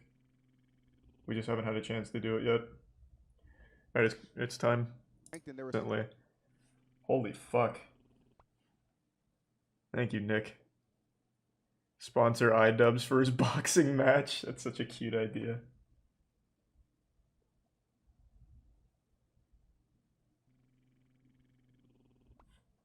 Riveting stuff. I would do this for pretty much every stream during these grind sessions, where I was more preoccupied with maxing my RuneScape account, so I had my head buried in my phone, deeper than an ostrich buries its head in the sand during mating season, and I would just sit there fucking grinding, and then I'd throw on a YouTube video, I'd still just be like grinding on my phone, I'd miss some things from the video sometimes, so I'd have to rewind it. My head was in my phone so much more during that period than it ever has been since, and I don't know where this criticism came from, because I am barely on my phone now. The only time I go on my phone is if there's an occasional text message that I forgot to respond to, or if someone messaged me about something important. I'm barely on my phone, so I don't know where that critique is coming from. That one is just wrong. I'm going to tell you you're wrong for that one. Now, I feel like I need to keep reiterating this here because maybe I'm starting to sound like combative or something, and that is just not what I'm aiming to do here at all. It's totally fine to not be enjoying my recent content or recent streams or something. Tastes change. I get it. At some point, you stop enjoying certain things. It's totally natural and totally understandable. I'm not upset about it. Like, sometimes reading the things hurts, but I get it at the end of the day. And there's nothing wrong with criticism, which is why I go out of my way to read the criticism and talk about it. And I'm just giving it my perspective here on all of this. So, for example, another thing that comes up is people are tired of me doing so much, like, coverage of things during streams or hanging out with chat as opposed to gaming as much. Now, I do think I haven't done as much gaming as I used to, because I used to do more, like, long-term shitty gaming, like where I'd play a shitty game for longer than I currently do. Nowadays, when I do a bad game night, I'll usually just play like half of a game, or sometimes not even half of a game, whereas back then, I used to just fucking full steam ahead finish those games that I wasn't interested in, force myself to, and I just felt like that didn't make for good content. So a game I didn't like that I was forcing myself to finish, I thought would probably be a big turnoff for a lot of viewers, like they weren't enjoying it. So I stopped doing that over the last year, where if there's a game that I either lost interest in or just didn't feel like finishing, I wouldn't force myself to. Though the consequence of that became even games that I liked playing, such as Armored Core 6, I never finished on stream. I started playing games more off-stream last year and even into this year than I ever did in the past. I talked about this years ago, but I completely stopped playing games on my own because I just elected to do them on stream with others. I went back to playing games on my own, like Alan Wake 2, and people didn't like that. So I started Alan Wake 2 on stream, the stream crashed, and then I ended up getting COVID, so I watched Alan Wake 2 on my own, and then when I got better from COVID, I played it on my own. I didn't stream it. Same with Spider-Man 2, played it on my own. So I do admit there was a lot of games I didn't play on stream to completion that I would have liked to, and I do understand that people probably want more of like completing games, so I've been doing that in 2024. I completed Suicide Squad on stream. If that doesn't showcase my perseverance and resilience, I don't know what does. I have been doing a lot more gaming in 2024 than in 2023, and I am finishing the games again, because I know people like to experience it with others as well, so I'm going to work on doing more of that again. But that's a totally fair criticism, that I haven't been gaming as much. On stream, that is. So I've been making sure to get back into the swing of doing most of my gaming while being live on stream. So you can expect more of that. And definitely more bad game nights, because those are always super fun. There's just been like a flood of games coming out, and a lot of them have been bad recently, so I've been getting pseudo-bad game nights recently too. But anyway, I think that is something that I need to actively work on and have been. So now let's go into another criticism I see a lot of. When I'm streaming, I'm always reading the chat, so I'm always talking with people in chat. Unless I'm playing a game, then I'm usually focused on the game and not interacting as much. But for the most part, I'm shooting the shit, so I'm seeing a lot of things. And it's Twitch chat and YouTube chat, so you're going to see some profoundly stupid statements. And oftentimes, I joke about those things. It's never really coming from a place of malice, unless of course the statement I see and call out is like a blatantly awful one or racist or something really terrible. Then I will get mean, because that deserves to be slapped down. That is some bad shit, and I will call that out from time to time. But when it's just something like weird or a bit odd, I'll joke back with the person, and I feel like a lot of times people are thinking that I'm being nasty to them, when that's not really what I'm trying to do. And maybe that's on me, maybe it's my fault for not making it clear enough, but when someone says something like, "Hey asshole, when are you gonna play Helldivers 2? You promised you'd play it," and I'm literally playing it in the stream that they post that message in, I'll usually say something back like, "When are you going to open your eyes?" or something. Like, I'll joke to them about it, but I'm not trying to be like nasty about it or anything. I'm just saying something silly back. Like, it's not trying to make an argument with the person out of it. And I feel like that might just get misconstrued somewhere along the way with viewers watching. So that's something I probably need to be more mindful of, I guess, because I'm never trying to make it like aggressive as a response. Or especially when we get into our heated alien debates, where we start fucking talking about warp drives, and I start getting real animated about warp drives and fucking the WoW signal. I'm never trying to be mean to people talking about it. I am just getting passionate and silly with them. And I guess that's just getting lost in translation somewhere along the way. So it's something that maybe I need to recognize more of, because people seem to think that I'm being mean to viewers, or I'm just a really grumpy old man. Another thing I see pop up a lot is how lazy I've become, where I post stream highlights now more often than I used to, which again I think is factually wrong, because if you remember the old React Charlie era, almost every video I'd post every day was a React video from stream the previous night. Like, I'd be posting 2 or 3 sometimes in a day that were all just stream highlight react moments. Now, I do still post stream highlights, of course, especially when it comes to like gaming related stuff. And sometimes I'll use some stream highlights in content. Like, for example, the situation with the cop and the falling acorn yesterday. I spliced in like a minute's worth of stream highlights, and that was a topic I learned about on stream and talked about further in that video. And I do still post like entire videos that are composed of stream highlights if I thought the topic was really interesting or if something was going on. But I do significantly less of that now than I used to, and it's really not even close. I feel like most people don't remember how much my content was just stream reposts a couple years ago. I really feel like I do more variety of content now than ever before, and I certainly put in significantly more effort to my content than ever before. It's just that big stuff, the really passionate, really expensive, and really like hands-on, lot of work content is not the content that gets the most views. Like the MWL, our Moist Wrestling League, that takes months worth of planning, it's very expensive, and the views on that is significantly less than pretty much anything else I make. Which isn't the biggest deal to us because it's fun. I love doing it, so I have no plans on stopping it anytime soon, but a lot of people aren't seeing it, thus they're not getting exposed to this wide variety of content I produce. And even outside of that, like the Dungeons and Dragons show, Skill Check show, that is another massive time investment. It's a lot of work and it's a lot of fun. There's a lot of passion behind that. It even has its own YouTube channel now. Music videos, again, another thing that I'm super passionate about, have been for a long time, but again, the views on that, much lower than anything else, so most people aren't seeing it. And even just like simple one-off videos like learning to dance, like where we brought out a dance instructor and we spent a few hours trying to master shuffling, which is something I've wanted to do for a long time. Not super popular. So a lot of these things, this wide variety of content that I produce, isn't the ones that are popping off. So people aren't seeing it, thus they keep thinking that I'm only doing either stream highlights or drama because that's all they're being exposed to, or that's all they're choosing to click on. Which isn't, again, it's not the biggest deal in the world, but yes, it does make me a little upset that people are saying that I'm only this one type of content creator, when really, I'm really proud about the wide variety of things that I make because I love doing that.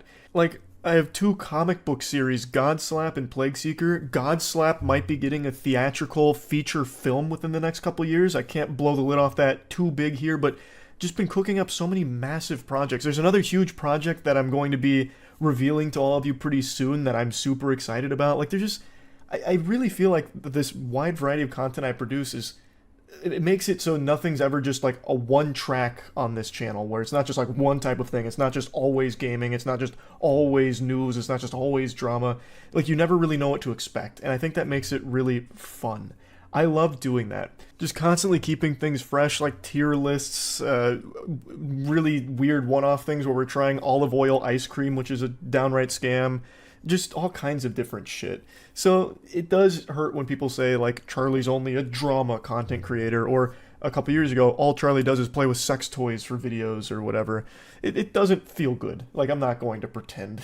Like, yeah, I wish more people knew about the large variety of things I do, so I wouldn't just get like a label slapped on me for something like that. But I get it. Like, I can't be mad about it or anything. Like, I do understand. So it's not like an incorrect criticism or something. Again, this whole video is just talking about these things from my perspective on all of it. And just listening to all the feedback and taking it in, thinking about it. I think it's very important for anybody, really. So yeah, I think this is all of the main criticisms that I've seen. I don't think there's anything I missed. But yeah, anyway, that's about it. So yeah. This is a type of video I've never made before. I'm making this purely out of spite. I'm just a vengeful spirit right now. I had to suffer, and I feel it's only fair you suffer too. On Twitter today, a few people tagged me in 2 TikToks that were just so insultingly offensive to my eyes. I was more disturbed than a Christian youth pastor going to see the director's cut of The Human Centipede. It was so yucky that I just feel obligated to inflict this pain upon you, the viewer, and I'd like to talk about them a bit further. It's from a trend on TikTok where weird dudes try and be sexual and do, like, sexual shit, but it's super fucking creepy.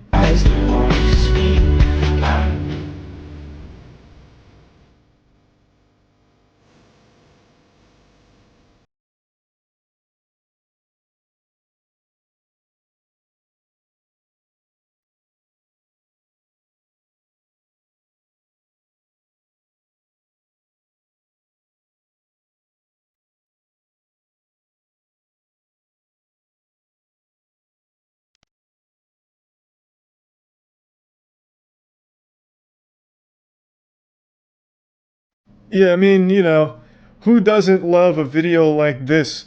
Just massaging spit into a blanket that you're pretending is a clitoris. Like, who is this for? I can't imagine there's a single sentient human being out there that's, like, excited about this or being turned on like, fuck, I'm wet now. Or, like, being cheered on in the locker room. Yeah! Oh, baby, yeah! Keep fucking rubbing her clit. Yeah, look at him go. Yes! It's vomit-inducing, especially considering that the majority of the TikTok user base is children. And then he finishes the video by, like, grabbing and squeezing what he's simulating is supposed to be a vagina. So he's basically just fucking, like, grabbing on it like he's trying to start a lawnmower. He's like fucking trying to pop a balloon in his hand. Like, it's so disturbing, like, the whole thing. And he's not the only one. There was quite a few videos I saw just like this. I don't really get it. Maybe I'm just getting older. But how would any woman see this and be like, damn, I gotta hit this guy up. He look at the way he's massaging his spit into that blanket. That could be my pussy right now. Oh my god. He could be massaging my pisser, and it'd feel this amazing like what I'm watching in this TikTok video. This guy's truly an expert. A sexual wizard. A pleasure wizard. From what I can tell, this trend is supposed to prove that you have sex. Like, hey, no, look, I fuck, and I'm good at it. And then they have, like, whatever song's playing here, Arctic Monkeys or whatever is going on, I don't know the song. It just doesn't make any sense. You know, like, if I was to participate in this trend, I'd want to go, like, full-blown Alpha Chad Thundercock status. Like, I not only know how to massage one pussy, but 50. So I'd have, like, some inspirational music playing, you know, like maybe Scatman or something, and I'm just going all over the place. Fucking southpaw on him, maybe get, like, the Zoidberg going. Just simulating rubbing over 1,000 clits around me. And then maybe I'd be considered the most sexual man on TikTok. Which, when said out loud, sounds like a crime, actually. The thing is, this whole trend is so disturbing as a viewer. Like, how is this content that anyone would leave a like on? But what's crazier is I saw so many people trying to duet with this video in particular, so there were so many people moved by it and turned on by it that they wanted to respond to it and, like, fainting, oh. It's wild. TikTok is truly an absolutely baffling cesspool sometimes.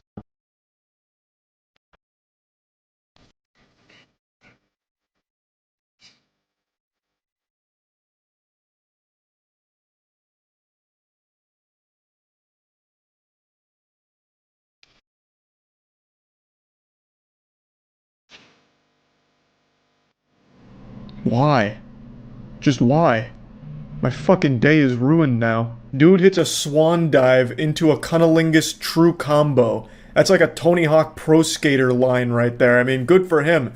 You know, connecting all of those tricks together. And he sticks his tongue out and his tongue is like 20 feet long. Which I think is supposed to be like a turn on for the women that we're watching. But I just feel like it'd be more of a detriment than anything. Because if this man goes to eat some vagina, he's also going to be eating butthole by accident. Like, his tongue is going to wrap around her like a G-string. It's going to be like tentacle porn, but with a tongue. So I don't think it's, like, necessarily the best thing in the world to have a tongue this long. Especially not for him in particular, because when you're going to administer the doctor-recommended dose of vaginal eating, you'll just get a taste of ass, too. It's like, oh, God, babe, why does your pussy taste like shit? It's like, well, you know why. Your tongue is fucking deep in my colon right now. How do you not realize that? But I don't even understand, like, this doesn't even show that you're good at sex, which I think the whole trend is supposed to. Because who the fuck is like, hey babe, you ready to bang? You ready to make a bedroom ham sandwich? Alright, here I come.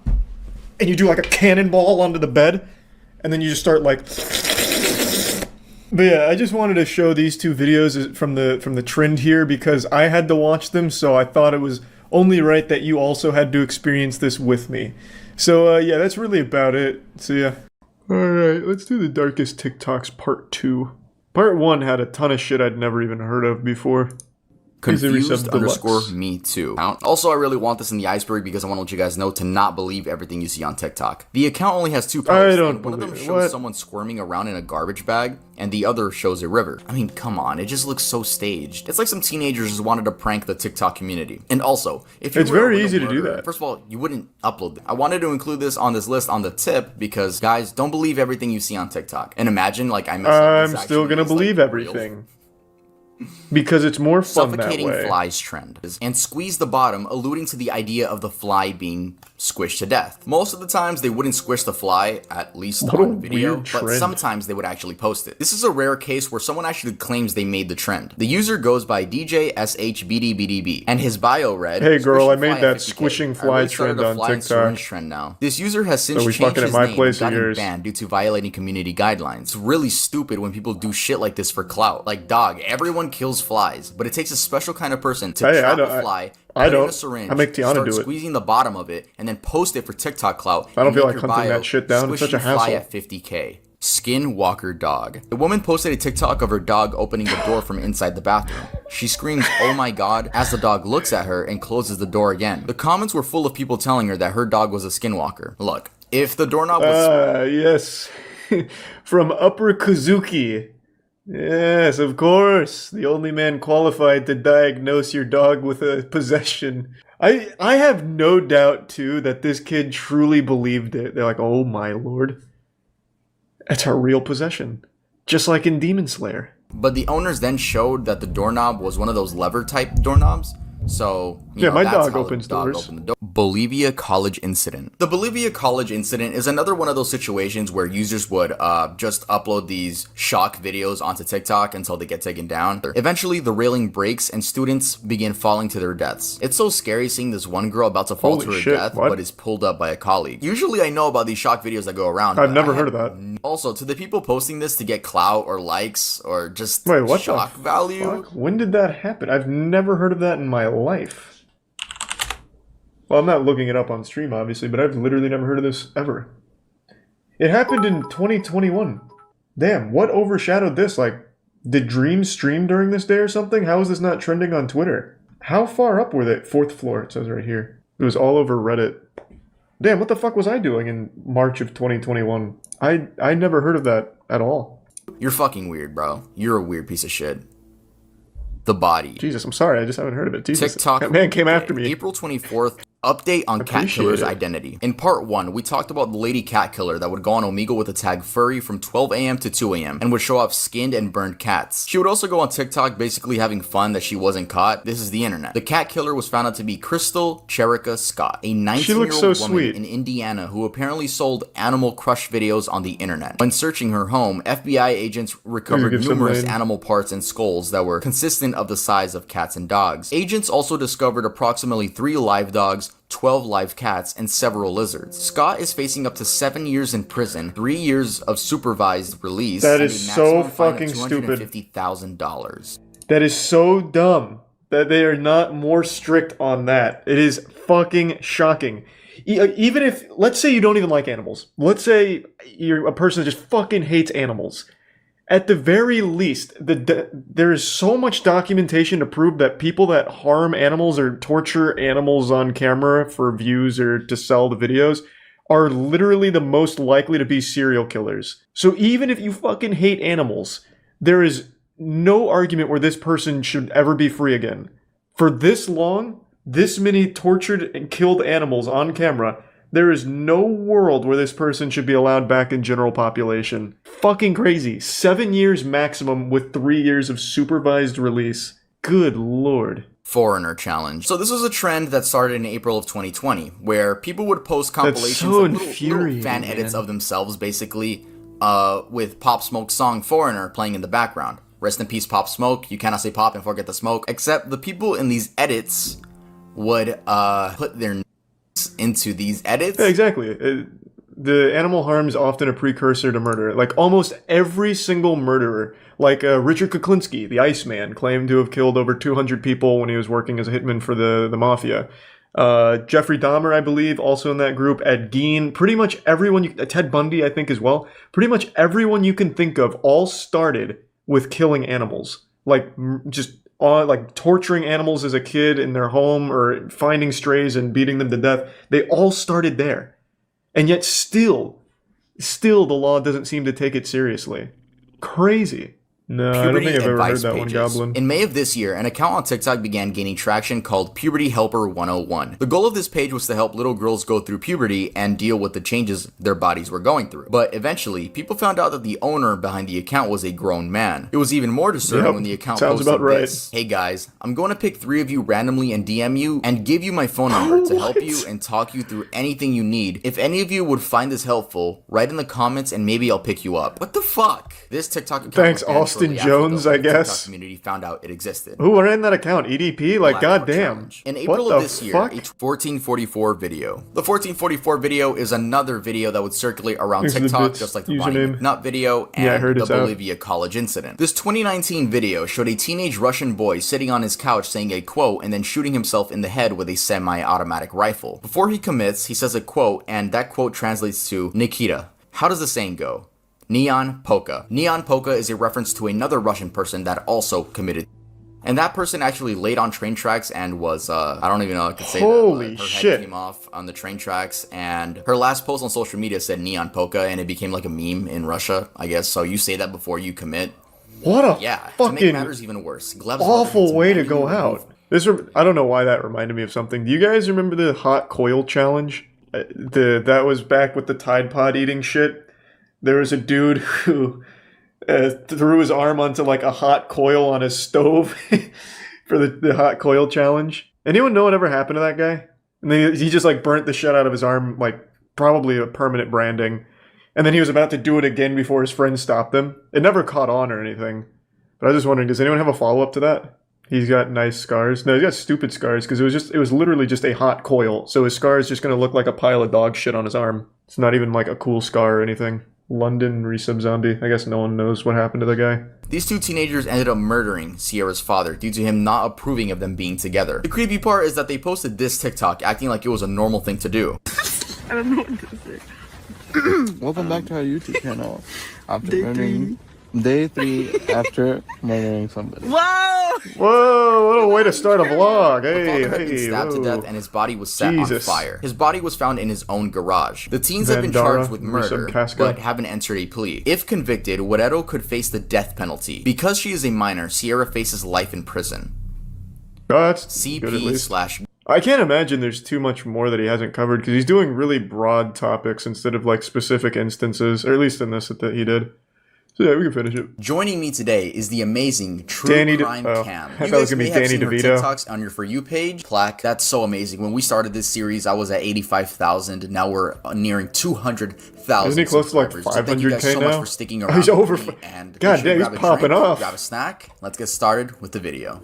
Jesus. I feel like he was at Jonathan 500K like a day ago, or whenever we watched the is first part. Jonathan G. You guys most likely have heard of this, but let's keep talking about it. Jonathan G was a TikTok account that appeared No, I in have no idea who 2020, this is. but the original account has since been banned. To understand exactly who and what Jonathan G is, Looks first familiar, though. we have to go back to 2016 and inform ourselves about the Blue Whale Challenge. It is believed that Rina Palenkova was the first victim of this horrible game. We spoke briefly about her in part 2. This happened again in doubt 2019 with the infamous Momo picture, which I can't show or else this video would get demonetized. Where was the first sighting? Apparently, the first sighting of any of these accounts was on TikTok, going under the username @Jonathan. I remember the Momo thing. Eventually, if you're wondering how these anonymous people were able to convince these young teens into doing these horrible actions, I don't think they it's because did. they would threaten to dox, which means find your address, kill your entire family, and do other disgusting things. All the other versions of it have resulted in a lot of kids committing. Well, read this one about I don't think so. If I remember correctly, I haven't done research on this, but I do remember that Momo thing. I don't remember Goofy, whatever that is. I remember that guy's face, but I don't remember that being anything like further than that. But the whole Momo thing was all just a complete hoax. It was all completely fake. No one actually like hurt themselves or anything like that. I don't even know what I type in to find it. Momo related deaths, maybe? Yeah, the Momo challenge hoax. I don't think there was an actual case of somebody, killing themselves from it.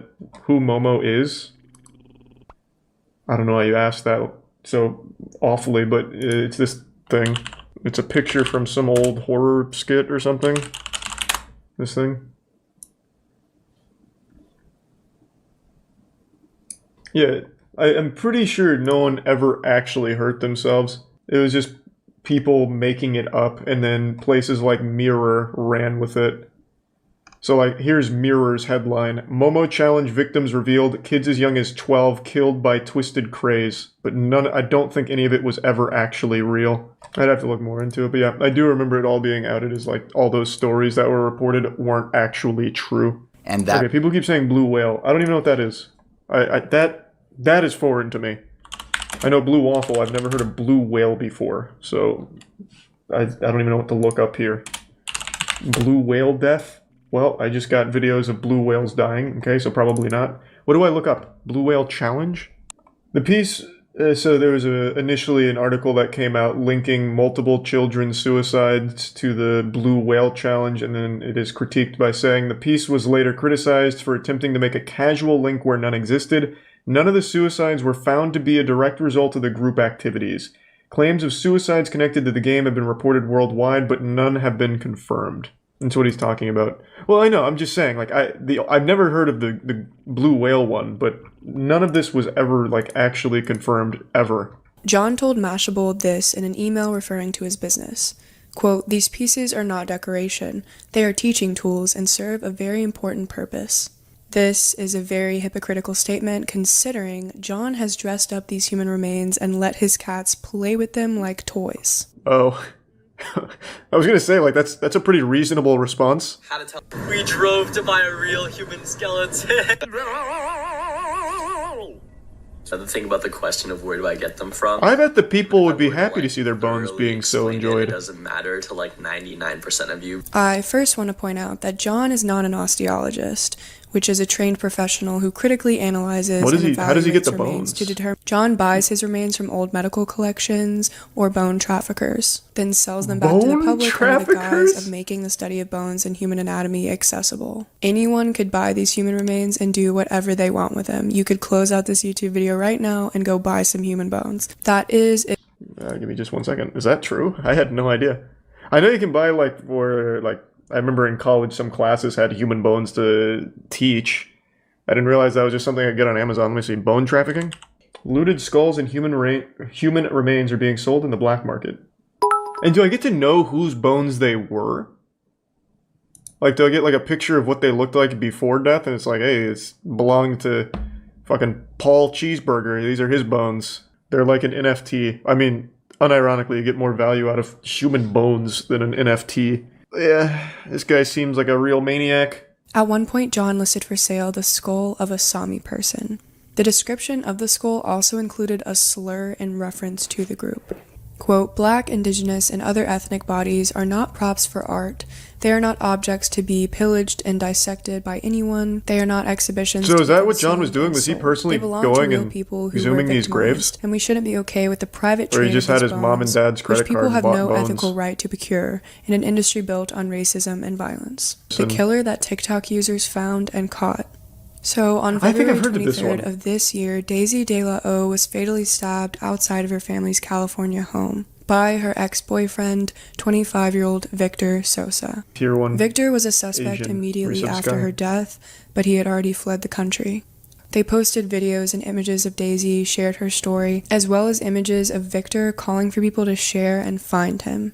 They used the hashtag #JusticeForDaisy. Luckily, the videos landed on the right For You pages, and tips started rushing in. Victor should've just Sosa asked had been 4chan. spotted working. The person who sent this tip in said that Victor had been working at this bar for weeks and was living his best life like nothing ever happened. Susanna wants justice for her daughter and hopes by telling Daisy's story that other young women will find the strength to lead these abusive relationships. If you or someone you know is suffering in an abusive relationship, go to www.thehotline.org. I feel like TikTok would actually be a really good tool for something like Benadryl that. challenge. Just In because everyone mid-2020, has a new TikTok. trend surfaced on TikTok. That being Like, look the at Benadryl EDP, challenge. for example. EDP literally can't exist in even like a parking lot in bumblefuck nowhere without someone videotaping him for TikTok. That man can't go anywhere. So actually, maybe using TikTok as a resource for catching people would be pretty effective just because there is so many people on TikTok. The TikTok challenge that dares people to Prime strangle Ryan. themselves and escape.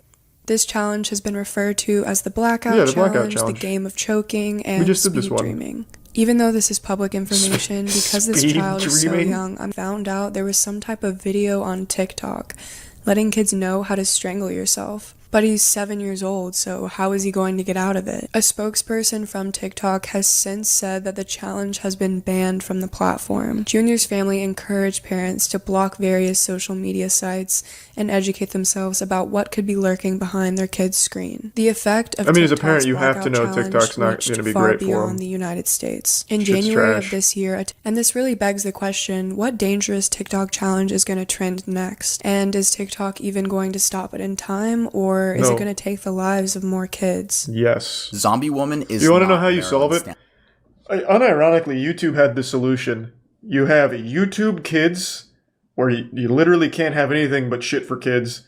Then you have normal YouTube. And then they fucked it by just still allowing kids on normal YouTube anyway. So that's how you solve it. You have TikTok for kids, and then you have a TikTok that kids cannot access. And the two never collide. That's how you also get rid of all your child predators. Easy. But then again, it's hard to well, you wouldn't know people's ages on TikTok for kids, I guess. I don't know how you'd enforce it. Right? We're prototyping right now in the lab. I'm still coming up with the solutions. Require an ID to sign up? Yeah, but kids don't have an ID. What are they gonna give me? Their fucking Roblox username? Yeah, it'd be tough. How would you enforce it? A biometric scan? I don't know what the fuck you'd do. Social Security? That'd be good, because that solves two problems. Not many people want to give up their Social Security number, so then TikTok dies, and that's a net positive overall, too.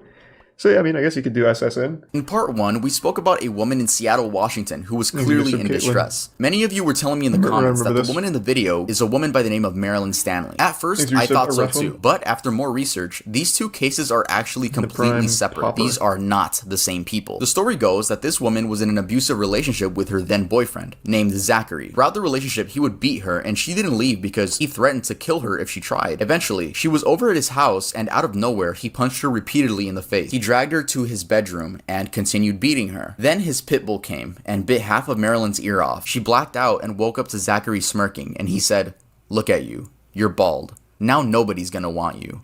Jesus Christ. She described, and Zachary, he ended up blaming the scalping on his dog, but detectives were able to find out that the Was his knife dog he a used barber? had scalp on it. This idiot ended up getting 20 years in prison, which, bro, honestly, I think we can all agree he deserves a lot more. And sadly, Marilyn has to wear wigs now since she cannot grow hair at the top of her head anymore. God damn. TikTok That's helped fucking identify intense. an Appalachian Trail killer. Because that On video April looked like it 29th, was like 2019, makeup or TikTok something. user I thought it was like Taylor, from like a aka horror at set. Flowers Don't Growl, Holy went shit. camping. The man must have been scared by the police lights because It he sounds just super eventually fake. wandered off and faded into the darkness. An officer accompanied them back to their campsite so they could gather their belongings and get the heck out of there. And Taylor learned not only the crime identity R of the in the man, sub-gam. but the fact that he had killed someone just 2 weeks after they'd crossed paths. Ronald made it to Southwest Virginia. This is where Ronald ran into the man that attempted to murder Taylor and Chris, who was later identified as Does he just James live L. there? Jordan. A Canadian woman nearby was also stabbed and managed to survive by playing dead. She then ran back to meet the other hikers and made a such a 6-mile trek risky to maneuver. safety with them. In April of 2021, James Jordan was found not guilty by reason of insanity. Devious lick trend. The devious... What? I actually just read something the other day that when you plead insanity, it's actually worse for you. I was reading that, like, if you plead insane, it is significantly worse than you're just confined to a mental institution for, like, your entire life with no chance of parole or anything or some shit like that. Yeah, so he's not free. He's still in federal custody. That's what I just wanted to say. Though there is that... We even went over this on stream a while back. Do you guys remember, I think it was in Canada, there was that guy on a bus who out of nowhere grabbed a knife and stabbed a passenger. I think he ripped his head off, like cut his head off, and ate his eyeballs while everyone else on the bus watched. Because they got off the bus, he just out of nowhere started stabbing some random passenger. They all got off the bus, and he just sat there in the bus and ate the dude's eyeball. That guy only spent, I think it was 5 years in jail, and then was let go. He's completely free, he changed his name, and now he works a normal job. He's just back in general pop. No, it wasn't drugs, it wasn't anything like that. He pleaded insanity, And I guess after 5 years, they said he was good. No, that's real. What the fuck was his name? We're kind of going back in time because we already did this, but let me look it up again. Vince Lee. Oh, the man formerly known as Vince Lee. Vince Lee was found not criminally responsible in the killing of Tim McLean. Bro, I don't know who he hired in court. He must have got Saul fucking Goodman. He was found not criminally responsible for the beheading and consumption of Tim McLean. So he was discharged in 2017 and changed his name, and he's back to business as usual. Fucking wild. He spent 7 years, though. It was 7 years, not 5. God damn. Wasn't drugs.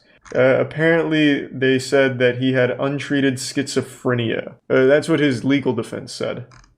Whether or not that's true, I mean, that's up to whatever you want to believe. But after spending 7 years institutionalized, they deemed him safe to be put back into like general pop. So he went to independent living.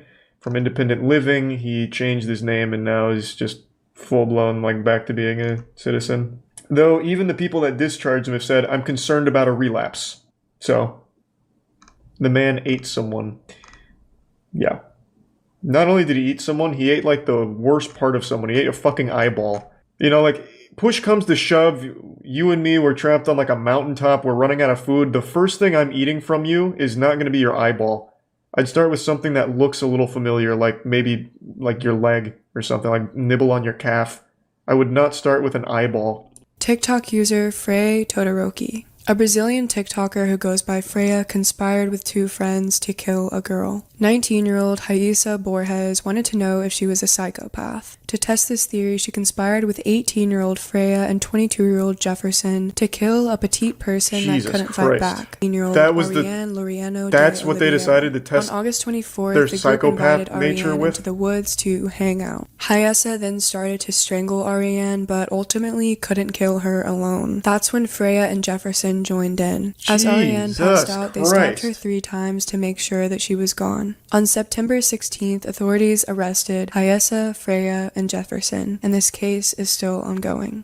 Hopefully it ends with if you guys life enjoyed in prison. the video, make sure to leave a like. And if you're not subscribed, If you want to know if you're a please, may I ask psychopath, for just your do what normal subscription people if do. you See enjoyed if you the like video. Overwatch. Also, that was good though. Those were good icebergs. I had heard of a decent bit of them, but not a ton. Especially not that last one.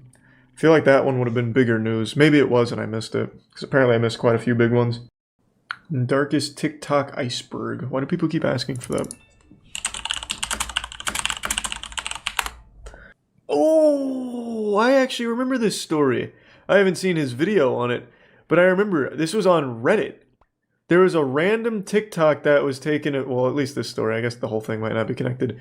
A random TikTok taken of a girl with like a black eye and shit. And then Redditors actually were the ones that maybe potentially connected her to a missing persons case. I don't remember the result. I don't know if it actually turned out to be true or not, but yeah, I guess we'll check it out, sure. we're doing it from most tame to most gruesome. This video gets really, really, really dark, and it sounds so ironic because it's TikTok, but you guys would. No, TikTok's a fucked platform. Also, I made Shit's this nutty. list. I hope you guys watch the whole thing. By the way, make sure to follow me on Instagram and subscribe to the channel if you are not already. Actually, don't subscribe yet. I'll earn your subscription by the end of this video. Hey. Without botting accounts. Like most social media, TikTok has underwhelming. Users that want followers can easily look Everyone up knows how to buy TikTok's TikTok botted to followers fuck. with Google. I don't know how lame you have to be to do that stuff. Hey, fun fact. That's how Travis Scott started. Travis Scott bought all of his followers on SoundCloud when he started. His manager came out and said that Travis Scott, paid him to set up a bot farm for his SoundCloud engagements, and then he was able to pitch that manufactured success to a record label. So yeah, that shit really works.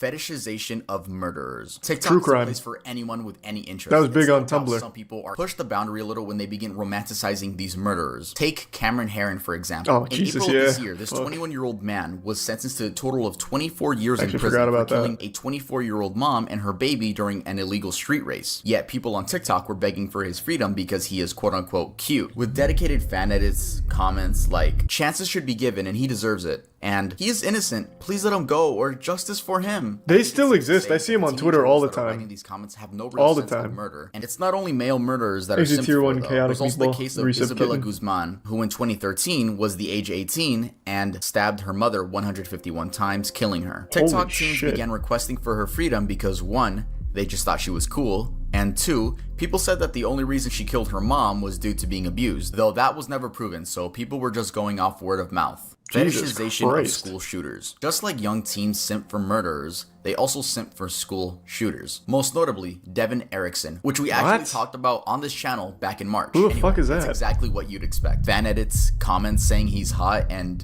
I wouldn't doubt some asking for his freedom. Speaking of romanticizing school shooters, I remember FTP made a couple Wait, shirts referencing who the fuck was that?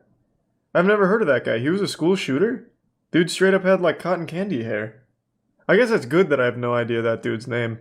But yeah, no, I had no clue. I've never seen that guy before in my fucking life. I don't know who started this trend of thinking school shooters are people you should idolize, because they're not. They're shit humans that took away lives of innocent people. The Surface. Faking disabilities. There was an instance Ooh, this last was week big. where this girl Still on TikTok big. did some detective work and found out that the account at Adopted and Disabled Child was actually a guy pretending to be disabled. For what?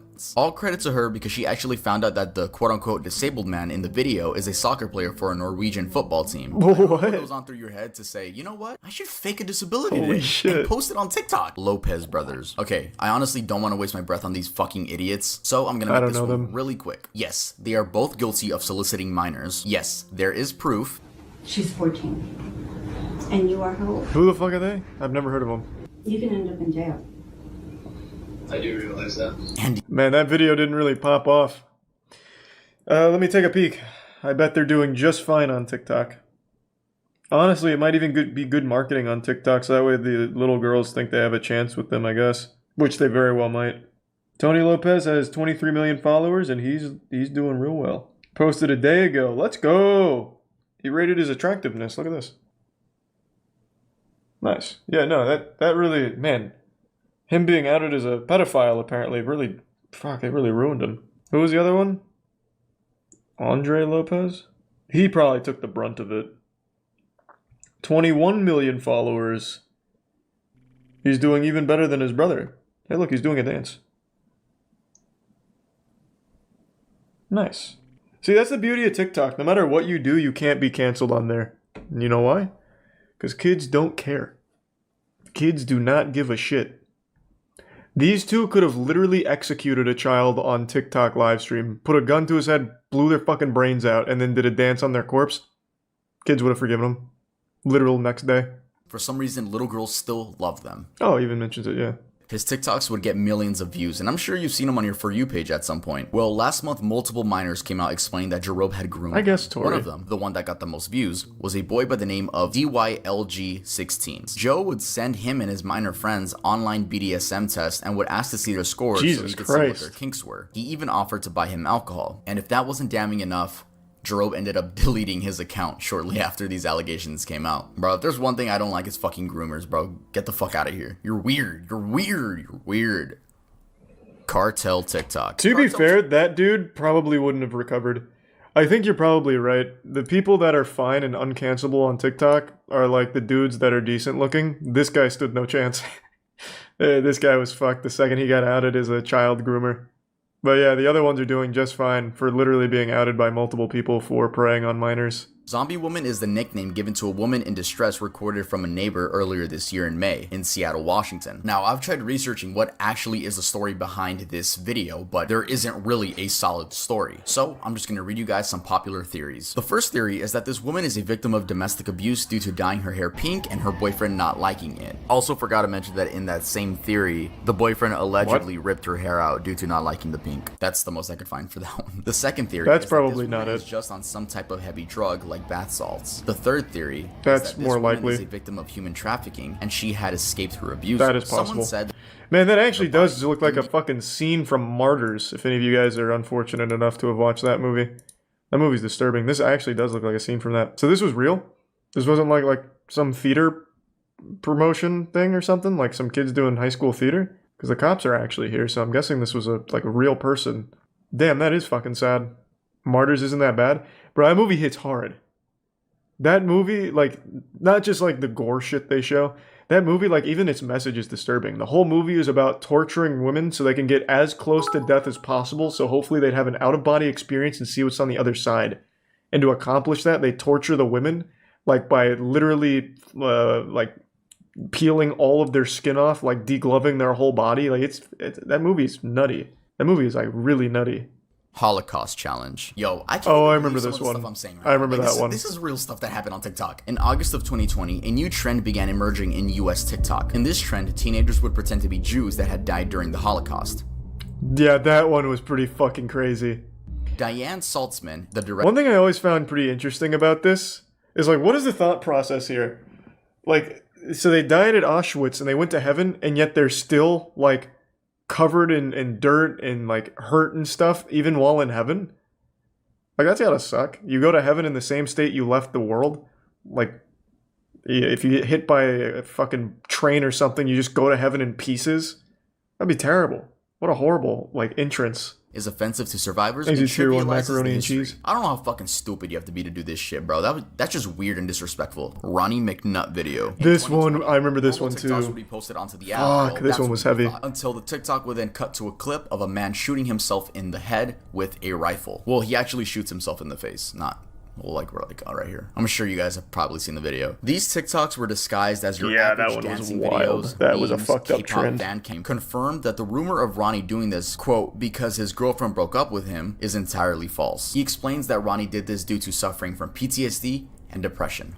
Oh, yeah, that one was super TikTok sad. beheadting video. In the summer of That this one was year, really fucking the video sad. began Cassie Compton. In January of 2021, This one I remember a from video Reddit. posted on TikTok went viral due to showing a woman sitting in the backseat of a car. People compared this woman to Cassie Compton, a 15-year-old who disappeared from her home in Stuttgart, Arkansas on September 14th of 2014. Though, these were later found out to be two completely different people. And Oh, the it woman wasn't in the right? video was confirmed by family to be Haley Grace Phillips. She had been reported missing by a family member Oh, who saw the well, video. it was but right, though. on her own account, had just left home due to a falling out with her father. So, Oh. you know, she didn't think she was missing. She just, like, left home. And when asked about the black eyes, she explains that she had been jumped and robbed by two women when leaving the store. And the men in the car were friends of hers helping her track down the attackers. Many were still skeptical to if she was telling the truth or if her abusers were telling her. So Reddit was almost right, So we kind have no of. idea what the Austin 13. Austin Morosky was a TikToker with many followers who was accused of raping his 5-year-old sister. Yep, you heard that right. Jesus So basically, Christ. there is no hard evidence that I could find to this case. It's all just word of mouth from people that went to high school with him. That if you happen to get in the same scenario like myself, don't beat yourself up. Let this be a lesson to my followers and whoever's watching, that words will and can affect someone's life along with the cyberbullying. Which, by the way, is one of the worst apology videos I've seen. What? It's right up there with James Charles and David Dobrik. You'd expect him to be like, no, I did not rape my sister, or yes, guys, I did. Holy but shit. He just dodges the question. He acknowledges nothing. What the Lady fuck? Cat Killer. Wait, what the fuck? That was actually, like, his response? I imagine he's doing just fine on TikTok.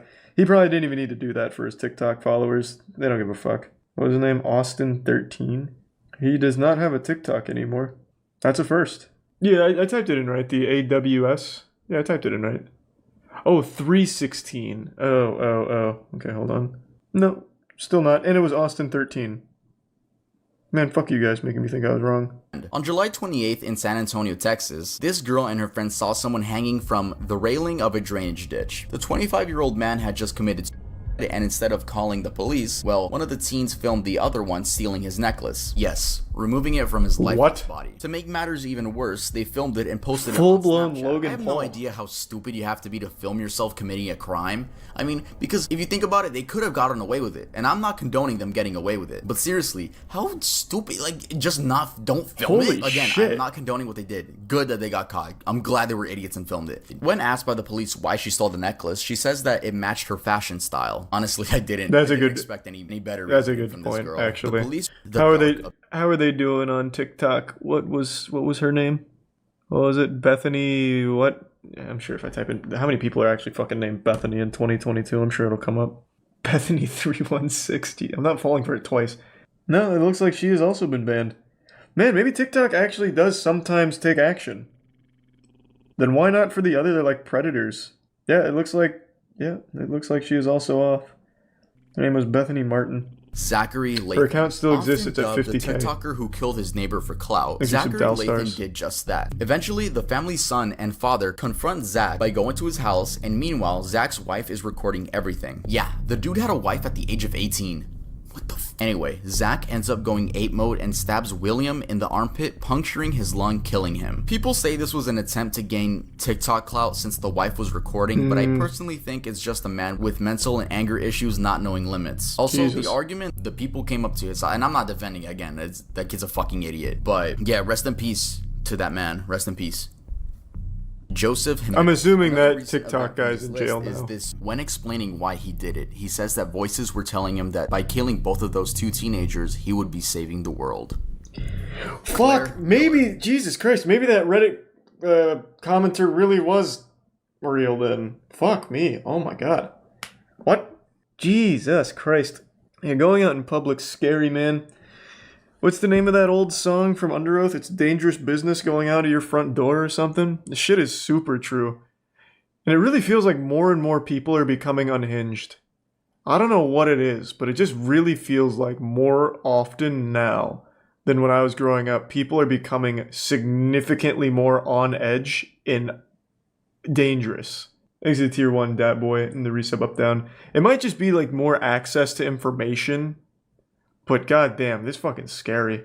Claire Miller is a 14-year-old girl that murdered her disabled sister, Helen, that had cerebral palsy, a disorder that affects a person's posture, muscles, and balance. Claire hysterically called 911 and just admitted to murdering her sister, and when the police arrived, they noticed that she had tried washing the blood that was on her hands in the snow on the ground. So I guess there was just bloody snow everywhere. And they had found a knife inside of the older sister's neck. They are charging her for murder as an adult. She's not being charged as a minor. She's being charged as a full adult. So she's That's gonna good get these news. consequences. God damn. Nicola Priest. This is by I think far as TikTok continues to grow, pretty much every criminal ever is going to be able to be traced back to a TikTok account. So literally every criminal from this point forward, I imagine, will be able to watch TikTok videos of them doing the Doja Cat dance or some shit at some point. Because it's just everyone has one now. So literally every single murderer is also going to be a TikToker by extension. That's a pretty wild future. So this woman from the UK named Nicola Priest would post Thanks, TikToks Resub mourning her Innocence. dead daughter. This woman actually murdered her own kid and then went on TikTok post mourning her own daughter. People found this out because you can actually search her up on public records and it says there that she murdered her kid. That's what she is. And if you go back and watch some of the videos, her account is still up, by the way. If you go back and watch some of the videos, it's so fucking creepy seeing, like, just knowing what Why? happened Why is and her seeing account that she's still up? acting like she didn't fucking kill her own daughter. What? What was her name? Nicola Priest. How is she doing? No, it's down now. Okay, so it must have been up in August. It is down now. So far, almost all of them have been. I'm very surprised. Usually they're not. Why just 15 years? I have no fucking clue. I have no idea. I imagine, if I had to take a guess, I would say it's probably the UK. Let's see, in fact. Mom who killed 3-year-old for interrupting her having sex posts... What? Posts apology to her parents. And yes, she was from Solihull, England. She made a fucking YouTube apology video for killing her 3-year-old daughter. She was having sex with her boyfriend and got interrupted. And so she killed her daughter. What was the thought process? It's not like she was going to go back to getting laid after committing a murder in front of the boyfriend. Oh shit, the boyfriend is also implicated in this. The vomiting was the result of the severe beating you were both responsible for inflicting on her. No doubt you irritated by her crying, asking to be let out. It interrupted the two of you when you wanted to have sex. You lost your temper and you were joint participants in the assault. Holy shit. And they got 15 years. It's a fucking joke, man. That's a fucking joke. Yep, that should be life for both of them, I would say. And what's even wilder is she used it for clout on TikTok. All right, yeah, that was the iceberg. That was a lot of shit. Let me know what you guys want to see. There's a shart trend as well. Now that just sounds like good fun. No one's getting hurt in a shart. Damn. Yeah, that was a lot of shit I'd never even heard of. I was the one that discovered why good girls like bad guys. I was the fucking scientist that cracked that code. The one the fucking shit archaeologist who dug through shit trying to find and clean his finds of shit on the Musical.ly or TikTok app, and then I made the video about good girls, bad guys, and then Pyrocynical has the audacity, he has the gall, the chutzpah to steal my video idea, my video in essence. He takes it from me without even mentioning me. And then Memulous, I had him on the fucking podcast. I raised the boy. I made him a man, put hair on his ball sacks on the podcast, and he turns around and does a TikTok video as well? Again, without even saying that I was the cream supreme of TikTok finds? Disrespectful. Now no one even knows that I was the one that discovered it. And it's a shame. It's a fucking shame. So now I, the holy king, chosen by God himself to sit upon the throne of shitting on insufferably bad TikTok content and watching borderline illegal TikTok content, must retake my place atop this mountain of dog shit that is called TikTok. You sure you want to do this, little girl? I mean, what if we're dangerous? What if I am? This is exactly what I meant by borderline illegal. So apparently this dude was under the impression that he was communicating with and singing to like a 6-year-old girl, and then it turns out she's not actually 6. Fucking got him. Catfish. Lied to. This is like a Chris Hansen play right here, right out of his playbook. I don't understand. And what the fuck was that picture anyway? It looked like a missing person on the back of a milk carton picture. This is just some weird shit, and it's apparently a trend on TikTok. There's a fucking 100 of these. Sure you want to do this, little girl? I mean, what if we're dangerous? What if I am? What if we're dangerous? What if I am? How many child predators are there on TikTok? How many dudes were under the impression that they were communicating with children, and then they do this challenge and it turns out they're not children, so they're all surprised? What a fucking weird trend and culture on TikTok. Let's go ahead and check out some more of them. Oh well. Karma's a witch.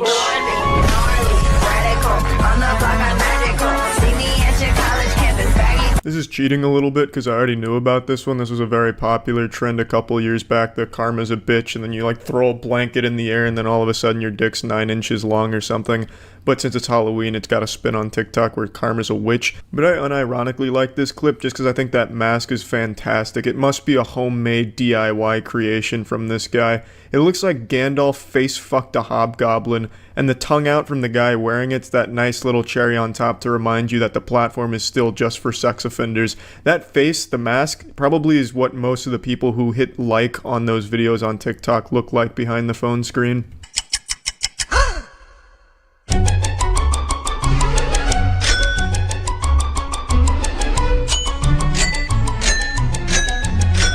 Who reacts that way to seeing a bottle of water on the floor? If I saw a bottle of water on my floor, I'd be like, oh shit, must have left that bottle of water on the floor. But she stumbles in here like she just walked into a crime scene. She's just fucking disgusted by it. Makes a face like she's watching her parents have sex. Then it turns out that bottle of water's super heavy like Thor's hammer, but luckily she had a real man on standby to come help her with it.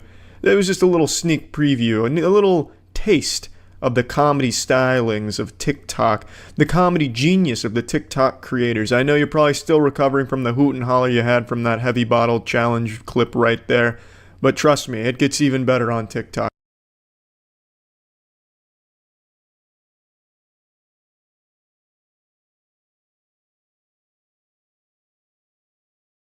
Did you see those goofy faces? In case that didn't really tickle you pink, did you see what he was curling? It wasn't a weight, it was a fruit. That's right, this is part of the comedy trend on TikTok called the Fruit Fitness Challenge. I mean, need I say more? This is where all the good shit goes to die. I think that's enough of TikTok for today. I've scrolled through plenty of videos. I think I'm going to call it quits on the TikTok app for tonight. See ya. Fear of the unknown is probably the most popular fear on the planet. I feel like most people are afraid of things they don't fully understand, and that's what I'm here to talk about today. And I'm sure a lot of you have already seen this, but I am fascinated and disturbed by a very popular branch of TikTok live streaming content that's blowing up right now. I'm like a dog when you get a vacuum cleaner out. I cower in fear because I really don't understand it. Now, TikTok live streams already have a reputation for being horrible. It's just an absolute wasteland. It's full of trash, more so than a landfill. I don't think there's ever even accidentally been a good TikTok live stream, except for the time a ton of people were illegally rebroadcasting the Super Bowl on there.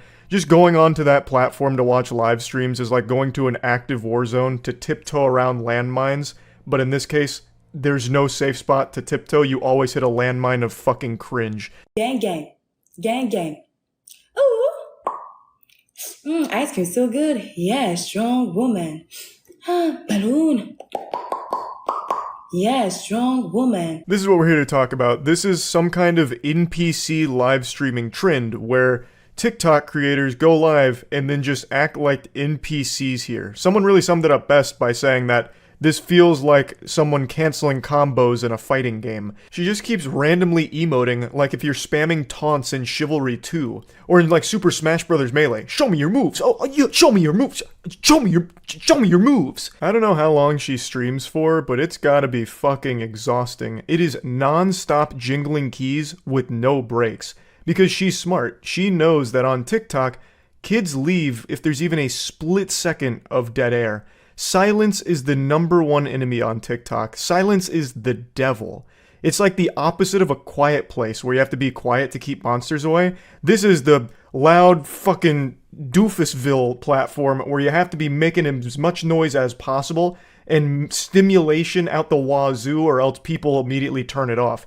Which is why most popular videos have like 5 different tiny videos inside of them, like cutting soap in half with a knife, or the loud sounds of 5 trash cans being slammed together like cymbals while Temple Run's playing on the bottom right and GTA 5's on the top left. And she's come up with a more effective money-making strategy than free armor trimming in RuneScape.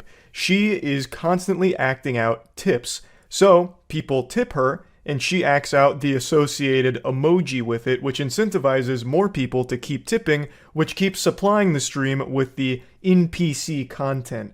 Yes, yes, yes, yes, yes, yes. Yeah, strong woman. Yeah, strong woman. Slay, huh? Oh, take your gas, I love you. Slay, huh? Gang, gang. Gang, gang. Gang, gang. Yeah, strong woman. Ugh. Fire, butterfly, beautiful. Okay, fire. Gang, gang. Gang, gang. Oh, where's my feet? Ooh, gang, gang, gang, gang. Yes, popcorn. Gang, gang, gang, gang. Fire. Gang, gang. Pop, amazing. Ooh. For those that don't know how it works, on TikTok, they're so quirky and raw XD random that instead of just donating to a creator on live, you tip them with like emojis. So you give them like some roses or a dragon or a galaxy or a lemon or some shit like that. And then the creator can take this random assortment of Microsoft clip art and then turn it into money. So that's what's happening here. She's getting these tips and then she's just doing a short little performance with the tips as like an NPC. And on TikTok, it seems like people are constantly tipping. It seems like one of people's favorite pastimes on TikTok lives is giving away all of the money they have to their name.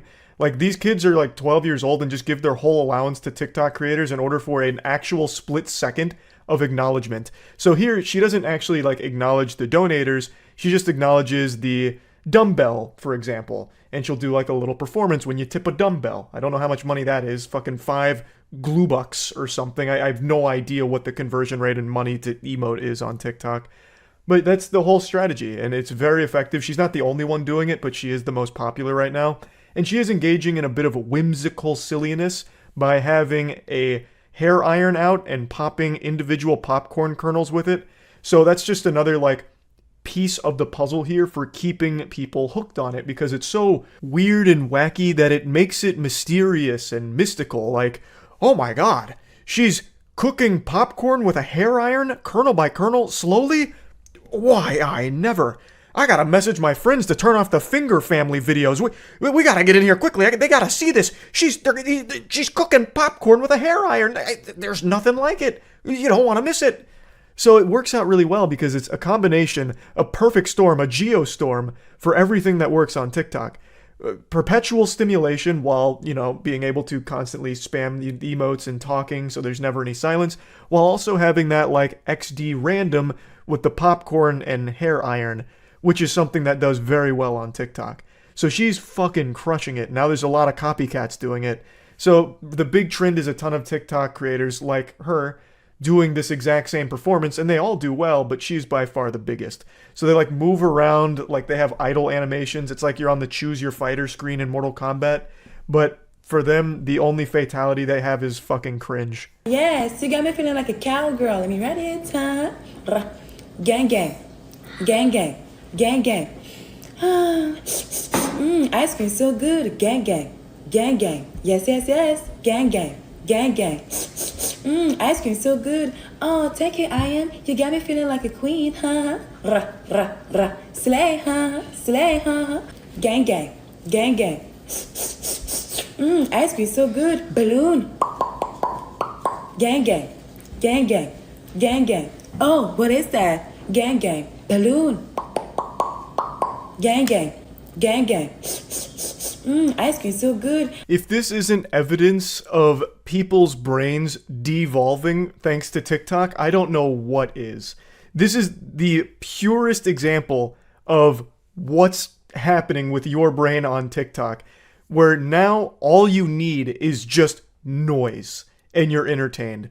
Again, it's the same performance every time. She has a set list of how she responds to the emotes, and she doesn't deviate from it, and she very rarely breaks character. She only broke character one time over the last, 4 days I've seen this, and it was brief, very brief, actually just 5 seconds, and then right back into it. There's no interaction. There's nothing beyond just seeing the same emotes over and over again. It's like if you watched a 10-hour compilation of the same 5 Fortnite emotes repeated forever.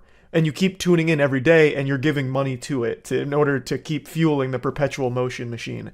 Very smart on her end, but man, I don't get how she is averaging 40,000 viewers all watching this same performance every fucking day. It's mind-blowing to me. It's baffling. Nothing but respect to the creators capitalizing off of this here, but nothing but shame for seeing the state that entertainment for young people is in. I was just talking about Skibbity Toilet yesterday, actually applauding it by saying, finally, a piece of content I think is pretty solid in a sea of dog shit content for kids. There was finally something like a bright light at the end of the tunnel with Skibbity Toilet, finally something that looked like maybe good content still exists for kids. And then immediately I started jumping into this rabbit hole with the NPC live streams, and I'm right back to where I started, where I feel like every single kid is doomed to failure for the rest of their life thanks to their brain being rotted by TikTok. But anyway, just wanted to talk about this a little bit because I found it pretty interesting and obviously kind of goofy. So that's about it. See ya. Yeah, I've got COVID again. This makes number 5 for me. I'm the Michael Jordan of COVID. Pretty much anytime I go to an event, I'm guaranteed to get COVID, it seems. It's really infuriating. I'm the faker of getting COVID. I was even considering doing a tier list for all of my experiences with it so far, but we'll see. The only reason I mention that is because I'm going to sound congested here. My voice might also start cracking, but I don't really feel like editing all that much, so I'll probably just leave it in. Just know it's not a second puberty or anything. Anyway, I'm sure a lot of you have heard of this trend. Maybe? I don't know. I only just learned about it today, but it's been going on for about a month, where OnlyFans creators are putting AI Down syndrome filters on their content to try and drive more clicks to their OnlyFans. I took the audio out because of DMCA, but they're all exactly the same, where it's hypersexual, like my pussy doesn't have Down syndrome or whatever, and then ChatGPT captions to accompany it. There are so many accounts and so many examples to pull from. We'll get into some notorious ones in a minute, but in some cases it's the management teams that are doing this, where they're taking their creators and then making a separate account for them where it's all AI Down syndrome filters on the content to link back to the other OnlyFans, so it's a tactic to try and drum up more clicks to it. I can't exactly find the genesis of this, what started the trend, but it goes back about a month ago from what I can tell, and it is blown up. There are so many of these, and there's a lot of articles being written about it now about the fetishization of Down syndrome and also just using AI to pretend that these OnlyFans creators have disabilities to try and get more people to their OnlyFans. It's fucking weird. There are so many like this one here where it's not even close to being convincing. You can actually just see the filter fall off anytime she turns around So like right there, you can see the filter snap back to her face. And every single one of these always has very similar captions that are clearly just AI generated, talking about like, the label doesn't define this and that.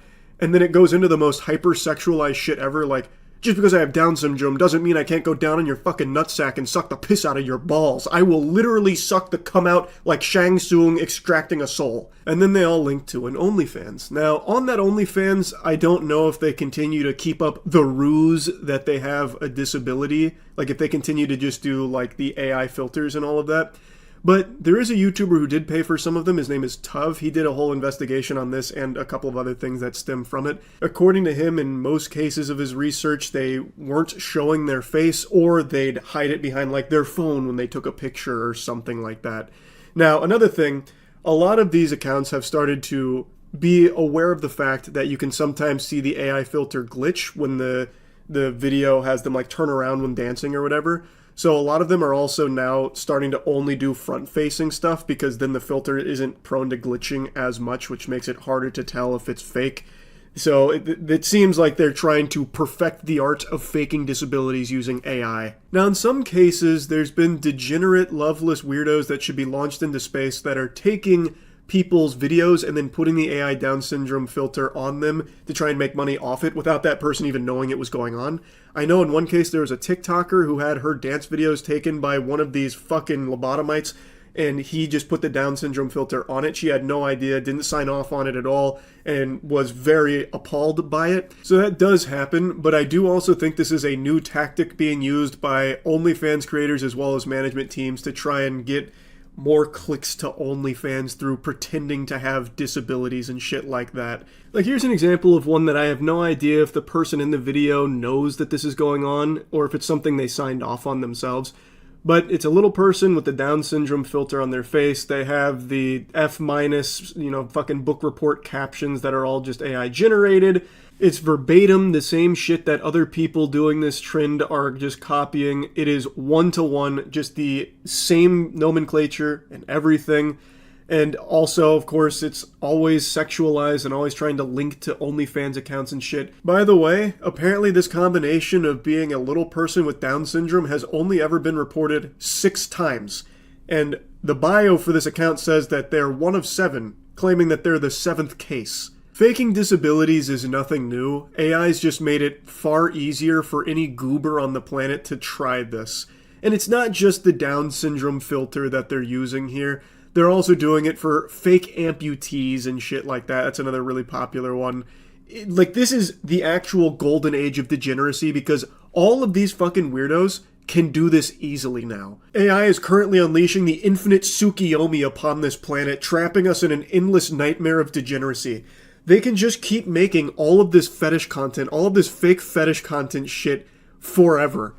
Now, again, I don't know if the OnlyFans creators like the little person there or any of the other ones engaging in this are actually even aware that it's happening, or if it is just third parties or maybe even their managers that are doing it without them knowing. Couldn't tell you, but either way, it is fucking gross. It is crazy that we've reached the point where we're just using AI to fake Down syndrome so more people will click on the OnlyFans and spend money on it.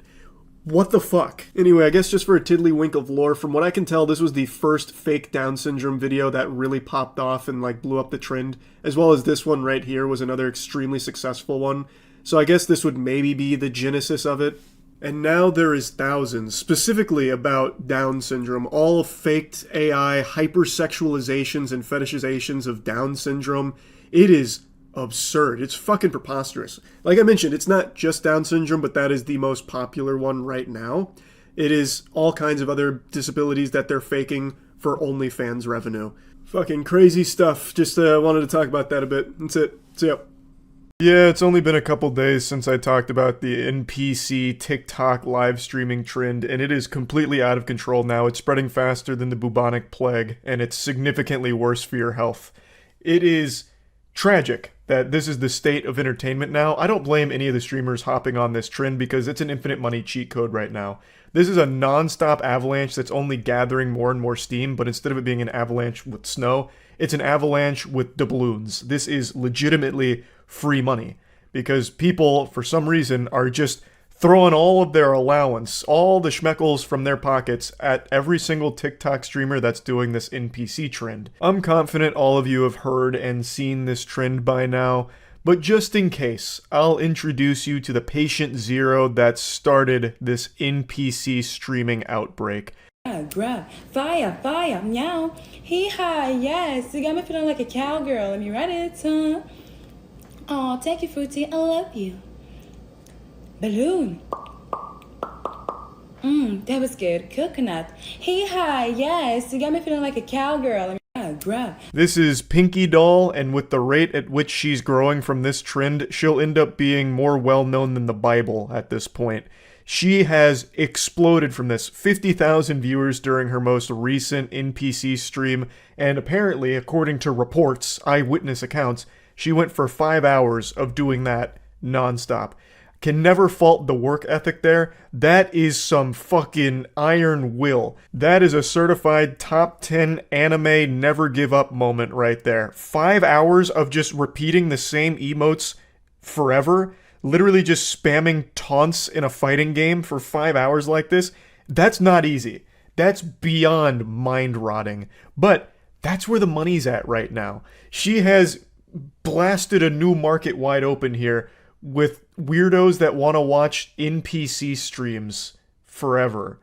So it's really smart from her to capitalize off this, especially considering I imagine it won't last for too much longer. This is absolutely one of those lightning in a bottle situations. I would be shocked. And I've been wrong before. It's rare, but I have been wrong. Like the time I thought I got bit by a bat watching Jurassic World in theaters, and it turned out I had just fallen asleep and had a nightmare. Point is, I have been wrong. And I don't think I'm wrong here. I believe this trend will probably fizzle out and die like a sad little wet fart within about another week or two. 2 at most. I just really don't envision a world where kids will continue to keep coming back to these because it's the same thing every single time. Though, I'm going to go ahead and argue with myself here. On the flip side of that coin, kids do just endlessly loop Finger Family videos and Elsa making out with Spider-Man shit and you know, Crazy Shark or whatever his name is. Left Shark, I think is what it is. Baby Shark. Christ. Like, they do subject themselves to the exact same things on repeat forever, so maybe this will have legs for quite some time. I'm not really sure, but regardless, it's smart from Pinky Doll to keep striking while the iron is hot, because she is making a fat stack of cash from all of this here. And again, she's not alone. This has become the biggest trend right now. Either people hopping on ironically and then still doing it for like hours and then doing it multiple streams, or just people fully shamelessly copying and doing exactly what she does. If you go on TikTok and just scroll through live streams, pretty much all of them are this. There's been a bunch of videos posted of it, so I'll just show you clips from a couple of them that keep floating around of people that just scroll through TikTok lives, and it's literally every single one of them doing NPC streams. Guys, thank you all for the likes. I appreciate it. The roses. Roses. Roses. Roses. The clip goes on for a lot longer, but I want to quickly interrupt before getting back to it. That roses to roses true combo there was actually fucking wild. That wasn't planned or anything from the person who posted this, I don't think, because they were just scrolling, I believe. So that just happened naturally. Like, that's how formulaic the NPC streams are. They're pretty much the same thing, just repeated forever. And they all generate a lot of attention from the audience, like thousands upon thousands of viewers for pretty much every creator that's hopping on board, as well as a ton of money, because again, the trend is NPCs acting out their emojis that people are donating. So they're getting donated roses, so it's smelling the roses. Roses! Roses! Roses! Oh, roses! Roses! Roses! Like across the board forever. It's always the exact same shit for everyone doing it, and it's highly successful for them. And the audiences, for some reason, find it very entertaining and satisfying, which is concerning. It's the perfect illustration of just how bad for the human attention span TikTok is. Like, this is some fucking embarrassing shit for the future generations here. Because this content, the NPC streams, is basically just resetting the human brain to default factory settings. It's making you devolve to baby brain. Watching this is like watching parents play peekaboo with their baby. Peekaboo? Peekaboo? And then the audience is like, every time. Every single time, even though it doesn't change. It's fucking wild. Hello, I'm AI. Rebooting. System rebooting. Thank you for your... GG. Thank you for the share. Life. Queen Slane. Hi, Zaza. A couple of those were scrolled to a little too quickly to really recognize that they were NPC streams, but they were. Like, if you slow it down, like one of them that went by really quick, they did have the hair iron out with the kernel in it, popping individual popcorn, just like Pinky Doll does in the NPC streams. Everyone on TikTok is trying to get in on this infinite money glitch. And the content itself is legitimately just perpetual stimulation, jingling keys, making as much noise as possible, as often as possible. And it's working. You can see how effective it is, which is so fucking sad. Again, not for the people doing it here, because it's a free bag, and basically they just have to be the little clown honking their nose in order to make the children laugh by saying the same shit every single time for emojis that come through in the donations. I don't really get it. I'm not a fucking psychologist here, but if I was to spitball a guess, maybe this is like an audience of people that didn't get a lot of attention growing up, like their parents didn't play peekaboo with them, or Here Comes the Airplane with their vegetables, and seeing someone do something similar is kind of filling that missing piece in their soul, and that's why they keep coming back every single NPC stream and watching and donating to all of them. That would be my guess, but again, I can't really sit here and psychoanalyze every single spectator of this new sport and try and understand the inner machinations of their complex noodles out there. It's a little beyond my pay grade. I don't fully understand it, but I respect the people that are on the grind making a ton of money off of a wacky trend like this. I've also heard a lot of other people refer to this as an NPC fetish, which again could be true, maybe, I suppose. That there's maybe some merit to that claim, but I'm also not a fetish scientist, so I'm pretty in the dark on that one too. But regardless, one thing that's inarguable, it's extremely successful, and it's not showing any signs of slowing down. In fact, it's only growing in popularity.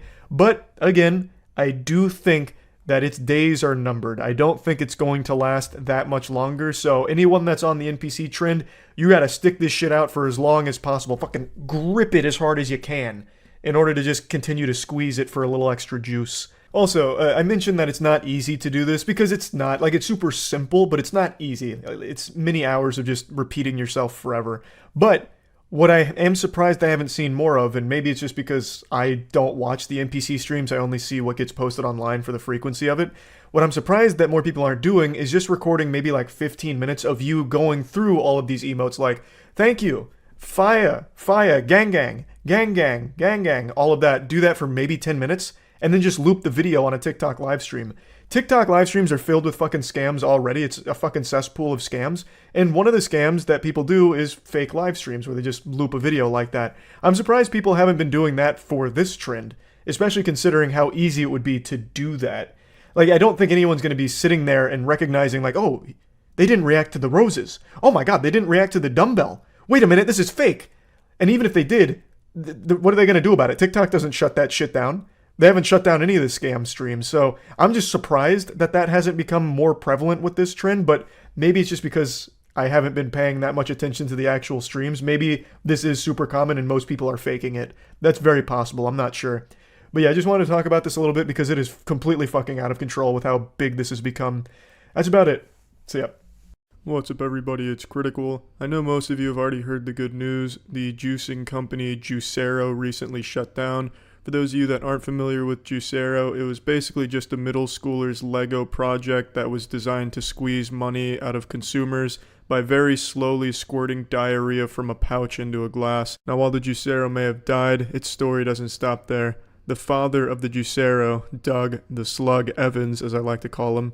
Well, it's not just as I like to call him. His name is Doug Evans, but I kind of throw the slug in there because he looks like a fucking slug and it rhymes with Doug. It's a beautiful play on words, I know. It's clever stuff. But anyway, Doug Evans is out there still doing stupid shit with stupid ideas, and recently he brought to light something I had no idea about, a water fasting trend, but not just regular water, raw water. And I was blown away by this, that people would actually even think this is some type of viable dieting trend to improve health. In a nutshell, the raw water fasting trend is people will get raw, untreated water where they don't take any living organisms out or any of the bad shit in water out, and you just drink it as is. And you do that for 5 or so days with no food, and somehow it's supposed to improve your health, and they call it biohacking. I'm not making up that term. I know that term sounds like it's straight out of a bad indie movie off of a $50 budget, but they actually call it biohacking. These festering fuck stains actually believe that drinking raw, untreated water is good for them. So I'm excited for the inevitable cholera outbreak that will occur from this dieting trend.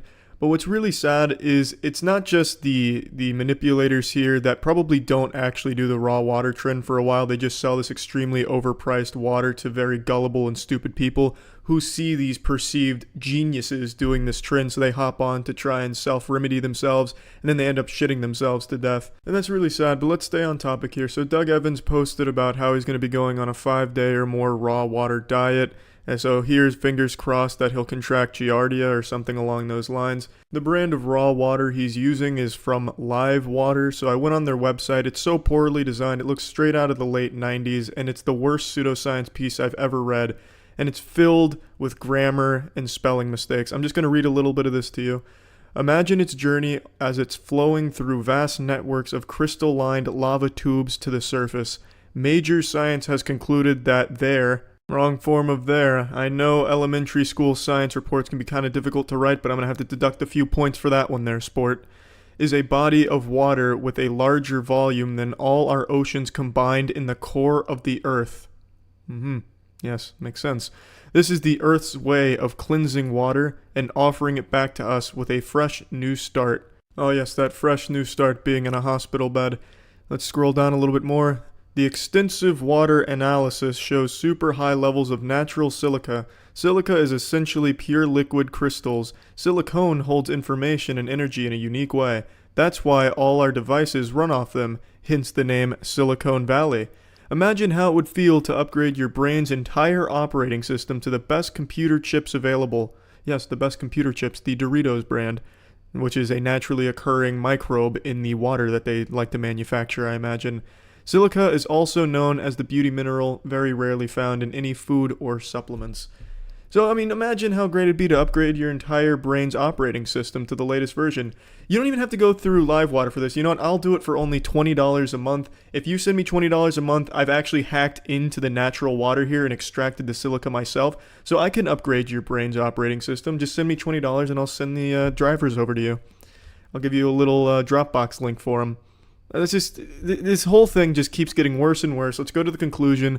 In its natural cycle, water is infinitely chemically and energetically complex. Water goes down into the soil and becomes the perfect probiotic as it passes through microbes and microorganisms in the humus. It picks up bioavailable monoatomic elements and minerals that just can't be replicated. We have done our best to keep it pristine. Read on to find out what distinguishes our water from every other source available. These statements have not been evaluated by the FDA. Our services are not intended to diagnose, treat, cure, or prevent any disease. At least they cover their ass at the end there with all these outrageous claims and the absolute nonsense that they spew throughout this entire fucking page. I just want to make this clear. Nature is not on your side. There's a reason why people these days are living way, way, way longer on average than anyone before us. And it's because we understand what needs to be put into this shit in order to increase longevity. Nature is not on your side. Living like some fucking troglodyte from 1,000 years ago isn't going to make you healthier. You're just going to kill yourself. I just don't understand how people think because we treat water and do these things that it's making our dicks smaller and making us less healthy. That's not the case. I just don't understand this idea that nature is some entity that wants all of us to live long and prosper, but humans are corrupting it and perverting it into this horrible abomination that we have these days. It's so incredibly sad. Every day you walk outside and you're not mauled by an animal, that is you defying nature's course. Every day a baby is born without polio, that is you slapping nature in the face. Going out and buying expensive, dangerous shit in order to live like our ancestors who were wild and free, living off of what nature provided for them, will do nothing but fuck you up. But yeah, fuck you, Doug Evans. I hope there's not a whole lot of people out there that fell for this raw water scam, and if there is, Godspeed to you. That's it. See ya.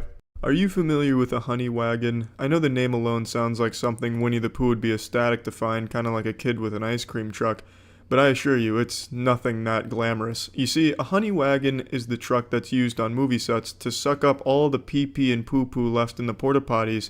Now let me ask you, what does a honey wagon and the YouTube trending page have in common? You probably guessed it, they both eat a lot of shit. Welcome to another exciting episode of Charlie Watches Shitty Content. Today, we'll be looking at a Hannah stalking video called My Summer Crush. Hey girl, do your thing, do your thing and switch. Hey girl, do your thing, do your How hashtag relatable, just a group of girls hanging out in the middle of the road having an impromptu dance battle.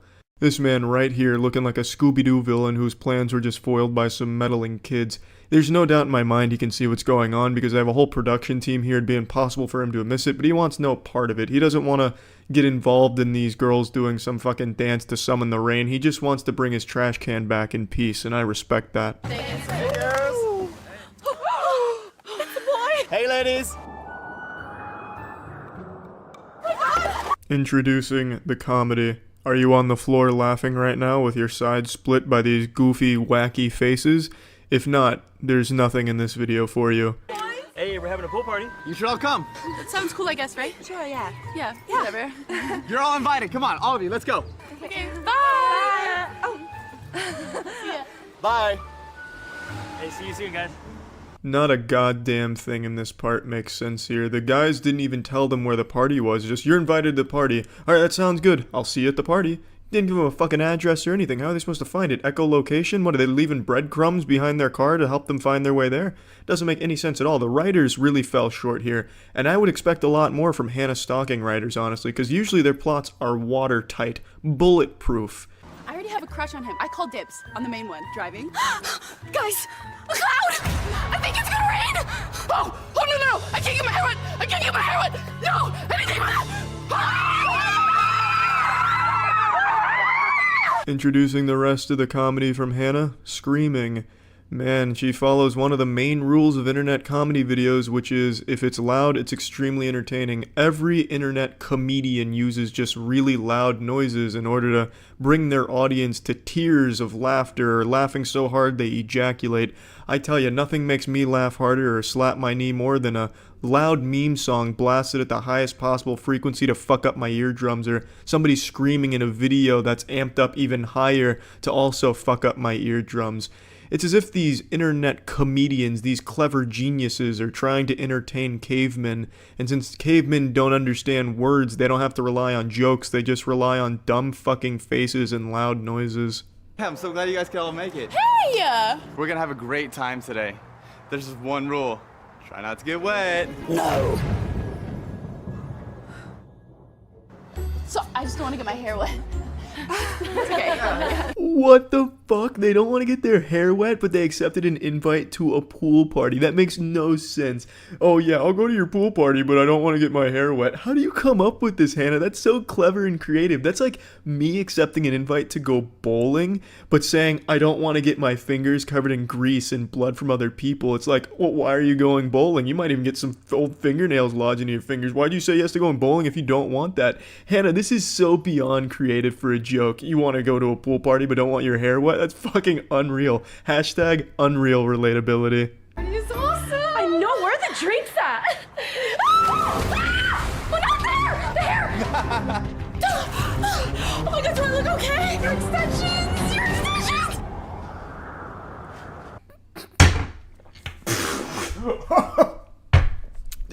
Did you see that fucking face she made when her friend's hair exploded? Holy shit, comedy doesn't get much better than that.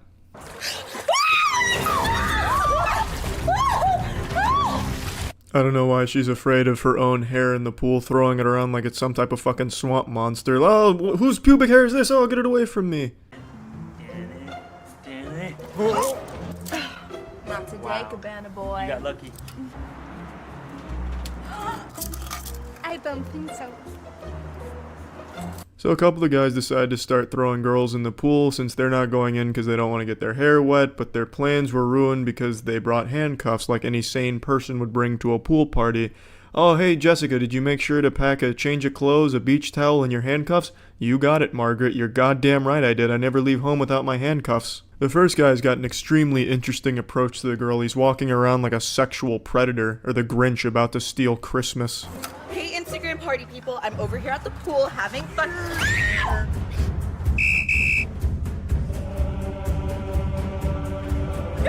No, please, we can talk about this, please. Take me instead. I changed my mind. I don't want to go. Comedy.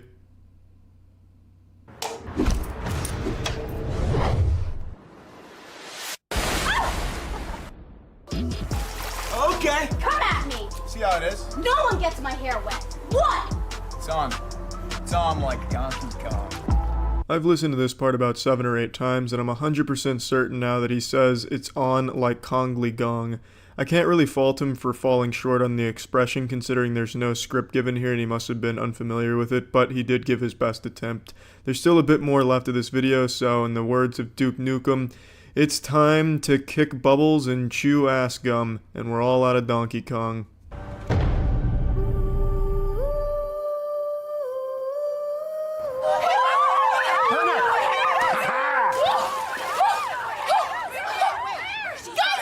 She got pushed so hard she ended up on the opposite side of the pool. That's some incredible strength right there. I'm guessing it was fucking Thanos that pushed her in. She's fine. Her hair's dry. It's okay.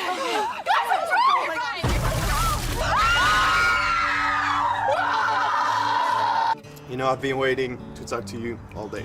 I've been waiting to talk to you all day too. Yeah, I like frizzy hair. Really? Oh. Is this your tooth? Now that's how you do comedy right there. Take notes, and never do anything this video did, please. Well, thank you for joining me on another episode of Charlie Watches Shit that he personally doesn't find entertaining, but does understand why people would find entertaining, but that doesn't stop him from shitting on it. See ya. Another day, another awful TikTok challenge. The one we're talking about today is Devious Licks. And I actually think this is worse than the Tide Pod challenge, if you guys remember that, where kids were just eating Tide Pods and killing themselves or burning their stomachs. I actually think Devious Licks is worse than that, because at least Tide Pods, they're only hurting themselves. Devious Licks is just a massive inconvenience to everyone around them. So what is Devious Licks? It fucking sounds like a Harry Potter book, like Harry Potter and the Devious Licks. It sounds like a Death Grips album title. It's a really stupid name, but basically, it's a TikTok trend where kids in high school were going into their bathrooms and just stealing shit. So stealing soap dispensers, stealing entire sinks, stealing urinals, stealing the actual shitters themselves. There were actual kids just unscrewing the shitter, used poopied, pee-peed in toilet, stealing that and taking it with them to their house. I can only imagine the immeasurable disappointment the parents must feel when they find that hidden treasure their kid brought home, because it's gonna smell like asshole. It's a fucking toilet. So they walk in there and they see that their kid's not only a thief, but the dumbest thief on earth. They stole a useless biological hazard. You can't even sell the toilet. Like, there's nothing you can do with it except just throw it away. Now, Devious Licks wasn't limited to just stealing. No. It was much more elaborate than that, because if you couldn't steal something from your bathroom, you just destroy everything. You go full caveman brain and just break everything and call it a Devious Lick. So that's basically the trend. And as it continued to grow, it transcended the quarantine zone of the high school bathroom. It went from the bathroom to just the school in general, so they started stealing things like sinks outside of the bathroom, they'd steal lockers, they'd steal cars. It basically was just vandalism at the school property, and this shit's been fucking wild. The only thing I've ever stolen from school is this little bad boy right here, and I had to go out of my way to find him, but I remember stealing this. It's a little snowman Pez dispenser. He's pretty playful, he's pretty cool. Not really a devious lick, but I felt bad about it ever since. I stole that from a teacher's desk, I remember, because I thought it was just kind of cool because there was Pez in it, and it was like, yeah, that's kind of nice. So I took it, and God, the guilt has been overwhelming ever since. I pray to God every night that he forgives me for the sin. Can only imagine what these heathens are going through. But anyway, this has become such a widespread thing that entire towns are going in lockdown at their schools, fucking sounding the emergency sirens like aliens have arrived. It's DEFCON red alert out here. Devious Licks is the boogeyman that's marched into town. So the way some of the schools are dealing with this is absolutely amazing. I read about a couple schools that just outright banned using the bathroom during school hours without an approved time for it. So they had to take a field trip to the bathroom, and if you have to go before that field trip time, you're just going to shit and piss in your britches. Like, those trousers are going to get soiled because they don't want to take the chance, because it got so bad at those schools that they just outright forbid using the bathroom outside of their designated field trip bathroom time. And then the more common one that I'm seeing is you are not allowed to use the bathroom without a school-approved chaperone to be there to make sure that you're not doing anything devious in there. These are high schoolers, mind you, and their brains have been rotted so drastically by TikTok that they're now not allowed to use the bathroom without a fucking bodyguard to monitor them because they can't be trusted to behave themselves while tinkling. It's crazy. Now, I wanted to show you a few devious licks that I found on TikTok, but I didn't record them in time. TikTok has banned all devious licks and the accounts associated with most of them, so all of those are now just lost to the fucking cyberspace, the cyber shadow realm. So I'm just going to show you a short compilation from Know Your Meme that did like a few of the bigger ones that were viral on TikTok, so that way you can at least get an idea of what these looked like. This licks refers to a trend where TikTokers steal school equipment and flaunt it like trophies for all of TikTok to see, with everything from soap dispensers to security cameras on the line. The trend began on September 6th when a TikToker posted a video pulling a hand sanitizer dispenser from a backpack alongside the text, "Only a month into school," and got this absolute devious lick, as if celebrating school's return with the steal. The video got high school and college kids around TikTok excited, and within days, users were going viral left and right, showing off their devious licks, aka stolen goods. Some examples include a full microscope, a computer, a functioning paper towel dispenser, and an entire fire alarm ripped right from the wall. Some have taken the trend outside school walls. As the guy mentioned, it did go beyond schools. Kids started stealing shit from all over the place and just calling it a devious lick, like movie theaters, churches, and things like that. So it wasn't just limited to schools, but that was absolutely the bulk of it. And it's been in the headlines for the last couple of days because it has been a huge deal for a lot of schools. It causes a lot in damage, and it's a massive inconvenience to the entire class because you're missing fucking entire toilets, A, and B, your school now has to have designated pee-pee times. So you better hope that your bathroom schedule lines up with the school's now. So obviously these kids were pretty proud of the things they stole, so they weren't shy of showing their names and faces with a lot of the shit, which has of course led to a lot of kids getting expelled for it. Imagine getting expelled because you were competing in a TikTok challenge to steal your school's paper towels. Like, how pathetic. Now, the thing is, you don't make any money off this, so these kids were doing it just for this idea, this wet dream of clout. On TikTok, these accounts weren't making anything. You have to like sign up for a TikTok partner program, and even then I think it's like $1 per 10 million views, which these were not getting, by the way, except for a couple. So it's not like they were really making money from doing this. They got expelled for nothing and got laughed at online by everyone except the brainwashed douchebags that were cheering them on in the TikTok comments. So that like brief dopamine hit of, oh, look at these 10 likes on TikTok, was probably not worth getting expelled, but maybe I'm wrong. You know, maybe I just haven't felt that true euphoric dopamine from a devious lick. You know, maybe that's what I'm missing. But yeah, a lot of these students have been expelled. They've been identified and publicly shamed in a lot of cases. So yeah, pretty rough, but they did it to themselves. It's a stupid fucking trend. It's really dumb. Somehow the bar keeps getting lower and lower for TikTok. Like, the second you think they hit rock bottom with the worst content ever, they find a way to break through that plateau and find something even more stupid and fucking awful. But yeah, I imagine now that TikTok has banned devious licks, it's going to die right then and there, because obviously they were only doing this for attention online, and since they won't be able to get that fixed, they won't bother. Or maybe I'm wrong. Maybe they were stealing from the bathroom just for the love of the sport. They just fucking loved collecting used urinals, you know? Like, hey, Charlie, don't you ever fucking say that again. I don't care about the TikTok clout. I stole this urinal because I fucking love to drink out of it. It's a great goblet. This is my new chalice. You know, I guess it's possible. I mean, I'm sure there's people out there that love that shit.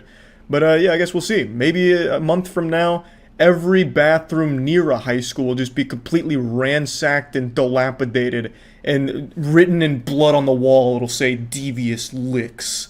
You know, who knows? I imagine it's probably done now that it's banned, but we'll see. That's about it. See ya. I'm hoping you've already seen the news, but if you haven't, allow me to be the one to warn you of the danger. A little public service announcement to keep you safe. If you plan on attending a WNBA game anytime soon, make sure you pack an umbrella, because it is raining dildos in the arenas right now. We've just had our 4th incident of an airborne dildo being ODST shock dropped onto the court. It's become a trend where rowdy spectators are sneaking dildos into the arena to launch them onto the court, and it's become so big, in fact, that there are now bets on some markets wagering on if a dildo is going to be thrown, if so, what color, what quarter. It's pandemonium out here. They've even implemented a no-bag policy, or not a no-bag policy, something to that effect of where, like, they're really cracking down on security, yet somehow some ne'er-do-wells are still mysteriously sneaking these dildos in. Of course, the most obvious speculation people have, they've theory crafted that the meta is most likely they are kegeling the rubber cocks in their own buttholes. They're utilizing their prison wallet to sneak the dildos into the arena. However, we do know there have been 2 arrests that have been made. One, Delbert Carver. Side note, I've never even heard of the word Delbert before. It reminds me of the Angry Beavers. Like, his name is pretty close to just being dildo in and of itself.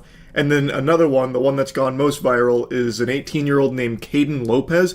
And Caden actually broke the magician's code. He divulged the method he used to sneak the dildo past security undetected. And it's far simpler than the speculation. He just put it in his sweater pocket and then unsheathed it and threw it onto the court, then left. But got tackled by a volunteer and held down till police arrived. Now, Caden here is an interesting case because he's got a weaker throwing arm than your geriatric Meemaw. He has an arm built like a wet noodle, it sounds like. He was unable to throw the dildo to the court, so what ended up happening is he threw the dildo and hit a man and his 9-year-old niece. So he's looking at assault charges on top of it, as well as a couple of others, and the man who got struck by it was pissed. And I think understandably so. He brought his 9-year-old niece to a WNBA game. The last thing you're expecting is a fucking railgun dildo coming right at you and your 9-year-old, you know what I mean? So he's actually, like, looking to have Caden kind of facing some big punishment for it. And then Caden was really singing the blues. He was squealing like, oh, it was so stupid. It was a very stupid trend, a dumb prank that I followed. I'll go ahead and show you all the incidents so far real quick as a little montage of what's been happening. Oh, look out. Something just came onto the floor. Start in the third quarter. This guy had 3 quick turnovers. Hayes gets blocked by Maya Caldwell. Something flies on the court, actually, from...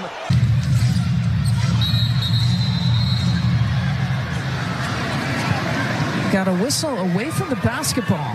All of this has happened in a little under 2 weeks, so it's only increasing in frequency, and now a group has come forward to claim responsibility for all of it, and it is the lamest faction on Earth, like the most embarrassing group of people this planet has to offer. Crypto Bro Meme Coin Rug Pull Orchestrators. They have now stepped forward, this meme coin. Apparently one of these goobers said, this is empowering to every fucking crypto community to start thinking outside the box, get creative, and fucking do something that makes people actually laugh. Meme coins should make you laugh. The whole mission with this was focus on making an impact in crypto culture. It's another blatant rug pull. I looked at the coin here. I'm not convinced that they're actually behind it. I think maybe one person associated with them maybe did it at some point, but this really seems like just the classic big trend. Let's make a pump and dump meme coin around it to make a couple quick bucks off of the dumbest people on the fucking planet. Again, if you put money into a meme coin, you 100% deserve to lose it. I shed no tears for that. So anyone that loses money on this crypto rug pull, that's inevitable. That's your prerogative. I'm not your fucking dad. You lose all your money doing it, that's fine. Just reading them talk about this shit is just so shameful. I feel like I've wandered into the anime club while they're LARPing. Like, look at the way he talks about the community members here like they're some kind of martyrs and heroes, like on the front lines putting their lives on the line. Listen to this, he literally says that. There are community members out there putting their fucking lives on the line, so the least you can do is retweet.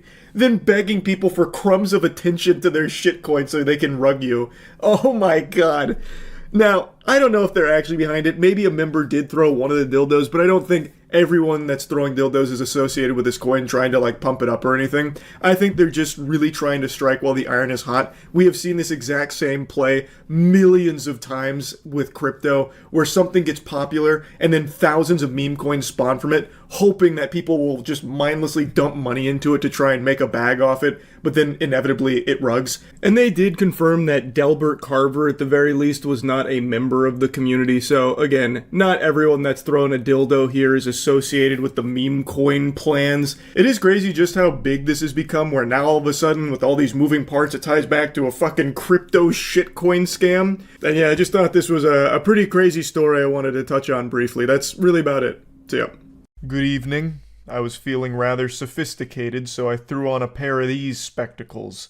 They're not like a prescription or anything, unless that prescription is an ass beating on blue light, because these are just some blue light blocking glasses, I think. The main purpose is they're supposed to help you sleep better, and I've been having a hard time going night-night recently, so I'm giving them a whirl to see if they help at all. This isn't like a hashtag ad or anything, it's just I know most of you haven't seen me in glasses, so I wanted to explain the jump scare here, because I've learned it's always an alarming situation when I don't look exactly the same like a goddamn cartoon character. So anyway, that's not what we're here to talk about. We're here to make fun of some losers, some turbo douchebags that just recently embarrassed themselves. I'm sure a lot of you have already seen the clip. I don't know if I can show the clip, so I'm just going to show an image from it and explain what happened. Yesterday was Gamescom, which is a huge gaming showcase where a lot of trailers and a lot of information come out about games that are coming up, and it's something a lot of people tune into. It's hosted by Jeff Keighley, and pretty much right off rip for the presentation, a rowdy little rascal in the audience went up on stage with his goofy, glue-sniffing sidekick and did a little unholy fusion dance of cringe, just interrupting the whole thing for this. Don't be jealous. I'm not allowed to say anything about it. Yes, exactly. All right. Well, guys. Okay. Thank you very much. Thank you very much, guys. Really disappointed. They're disappointed. That's just so disappointing. This is such a special night for so many developers. Goober really tried to emulate Matan. I'm sure most of you remember the Bill Clinton kid from last year. After the Game of the Year award was given out, he went on to the mic and said that he wants to dedicate the award to his Reformed rabbi, Bill Clinton. And it actually, blew up his online presence as a result of that. And this absolute goofball thought he could get the same thing happen to him. So he went up on stage, tried the same thing, basically, and got zero clout, and nobody laughed. It was just met with sighs and boos. Oh, brother, this guy stinks. And he wasn't alone. Most people don't even realize that there was a friend of his that went up there with him. So if you freeze frame right here, and I feel like I'm getting in a fucking, some kind of film Easter egg here where I have to break it down in order for you to see the hidden messages, there is another guy on stage who is not supposed to be there. He's the guy doing this pose, are you not entertained? And the answer was a resounding no. Nobody was. This is lame as fuck. He had the gall to put his online handles on his shirt, thinking that people would flock to it and be like, wow, that was such a good troll. But what's so good is no one even realized he was there. This man was basically invisible. I had to catch him like some kind of ghost in a photograph. I had to freeze frame because I thought I caught a glimpse of something, and it was this dumb asshole. So he tried to get, clout out of it even more desperately than his friend who just went up there with the Bill Clinton wants GTA 6 line. He actually put his handles here, and nobody saw it. The camera cut away too quick to see it, and even if you do pause it, it's too blurry because he was moving too fast for it to actually pick up what the words say. And just when you thought the L couldn't get any bigger here, what if I told you this isn't that one guy's first time doing it? A couple years ago, he went on a different show in Germany and basically did the same routine but without Bill Clinton. He just said, GTA 6, where's GTA 6? And got water thrown on him and kicked out. It's just so pathetic. Extraordinarily desperate for just an ounce of attention. And he doesn't even get that. People just boo and move on, completely forgetting about this guy. It already happened to him once a couple years ago, so he said, you know what? What about second breakfast? And tries it again. This time he tried to follow the recipe that Matan laid down, but he was unable to get in the kitchen and get the same result here. He tried to copy his homework but failed. So he got no clout, no attention, nothing out of it. Just a complete waste. Legitimately just a massive waste. And his friend, even bigger waste. They need to be stricter with security here. This has to be a wake-up call. Last year was bad enough because Matan was on stage for like the entire acceptance speech. He was on stage for like 15 minutes and no one did shit. No one recognized he wasn't supposed to be there. This guy walked right up, no problem, no questions asked, and also lingered for quite some time, him and his friend. Like, that's just dangerous. That is just dangerous. The security has got to be improved at these kind of events. Otherwise, people are going to stop going to them from the industry because it's just downright not safe. You could have an absolute fucking lunatic in the crowd that goes up that's doing more than just saying Bill Clinton. Like, it's pretty crazy that they haven't taken those steps to ensure this doesn't happen again. Because now it's happened twice. Also, I just wish Jeff Keighley was a little bit more mean in a situation like this. Him telling them that it's disappointing, like he's right, it definitely is disappointing and pathetic stuff, but go a little harder. This is that kind of special, embarrassing moment that will haunt you for the rest of your life, and I just wish Jeff Keighley put that little cherry on top of the cake. Like, I would have laughed my little tookus off if Jeff Keighley just hit them with like a sarcastic, haha, good one. Just something. Because this was a flop. And just imagine Jeff Keighley driving the nail even deeper.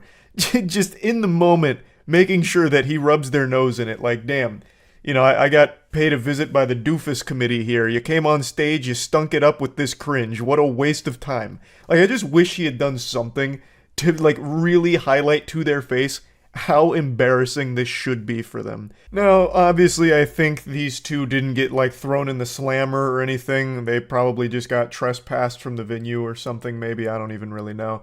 But no doubt they went home super giddy to see the response, hoping that their follower numbers got pumped up or something, and this stirred a big controversy.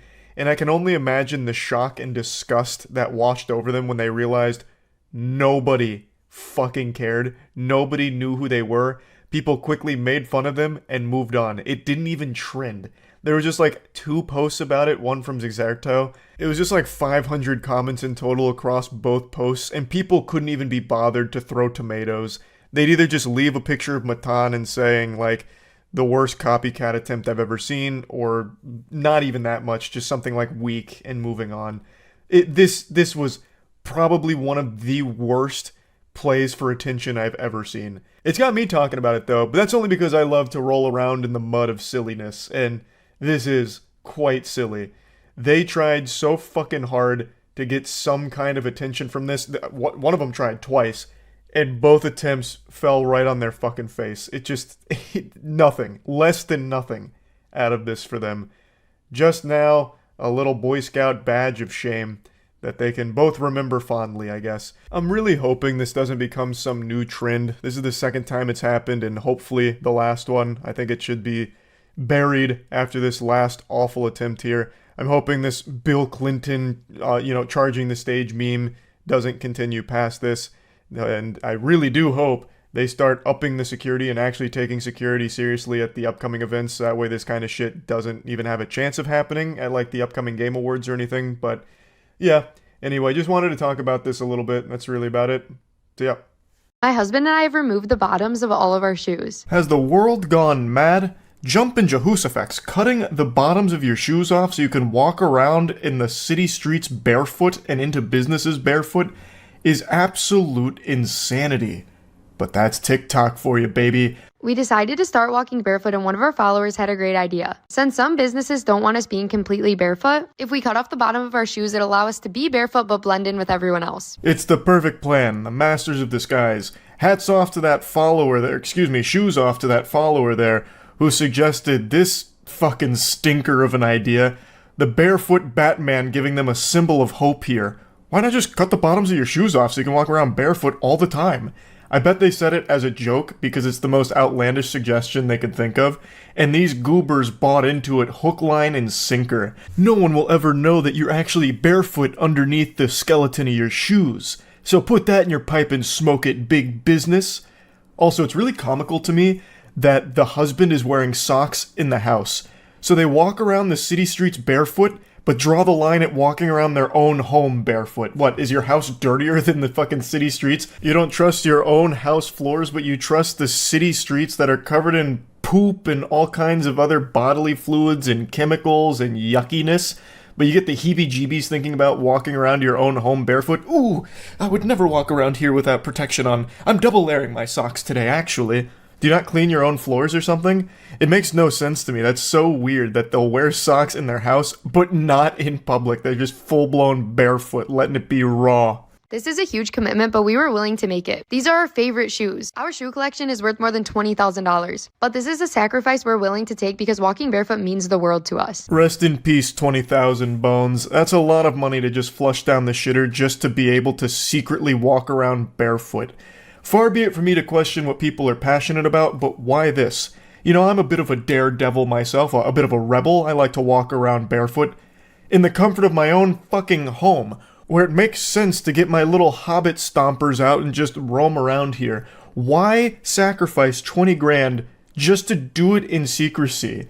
Like, you can't just wear shoes for a little bit, you have to be barefoot all the time. It's almost like a fetish at that point, it feels like. They can't help themselves.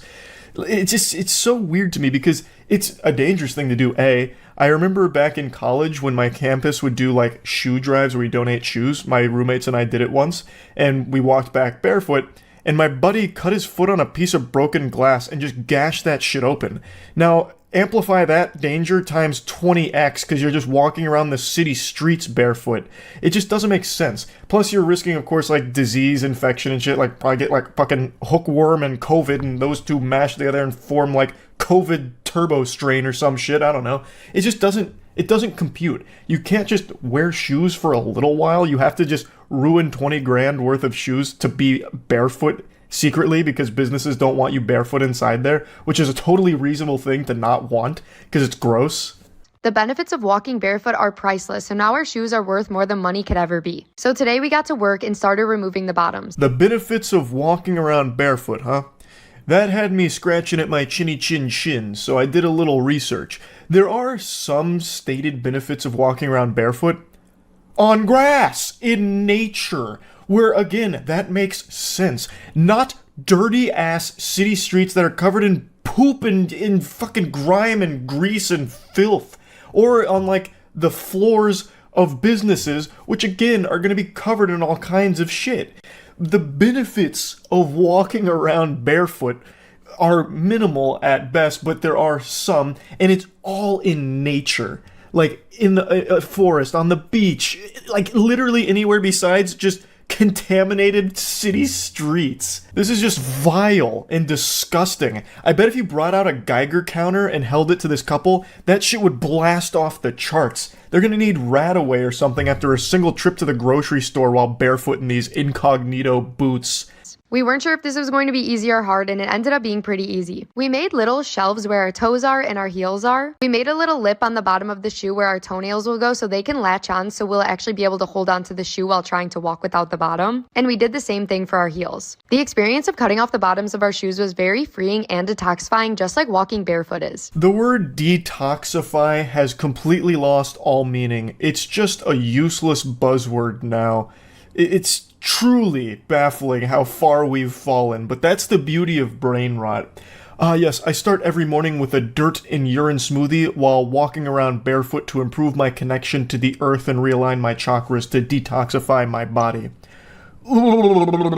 Absolute lunacy. You're not detoxifying anything by walking around dirty-ass city streets barefoot. You are actively toxifying yourself, if anything. There's all kinds of sewage and shit that spills onto the pavement that you're now just barefoot raw dogging.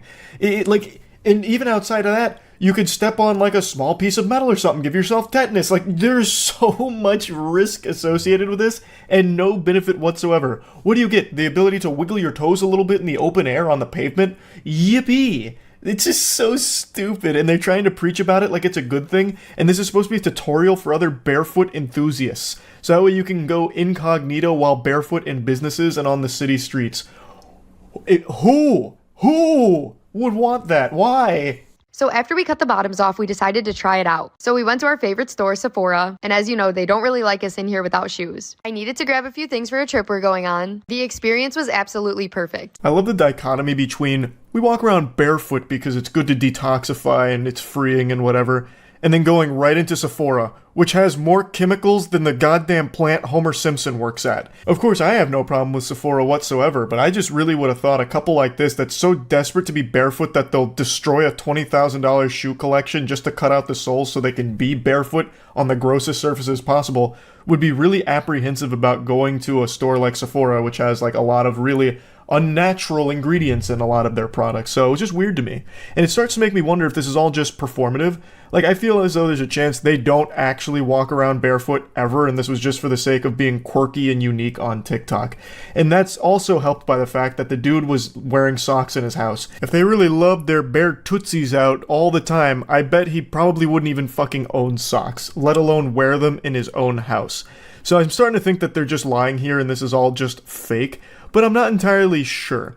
Either way, though, it's fucking gross. The workers came up to us, they talked to us, they even complimented our shoes. I definitely recommend this if you're trying to go incognito barefoot. It's the perfect way to get all the benefits of going barefoot, but also have no one know. It's also the perfect way to contract the disease if you're looking for a speedrun percentage, because I'm guaranteeing you're going to pick something up along the way here for this journey.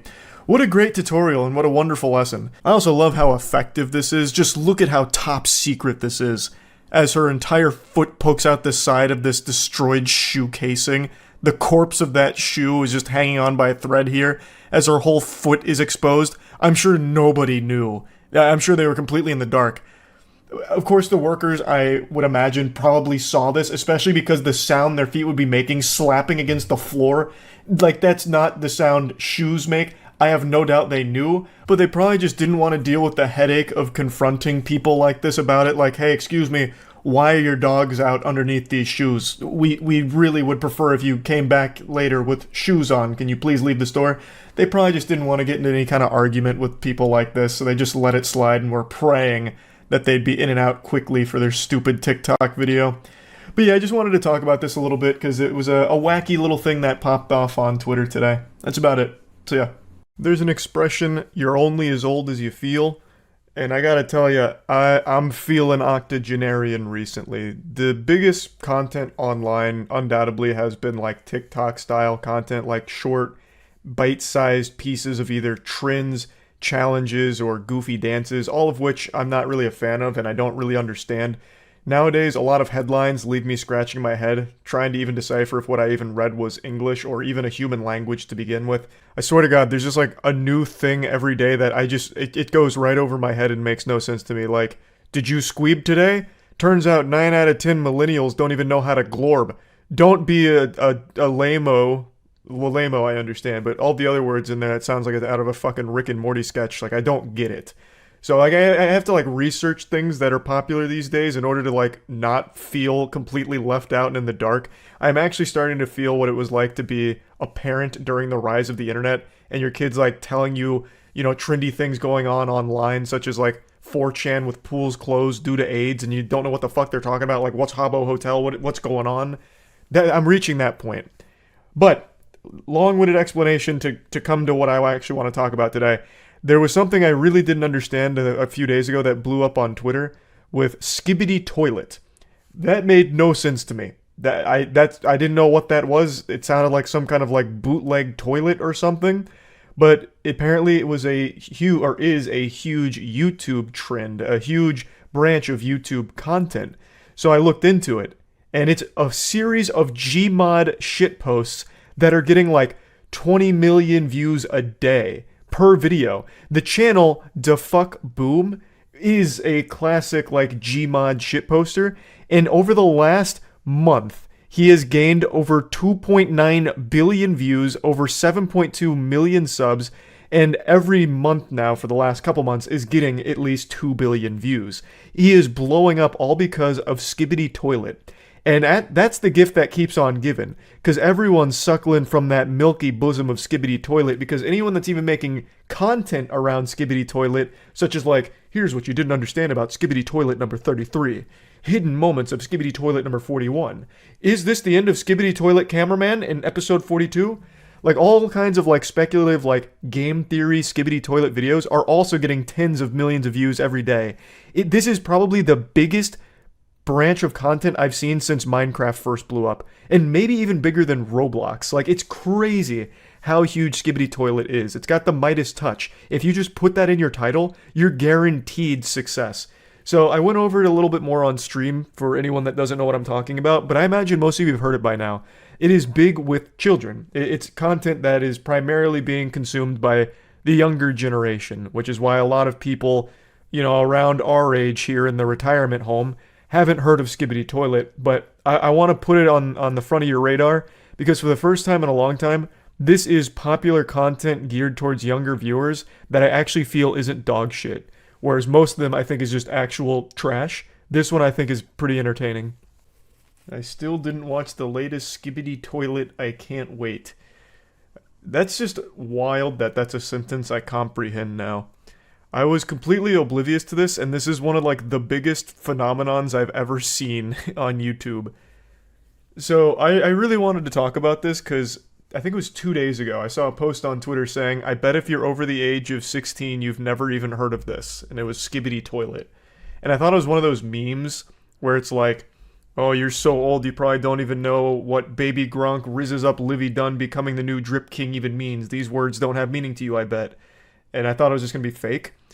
But no, it turns out this Skibidi Toilet thing is unbelievably massive. Super huge. Look at these views. 21 hours ago, 14 million. And what's crazy is I recognize this channel from a long time ago. They struck gold with Skibidi Toilet. Every episode, well over 20 million views, pretty much. It's unreal. And it's the gift that gives to the whole community. You got the whole middle school lunch table spitting milk out of their nose with it. So all of these YouTube shorts are digging into the lore.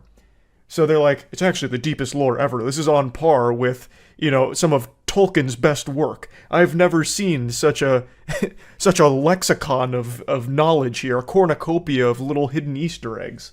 It's mind-boggling how big this is. They're putting it on the same level of Game of Thrones, or rather Song of Fire and Ice, I suppose, when it comes to lore. So I got deep into this Skibidi Toilet rabbit hole. It's so... I'm actually happy that this is what's popular, though. I don't want to make it seem like I'm shitting on it, because this is actually reminiscent of what a lot of us in early YouTube grew up with as well.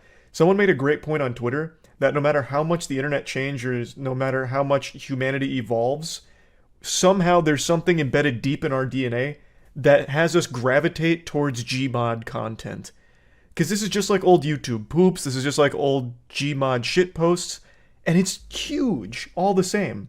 So I am actually, this is the first time in a long time where I've been happy that something that I was completely oblivious to, that's big with children, I think is actually good content. Skibidi Toilet, I think, is fine. It is very reminiscent of, old YouTube poop culture and all of that. So it's cool. It's getting back to the grassroots. The world is resetting. Maybe finally the internet's beginning to heal. Because again, look at this. Just scrolling down a second. Skibidi Toilet, 48 secrets. And there's 1,000 of these videos.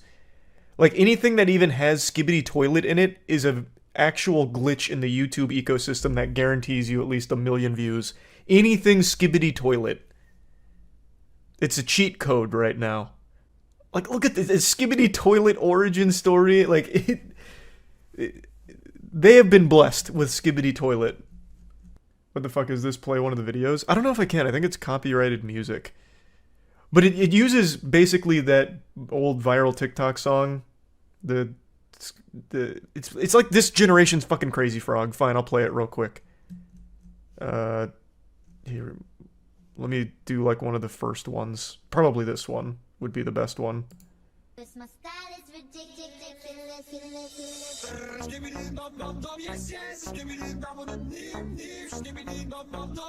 So this. It uses that, and then it does a bunch of wacky things, and it evolves and grew into a giant fucking war between Skibidi Toilet, the cameraman, Mr. Ass Blast or some shit. I don't know. It's got layers to the narrative now, all stemming from that. It's literally old Gmod shitpost content, but blowing up in 2023. 2023 years after the death of our Lord, and we are still still appreciating Gmod content. I just find that to be poetic and wholesome almost. Our species peaked with good shitposts. Why move from that? We did. For a while, we were straying from the light of God with like TikTok garbage content like dumb challenges and dumb dances. But now, Skibbity Toilet's the new hotness. We're back. I'm gonna be honest, I think we're starting to get back to where it all began. We've got Skibbity Toilet, which is fucking huge. Gmod shitpost classics. And now we had that guy naring his butthole, like bare asshole. Fucking 30 million views on that. We're coming back. Like, a flip has switched somewhere along the space-time continuum, maybe after we discovered all those gravitational waves. But things are starting to fall into place again. It's feeling pretty good. How long till MySpace profile songs make a comeback? Oh, I'm telling you, give it 3 months. I bet Threads is going to make a thing where you can make a song autoplay on your Threads profile. I feel like we're like going back in YouTube or in internet history. Give it a couple months. And then you'll be able to do your top 8s again on Threads, where you can organize your top 8 follower friends on your homepage or some shit. What was your MySpace account name? It was just my name, Charlie. I had a website, a Pixo website. I've talked about this before. It was coldflames.pixo.com, where I used to talk a little bit about RuneScape, but I also posted a lot of like music on there from bands I liked, and unfortunately at the time my favorite band was Lost Prophets, so I had like Last Train Home or something playing on the homepage, and then I had an entire section dedicated to Rooftops from Lost Prophets, and then it turns out that the lead singer of that was one of the biggest pedophiles in the music industry's history, so that website didn't age very well. Did Gunner make a video on that cologne? The what was it? I forgot what it was called. He sent me a DM about it. It's a cologne by some goofball. Jesus, what was it called? It was called, like, Take Your Panties Off Scent? Scent of panties being off? What was it? Hold on. Oh my god. What is the name? Liquid Party Remover. There it is. LPR Liquid Party Remover. It's just... I don't even think I could show it on Twitch because he just has a bunch of, like, women shaking their ass and shit, saying that if you put on Liquid Party Remover, you're gonna get laid. It is so goofy. Gunner sent me that in a DM like a week or so ago. I thought I saw him make a video on it, but maybe not yet. Oh, it's Liquid Panty Remover? He needs a different font. Is it Liquid Panty or Liquid Party Remover? I think it is Panty. God, his branding is trash. Jesus fucking Christ. It is Liquid Panty Remover. Why would you remove a party? Brother, I don't know. This guy's brain is fried by Trin and Cologne. I don't know. I thought it was just a stupid name. Which it is. But I thought it was Liquid Party because the fucking cursive font he uses makes it seem like the N is an R because it doesn't fully finish. But yeah, it's Liquid Panty Remover. The party is only starting. True. Mobile game ad. No, he actually makes mobile game ads, but for his cologne. And with more ass. Actually, probably about the same ass as normal mobile game ads, to be fair. Called Liquid Panty Remover. You see what I mean? Does that not look like Liquid Party Remover? That looks just like Liquid Party Remover. 100 fucking %. You can see why I got confused. It wasn't like a blatantly obvious panty remover. Which just sounds like a date rape drug, honestly. Crazy brand. True. And this is a commercial he's made. It does sound like a date rape drug. If this shit's for real, check it out. It just ain't a fragrance. It's a lifestyle. Everyone's wondering, is this shit for real? Well, look at me in this bathtub with 2 women. This shit's for real. Everybody who missed their chance to buy, this is your time to shine. I always find it really fascinating in these things that the guy who sells it absolutely always looks like he's going through the most brutal midlife crisis ever. This guy is not young. He's got fucking frosted tips. He is straight out of, like, Backstreet Boys era. Trying to recapture those golden glory days of high school second-string offensive lineman or something. And yet always do this same shit and look exactly the same. What do they need to do, Louis? Click that link. Buy it now. Remember, You're a savage lion. Amen, brother. I am a savage lion. Urgh. Tell me Urgh. I was fucking lying. Women are like in the bathtub with him, like yeah, liquid panty remover, that got us in here. We don't even like this guy at all, actually. We hate him, but he smells so good that we have to be here with him, is I guess the promise of it. I don't know much Which is a else great about this. promise, honestly. That's a nice little cheat code. You'd have the worst personality, look like actual dog nuts, but as long as you're wearing a really smelly, great cologne, gonna get laid. That is great. If such a product existed, he would have been a multi-billionaire. I'm a savage lion. That was the outro. You need to get my cologne with pheromones. Oh, yeah, that's his big thing. His cologne has pheromones in it, like unicorn tears or something. And that's what sets it apart and makes it so potent to make women just unable to say no to you, throwing themselves at you. The pheromones infused with his fragrance. I mean, goddamn. Funny to have a tattoo of Jesus and you're selling something called liquid panty remover. Sure. That's just not congruent. Here we go. This is another Yeah, advertisement. but Jesus fucked. I bet. You won't find that in the good book, but I bet if you ask anyone from back in the day, they'd be like, yeah, that man laid pipe. So, I mean, I think it tracks. Think it was gonna work like this? I can't even go to the grocery store anymore. See? All I wanted to do was get some milk and some fried chicken. There you are. Can you please leave me We're trying to get milk and fried chicken. Why are you in the cleaning aisle? alone, random girl? Good point. You can't even get the continuity right. Do you see? I can tell you why, though. There was already somebody in that aisle. And he felt a little bit of shame. The women are fucking running into the window. I repeat, don't do it. You don't want these type of pros. How many girls did he hire? Click the link. Not enough. He should have had this like a World War Z situation where they just start like trampling each other, getting closer to the window until the pressure finally breaks it and it just shatters on Billy. That would have been ideal. That would have been fucking hype. Bad taste. If she don't like you, What not a every great lady got a shirt. good taste. Remember, you're a savage lion. Okay, got it. So these are Fucking awesome tee though, brother. Do you think he wears this out in public? I bet he does. I don't even know why I'm asking. I know he does. Fucking epic. I bet all of the freshmen in college love when Billy comes over bringing in beer and a keg, doing keg stands with him. fuck else is going on here. It looks like he threw every graphic from PNG.com that they let him download for sex. This is ridiculous. Now this one's weird. And it's not enough. He like is replying to someone else. Daily Loud says famous Yes, adult film this is what I was actor talking Ron about. Jeremy committed to mental hospital. I didn't even know that. And then Billy responds with, Ron was a big fan of liquid panty remover cologne. Link. Which is amazing, by the way. So, for those that don't know, Ron Jeremy has like fucking 60 counts of rape. And a laundry list of other charges. He is a fucking massive sexual criminal. And Billy is so dumb that he thought this was like a good time to drop this ad saying that the rapist, the fucking rapist, is a big fan of liquid panty remover.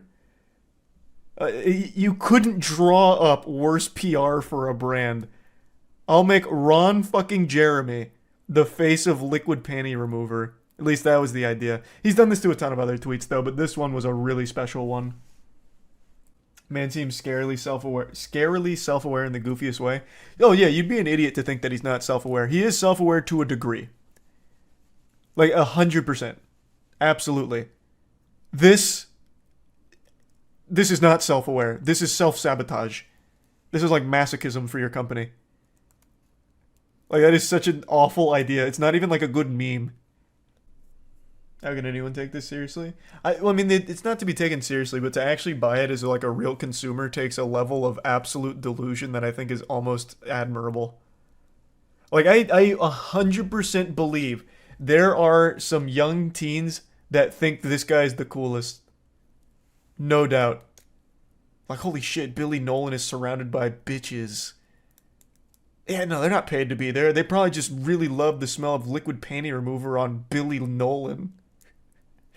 What if it actually smells good? It might, I don't know.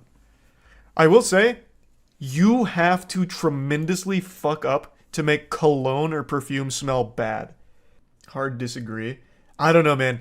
I've smelled 1,000 of these goddamn fragrances. When I was doing the Gwen Stefani vaginal candle, or Gwyneth Paltrow vagina candle and her orgasm candle, I got deep into that fragrance game from all those goofy fragrances people used to push.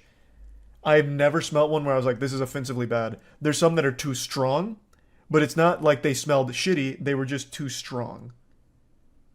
Like, I never smelt one that was, like, offensively shit unless it planned to be. Like, there was one that was, what was it, like sewage and cigarettes or something? I don't know. It was a meme fragrance. It was meant to smell like shit, and it did.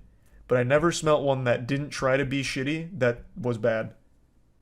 Axe spray? Even Axe, like, okay, Axe chocolate, I'll give you, is probably one of the worst fragrances that doesn't try to be shitty. I remember that one when I was a kid. I was even like, wow, it's going to get me thrown out of school if I wear this. But like all the other Axe, they don't smell bad. They are just too strong.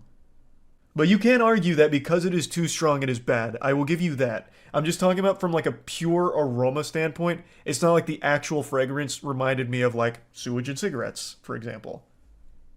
According to his Wikipedia, Billy Nolan is single. I don't think the cologne works. Well, that's it working at maximal efficiency. He stays single by choice because he wants every woman on the planet. He's like that. He's like the villain from Kingsman, but instead of like that signal that gets sent to people's brain that makes them fight each other, he has a smell that gets into women's brains and makes them want to fuck him. So as he walks around, like women are just drawn to him, like in a cartoon where someone smells like an apple pie and they start like floating to it. That's Billy Nolan with the liquid panty remover. He can't afford to get attached. The other women would kill whoever he chose. True. He does it for their own safety. Like the guy from Black Widow. Actual Black Widow plotline, yeah. Spoiler, I guess. But the main villain, his superpower is he's stinky. He wears a cologne that makes it so they can't hurt him. Actually, yeah, that is literally the plot point. He wears a stinky cologne that's subtle. So when Black Widow's about to kill the main villain, she's like, "What? I can't kill him." And he's like, "That's because you smelled me." So he goes on to explain that he engineered a cologne that when smelt makes people unable to like do him harm. So the way she gets around it is she breaks her nose so she can't smell it anymore. It's so fucking bad. I've said this a few times and I'll say it again. We have truly reached the golden age of scams. I think people today are more susceptible to a bunch of hullabaloo nonsense than we have ever been in the history of our species. Even all the way back to like the medieval ages when people would peddle snake oil, just a bunch of nonsense like, here's a health potion, right? And it's just like, you know, river water mixed with a little dirt and they sell that and people are like, oh, it's working, you know, that kind of stuff. I think even the people back then were more privy to scams than they are today. People buy into actually anything at all. And then they subscribe to that belief forever. They refuse to acknowledge that they have been scammed because I guess maybe their pride stands in the way of it, or maybe they truly convince themselves that it's working. Today we have a very interesting one from a Instagram influencer or TikTok influencer, I'm not exactly sure, who's trying to convince her audience that optometrists are lying to you and that glasses are the devil. They're a scam. They don't work. In fact, you can heal bad eyesight through spiritual exercises as well as general exercises and something she calls eye yoga. That's going to fix your eyesight. She also thinks a lot of the reason that people have bad eyesight is because they believe they have bad eyesight. So if you just stop believing you have bad eyesight, all of a sudden you're going to be fucking 20/20 vision. And of course, rub some essential oils from her MLM multi-level marketing scam on your eyes twice a day, and you'll be seeing through people's clothes, basically. Your eyesight's going to be so good. You'll be able to see the future. It's a beautifully ridiculous scam that some people have truly bought into, which is very sad but not surprising in the current climate of the world. And there's a TikToker named Mallory's Thoughts who actually took her course in order to see this outlandish nonsense firsthand, and she reported it to the masses. And it's even more bizarre than I could have possibly envisioned. I don't care how many carrots you eat or how much eye yoga you do, your eyesight still won't be good enough to see this coming. It is so wacky. So huge thanks to Mallory's Thoughts for going to the seminar and conveying all the information to the rest of us. It's a beautiful disaster. Have I seen the Samantha Lotus MLM scam saying we don't need glasses? How optometrists scam you. The anti-glasses influencer who claims she can fix your eyesight but is slammed as harmful by experts. Well, that's just because they don't understand her methods. What's the one thing that your optometrist doesn't want you to know about? The fact that you do not need glasses. That's right, you may have been told that you need glasses, but that's actually a lie. There are mental, emotional, physical, and even spiritual reasons why you may not be seeing, and I'm here to tell you that that can be healed. I love spiritual as one of the culprits. You haven't believed hard enough that you can see. Your faith in God has clouded your judgment. That's like actual Star Wars shit. That's why your eyes are so blurry. If you want to learn more, read the comments. What's the one... Does she expand on... What? I'd like to hear her methodology here. You've got me hooked. That's a huge scam. She told her Instagram followers she healed her own eyesight and is offering to teach others to heal the spiritual, emotional... Yeah. It incorporates positive psychology, CBT. How's cock and ball torture going to help? Psychoneuroendoimmunology, metaphysics, energetics, nutrition, and alternative natural medicine into her healing protocols. She broke down Lotus course in a video and garnered 2.5 million views. Mallory, a popular TikToker. I am happy to report that I paid $11 this morning to attend so that you didn't have to. Thanks. We are off to a great start here with a legal disclaimer saying I'm not a pharma doctor. And if anyone wants to explain to me what pharma doctor means, that'd be great. Yeah, I can do that for you. She's not educated in any way, shape, or form. Like, she's just actually fucking stupid. That's the best I got for you. This is holistic education and empowerment purposes. Ah. So science, then. So suggesting that you can't see 20/20 vision because you have unbalanced spirituality, because you have some sort of blockages. So, you know, it's like chakra all blockages will do that to you. We did a few eye health breaks, like eye stretching. She kept calling it eye yoga. It's pretty much the nicest Can you part show of me the one? whole thing. At this point, she suggested that Wait, what is eye yoga, I wonder? Hold on, does she have any courses on that? Now I'm very interested. As an optometrist with a degree, I can tell that she is completely bullshitting. As a man who is not an optometrist, I can tell that she is completely bullshitting. I would hope most people will hear this and know that it's bullshit. We're reaching a point where people will believe anything and everything, but that's only if you do it as a counter to something. You can't lead with your craziness. It's only if you counter something with craziness where they're like, that's the truth. Because no one wants to trust anything. So if Samantha, if you're here, let me give you some free advice on how you could have sold this on Twitter to the absolute lunatics there. If you had said, Big Pharma is trying to vax all of us and send us to these optometrists to keep glasses on us as a muzzle, here's the truth, you would have crushed it. You would have absolutely nailed it. But you didn't lean into that hard enough. Instead, you led with your lunacy. So now everyone shits on you. See, it's all about framing. You have to put an enemy, and you have to put yourself as the ally. And that's how you can sell anything.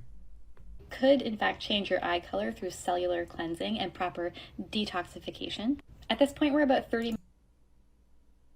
That's fantastic news. I've always wanted to have green eyes. Does she have any courses on that somewhere that still exist? Man, I need to pay $11 to go to this seminar. Mallory's hogging all of the secrets, the cheat codes. What kind of detox do I need for green eyes? Says named best vision in the military. What the fuck does that mean? Where did that award come from? It's a prestigious award. It's like in high school when you're like voted most likely to, you know, be a football star, most likely to be a crack addict, whatever. Like, I'm sure the military does that, right? Best vision in the military award? Take a peek. It's probably a very prestigious list here. What the fuck? There's no Wikipedia page dedicated to this? The best eyesight? Come on. The Guinness Book doesn't have it. Yeah, I can't believe it. Why wouldn't the Guinness Book be on it? They'd love that. Again, this like you can't see because you just need to let go of the belief that you can't see. And she talked about how like that's what I was saying. They're just a barrier between you and the rest of the world. And like, what are you hiding from? Then we said some affirmations together. I've always said that's how you fix most things. You just gotta stop believing in it. If you don't believe in it, it's not real. Says that you can use eye strengthening oils Immortelle. I know that Samantha What's is a that? rep for doTERRA, sells essential oils under a multi-level marketing structure. And I have been waiting for her to mention it. This goes very deep. I see. So, she has her own MLM scam. So that's what this is all about? Immortelle, Samantha Lotus. A doTERRA. So this is the grand scheme. Now all the puzzle pieces are coming together. While our products can be used to promote a healthier lifestyle and achieve certain wellness benefits, they cannot be used or marketed as capable of preventing, treating, or curing any disease or symptoms associated with a disease. So the doTERRA essential oils, the Immortelle and the Solubel, our top oil blend. Immortelle is a doTERRA essential oil. Mm-hmm. And so now Just this whole saw that. masterclass is starting to make sense. It's a Trojan horse to pitch an MLM. It's more than that. You're also paying for the Trojan horse. Very interesting strategy, actually, from Samantha. She's quite the pioneer. And that bottle looks awfully familiar. Oh, it's the Immortelle, Remind you yeah. what this one looks like. Saved his life. Third line from the top, essential oils around the eyes 2 times a day. With I love this essential oil craze that we've come back to. I remember when I was a kid, my mom for a little while was really into the essential oil stuff, and then eventually she's like, wow, this is just bullshit. Because at some point you realize it doesn't do anything. Like, it doesn't even work as a placebo for anything. But somehow we're just ignoring all of that now. It's like, yeah, it's not working, but that's because I haven't done it for 50 fucking years straight. Then it'll start working. It's just people now just get so invested in these things because they don't want to be looked at as a fool. You should just cut your losses and realize you've wasted tons and tons of money on essential oils that don't do what they claim for a lot of these scams.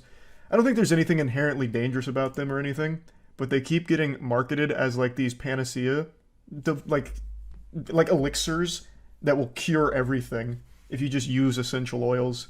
SamanthaLotus.com, Natural Solutions for ADHD, the Reality Hacking Podcast. Fortunately, the holistic health model offers a different explanation and more productive solution. Extensive scientific studies have shown that refined sugar, artificial sweeteners, and chemical food additives, as well as nutritional deficiencies, preservatives, and food allergies are all causes of ADHD. Additionally, other correlated causes are stress-related. Where's your solution? Cut out sugar? Come on. Oh, that is your solution. A diet rich in vegetables, quality health fats, organic lean protein, fruit, and whole foods is the key to a healthy brain. So that's how we beat ADHD, is a better diet. Thanks, Samantha. She solved it. ADHD has been defeated. I'm eating a donut. Well, enjoy contracting ADHD, swine. Should have listened to Samantha. What does it say? Ultimate co-creator? What does that mean? Is she God's assistant? What do you mean the ultimate co-creator? Am I reading that correctly? What a title. Ultimate co-creator. A time-space portal where some of the world's greatest leaders, seekers, and game changers come to achieve complete personal and professional mastery. Now, this is something she sells. Our leading-edge clients, tribe, are those relentless in the pursuit of excellence. They are different. Being at peak expression and experience is the drumbeat of our soul. We do not settle or accept mediocrity in any aspect of the human experience. We want the best because we are the best. We embody excellence. If you are here for human and planetary flourishing and are ready to step into the fullness of your power and share your message and medicine with the world, you are where you're meant to be. That said absolutely nothing. So what is it? Is this how you sign up to the MLM? Sacred Money Archetype. What the fuck is this? What class is that in Baldur's Gate? The Sacred Money Archetype. I recognize you. You are here to make waves in the collective. You're at the leading edge of consciousness, bringing humanity forward in your own unique way. You light the way and pave the path, and yet this path isn't without pain. The constant inner urge to innovate, create, lead, expand, and evolve is all too often accompanied by the challenges of balancing health, relationships, happiness, and true lasting fulfillment and freedom. Thanks for recognizing me, Samantha. That means a lot. What an interesting rabbit hole. All because she doesn't believe in glasses. And thinks optometrists are lying to you about glasses being real. Or necessary. I think influencer is just a disgusting word. I feel like when you hear the word influencer, you should react the same way as when people hear the word moist, just uncomfortable and grossed out. When someone calls themselves an influencer, I immediately just think they're a self-absorbed douchebag, especially on Instagram. Like, when you hear someone claim, like, I'm an online Reddit influencer or powerhouse on Instagram influencing, it's basically just saying they're a professional narcissistic asshole. I also don't really know where the term influencer fits in. It's not like they're actually influencing shit, except for maybe the sales of Hydro Flasks and Raid Shadow Legends. Not that there's anything wrong with taking those sponsorship deals or anything like that, but I wouldn't necessarily call them some kind of marketing wizard just because 100 extra people signed up for a fucking water bottle after seeing their ass cheeks on Instagram. But anyway, let's see how Instagram influencers are handling the protests going on right now. Thank you so much. Thank you so much. I figured we'd start with the most popular one. This one right here, a woman borrows this man's drill to pretend like she's helping, just for a picture that she could post online. There's something about her, she reminds me of like a Borderlands character, an NPC, but without any of the personality. This one's actually kind of a unique case because it turns out this woman actually wears two different capes. She's quite the well-rounded superhero of narcissism. She's a self-proclaimed internet influencer as well as a reporter. Well, more specifically an intern reporter, an apprentice reporter, whatever they're called, a fucking Padawan reporter, I don't know. But she has since been fired because of this video. I've talked about it before, but clout chasing is really a disease. People will go so far to score internet points and attention, so far to stage a fucking, photo opportunity like this, trying to capitalize off of what's going on in the world right now. It's just despicable behavior. It just seems like some of these influencers have this insatiable appetite for internet points and internet attention and trying to make themselves seem like the best person the world has ever seen, like literally God's angel fallen down from heaven to post pictures of their ass on Instagram. So they'll take all of these opportunities and try and make it all about them, which is just gross. And what's even worse about hers in particular is how shitty the picture looks. It doesn't even look convincing like she's doing a good deed and helping. It looks like she's actually just stolen this man's drill and he's surprised about it, and she's doing nothing. It'd be like if I took a picture with my car's hood up and a sledgehammer in my hand giving a thumbs up towards a camera. It doesn't look like I know what the fuck I'm doing, it just looks like a dumb photo. I can only imagine how much further she would have went if this clip didn't go viral, if no one was filming this. I wonder if she would have kept doing these fake good deeds, like in the next photo she posts the day after this one, she has a picture where she's giving a PlayStation 4 to a homeless man while smiling. Her boyfriend take a picture of her in front of a smashed T-Mobile. Oh my god. Barefoot Beth out here taking a very thought-provoking and powerful picture in front of a T-Mobile that had its shit absolutely blasted. It seems these Instagram influencers truly are making a statement and showing they care. I can already imagine the wonderful and moving caption to this photo she posted. 50,000 people used to shop here. Now, here's my ass.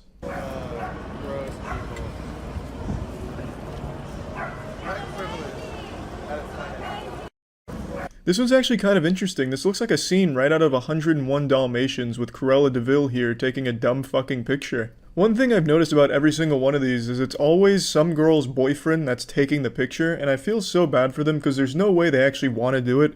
When they're looking through the phone and seeing what it's capturing, they have to be disgusted. There's no way their mind isn't registering it as a bad idea. There's no universe where they see that and be like, yep, she's right. This is up there with some of Marilyn Monroe's best work.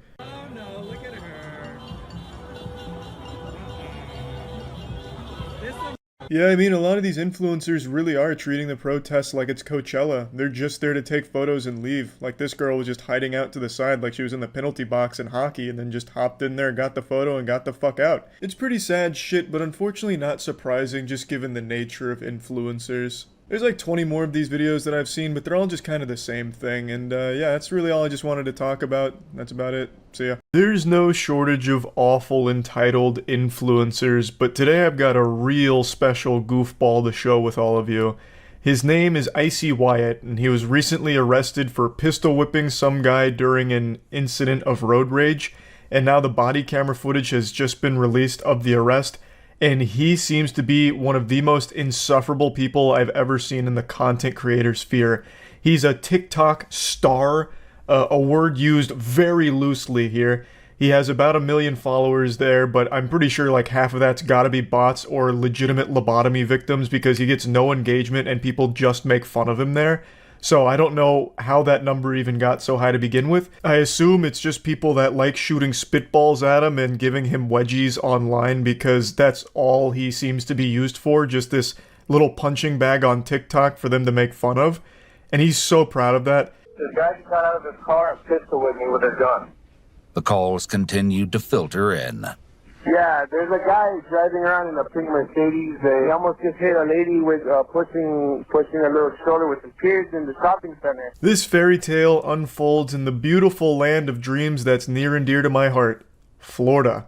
Florida's done it again with yet another banger. I'm sure you all just expected by default that this happened in Florida, and you're correct in that assumption. It did.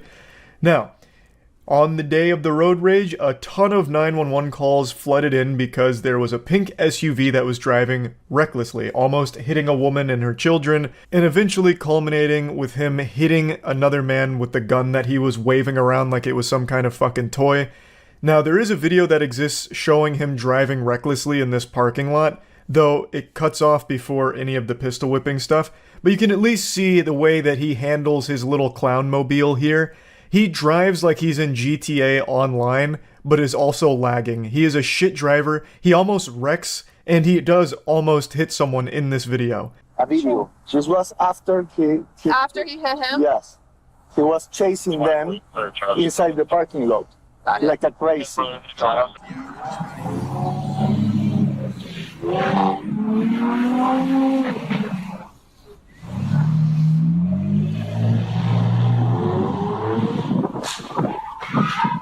Good shit, Icy Wyatt. You just graduate from doofus school as valedictorian, you fucking idiot. Absolute piece of shit. Apparently, him and that truck had recently got into a bit of a tiff on the road where Icy Wyatt was accusing him of brake checking him because he recognized Icy Wyatt's car and wanted his attention. This guy is so fucking delusional that he thinks everyone in the world knows who he is because he's like the second coming of Christ. So he thought he got cut off and brake checked by that truck because it was a fan trying to get his attention. And eventually it ended up with this situation you just saw, and then it led further into Icy Wyatt pulling out a gun, threatening him, and then eventually just hitting him with the gun. Hey, put the car in park. Put the car in park. Let's go, put it in park. All right, put both your hands out the window. Put your hands out the window. Put both of your hands out the window, kid. We're not fucking with you. I don't know who I am. Nope. It's almost impressive how unlikable Wyatt is. He chose the one sentence that'll immediately make everyone in the world hate you. The cops are confronting him and he's like, you guys don't know who I am? I have 1 million followers on TikTok. That means I'm above the law. Put the guns down, guys. It's not a big deal. I can pistol whip whoever I want. I'm a TikTok superstar. You guys, oh, you must want autographs. Okay, I get it. Sorry. Wyatt is clearly suffering from terminal clout hunger. There is no cure. He's become delusional. He's in the final stages of it. He can no longer separate reality from fiction. He is trapped in this delusion, this fantasy land, where 1 million followers on TikTok means the whole world knows who you are.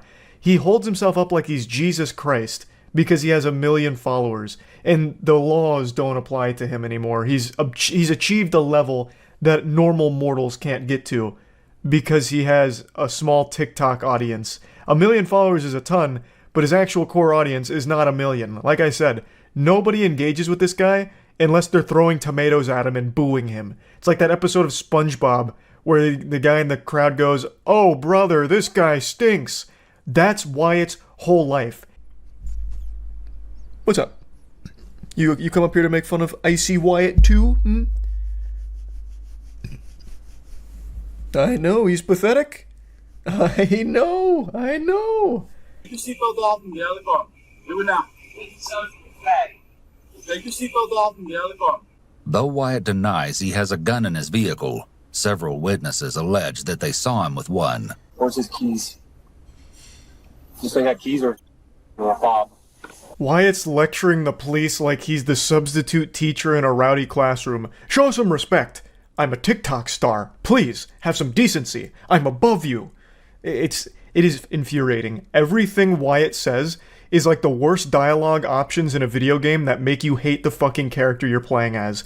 He is actually finding all of the worst possible responses that would make even his biggest fans hate him. It's so impressive. It is a speed run for the most unlikable TikTok star ever. So, he wasn't really cooperating with the officers. They do eventually tackle him. They get him with like a fucking Goldberg spear. And it was pretty satisfying to watch, I'm not gonna lie, because this guy's a fucking douchebag and deserved it. So I think that busted up his nose a little bit, which is why you'll see him with a bloody nose. And then he apparently denied having a gun, despite so many witnesses saying he did. And he eventually just gave them permission to search the car, and they immediately found the gun. It wasn't even a difficult scavenger hunt. The Easter Bunny would be disappointed. He did not hide the eggs well here. They found the gun the second they got to the car, basically. I have something else to say about the incident. I didn't hit nobody. Well, they're saying otherwise, and they described the gun and everything, and there was somebody else So that my was watching. girlfriend can't be a witness too. Was she with you? Yes. I pulled the gun out to show them through the window, like, don't f with me, and they all went back in their car. Yes, he came home after being attacked by two hillbilly crazy people in a truck. But he pistol whipped them over the top of their head. Because they attacked him. Okay. So what are you trying to do so for? Just like defend the hillbillies who got punched in the face with a gun? Well, if they got pistol whipped with a gun, then they're victims. His girlfriend heroically arrives at the scene. It's the fourth quarter. Icy Wyatt's down by quite a bit, but now his girlfriend is here to really help win the game for him. Except she's playing for the other team. She comes here and immediately confirms that icy, whiny Wyatt was lying once again. Fucking weasel. She immediately validates the claims of the pistol whipping happening. She confirms that Wyatt did in fact hit them with his gun, something that Wyatt is denying having happened at all. She swooped in here and offered key evidence against her boyfriend Wyatt here. It was fucking poetic justice. She came in here and just told the truth, which is a real thorn in the side to Wyatt. Pistol whipping is no joke. That shit can be fatal. Like, that is very dangerous. But luckily for the victims of the assault here, Wyatt's got some wet noodles for arms. He's got the scrawniest little arms I've seen since Slender Man, so he wasn't able to generate enough force to, like, really hurt them, but it was enough to still cause a bit of damage to one of the victims, as I understand it. Now, his girlfriend does say that that truck was, like, speeding around them, so that's the attack she's referring to, I believe. He's a victim of being attacked while driving. They were speeding in front of him. So you guys not aware of, like, the full story? We heard that there was some kind of a road rage incident that started it. But That's not really an attack, though. This isn't Twisted Metal. They didn't speed in front of him and start dropping spike trips and homing missiles out the back, firing fucking torpedoes at Wyatt and his vehicle. It sounds like it was an instance of them maybe cutting him off or speeding around him, and he took it personally and got really offended, and then went way hog wild with the whole thing, following them into that parking lot, getting reckless and crazy, hitting them with the gun, all that shit. You can't take my phone. Actually, by law, they are allowed to take his phone. You can't take my phone. This is my possession, so now you're going to be a thief? Now you're going to be a thief. You're under arrest. You're not allowed to have the phone, okay? Wow. Unfortunately, that was going too far for Wyatt. The good boy was about to go bad. He never envisioned a world without his phone in the palm of his hands. So when they took his phone, he was fucking flabbergasted. And now he's got a chip on his shoulder. He gets real unpleasant and even more obnoxious and annoying. You don't see any problem with this. You don't see the problem that somebody with a bright pink car who is famous online gets with on the freeways all the time, and that's why I carry a gun. That is, you said legal was in Florida. It is legal in Florida to have a gun in your car. There's nothing So illegal where about can that. you prove, show me the video proof where I hit him with a gun? There is video proof of the reckless driving and nearly hitting people in the parking lot, and the victim who got pistol whipped showed the injuries, and his girlfriend also confirmed the pistol whipping. So I'd say there's a high level of confidence behind the pistol whipping being the real story, and Wyatt being full of shit, just a load of dirty barnacles. It's almost impossible not to laugh at Wyatt. In fact, after Wyatt got even more rowdy and rambunctious and insulting the officers, starting to kick them and shit, they started making fun of him too. They started calling him Joe Exotic. And when they were bringing him into the police station, they said, "Welcome, Tiger King." And that gave me a hearty giggle. I actually thought that was a pretty good one. Wyatt is just a fucking clown. So his statement here, he drives a bright pink SUV and people fuck with him all the time on the freeway because he's famous. So they recognize his car and mess with him while he's driving, which is why he carries a gun. How delusional do you have to be? He actually has a mental illness. He has main character syndrome. He believes that since he has a high number of followers on TikTok, everyone in the world knows him and everyone in the world is out to get him or, try and get his attention. They're all vying for his attention and they'll do anything to get it. Did you guys actually get in an accident? I mean, he's got a big ass, knot on the back of his head. No, but there are independent witnesses. So, I mean, not everybody knows who you are. It doesn't matter. I have 58 million followers, baby girl. Everybody who's been on TikTok or Instagram is so quiet. This is where I think his delusion is actually kind of dangerous and scary. So he obviously can't tell the truth under any circumstances, I guess. Fucking Wonder Woman's lasso of truth would be useless against this guy. I don't know if he's ever been honest about anything ever. All he does is lie. He's full-blown Pinocchio here. He doesn't have 58 million followers. You absolute goober. You have 1 million followers on TikTok, which is your only platform, really. Very odd thing to lie about, but then it gets into what I consider a very scary territory where he's talking about how people make shit up about him all the time because he's so famous. Everyone on TikTok and Instagram has seen his face before. The dude must be trapped in a perpetual genjutsu straight out of Naruto. He is in a paranoid delusion. Not everyone in the world knows who he is, and not everyone is out to get him. Holy shit. I said you don't know that this guy knows who you are. Oh, he so did. Oh, did he say something? When somebody swerving into my lane, brake checking me, wanting me to stop, wanting me to race my car, coming out the car, I know that's a fan.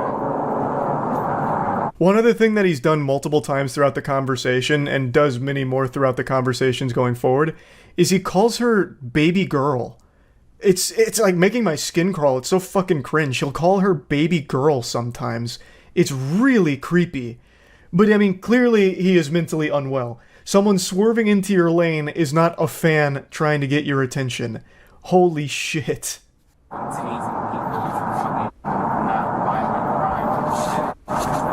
okay.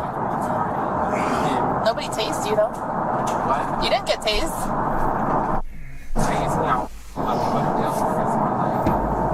Okay, I am not gonna tase you. I'm just saying you didn't get tased. Because you just said so. I actually think there's a good chance he's on drugs right now. He starts rambling about absolutely nothing, like tasing from out of nowhere. And then she's like, well, you didn't get tased and we're not gonna tase you. And then he took that as a threat. So then he makes a threat back saying that if she tased him, he'd fuck her up and go to jail for the rest of his life. I don't think you could fuck up anyone. You would probably lose in a fight to an inflatable, wacky, arm-flailing tube man. You are not built for fighting. You would get your ass beat. You would get turned inside out. So I don't know why he's threatening physical violence against this woman. And I don't know how stupid you have to be to threaten physical violence against a police officer too. She was very, very patient with this guy, because she just brushed it off and laughed at him. I guess because he is so pathetic, all you can really do is laugh at someone that's this embarrassing of a person. But goddamn, he is so fucking dumb, it's unreal. You're dumb, girl. Am I? You're real dumb. You might want to try modeling. That definitely can't be that. You definitely might want to try modeling. So you just... I definitely can't do that. This is what I'm talking about when he just goes off on these weird fucking tangents saying that she needs to do Molly so she can shut the fuck up. Like, what are you talking about, man? Like, I don't even think he's in the same dimension that the rest of the planet is in. He is all over the place. I really do think that the entire day he spent in like some kind of fucking meth-induced haze or some shit. He is actually just all over the place. Why are you going? Let me see you do it first then. What? You're not about to take $30,000, $40,000 worth of jewelry without me knowing exactly where it's going. I'm gonna come on now. I don't. You this to me the whole entire time in the car. So nice to you. No. Things really popped off when they told him that he can't really take the jewelry into jail with him, so he put up a big fuss. He eventually started kicking the officers, and now he's facing a lot of charges. I think he goes to trial next month, so I'm really curious to see how that plays out, because for some reason he seems to believe that he's in the right, so he started threatening lawsuits against the officers after he was kicking them and shit. So very goofy situation here, very goofy guy, and I just had to talk about this. What an insufferable little asshole. So yeah, that's Icy Wyatt for you. Someone I'm sure none of you have ever heard of before and will most likely forget about very quickly, because he's just a forgettable little worm of a person. That's really about it. See ya. I still remember being a toddler, so easily startled, my parents playing peekaboo and I freak out. But then all of that changed when I watched the first Pokemon movie and Ash Ketchum turned to stone. I knew in that moment that I had to be better. I had to expect the unexpected. And since that day, I've never been surprised. Until today, that is. Casey Anthony announced that she's going to become an influencer. Yeah, the Casey Anthony. You know, the one that murdered her daughter? Yeah, she has come out of the shadows to become an influencer, and she made a big video about it. And I hate it. I absolutely hate it. I'm not here just to regurgitate what I feel most of you know about the Casey Anthony case. If you don't know what I'm talking about, I highly recommend watching some videos or researching it, because it is one of the most deplorable miscarriages of justice since the OJ trial. It is still infuriating. We're sweat to death. Okay. Today is Saturday, March 1st, 2025. This is my first of probably many recordings. Hopefully this is not the first of many videos, Casey. Hopefully this is the last one. Maybe the case just gets reopened spontaneously so justice can finally be served for when you killed your daughter. That'd be hopeful. Also, if you're gonna film a video, can you at least take it off of like this slant? It looks like I'm falling down like a fucking water slide trying to watch this. Got the goddamn audience with the drunk goggles on here trying to see whatever you're yapping about. Like, why would you even film a video when it's like this? All cattywampus and shit. On a series that I'm starting. I am a legal advocate. I am a researcher. I've been in the legal field since 2011. Really? That's a big statement. In the legal field since 2011, eh? What happened in 2011, Casey? Oh my god. It's just kind of sickening, because she's just gloating about it. This is like a victory lap about how she got away with murder, and now all of a sudden she's a crack shot legal advocate. I already said I wasn't just going to yap about her case directly, but I can't help it since she just kind of brought this up here. She didn't do shit! Her lawyer worked her like a goddamn flesh puppet, like it was a ventriloquism act. Her lawyer is an evil mastermind who was able to convince a jury of lobotomites that they had been emotionally compromised by everything they had been hearing throughout the trial. Meanwhile, he was emotionally manipulating the jury to throw doubt in there so that way they would reach this impossible verdict. He pulled off the most outrageous Hail Mary. Casey didn't do shit. She also got very lucky that for some reason her searches weren't really used in court, such as things like foolproof suffocation methods. Casey Anthony is not some fucking Phoenix Wright level legal advocate. Her lawyer is the one that made the deal with the devil to get her acquitted on this. And in this capacity, I feel that it's necessary, if I'm going to continue to operate appropriately as a legal advocate, that I start to advocate for myself. Boo! Boo! Boo! And also advocate for my daughter. For those of you who don't know, my name is Casey Anthony. My daughter is Kaylee Anthony. My parents are George and Cindy Anthony. This is not about them. This is not in response to anything that they have said or done. That's not to say that I'm not going to respond at some point to some of the things that they have said and done. The whole point of this is for me to begin to reintroduce myself. Like introducing poop to a toilet. This is not the first time she's tried to reintroduce herself. She should be reintroducing herself to a prison cell for murdering her daughter. She did try and get her name back out there a few years ago with a Peacock docuseries called Casey Anthony Where the Truth Lies, I think is what it was. And it was her telling her side of things. And to me, it feels like she uses her name and infamy as a money-making tool. So now she's once again using her name and infamy as a means of having a platform online to become an influencer to make money off of her name and infamy. And what's sad, it's working and will continue to work. She has a ton of people who unironically support her, even knowing she murdered her daughter and got away with it. They don't care. That's the current climate of things. It's become very clear that no matter who it is or what they've done, as long as their name made it to a news headline or got spread around in some way, shape, or form, that person will have supporters. Fucking O.J. Simpson, before he kicked the bucket, before he met his maker, had a brief bout as an influencer. Like, it doesn't matter that she killed her daughter in the eyes of these absolute fucking troglodytes that just for some reason want to champion anybody at all. I'm doing this both personally for me, but in a professional capacity. Moving forward, the majority of what you will see will be me speaking in a professional capacity.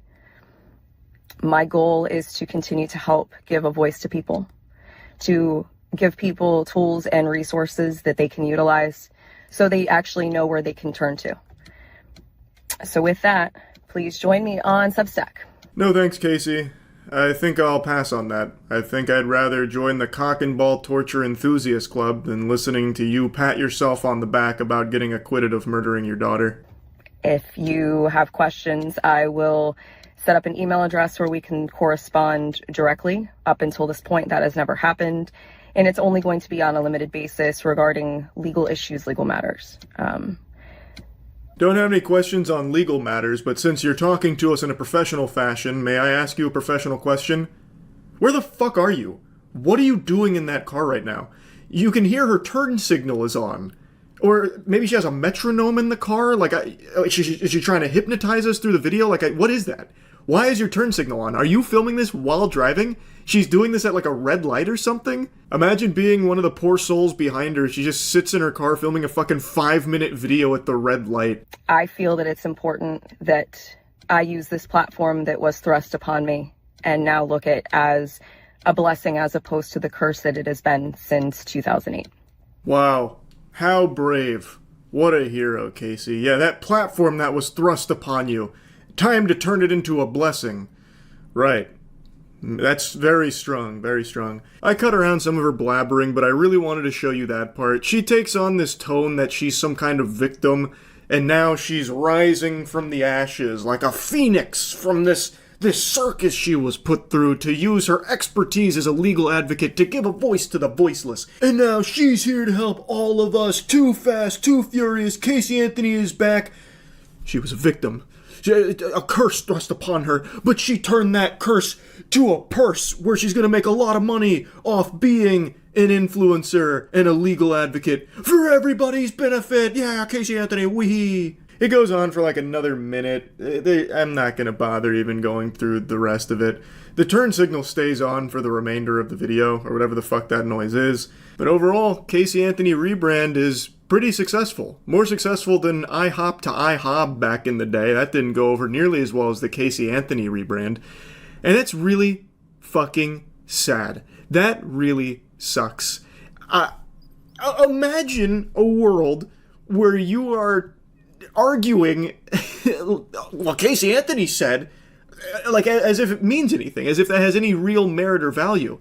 Well, I was following Casey Anthony and she gave me this unbelievably great advice. Oh, you were following Casey Anthony. Like, full stop, that's where I would write you off as an absolute unstable, unwell lunatic. That you would be taking advice from Casey Anthony. But that's the world we're in right now. There are people that are now following Casey Anthony as a champion. It's so disgusting. I just can't even picture what kind of rotten dweeb maniac would unironically turn to Casey Anthony of all people for advice on anything at all, unless it's how to get away with killing someone. It's just, we've got some wild shit going on here. It's what I think to be a pretty obvious, blatant attempt at just using her name as a means of making money off people who right now, if we live in a time where people will follow and support literally anybody and anything, no matter what. So she's trying to capitalize off of that. So I think it absolutely sucks. That's about it. See ya. On TikTok, you can convince anyone to do anything, and you don't even have to really try that hard. Right now, there's a man on TikTok fighting the good fight to try and convince people that urine is basically the cure to every ailment on the planet. Now, this therapy is not right for everyone. It's very esoteric, and it takes a Jedi mind trick to get over your conditioning, your industrial age school system, your propaganda programming, etc. This is urine therapy. I really love how therapy's lost all meaning and weight. You can kind of just slap that word on anything and people just believe in it off rip. I wouldn't be surprised if they start preaching about deep-fried therapy on TikTok, where you go and jump into a deep fat fryer in order to give yourself like a golden crispy body armor, and it's supposed to like open your pores and make you immune to bullets or something ridiculous. But the evil programming that he's talking about here, that you have to Jedi mind trick Men in Black neuralizer out of your brain, is the common sense knowledge most people have to not drink piss, and certainly not use urine as a sunscreen, and definitely not using pee-pee as an anti-balding agent. It's not exactly propaganda programming that he's preaching it as. It's literally like common sense. It's pretty much basic human instinct. Particular situation right here, this is aged urine. This is about 6 months, maybe a little bit longer, give or take. It's got that nice brown tint to it. A vintage brew. Exquisite taste. No doubt fermented in an oak barrel while Mozart played in the facility while this was festering. So, it's got the nice brown tint to it that everyone loves their pee to look like, and he's very excited. This is a delicacy to this guy. The fucking urine utopia here. He's got everything he could ever need. A nice 6-month-old piss jar. And then, of course, oof. Gnarly. Smells like ammonia. I don't always drink this, but the research that I've shown is it's good for parasites, it's good for your gut microbiome. It's gnarly, so it's going to have that element of power. I don't always drink this, but when I do, I end up projectile vomiting in my toilet, and that's proof to me that it's detoxing my body and deparasiting me, obviously. The research I've read, none of which I cite and none of which actually exists with any real merit to it, all says that drinking piss is 2 thumbs way up. So I do it. Daily. I can't help but giggle at that belief that if something is so turbo shitty, it must actually be good for you.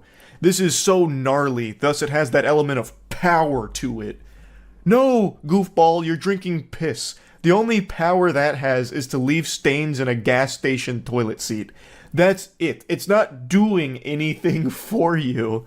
Just because it's gross and gnarly doesn't mean that it's somehow carrying these, secret benefits underneath all the garbage. That's not how that works at all. And he keeps talking about it being like an ancient therapy. I will never understand why people want to go back to the ancient ways. People barely made it to adulthood back 5,000 years ago. Most people were dropping dead by 12 years old. It's not like the ancient civilizations had it figured out. Like, their techniques were the best ones. People live longer now and healthier now than they ever were back then. So I don't know why all of a sudden we're putting so much stock in the ancient ways. So typically I use it topically. It's excellent for energy in the sun, boosts my testosterone. I just feel it in my muscles. It really gives me a lot of clarity and energy. But I have it open and we're talking about it, so of course we can drink a little bit and see what happens. The first thing that we get is it's very gnarly smelling. However, once it goes on your skin and you get some sunlight on it, I like to ride my bike. A great swig indeed. The exquisite flavor of pee. Scrumptious piss.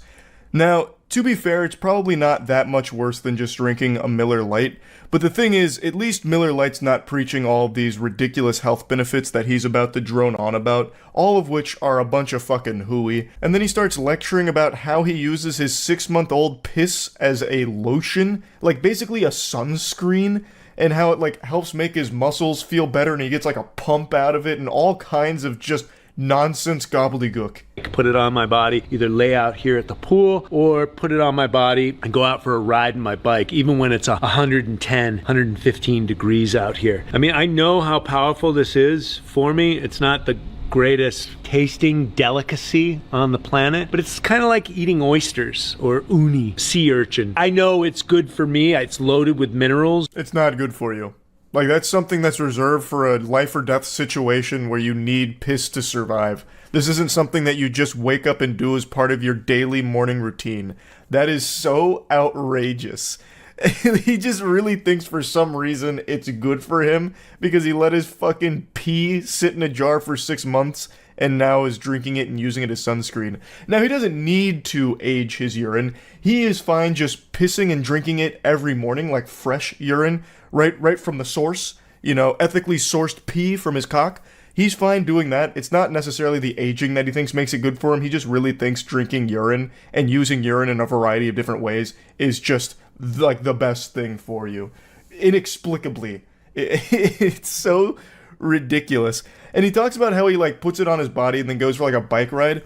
My heart breaks for any unfortunate souls that happen to just be walking down the sidewalk when this guy rides by on his bike. I can't even imagine the smell. That must be unfathomable. Like having your senses assaulted by 15 dump trucks all unleashing that Methodist right to your nose. Like you could probably smell this guy coming from a mile away, wearing 6-month-old dried piss as a cologne as he's on his bike ride, his morning commute. Like that scene in SpongeBob with like taking the stink with him. It's crazy how awful that must be. Cell salts, amino acids, stem cells, antigens, antibodies. But the way I like to use it ultimately is topically. So you put a little bit in your hand there, and then you just rub it on your skin.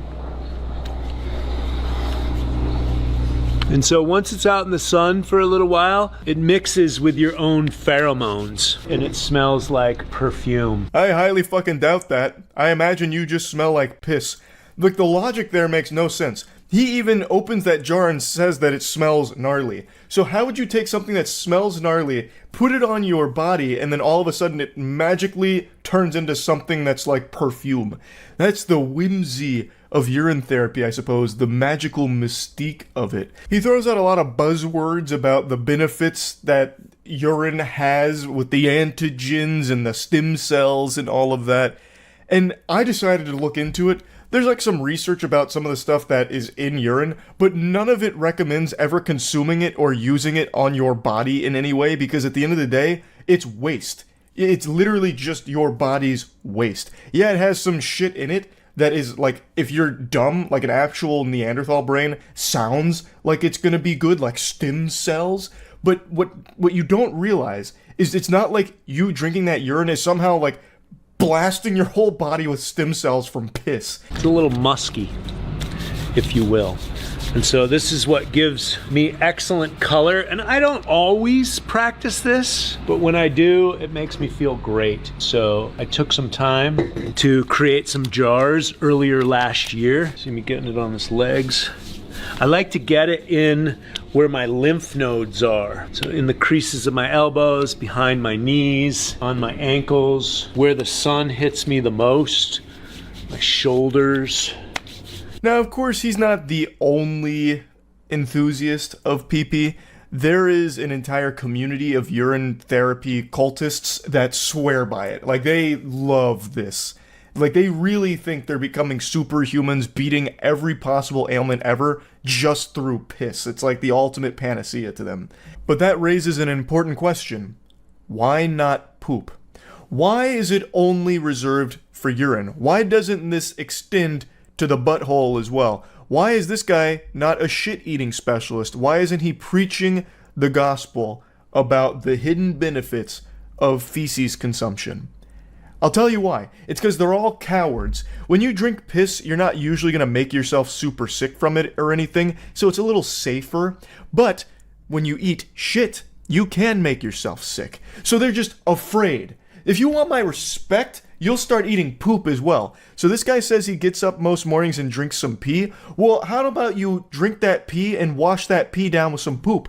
Then I'll be impressed. You tell me when this guy starts using poop as a sunscreen. Like, it's probably even better than urine in that respect. It's a little thicker so you can get like a nice good lather on it.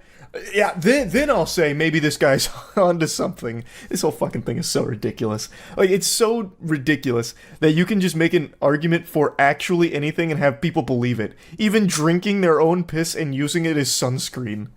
I know people that wash their hair with it. They have gotten rid of some premature balding. It's used for all sorts of stuff. I don't make any claims. I just love it. And I've been using it for 20 years. And I love the way it makes my skin look and my muscles feel.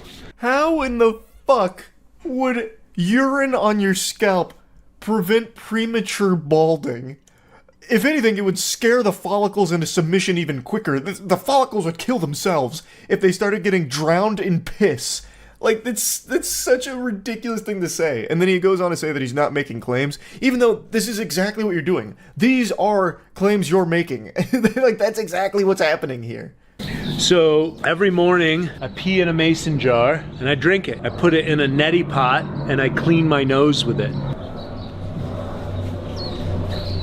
If you want to age it, this is a 64-ounce wide mouth mason jar. I don't really need the piss brewing tutorial, to be honest. It's pretty self-explanatory. Pee in a jar, let it sit for 6 months. Like that, I think anyone in the world can follow that with no problems and no education required for that. Also, that's gotta be the worst breakfast of champions I've ever heard. Waking up every morning to piss in a jar and drink it. That's atrocious. What an awful start to the day. And then he says that he uses his pee in a neti pot to clean out his sinuses. That's galaxy brain. Brother, this isn't a therapy, you've got a fetish. For tight muscles, pain, not making any claims whatsoever. I just experienced this and it feels amazing in the sun. You pretty much get the idea. That's the whole pitch here on urine therapy. You convinced yet? I know I'm not. So, I just had to share this. I saw this earlier today, and it is just a baffling video and concept that he's talking about here. I had to talk about it. That's about it. See ya. There's no profession less respected nor more meaningless than influencers. The fucking people that clean up cum from porn sets are more respected in the professional world. The two dudes that make the liquid ass spray have a more valuable contribution than the influencer's content. The term influencer has such a negative connotation to it, it's just become synonymous with narcissistic asshole and giant douchebag. When most people hear the word influencer, they immediately think of those Instagram marketing cyborgs that look like they're human, but they're actually just ventriloquist dummies for companies to stick their hand up their asshole and make them talk about products, every single post being a sponsored advertisement. But I imagine very few people think of cold-blooded killers in this kind of profession. But today I'm going to tell you about a man, nay, greater, an influencer, who took a very dark path when his ego lost control. Today I learned about a man named Rossi Adams who was sentenced to 14 years in prison for attempting to murder a man over a domain name. So Rossi Adams owned the popular Instagram account Do It For The State or State Snaps. I'm really not sure. He had like 1,000 different accounts. This dude had more fucking accounts than World of Warcraft gold farmers. And he accumulated over 1 million followers. And the content was just amateur porn from college students. And he recycled it across all these accounts constantly. And he had a website called doitforthestate.com. But he didn't like it because it was do it for, the number 4, thestate.com. But he wanted do it for, F-O-R, thestate.com. Really petty shit, but to him, this was the Gordian knot that needed to be cut. If he could get that domain name, this would launch him in the same playing field as the greats such as Elon Musk and Steve Jobs. This was going to be his magnum opus, if only he could get that damn domain name. But unfortunately, it was held by a different man. And this wasn't just any man. This was a guy born with bulletproof skin. I swear to God, they must have broken into fucking 50 Cent's house for this domain name. I'll get to that in a second, but just to paint the scene, From 2015 to 2017, he was in negotiations with the doitforthestate.com domain holder to try and buy it from him, which he didn't want to budge. He didn't want to give it to him. He did at one point say he'll sell it to him for $20,000, but Rossi Adams declined, saying it was too high. So when his desperation finally hit its melting point, he hatched a scheme, Ocean's 11 style, but with none of the actual thought process behind it. His plan was to hire his cousin, who was a convicted criminal, to go to the guy's house and scare him or murder him into giving him the domain. Now, on June of 2017, his cousin Sherman goes to the guy's house in Iowa. They tracked him down, they found his house. Sherman goes into the house and starts pistol whipping the man until he's ready to budge on the domain. The man never budged. I don't know who the fuck's house this was. I don't know who owns doitforthestate.com. Maybe it's fucking Jack Bauer from 24. I don't know. Dude's getting pistol whipped, still doesn't budge. Wasn't giving away the domain name. So Sherman shot him in the leg. And this is when he went a little too far. He bit off more than he could chew on this one. The condom was a little too big for this penis, because when he shot him in the leg, the domain holder lashed out, wrestled the gun away from Sherman, and shot Sherman in the chest multiple times before calling the police. The police get there, both men survive. Sherman is now getting 20 years in prison, and Rossi Adams 14 years for the conspiracy here to commit this crime. That is fucking hardcore. I tried to visit that website because I thought it might put like a little extra hair on my chest, make me a little taller, my muscles bigger or something after this kind of story attributed to its fucking securing of the domain. But unfortunately, when I try to go to doitforthestate.com, it just brings me to GoDaddy. So I'm guessing it means he's not using it, which is just a fucking disservice to the world. To the brave fucking bulletproof man who owns doitforthestate.com, do something with it. You went to war over that shit. You fucking bled for that. You shot men for that website. Fucking use it for something now, man. God damn. I've got to see what he's going to cook up for this website. It's got to be big plans. This could be the next Apple, for God's sakes. My God, what a story behind that. Such an innocent sounding domain name. Obviously, he's probably just a domain squatter, which is very possible, but let's hope for this one exception, he'll turn it into something great. Incredible, though. This just goes to show how some influencers' ego is just truly out of control, where they feel they're entitled to things that they're absolutely not entitled to, and it shows a scary side of them. I think that's the lesson to take away from that behavior. And if you don't believe me about some of these people being psychopaths, just go look no further than the American Influencer Awards. Those just happened like a month ago. I have never seen a group of more narcissistic, deplorable degenerates than I have watching the American Influencer Award. It is 4 hours worth of them just sucking each other's assholes, and it's pathetic. I don't think there's anything inherently wrong with considering yourself an influencer, though if you're going around calling yourself an influencer, you're probably not a lot of fun to be around in the first place. But I don't think there's anything inherently wrong with that kind of identity, you taking on that kind of identity. But please, stop being like these kind of awful people. No one wants to have the term influencer shoved so far down their throat that they're just unable to breathe. And I think that's what it's becoming, which is why people have such a negative view of influencers and view that whole profession as just incredibly toxic. That's all. I just really wanted to share this story here and talk about influencers in general, I suppose. That's about it. So yeah. You heard about the guy suing Dunkin' Donuts because their toilet exploded while he was shitting on it? Yeah, there's no video or anything. I also just feel like he's lying. He probably pooped himself and came up with a convenient excuse and then overflowed the toilet is my guess. But here, I'll pull it up, since a lot of people keep asking about it. That's my theory, at least. Last I saw, there was no actual evidence of a toilet explosion. Florida man is seeking $50,000 in damages after he said a toilet at Dunkin' exploded and covered him in debris, feces, and urine. He alleges he visited the men's room at Winter Park Dunkin' outside of Orlando on January 6, 2022. The commode erupted, leaving the plaintiff in the loo covered in its contents.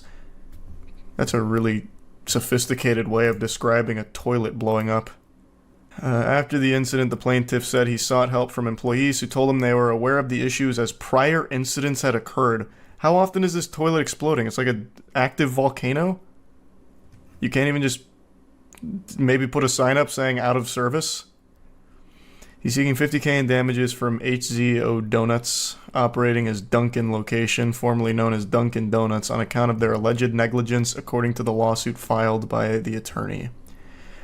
As a direct result of the defendant's breach and or multiple breaches of its duties and obligations to the plaintiff who was lawfully on defendant's premises, plaintiff unwittingly became the victim of the exploding toilet in the aftermath, which followed and sustained damages including injuries, emotional, and mental distress.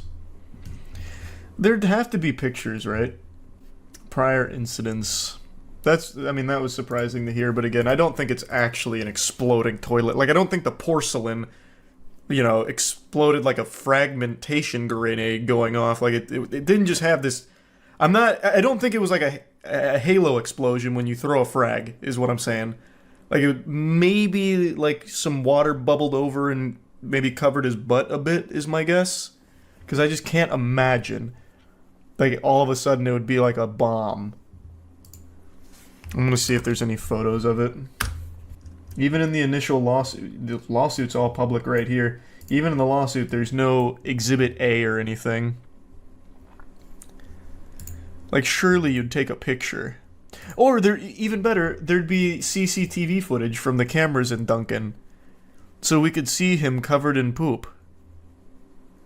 But maybe he put in a junction to bar that from the evidence because it's embarrassing, perhaps. But if it really did explode, then may God have mercy. Hope he wins. He claims he suffered bodily injury. Well, he could have. Having a bunch of strangers' waste cover you could make you sick. Or if, like, the debris he's referring to is parts of the toilet hitting you, that could hurt. Maybe bruise you. Apparently in the lawsuit, he said the incident made him experience a loss of capacity for the enjoyment of life. Okay, I've got to pull up the lawsuit myself here, because it's all public. Let's see. That is if you get covered in a Dunkin' Donuts exploded toilet, maybe you would lose all enjoyment in life. Let's see where it would be.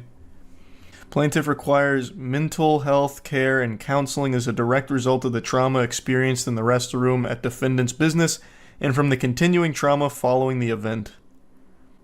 Oh. As a direct and proximate result of the negligence of defendant, plaintiff suffered bodily injury and psychological damages resulting in pain and suffering, disability, permanent and significant emotional injury, mental anguish, loss of the capacity for the enjoyment of life, expense of medical care and treatment. The injuries and damages are either permanent or continuing in nature, and plaintiff will suffer losses in the future. Man, with a statement like that, why are you suing for only $50K? Go for fucking $50 million. The loss of the enjoyment of life. Maybe the ceramic shattered into his sensitive areas. Well, that's what I was saying. If pieces of... There's no pictures of the toilet explosion, but the way they describe it actually makes it sound like a missile. So if there were parts of the toilet that started blasting him, then yeah, I guess that could cause, like, disability or permanent injury. No, this isn't the Epstein stuff. This is a poopy toilet explosion stuff. Bro's gonna be having nightmares specifically about the Dunkin' Donuts toilet. According to the lawsuit, he's having a lot more than just nightmares. I really wish there was footage, well, not footage, a picture of the aftermath. I want to know what a toilet explosion looks like at Dunkin' Donuts here. Like, that can't be common. Oh, here's the exploding toilet meme. I guess it could be like this.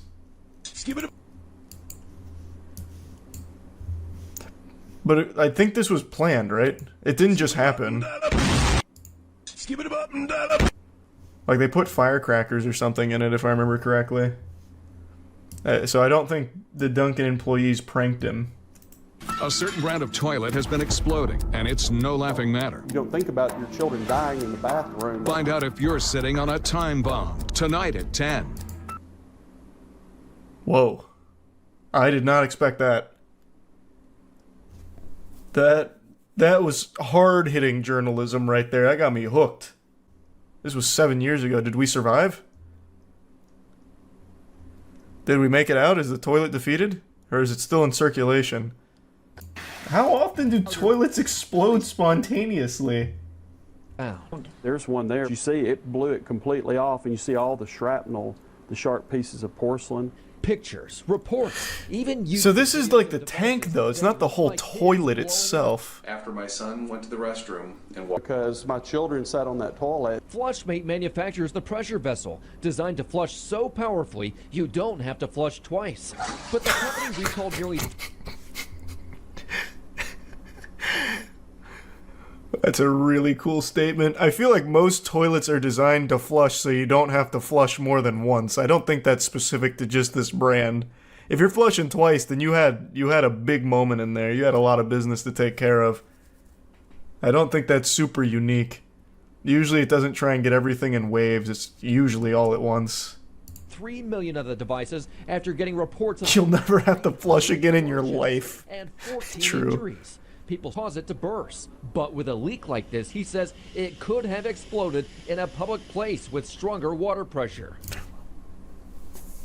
Case in point, perhaps Paul, the Dunkin' Donuts poo-poo toilet exploding victim, was a victim of one of these. Maybe they had one of these toilets in the facility and that's what blew up. So maybe he wasn't like a geyser of feces and urine. Maybe he had just shit. This blew up. He panicked, and then, like, all these pieces start hitting the water and splashing poop and urine on him. Perhaps. And I'm going to post the affected serial numbers on our website. Maybe this just saves some people in chat's life. If you have one of these toilets, or maybe you should check if you have one of these toilets just in case. Imagine. There's one guy in chat right now profusely sweating. Oh, fuck. Oh, fuck. Wait, I have one of those. I don't have a low-flow device. I don't have a low-flow toilet. Oh, God. It's sprinting to the bathroom, but he doesn't get there in time, and it just blows up. He's sent back from the shockwave. You can get $18 million, though. Oh, from the class action. So, I mean, I guess maybe this is plausible for what happened to Paul here. But I don't think it would cover you in the contents of it. Not based on those explosions, since it was in, like, the tank. Either way, interesting case. Good luck, Paul. I hope you win. I don't think that's what happened because employees said it happened to other customers before. Oh, good point. Yeah, that theory wouldn't work because apparently the employees said that other customers had experienced something similar. Like it wasn't the first time. You're right. Why didn't the other customers sue? Probably too tired. Maybe first thing in the morning. They went to Dunkin', got covered in poop, and they're like, whatever. I'm going home. I have no idea. I don't know how this happens more than once. There's another Florida toilet explosion from 2019 after a woman's toilet blew up after lightning struck her septic after lightning struck her septic tank, sparking the methane gas inside and blowing the toilet up into pieces. That is a sign. That is absolutely some kind of divine moment, a smiting, if you will. Got hit by lightning, causing a toilet to explode over the weekend. Experts say the explosion was Jeepers. all part of a dangerous reaction. CBS 4 News Zoinks. has the details. Because it just boom. Mary Lou Ward of Gulf Cove grateful no one was sitting. Yeah, it really blew that bitch up. Hundreds of pieces Sunday morning. Yeah, that's a lot. The porcelain is very. Today there were a handful of moments that went viral on Twitter from the Young Thug trial that's ongoing. And I really want to talk about them. I need to make it clear right away, I know next to nothing about the Young Thug trial. I don't know what the particulars of the case are, what he's being accused of, what he's potentially facing. I don't really have a clue, but you don't need to know the lore behind why the trial is happening to understand why these moments are so wacky. I'm going to go ahead and start by showing you what I believe is potentially one of the biggest head-scratcher moments the American justice system has ever heard. Regardless is less than 1% of this whole indictment. This reminds me of this anime named Bleach, where it's 16 seasons. Every episode is about 18, 20 episodes. Sorry, every season is 18 to 20 episodes. And they have season 4 and 5. They have these bouts. They're villains of the whole thing in season 4 and season 5. The main characters are trying to get them out of soul society. Pardon the interruption. I'm not trying to jump scare you here, nor am I trying to intrude on this passionate speech about the Bount arc from Bleach, but I think it's important because I imagine most of you haven't seen what she's referring to, and God bless you, keep it that way. The Bount arc in Bleach is regarded by many, myself included, as one of the worst arcs in all of anime. It's basically about vampires that get introduced out of nowhere and then leave out of nowhere, never to be addressed again. It is a garbage filler arc that serves only to waste your time and insult your intelligence. It is truly trash. And I'm one of those poor souls that endured the torture of watching it. I didn't know the Bount arc was filler. So I subjected myself to that almost never-ending nightmare.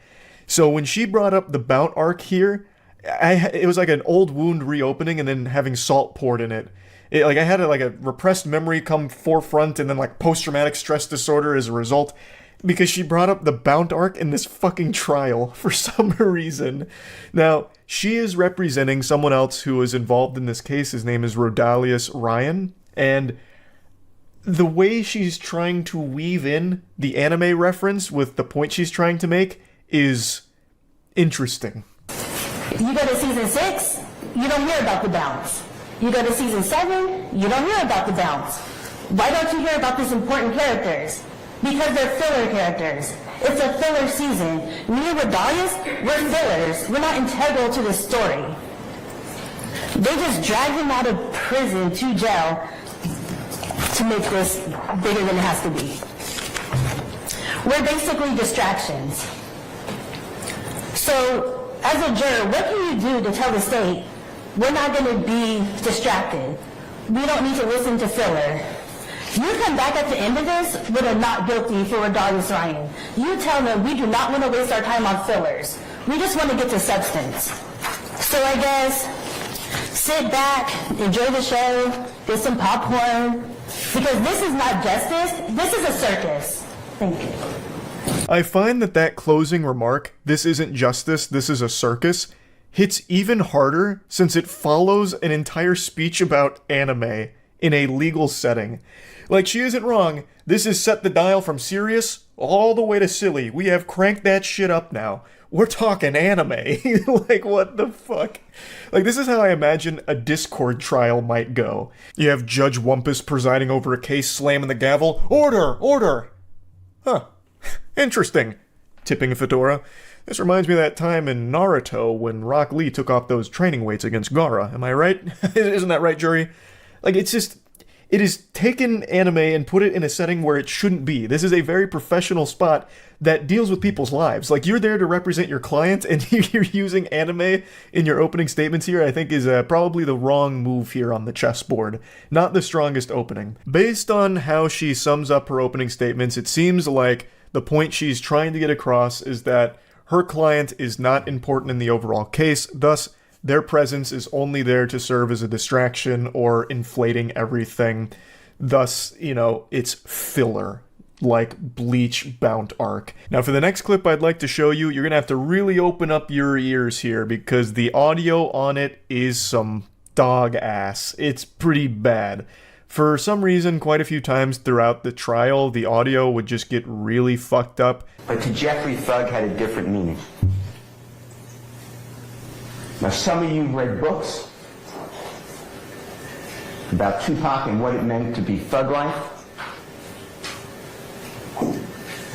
Thug life, the hate you give little infants, F's, everyone. Meaning discrimination and racism hurts all of us. We teach that to our kids. Now, this is Young Thug's lawyer, and right now he is trying to get into the kitchen with a ton of ingredients and start cooking. And the recipe that he's following, well, it's got some interesting flavor to it, to say the least, with the direction that this dish ends up going. That was not what thug meant to Jeffrey. Thug meant and means to Jeffrey something very personal. It was his path. But if he could ever make it as a musical artist and help his family, himself, and his many others out of this endless cycle of hopelessness. He would be truly humble under God. That's what thug means. I tried my best to edit out the long pauses he takes. I don't know if he's like a classically trained actor or something, or he's auditioning for a thespian troupe. I don't really know. But he takes these like long, really dramatic pauses mid-sentence, and it just dragged everything so long. My theory is that the reason he keeps pausing and stopping for a little bit is because he's stalling for time so he can continue to come up with something in his noodle up here, and he eventually comes up with a banger. He ties it into... This is not what thug actually means to Jeffrey, Jeffrey being Young Thug's real name. He then says the thug stands for truly humbled under God. And when I heard him say that, I did one of these. I actually just shot back. I was like, wow, he fucking did it. He pulled off a miracle. Like, I could imagine, like, the jury standing up and clapping like, man, that was so moving, wiping tears from their eyes. Truly humbled under God. Now it all makes sense. Like, it's such an incredible Hail Mary play from the lawyer here. Obviously, this is a bunch of fish paste. That is... The thug in Young Thug doesn't stand for anything. It's not an abbreviation. That wouldn't make any sense. Let's just play ball with this idea here, this fantasy that it stands for truly humbled under God. That would mean his name would be Young Truly Humbled Under God. That would be his artist name. That is nonsensical. But it was a really interesting tactic here, a very odd strategy that I couldn't help but appreciate. Like, I found it impressive. To go to this level of, like, on-the-spot thinking to try and just pull something out of your ass is admirable. I unironically love that strategy. I think it's just a banger. It makes me want to give it a try.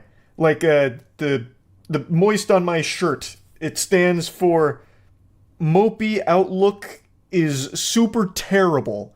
And it's all about having a mopey attitude is a bad thing, and we gotta turn that frown upside down. It's all about a positive outlook, baby. And actually, that's a perfect segue into another thing Young Thug's lawyer tried to pull off in the trial today. It's another very incredible strategy. And the indictment that the prosecution had the grand jury return says he's holding up a blood sign, and that furthers this conspiracy. There's nothing wrong with holding up a blood sign, but that's not a blood sign. Blood signs like this. It looks like a B. That is a P. Jeffrey's fingers are down. And what you'll learn is that Jeffrey just released with Sergio Kitchens, performed known as Gunna, a song that is wildly popular. It's around the globe. It's called Pushing P. And it's positivity. It means any circumstance you're in, if you think positively about something, you can make it through. You're pushing positivity. You're pushing P. Jeffrey is showing the P. If ever there was a time for a standing ovation in court, it would be right then. This guy, in front of all of humanity and God, went out there and said, actually, what you're looking at is a P with his hands, and it references pushing P, which stands for pushing positivity. That is so good. That is so fun. What a fucking W. Like, I'm sure most of you remember Pushing P from like a year or so ago. I never fully understood exactly what it meant. I believe, like, the main usage was Pushing P references, like, pursuing success while still maintaining integrity, like being loyal to the people that you care about, that you're close with, like your friends, like never forgetting where you came from while pursuing success. Which, I guess in a way, you could argue that Pushing P is pushing positivity, I suppose, though I don't think the P ever stood for positivity, ever. But from this point forward, if I ever see Pushing P again, that's immediately where my head's going. From now on, if I see Pushing P, I'll be like, oh, pushing positivity, I get it. All because of this lawyer. I don't know how these interesting strategies will pan out in court for Young Thug and everyone else on trial. I don't know anything about the case. All I know is that these clips from today's trial are really interesting, to say the least. I just had to share them. I had to talk about them a little bit. I guess we'll see how it all plays out. That's really about it. See ya. Alright, let's read about this Casetify stuff. Dbrand is suing Casetify for ripping off its teardown designs. Dbrand claims it caught Casetify using its transparent style designs in its own line of device cases.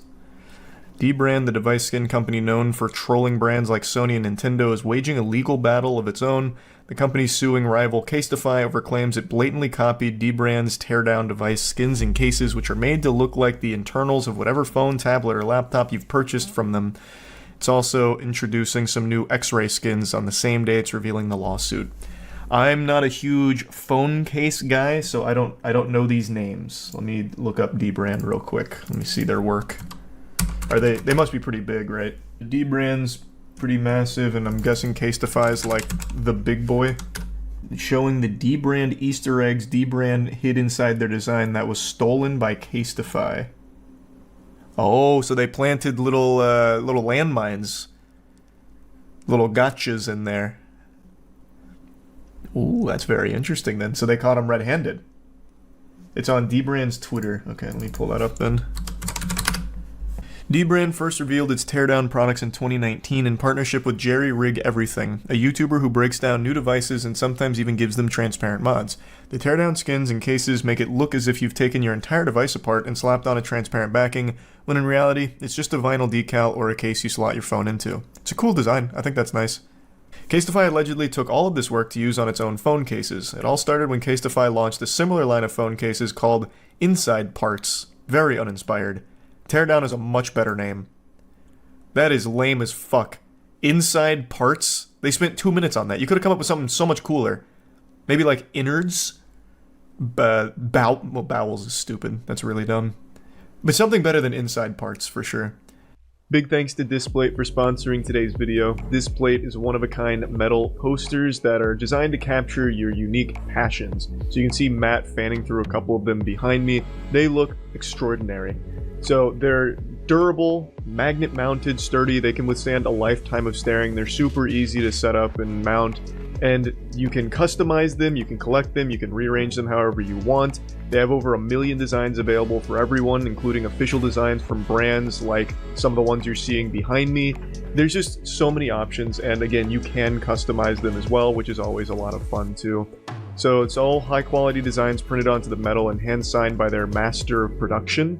They're unique, easy, and safe, and it only takes about 20 seconds. There's no need to drill anything into your walls. All you need to do is wipe the wall with a cleaning wipe, and then stick the protective leaf, place the magnet, and then put the display on the wall. It's super easy, super quick. So if you're interested in getting some high quality displays for your office or any room in your house or anything, you can click the link in the description below. There's right now a Black Friday deal going on, so you can get 35% off 1 to 2 displays, 39% off 3 to 4 displays, or 44% off 5 or more displays. You can click the link in the description below for that deal, or use code MOIST at Displate's website. Again, huge thanks for sponsoring. Which similarly puts an image of the components inside your phone on the outside. However, users noticed something wasn't quite right with the designs. In March, one user on X pointed out that Casetify appeared to be reusing the image of the same internals across different phone models, which means they didn't accurately represent the insides of each device they were sold for.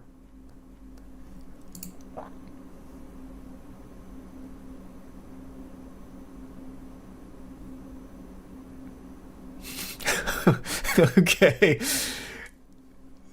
Yeah, I mean, that probably just a coincidence. I'm sure that's easily explainable by Casetify. Piss puddlers unite. Find Jesus, my friend. What the fuck is a piss puddler? This looks pretty hard to fight. Like, how do you even argue against this? It's just a direct rip of it. Hear me out. Maybe one lazy dev and not the company's intent. Nah, what? No, what? Absolutely not. In a company the size of Casetify, at least giving it the old eyeball test, I'm not familiar with phone case brands, like I said, I'm just learning about them. Casetify seems huge. You can't just have one guy, like, brute force through a design. That has to go through 1,000 different pipelines.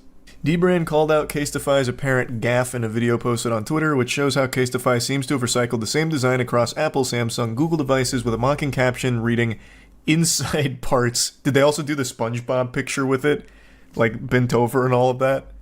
Just months after Dbrand posted its response to Casetify, the company came back with a new line of transparent style phone cases called Inside Out. This time, the images are consistent with the devices the cases are made for, and Dbrand claims that because Casetify stole its designs... and Dbrand claims that's because Casetify stole its designs.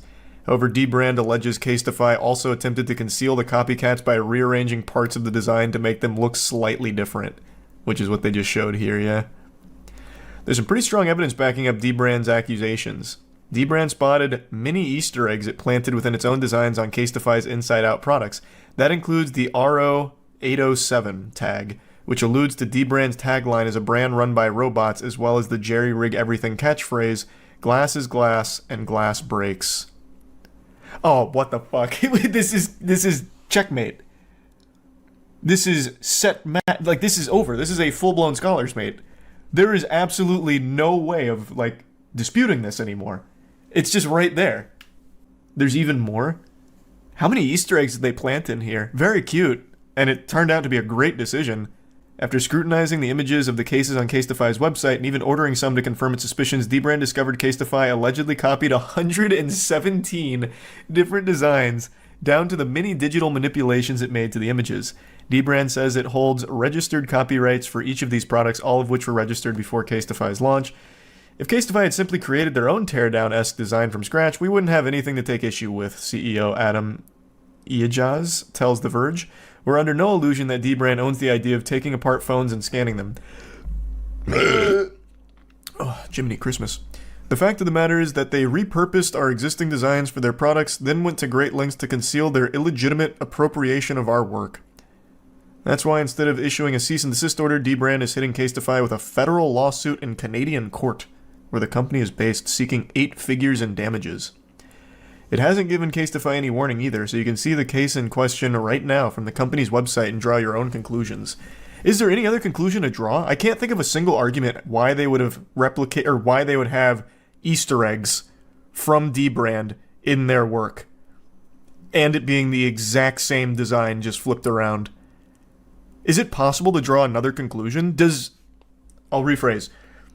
Brain rot on Twitter. Is there a such thing as a Casetify enthusiast that is so rotted and blinded that they're defending it? With an actual argument, or no? So, this is another one that Dbrand posted. Exhibit A, the phrase glass is glass and glass breaks. This is a catchphrase coined by Teardown co-creator Zach Jerry Rig. I'm assuming that's Jerry Rig Everything. This tagline does not exist on the internal hardware of any smartphone, yet somehow appears on Casetify's product. They even have it lower resolution, so what must have happened is they just downloaded a JPEG of this and then downloaded it 50 other times while trying to fabricate it, and the compression just got fucked. So they got the lowest quality JPEG of this that they put on their stuff. So there's another Easter egg that happens to be on their work. And another one, Exhibit B. Full montage here. The digits 1111, 1111, the digits 111111, this is a reference to our founding date, November 11th, 2011. This date does not exist on the ribbon cable of any smartphone, yet somehow appears on Casetify's products. That could be explained easily. Binary, perhaps. This may not correlate to a date. This may just be binary code. I could see a perfectly sound argument for that. Exhibit C is the RO807, which we already looked at. Exhibit D. Man, they have so many. This has got to be the most dead-to-right case I've ever seen. Exhibit D. The all-seeing eye. This is a symbol we often use as evidenced by both the favicon of our website and the Dbrand Pyramid PC built by Linus Tech. This symbol is not present on the battery of any smartphone, yet somehow appears on Casetify's product. And again, it's the lowest quality version of it. Literally looks like a 4-year-old scribbled it on. Where do they even... This one doesn't even look like they just downloaded it and fucked the compression over time. This one looks like they deliberately made it as hieroglyphic-esque as possible. But in that case, why even bother? You could have just not had it on there. They're literal screenshots. They even cropped some incorrectly. But how can you even get a screenshot to look this bad when you're transferring it onto the product? You'd have to really try to make it look this atrocious. Exhibit E. 1111 watt hours. The 1111 watt hours, this again a reference to our founding date. This erroneous watt hour metric is not on the battery of any smartphone, yet somehow appears on Casetify's product. I mean, you can't even defend it. They took photos of their monitor. Oh wait, you might be right. That would explain this one. This one does actually look like they took a photo of their monitor while it's all glossy and shit, so you can't make it out super well. That would explain how they got this.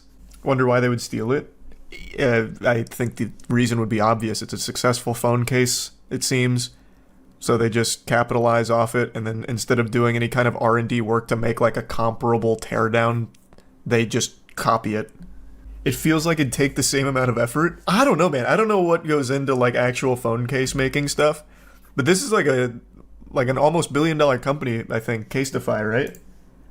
Surely this didn't save them too much on the bottom line. Let me see. Oh, $300 million in revenue last year for Casetify. Massive company. Absolutely massive. They probably didn't know it was patented. Brother, even if it wasn't patented, you still can't just blatantly rip off another company's design. That's like the biggest no-no ever. Like, you can't just infringe on shit like that. You can't patent an image. He meant copyright. I know what he meant. Did you ever stop to think that maybe they just made an oopsie? 117 oopsies from the sound of it. So, they might just be real quirky. Very clumsy. On their video, they said they spent around 10,000 hours making the cases. If you watch the videos, you can see a time lapse of them dotting the cases. In the Jerry Rig Everything video. Yeah, I mean, I'm not surprised. Like I said, I don't know what all goes into case making, but I can't imagine like it's a super easy process. D-Brand and Jerry Rig Everything aren't the only people they stole designs from. There are already others coming out with their own cases. Look at Jerry's Twitter.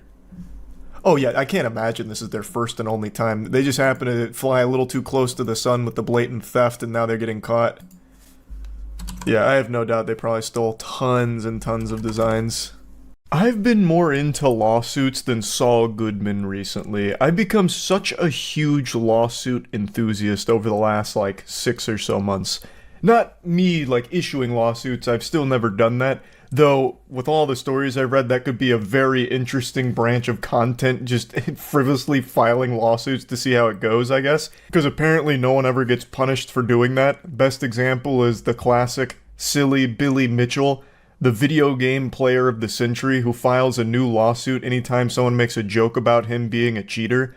And I'm not using the word allegedly, Billy. You are a scumbag cheater, and I hope you lose all of your ongoing lawsuits, brother. But anyway, enough bravado here and lat spreading on Billy Mitchell, celebrating every single L that he keeps taking, and will most likely continue to keep taking.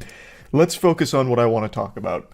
I have really enjoyed diving into the most outrageous, most unhinged lawsuits imaginable. And last night, I found the magnum opus. This is the craziest lawsuit I've ever even been made aware of. There was a lawsuit I covered a couple years ago where there was a Twitch viewer who was suing Twitch because they were showing him female streamers and he couldn't stop jerking off, so he was suing for millions of dollars worth of damages, claiming it's immoral that Twitch would have these, female streamers doing suggestive things and it forces him to masturbate or whatever. And that, to me, for a while, was probably one of the most entertainingly awful lawsuits I'd read about. But what I read last night actually beats it. A man in Australia filed a lawsuit against a hospital for $1 billion Australian dollars, which converts to about 643 million freedom bucks. And the reason he was suing this hospital is because he watched his wife give birth. He believed that what he had witnessed there was basically a war crime, like a violation of his human rights and a complete failure on that hospital's duty of care to him to make sure that he didn't see that. He was upset because the hospital not only allowed him to watch his wife's birth via C-section, but also encouraged it. Which to me doesn't sound like anything weird from the hospital. I mean, they call it the miracle of childbirth for a reason. Plus, if he wasn't allowed to watch it, I feel like that would be a huge problem. Being denied access to your wife during the most important moment of your relationship, I imagine would actually be grounds for a lawsuit. Most people, I would imagine, would want to be there with their partner to comfort and, be able to take part in the gift of life, I guess. But this guy believed that they should have, shielded his eyes and plugged his ears or something, and the fact that they didn't caused him psychotic illness. And he believes he's entitled to at least $1 billion Australian dollars in damages. Did you hear about the man suing a hospital for $642 million after watching his wife's C-section and said it gave him a psychotic illness? You've got my attention. You undersold this. He's actually suing the hospital for $643 million. Man tries to sue a hospital for $643 million after he was encouraged to watch his wife's C-section. A man in Australia accused a hospital in Melbourne of causing him to develop a psychotic illness after he watched his wife undergo a cesarean section. Interesting. 643 million clams. Anil Coppola tried to sue the Royal Women's Hospital for letting him watch his wife's birth via C-section in 2018. He unsuccessfully sought 1 billion Australian dollars, which is 643 million. A judgment on the lawsuit filed in the Supreme Court of Victoria in Melbourne last week shows. How could this have not worked? What went wrong? Mr. Coppola's wife that day had a healthy baby delivered by cesarean section. Mr. Coppola alleges that he was encouraged or permitted to observe the delivery, that in the course of doing so he saw his wife's internal organs and blood, and that the experience caused the onset of a psychotic illness. He says the hospital breached the duty of care it owed to him and is liable to pay him damages.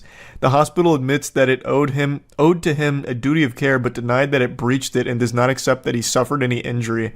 In his amended statement of the claim on October 22nd, Mr. Coppola, who is self-represented, that sounds about right. That tracks.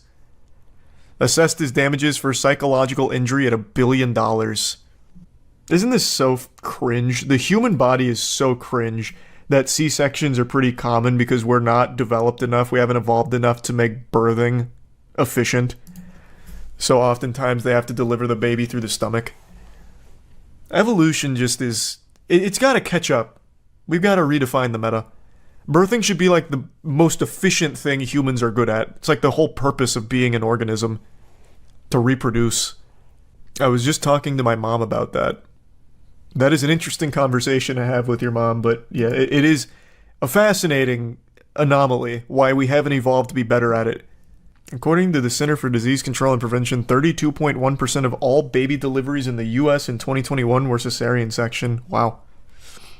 Coppola filed the lawsuit several years after the operation, saying it caused the onset of a psychotic illness that led to a breakdown of his marriage. Yeah, that was the reason. The reason me and my wife broke up is because I had to watch her get a C-section and I've never been the same. I couldn't look at her the same way. She grossed me out. It was so fucking yucky. I hated her for it. And I hated the hospital for making me see her like that. I've seen her inside and out.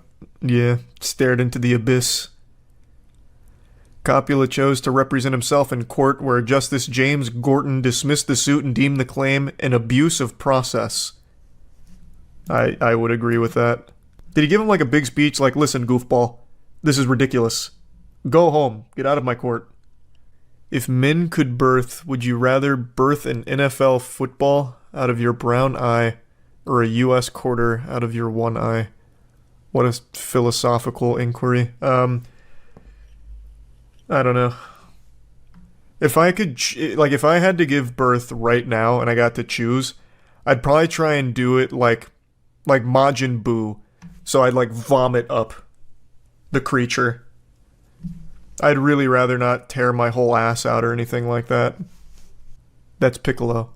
No, Majin Buu did that too, right? When he vomited out into Super Buu? Or am I misremembering?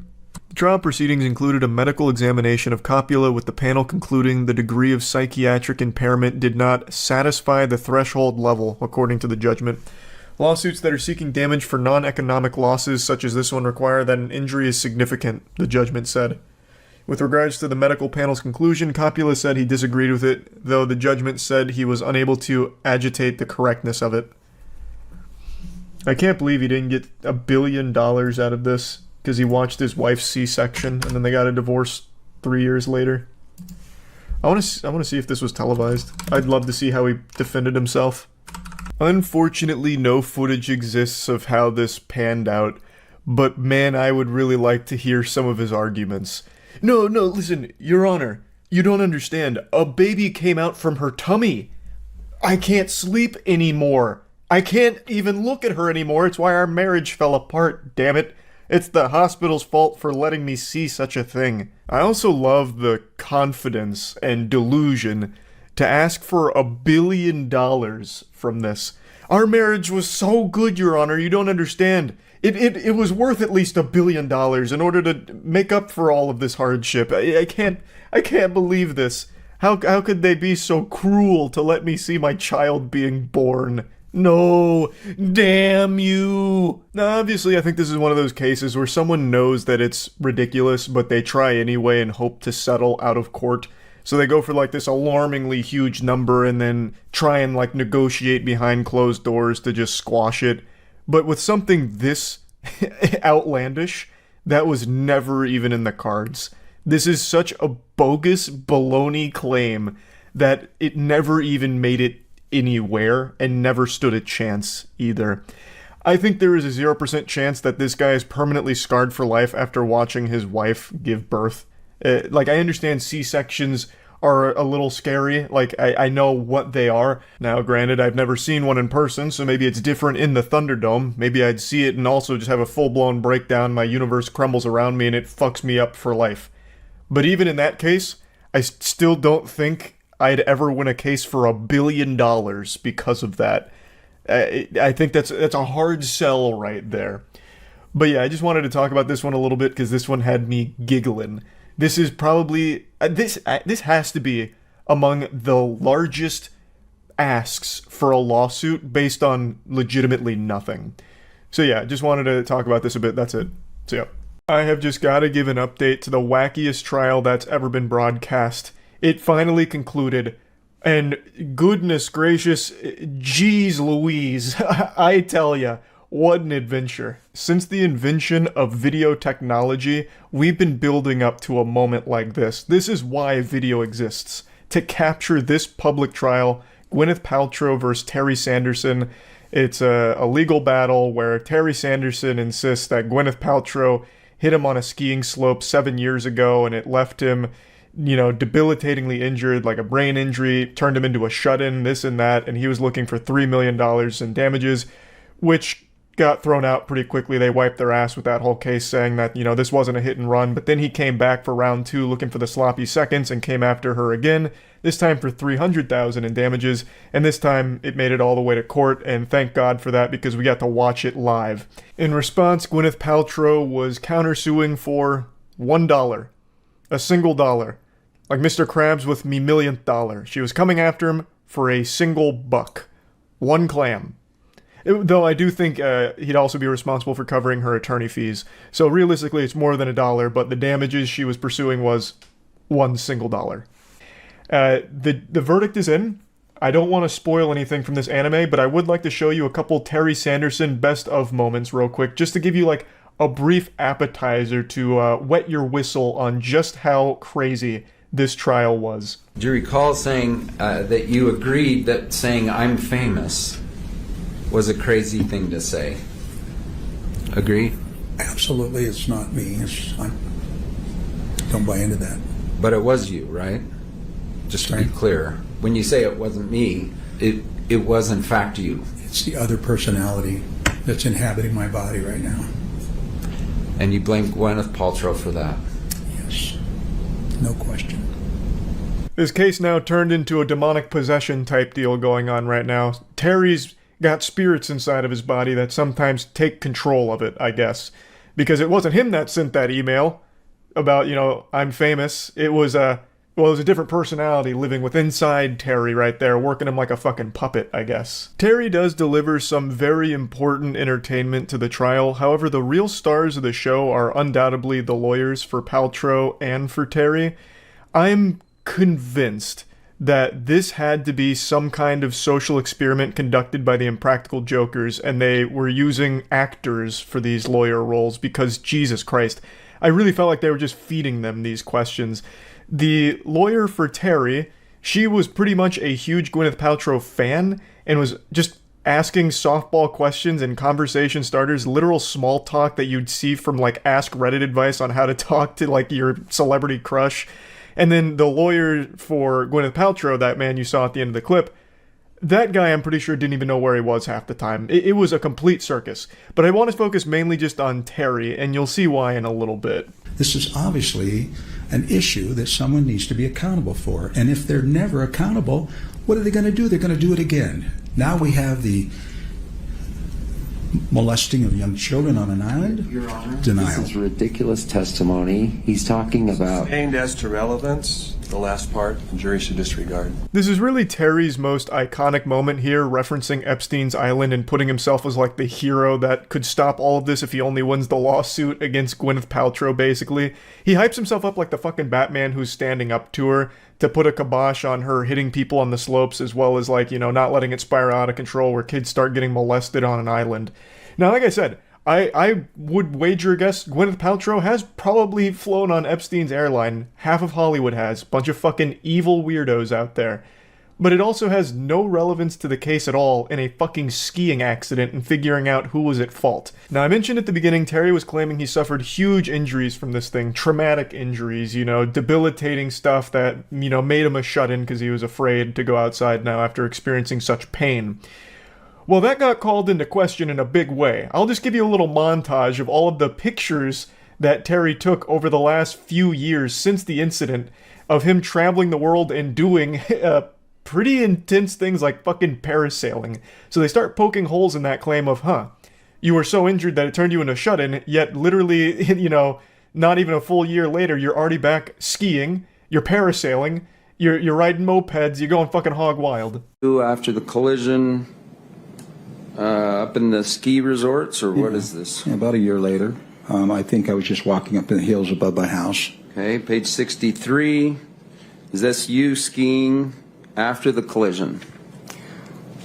Is this you on a camel? It is. What country? It's Morocco, because the Kia had Morocco heritage. Let's go to 84. Is that you in front of something cool? Yes, one of millions of temples in Thailand. Is that you? It is, yes. Poster boy for fitness at age 75. Would you agree? Driving range, right? Yes. 80. Is this you? Are you in this river cruise, river boat? I believe so. Okay. Yeah. Page 81. Did someone you were with or you go parish sailing? This was in Switzerland. It seems Terry has traveled more than Jackie Chan did in Around the World in 80 Days. Terry has been everywhere and done everything, fucking parasailing. You know, all of that's super cool, but you have to keep in mind, this was post, you know, Armageddon here, where he claimed that ski accident with Gwyneth Paltrow was debilitating, changed his whole life, turned him into a shut-in, left him with permanent injuries, and yet he was still super active doing like physically demanding things, like going skiing again not long after the collision, fucking parasailing. That's a little interesting. So they kind of grilled Terry, and I want to make it clear, it's not like Gwyneth Paltrow did an amazing job either. It's not like her team was like fucking crack shot ace detectives, and it's not like she looked like some kind of genius saint up there or anything. But surprisingly, she looked sane in comparison to the rest of the circus around her, which is crazy because she fucking founded Goop, which is literally one of the stupidest goddamn things on the planet. I will still never get over her, this smells like my vagina candle scam. Very fraudulent, bad business practice there, because that smelt nothing like pussy. And certainly not hers. Absolutely not. But again, she wasn't amazing, but compared to the rest, she did enough. I'll go ahead and show you the verdict now. Paltrow at fault? No. Was Gwyneth Paltrow's fault a cause of Terry Sanderson's harm? Oh, no, skip that. There's just no response there. Okay. Was Terry Sanderson at fault? Yes. Was Terry Sanderson's fault a cause Gwyneth Paltrow's Did Terry Sanderson's fault cause Gwyneth Paltrow's harm? Yes. Comparative fault. What percent of the fault do you assign to Terry Sanderson? 100%. Damages. What amount fairly compensates Gwyneth Paltrow for economic damages? $1. Signed March 30th, 2023. I love how if you listen closely, you can hear a subtle whisper when she says awarded like $1 in damages. Someone goes, nice. Which is fucking cute, I guess. Yeah, Gwyneth Paltrow won the case. Shocker. If you watch this unfold, I think you knew this was coming. This was one hell of a trial. Like, wowee. What a ball game. Now, don't be upset, Terry Sanderson fans. After the trial concluded, he was interviewed outside, and he was in very high spirits. He was even asked about a reality TV show, if he'd be open to something like that. Which, of course, you know, being the humble, not narcissistic gentleman that he is, he said, oh, no, I don't think so. I don't think I'll do a reality TV show. No way. Get out of town. But I'm not too sure. We might see more of Terry Sanderson in the limelight after this whole debacle here. But anyway, I just wanted to give a little update to all of this because this was so silly. This was so fucking silly. And yeah, that's really about it. So yeah. Right now, Gwyneth Paltrow is locked in a legal battle that I think has to be the most unhinged court case I have ever had the privilege of watching live. It's such a blessing. It really feels like this is a parody of the legal system, like it's some kind of old college humor skit about how court works, because I just can't believe this is real. Like, watching this Gwyneth Paltrow court case is like experiencing an episode of Psychosis without ever doing any kind of drugs or anything. It's baffling. Before even getting into the actual specifics of it, I just want to, lay the groundwork real quick. She's getting sued by someone named Terry over a ski incident that happened in 2016 where Terry's claiming she ran into him and caused a brain injury as well as other injuries and is seeking damages from that. And Gwyneth Paltrow is saying, no, she's wiggling her finger and saying, that's not what happened, Terry hit me. So now she's countersuing for $1. She's looking for $1 in damages as a result of all of this. So already the case itself is delivering on the goofiness, but what elevates this and brings it to a higher level and turns that dial from goofy, blowing all the way past wacky, and even teetering on silly, is the fact that the two lawyers that are representing them feel like they've never practiced law in their entire life. I wouldn't be surprised to learn this is their first case, or that this is all just one big publicity stunt and these are two actors pretending to be lawyers. This is about 11. She hears, suddenly she sees, and a man comes up right behind her. It's like they begin falling to the right, and he hits down side and his head, and so she's pulling. Now, he's like, I know the whole thing. Younger woman, not younger, young. Does that say said? I can't read it. Now, I know it's not exactly fair to do a little supercut here of his explanation of the situation, but if you just watch the whole thing, it's not much clearer. It really feels like he's trying to recall a nightmare he had after taking NyQuil. Like, he's just trying to recall this dream, and he's not getting it across clearly. Like, even my cat was confused. Like, she came in here and jumped up while I was watching this live, and must have overheard some of his explanation, and then immediately just got the fuck away and went over there, and it's been hanging out ever since. The thing is, like, he's presenting like he's nervous. He's actually delivering his side of the situation like I would deliver a class project back in college, where I'm presenting to the class and I've got the butterflies in my tummy, so I'm fumbling all my words, I can't get any of my thoughts out clearly. Like, it just does seem that he has a problem with public speaking, which I've never really seen from a lawyer before. And it's not like his opposing lawyer, his opponent here in this legal combat, is any better. In fact, she seems like she's just more of a fangirl of Gwyneth Paltrow, and all of her questions are just kind of conversation starters for small talk between them. And keep in mind, this lawyer is representing Terry, so she's supposed to be grilling Gwyneth Paltrow and trying to, like, prove that Terry's the one that's telling the truth and he deserves to win the case. But when I listen to her statements, it really just feels like she's, like, internally freaking out because she's getting to meet and talk with Gwyneth Paltrow. It's so weird. Good friends with Taylor Swift? No. Overruled?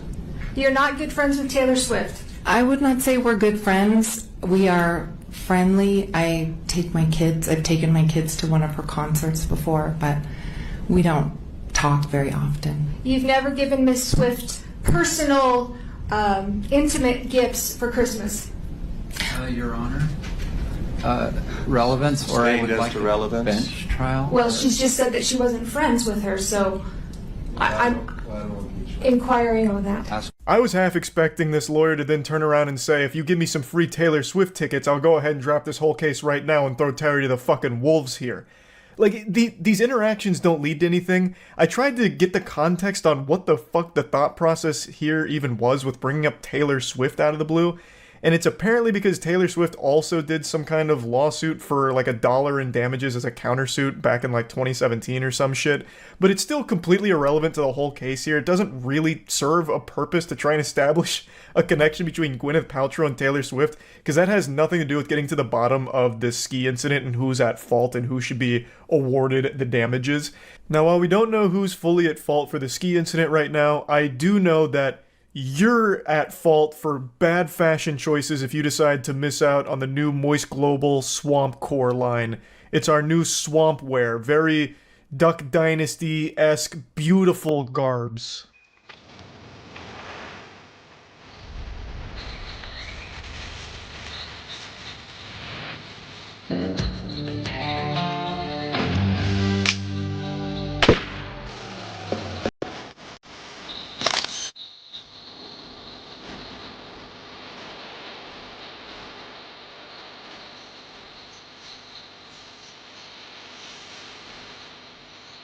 Every time the lawyers ask questions, it just reminds me of that scene from Godzilla 2014 where he says, "Let them fight," referring to the kaijus. But instead of it being giant monsters here, it's giant fucking weirdos. Everyone involved in this case is weird. You all know I'm not a big fan of Gwyneth Paltrow and Goop in particular. I think Goop is downright dangerous at times and at best extremely stupid. In fact, I'm surprised she hasn't gone to trial for her scam of a candle, "This Smells Like My Vagina." I made a whole review on that candle, and I promise you, no vagina has ever smelled like that candle. It was fraudulent. It was misleading advertisement. It was completely false. It did not smell like her vagina, and I'm very confident. In fact, I might even go for a lawsuit to see if they can put Gwyneth Paltrow's pussy on the stand so we can all smell it and compare it to her candle. But that's a can of worms for a different day. Point is, I'm not a Gwyneth Paltrow fan. And Terry went on the stand today, and after hearing him, I'm certainly not a Terry fan. I don't know who's at fault here. Gwyneth Paltrow moves around and acts like an evil rich supervillain, so I definitely do think there's a chance that she is the one that just blasted Terry because she's not good at skiing and then had no empathy and left him there. That's super possible, but I also think it's equally possible that Terry is a shitty skier and a pathological liar who has been chasing this potential bag for 7 years, because originally he was seeking $3.1 million in damages, but it got thrown out due to them ruling it wasn't a hit and run, so he came back and is doing it again, but this time for a lower amount of $300,000 in damages. So it really feels like both people are fucking weird. But before showing you Terry, I want to show you one more best of moment from Gwyneth Paltrow's lawyer, who tries to see if they can bring in treats for the bailiffs. This private security for my client wanted to bring in treats for the bailiffs for how helpful they've been. So I wanted to do that transparently and see if there are any objections. We object. Okay. There's an objection. Okay, so I will let them know. Let them know thank you, but no thank you. I mean, he should have asked us first, frankly. It hasn't been done. I know, he should have asked us first. We could talk about it, but he just sprung it on us now. So we object. What'd you find out about the jury? This guy actually feels like a camp counselor and they're on a school field trip or something. Like, holy shit. So the treats were shot down. They put the kibosh on that. But they were open to negotiate. In fact, they get into a little bit of a tiff, a slight argument about, well, if you had only, asked us before and discussed it, I mean, maybe we could have all had treats together, maybe even a little pizza party. I mean, you didn't really give us notice. You sprung it up out of nowhere. You ambushed us with it. So, nope, not anymore. Now none of us get to enjoy any of these baked goods. You were asked about the press conference and referring to Miss Paltrow as King Kong. Were you referring to her as King Kong or the noise that you heard? That's leading, Your Honor. What did King Kong refer to? I got to watch this whole segment unfold live, and my god, what a treat. So right now the line of questioning is about King Kong and explaining why he said King Kong. And this is Terry's response. My apologies to Ms. Paltrow, because my intention got twisted up in my intentions and was to say sounded like a lady getting chased by King Kong out of the jungle. It was that kind of I'm really scared. He clarifies that the sound he was hearing reminded him of a woman being chased by King Kong out of the jungle. So that cleared all of that up, luckily. Another question that I feel gets pretty much fucking nowhere. There was some testimony from Miss Paltrow again that she was hit in the back by a very large man, or that there was a very large man. Could you just step down for just a moment? Terry, do you... No, right here. Right here. Do you consider yourself a very large man? Many times I wish I was, but no. Definitely on the small side of most people. Finally, real evidence to poke holes in Gwyneth Paltrow's story. She said, apparently, that she was hit from behind by a large man. So, in order to prove that this is a false claim, she brings Terry out to just embarrass him. Like, he is not a large man, this is a small man. Excuse me, ladies and gentlemen of the jury, this is a manlet. It just puts him on blast like that. Terry, my brother, I am also on the small side. I'm 5'6". If someone called me out to prove a point that there's no way this whole case is real because Charlie is too fucking short to fit this definition, he's too much of a goddamn hobbit for this to be true, I would have just said, it's not worth it, please. The shame is too much for me to bear. Just let that claim be accurate. Let the large man claim stick. That's fine. We can fight on every other point. Please let the large man stay in the record as truthful. Don't fucking have the jury point and laugh at me because I'm short. Like, good lord, this was... I mean, I understand what the thought process was here, like, trying to prove that, she can't be a reliable source of information since she says it was a large man that hit her and Terry's not that big, but I mean, holy shit, it's still a wild thing to watch unfold like this. You've been here for a number of days, you've heard all the doctors testify, your entire life has now been broadcast to the world. I feel like I've been fleshed out, and anyone up here I think would feel the same way. Very painful. In fact, I think you just told me back there, well, I could never go on another dating site again. Objection. Terry can go on any dating site he wants. Sustained. Again, this is just simply a line of questioning maybe I'm too dumb to understand. What does this have to do with anything? It's a public trial, so of course, on both sides, a ton of information is going to come to light to the public. So, I'm unsure of where this was supposed to lead. Maybe it was supposed to make people feel, like, bad for Terry, like, on the stand, like, oh, man, this guy, he's had his whole life laid out in front of everyone now, I guess? I'm not really sure, but it just doesn't really seem super pertinent to the actual issue here. Yeah, I'm classifying as an insult, but it's absolutely ignoring me, ignorance. And that's what it felt like. It's like, what is going on here? This is obviously an issue that someone needs to be accountable for. And if they're never accountable, what are they going to do? They're going to do it again. Now we have the molesting of young children on an island. Your Honor, Denial. this is ridiculous testimony. He's talking about... Sustained as to relevance, the last part, the jury should disregard. Now you can see things going a little off the rails here. So the question that brought this section up was, is the lawsuit important to you? Which again is one of those fucking galaxy brain questions, those chess master moves I can't quite process, because fucking obviously the lawsuit's important. He's been pursuing it for years now. I mean, Jesus Christ, clearly it's important.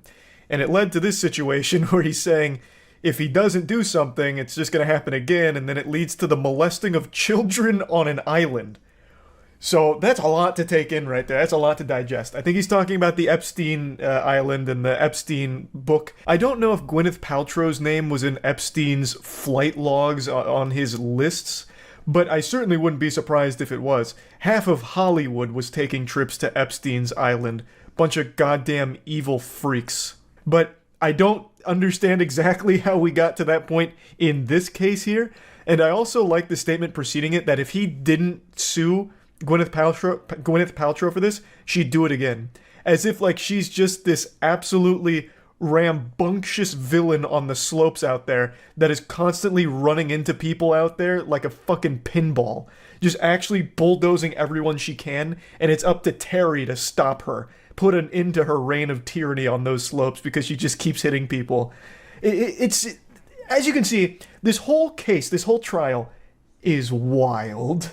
You've said you've shrunk and lost weight since the incident, right? Well, I gained, I ballooned. Now, when we stand you up, you've lost like 15 pounds and shrunk 3 inches, right? Yes or no? I had no idea. I guess yes. I was just a few days ago. You said I was 175 to 80 and 5'8". Remember? I said that not here. Oh, you know what? In this very trial. Overruled. I know why I said that.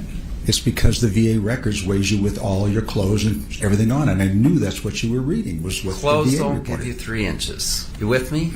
Heels do. Did you have heels on? No, not at all. All right.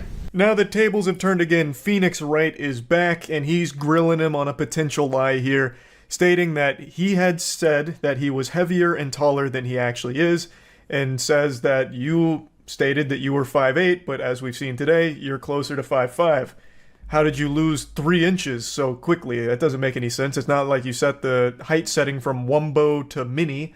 So what the fuck is going on here? This seems like a lie. And that's kind of the line of question he's going down. The whole thing is just such a weird trial. I feel like half the time they're not even focused on the actual skiing incident. It just goes in all of these completely different directions that you'll never see coming. These plot twists in this trial are wild. And I just wanted to talk about it a little bit because I got to watch a good chunk of it today. And it's something special. So yeah, I just wanted to go over it a little bit. That's about it. So yeah. Chris Brown's getting sued for assault again. Unbelievable. The Chris Brown? The Saint? No, what? Twitter loves Chris Brown. They talk all the time about how reformed he is. What? No, he's getting sued? For assault? That doesn't add up. Deep state. That's deep state. That's deep state if I've ever heard it. Oh, goodness gracious. He's being sued for $50 million after an alleged assault of 4 concert goers. He got 4 of them? What do you do? Hit him with a Rob side B? How do you take out 4 people at once? I just don't believe. Not this guy. Not this guy. He wouldn't do that. Larry Parker, Joseph Lewis, Charles Bush, and DeMarcus Powell filed the suit in Harris County, Texas, against this tour promoter Live Nation. In addition to the payment, the 4 plaintiffs are asking for a temporary restraining... Oh my god. Where is this ad even playing from? Where is this? It's an invisible ad. How is this not illegal? It's so crazy how I just have to mute the whole fucking tab instead of being able to just exit out of the ad. And then I never remember to unmute tabs, so then I wonder, fucking scratching my head, why when I go to something else everything's muted. According to the complaint, which was first reported by TMZ, it's always first reported by TMZ in every situation ever. Brown and his crew severely beat the plaintiffs following the singer's performance as part of his 11/11 tour at Dickies Arena in Fort Worth, Texas this past Friday. The 4 men were invited backstage after the set to meet Brown, who showed up 30 minutes later than anticipated. Before leaving, Bush approached Brown to congratulate him on the show, prompting a member of the singer's entourage to remind Brown that the two had previous issues. Brown allegedly said, "Oh yeah, we were." Wait, what is happening? The suit states that Brown and 7 to 10 members of his entourage proceeded to assault Bush and punch him in the chest, and claims that Hood Boss picked up a chair and threw it at Bush's head. The suit goes on to claim that Brown and his crew turned their attention to Parker, who tried to escape down a staircase that led to a locked door. Upon instruction from Brown, Parker was allegedly punched in the face and chest and kicked in the head for over 10 minutes. The suit also states that Powell was punched in the shoulder while Lewis was hit in the shoulder and chest. All plaintiffs were injured and are currently undergoing medical treatment. So they paid for backstage passes of the ass-beating Chris Brown? Just for, Jesus. Backstage passes only to get their ass beaten by Chris Brown. Imagine that. Paying money just for fucking knuckle sandwiches backstage. What's Twitter saying? I bet Twitter's already in full force defending this. Twitter has Chris Brown's cock so far down their throat. Not really seeing any of them talking about it. Where's all the breezy enthusiasts? I will say, I believe this is the first time he's assaulted men. Typically he likes to beat women. So he's pushing new ground here. Next he will beat children. Hey. He just might.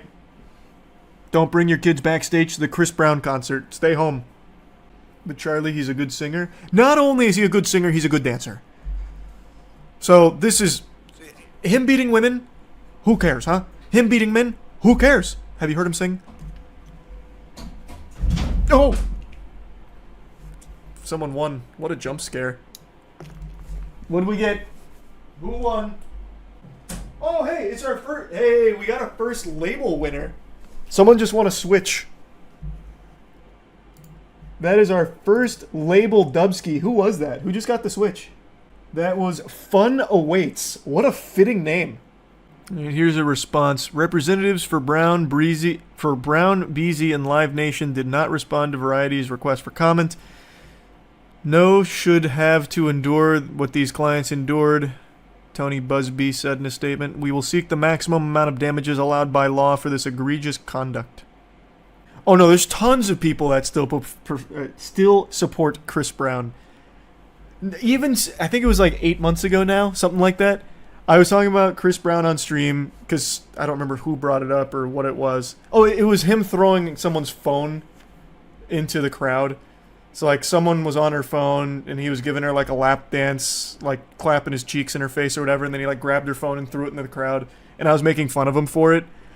And then someone in chat immediately started getting, like, really defensive on his behalf as if he was, like, the fucking PR manager for Chris Brown. So then I was making fun of that guy, and then brought up Chris Brown's past about, you know, like, beating Rihanna and beating other women as well. And they started downplaying it. So then I started really going in on Chris Brown. And that video went up on the second channel, and the Chris Brown fans from Twitter actually posted about it to flood the video to insult me for besmirching the good name of Chris Brown. And how he's, like, reformed and changed, or maybe it wasn't Twitter, it might have been Reddit, I don't remember which it was. But, like, about going in on me about, like, how can you hold this man in such a negative light for something that happened over 15 fucking years ago? So what? He beat Rihanna within an inch of her life. Who hasn't done something like that? We've all made mistakes. We've all beat women. Like, who cares? That's okay. He sings really well, and you're bitter. You're jealous. Like, the amount of support Chris Brown still gets is baffling.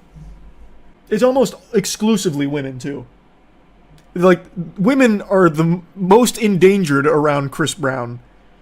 Women supporting Chris Brown is like rabbits supporting wolves. Like, you are asking for trouble. But now he is evolving. He's beating men, too. So nobody's safe. If you go backstage to a Chris Brown concert, I hope you're ready for some fucking hand-to-hand combat. with 10 dudes. Damn, even r/Chris Brown is still supporting him over this lawsuit. I'm going to check that out right now, but I'm going to speculate. I bet they are coping by saying that these gentlemen started it. The dudes who purchased backstage passage were the instigators. They forced Chris Brown and his crew to beat the shit out of him. They were begging for it, asking for it. Troublemakers. That's my guess. That's my speculation on the cope. This took place Saturday. No video evidence of a fight in the last. I love that. Chris Brown fans just can't even write a full fucking sentence without blowing it. And the last sentence in the second image proves that TMZ still has a vendetta against Chris. Hey, by the way, that vendetta is just reminding people this isn't his first time beating others. Beating Rihanna, beating his ex-girlfriend. And like, they still have a vendetta against this guy. I don't get it. I really don't get it. It's so weird. They just don't like him. The bias. TMZ is full of shit. Those men were looking for him, and his mom and child were back there with him. And people from the meet and greet said those men were looking for Chris with ill intentions. Yeah, I'm sure if they were looking for him with ill intentions, the number one place they would want to do that is at a fucking Chris Brown concert where he's surrounded by bodyguards and authorities and also paying extra money to go backstage. Yeah, I'm sure. What a great location to do that. But I called it. I fucking told you. I told you. I knew that would be the angle. And it looks like the normal posters on this sub are getting drowned out, but people are like, what's wrong with you? What the fuck is wrong with you? Apparently the way for people to forgive crimes is to sing R&B, R. Kelly and Chris Brown. Unironically, like, a lot of people get away with shit by just being good at their craft. I'm gonna drop an example people always like to forget about. Karl Malone. Karl Malone literally impregnated a 13-year-old, and he is celebrated by NBA. The official NBA still endorses Karl Malone. He's a fucking rapist. Charlie, you have to see this. r/Chris Brown had a meltdown the other day after a video of a cop looking at Chris Brown weirdly went viral. It has 900 comments. What? What? What is that video even? What do you mean a cop looking weirdly at Chris Brown? Okay, I've got to see that. Hold on, I'm back on the subreddit. I'm in the mainframe. Oh my god. Oh, I wish I didn't go to top. I'm on r/Chris Brown, and the top post from today is from 22 hours ago that says 15-year-old Chris Brown was a savage. And it's a video of him, I guess at 15, making out with someone. Why share that? That's so weird. The way that police officer was looking at him bothers me. That's so parasocial. Oh my god, that's so parasocial.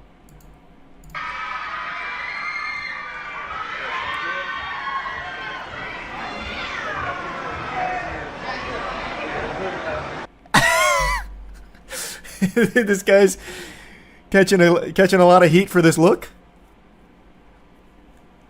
He's just making sure that, you know, there was no women around the area because women's faces are like a magnet for Chris Brown's fist.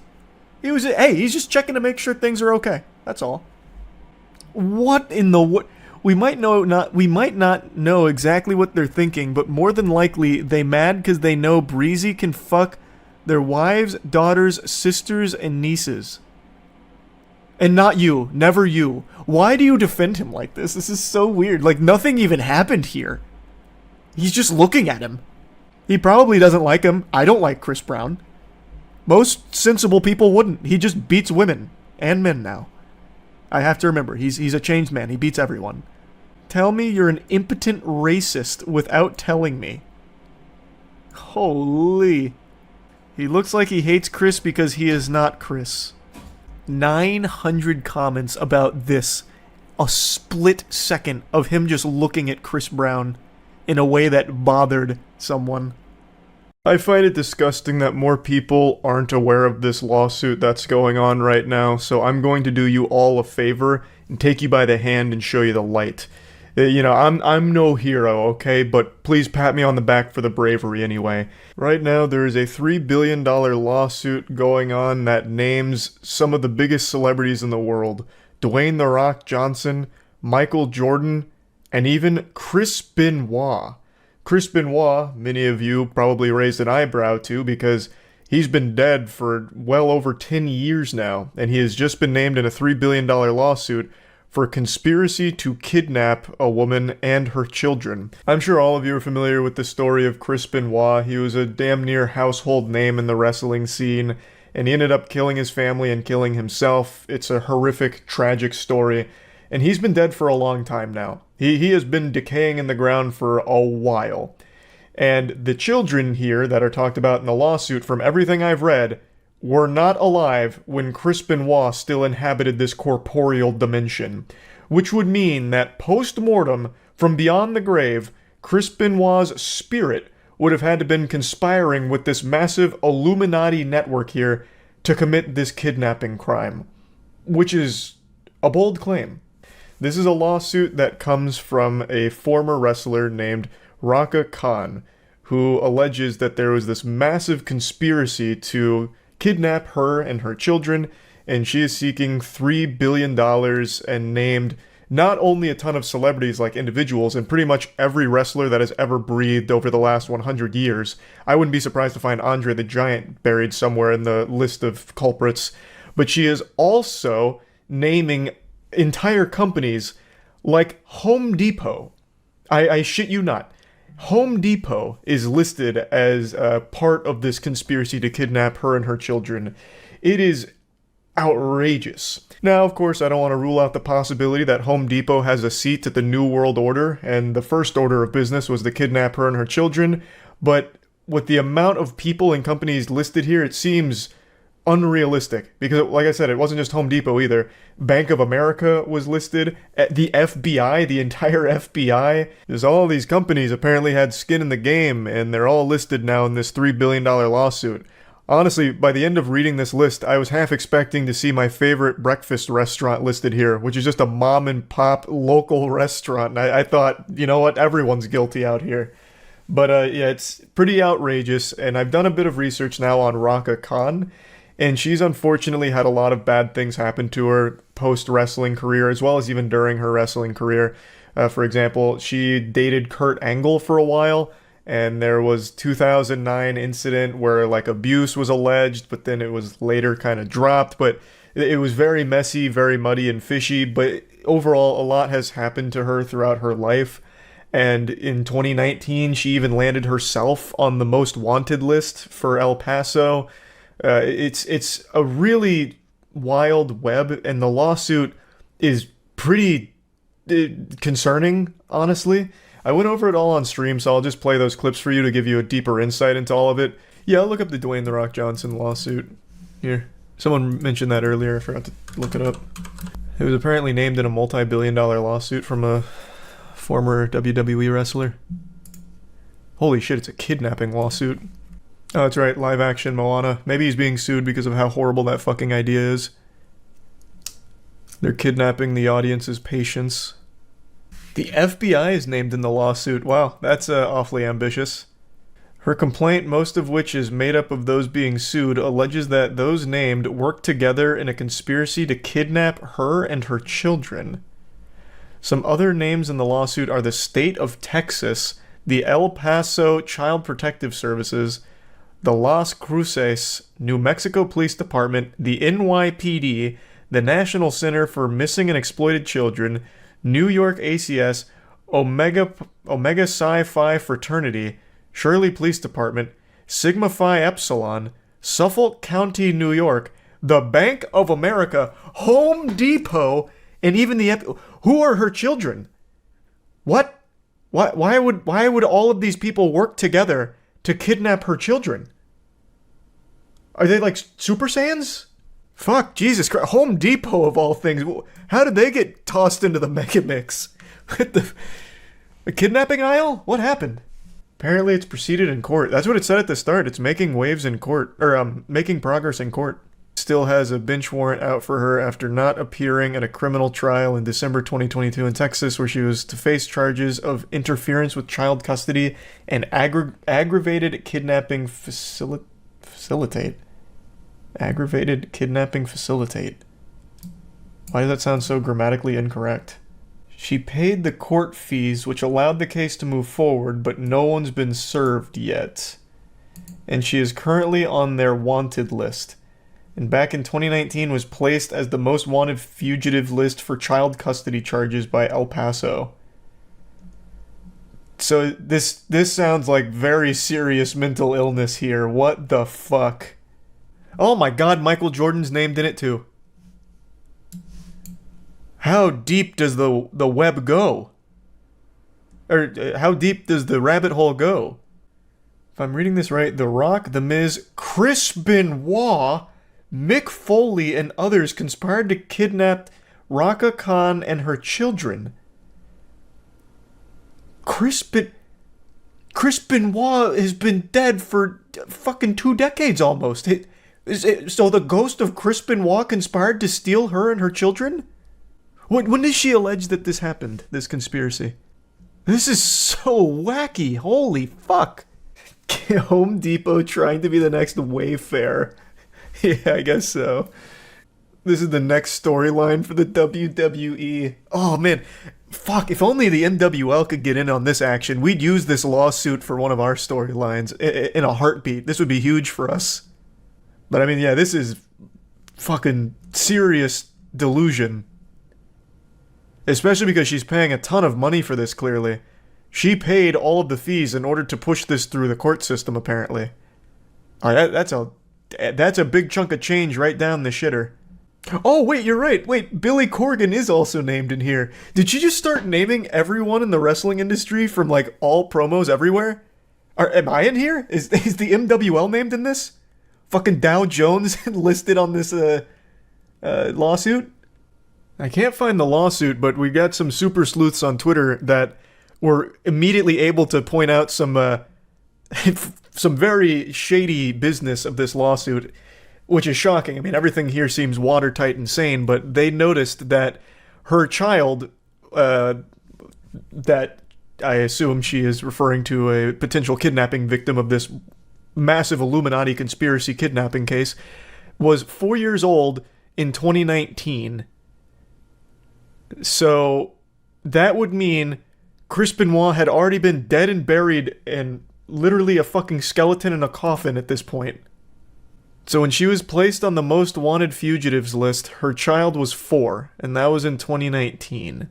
So Chris Benoit, he must have been like haunting the family, plotting this one. You're forgetting about potential time traveling shenanigans. I didn't even stop to consider time dilation. You're not wrong. How much is she asking for in damages? $3 billion. Yeah, you must have missed the most important part. Thanks to read some Nigel. You think they'll settle? Brother, if a single person listed in this lawsuit even gives this a moment of thought, I would be shocked. No, they're not going to settle for anything. Though, if they want to, they can do it in the squared circle of the Moist Wrestling League. We'll have ourselves our first lawsuit match. We should start suing people like this as a form of networking. Not wrong, Aaron. This actually might be the play. How's Michael Jordan involved if it's all wrestlers? Because it's not all wrestlers. Brother, the FBI and Home Depot are listed here, and Bank of America. It's just she also listed every wrestler ever as well. Legal Eagle on YouTube says she has a legit lawsuit. I already know, I'm just being lied to. Legal Eagle did not just cover this lawsuit. There is a 0% chance. But I'll look it up anyway. I don't know why I'm doing this. Hey! Shocking. Nothing from Legal Eagle here. What the fuck did I just read here? Home Depot was an amazing street fight wrestler. His Fampus top rope 2x4 smash. What the fuck? I feel like I know what you were going for, but everything went wrong in the sentence and made it much better. I don't know what a Fampus is, but fuck yeah. Won't this mess up The Rock's work with Disney? No, man. I don't think it will. I mean, hey, I'd actually love to be wrong about that. A live-action Moana is criminal. The movie's not even 10 years old. So if it does impede on that, then this lawsuit was worth it. But there's a 0% chance. The Johnny Depp vs. Amber Heard trial finally concluded today, which I know is great news for people who were just tired of hearing about it. I'm not one of those people. I was actually captivated by this anime here because it was treated like an actual circus. It was an unbelievable spectacle. Everything was super public, and it even had its own line of comic relief characters from Amber Heard's legal team. The actual subject matter of the trial was very serious and no laughing matter, but as the trial continued, it became nothing but a laughing matter. Anytime Amber Heard's lawyers would say anything, they made fools of themselves. They were like court jesters. They would object to their own statements, screaming hearsay anytime someone even opened their mouths. They said hearsay so often that word started to lose meaning to me. I swear to God, they said hearsay more than they said the word the. It was wild. There was even a time when one of the lawyers said to someone on the stand that you're only here for your 15 minutes of fame, and then got absolutely dunked on for it. They made fools of themselves. They even coined a new term with a megapint, saying that Johnny Depp poured himself a megapint of wine or whatever, and it got the whole court laughing at them. And it got every lawyer on the internet doing a giant belly laugh like Santa Claus at them. They were just an absolute joke. But by far the biggest joke was on Amber Heard, who was literally paying them to embarrass themselves. She was basically just paying huge fees to birthday party clowns in court to represent her. It was just such a wacky ride. Like, one of the pieces of evidence against Amber Heard was that she took a shit in Johnny Depp's bed and then blamed the dog. And then they showed a picture of the poopy on the bed, just a steaming, smudged pile of shit on the bed. And then that gave Amber Heard the new name Amber Turd, which was then brought up in court 3 times. They brought in a Twitter expert to analyze trending hashtags, one of them being Amber Turd, which they referenced 3 times throughout the segment, just on full display for the whole court to laugh at. Blows my mind. But anyway, when they did get to the serious stuff, the domestic abuse claims, the evidence they used to support those claims was shady at best. So all of the evidence that they used to build all of this shit against Johnny Depp for being a wife-beating abuser, a horrible, evil person, all of that evidence finally hit the public's eye and was heavily criticized and analyzed. And as the trial continued, it became less and less reliable. And Amber Heard was caught in multiple lies. It was a very sketchy set of evidence. And eventually, the jury sided with Johnny Depp today. They awarded him $10 million in compensatory damages as well as $5 million in punitive damages, which is capped at $350,000. So he didn't get the full $5 million there, but he will be getting $350K. And he basically won the entire defamation case. However, Amber Heard did win on one of her claims for her countersuit and was awarded $2 million for the statements that Waldman had made about certain things being a hoax. So she won a very small component. However, Johnny Depp won the overall defamation case. And like I said from the very beginning, I don't think Johnny Depp gives a fuck about the money. He wipes his ass with $10 million. That means nothing to him. I think this really was about him just clearing his name in the public eye, which he did triumphantly. You'd have to travel 1,000 miles to a place without internet and cell phone service to find someone who didn't at least know about the trial, and the majority of people that were watching it sided with Johnny Depp. Once all of this evidence came into the court in the public eye and they analyzed it and really got into the meat of it, people then started siding with Depp and his team because the evidence against him was so fucking sketchy. And this led to a lot of people literally like worshiping Johnny Depp, like kissing his feet and all of that shit. It got like kind of crazy. And I want to make my position clear here. I've said this before, but I want to say it again. I don't think Johnny Depp is some infallible saint who would rush into a burning building to save children's lives or something like that. I don't think that he's perfect or anything, but there is no evidence to suggest that Johnny Depp is an abuser. None of his exes have ever said anything like that or brought anything forward against him like that. All the evidence Amber Heard used against him wasn't really substantial evidence. It wasn't like super credible. It was proven in court that it was walked through editing software at the very least. So there's no real evidence to suggest that Johnny Depp is an abuser in any way. So I do think today that justice was served. As one person in Twitch chat said, Amber Heard made her bed and it was time she shit in it. And that's exactly what happened here. The only things Johnny Depp was found guilty of are sleeping in weird positions, spilling ice cream, dabbling in drugs, which isn't exactly like a stunning revelation that's going to have people gasping and recoiling in their chair in disbelief. I think everyone ever knows that pretty much all Hollywood celebrities do drugs, so that wasn't exactly shocking. And also, he sent really cringy, edgy text messages to people about Amber Heard. And yeah, the text messages were kind of weird and read like some shit you'd find on an obscure Tumblr blog from some edgy teenager, but that's it.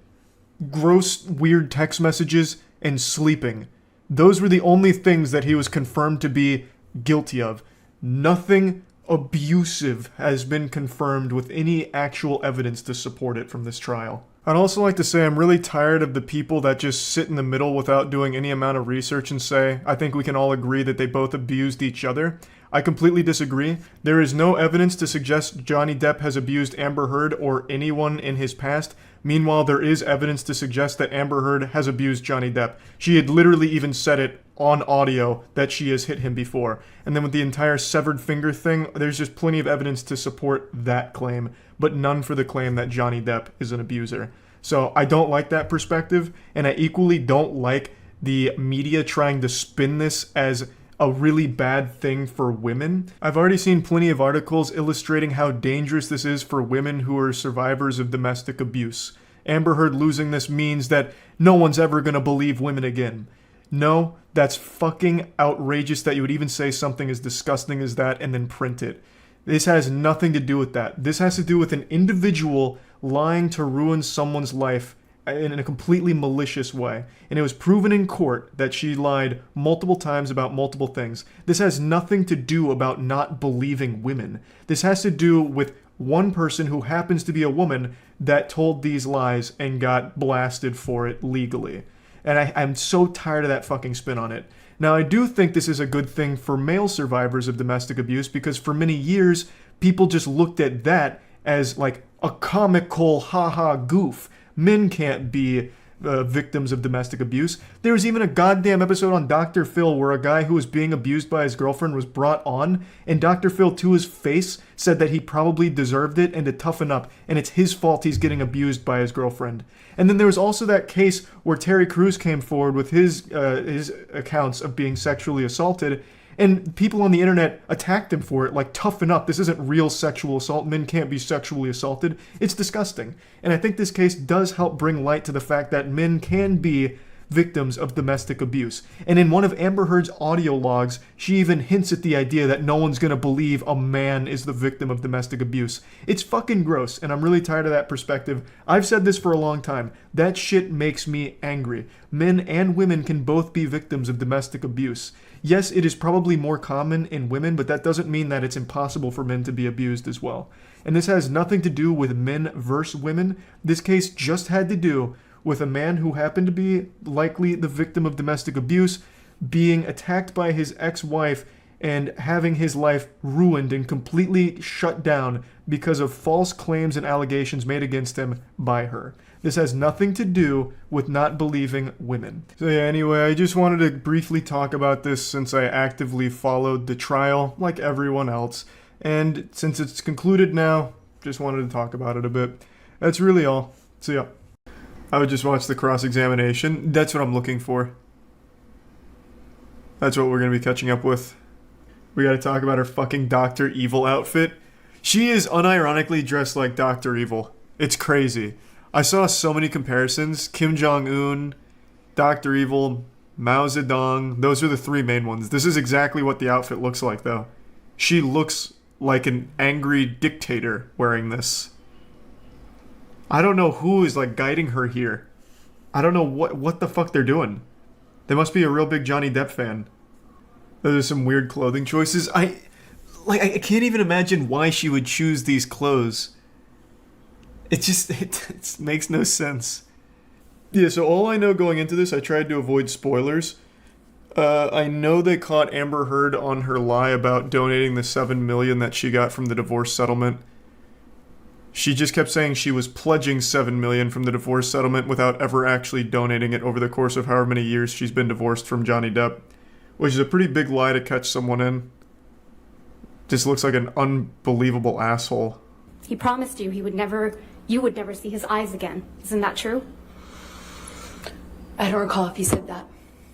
One of the last times you ever saw Mr. Depp was when you met him in San Francisco. This is coming out in July swinging. 2016, right? Yes. This lawyer goes in. It seems like it. She's already kind of come out the gate firing. You want to enter in its. I have to imagine, though, that's not the reason Johnny Depp doesn't look at her. That's like some anime shit. I promise she'd never see my eyes again. It's probably he really doesn't want to look at a woman who has uprooted his entire life with all kinds of crazy shit. Please, I just wanted to hug you and say bye. I wanted to end back. So it sounds like they have new evidence. I've never heard this. No, because I'm nothing to you, and I will always be nothing to you. No, we'll never see each other again. I can't really understand what's being said. Take my fucking glasses off. You will not see my eyes again. Oh. Well, I guess that was real. That's you and Mr. Depp in that recording. That is. Tell them Johnny Depp. Johnny Depp, man, I'm a victim too of domestic violence. And Yes. it's a fair fight. And see how many people believe or side with you. And the man you beat up numerous times. Oh. Right, Ms. Heard? I could never hurt Johnny. Vicious. You're here in this courtroom because Mr. Depp Goddamn. finally told the world that he is a victim of domestic violence. Or, as you said to him in that recording, who was going to believe that Johnny Depp, a man, is a victim of domestic violence. My God, they're cooking Amber's cheeks right All now. due respect, I She's wasn't kind of going saying in. it because he's a man. I was saying it because he's a man who beat me up for 5 years. He is an abuser, and you can look either of us up online and figure out who's being abused online. That's a really bad play, Amber, because when you look up your name plus domestic abuse, even aside from Johnny Depp, you get the actual criminal lawsuit with you and your ex-girlfriend where you beat her up. So, like, you wouldn't really want people to look you up plus domestic abuse, even outside of Johnny Depp. She's on the ropes right now. It's a big fucking yikes. It is. She has a legitimate case against her from 2009 where she beat up her ex-girlfriend. But then she said it was actually overplayed. She didn't beat her up. She simply hit her or something like that. So there's no medical records reflecting any injuries to your face after he hit you several times. I did not need to go to the doctor at the time. Despite hitting you several times that you lost count with rings on on his fingers. That's correct. I did not seek medical attention. Other than my therapist. Well, there's no injuries to the face, as she Testified just to another confirmed, incident in March of which means that statement was a lie. 2013. You didn't produce any photographs after that alleged incident, did you? I don't know if I took one or if it's included. Rings I'm of not, prime I'm not quite toast sure and which rings of ones. You dragon didn't and show duck any pictures and to the plain. jury after describing that Elizabeth's alleged 10. incident that your lip went into your teeth. You don't remember that, right? You I didn't show don't- any pictures to the jury after describing that incident, right? I don't believe I've seen that picture admitted. That picture doesn't exist. I don't know which one you're talking about. We have pictures from March 2013. What yes. do you mean? What the fuck? The only picture that you've produced. Who is coaching Amber for, like, debate team here? Like, a high schooler? This isn't... Granted, I've seen very little, but this usually isn't how it happens, right? Usually, it's a lot more concise and pointed as opposed to obtuse. Because she's already completely thrown out this entire picture with this strategy. She confirmed that this is the incident where she claimed Johnny Depp hit her so many times in the face she forgot or she lost count. And then the picture to back up that evidence is a bruise on her arm which shows no injury to the face, which immediately discredits that photo. She is terrible at this. I know she fired her entire team beforehand, but didn't she replace them or is she just going solo? That's a real question. I don't know. Did she like hire a new team after she fired them? Oh, that's right. It was a PR team. Oh, that's right. I forgot it was a PR team. You didn't take any pictures of your bloody nose either, did you? I did not. But pictures were taken of you in Russia, though. Isn't that correct? Yes, that's correct. We had a press or a dinner. Let's please pull up Plaintiff's Exhibit 1248. And this is you and Mr. Depp in Russia for the Lone Ranger premiere, correct? It was Oh a man, what dinner a stinker of a movie. I believe in promotion of the movie. Wasn't the premiere, if I recall. You don't have any visible injuries to your face, do you? None that you can see. Admit Exhibit 1249. All right, 1249 in evidence. Damn, This paparazzi's is also actually a really picture helping from this when you case. were in Russia for the Lone Ranger premiere, right? That is correct. And you have no visible injuries to your face, do you? None that you can see. Even though Mr. Depp whacked you in the face so hard that your nose bled? He did. While wearing chunky big rings, right? That's correct. Ah, sounds reasonable. I have to imagine. Now, granted, I'm no pugilist. If you're getting blasted by, like, rings on fingers, it'd probably be kind of similar to, like, brass knuckles in a certain extent, right? That'd cause some serious damage, right? And she's still gonna sit there with a straight face and be like, you just can't see it, but it's there. This is only an hour and 55 minutes, and I feel like it's a speed run by dismantling half of her claims already. That's already through, like, 3 of them. Man, she's really going in. She said, alright, I'm gonna take this down, but I also have a lunch scheduled for 3 hours from now, so let's make it quick. It also helps that Amber Heard's doing a terrible job at defending herself. And you haven't produced any pictures or any medical records reflecting a broken nose after the Met Gala in May of 2014, have you? I have given everything to my lawyers. Everything. I've turned over literally everything. You need to fire those Is it assholes your testimony, then. Ms. Heard? This is a picture of you and Mr. Depp. Man, that makeup really The fixed event that broken the night nose after right Mr. up. Depp allegedly whacked you in the face so hard you thought he had broken your nose. He did whack me in the face, and I did think it broke my nose. Ice will cover up swelling?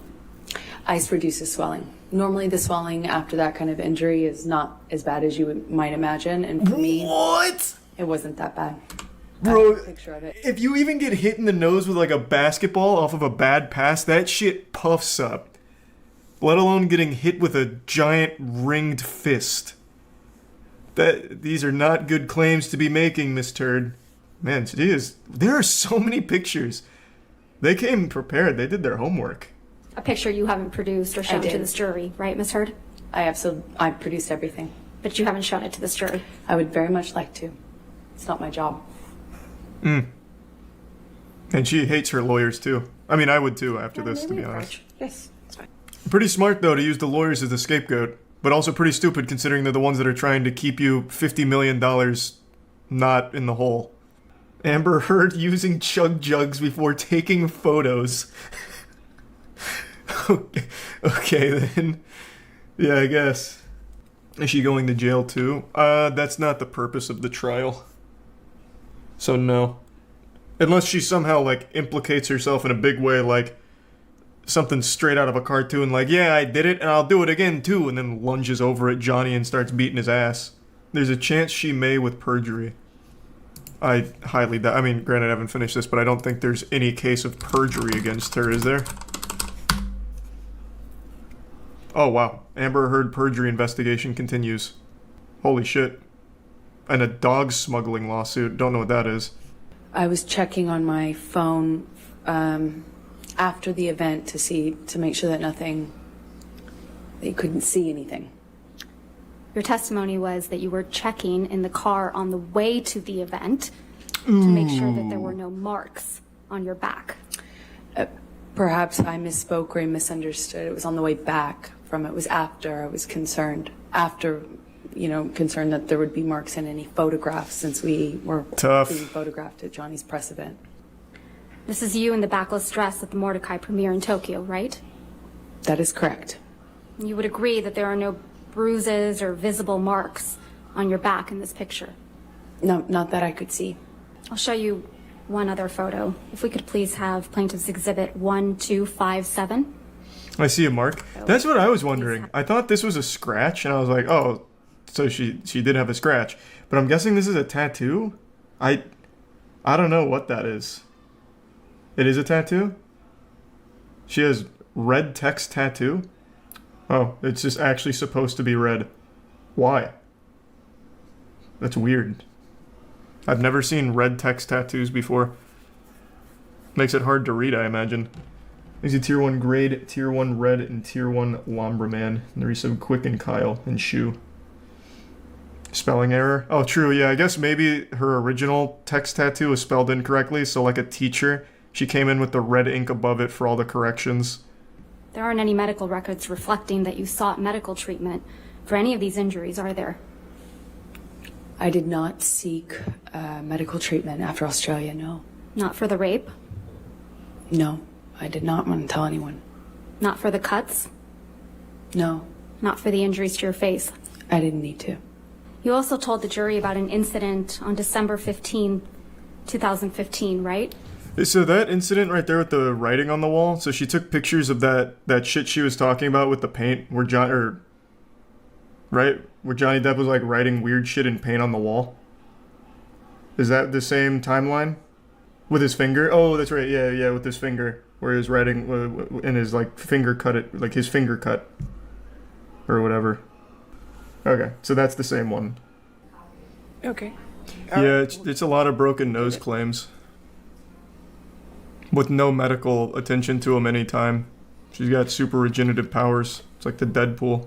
If I can please direct your attention, Ms. Hurd, to page of day 16, 4593, the jury trial's transcript.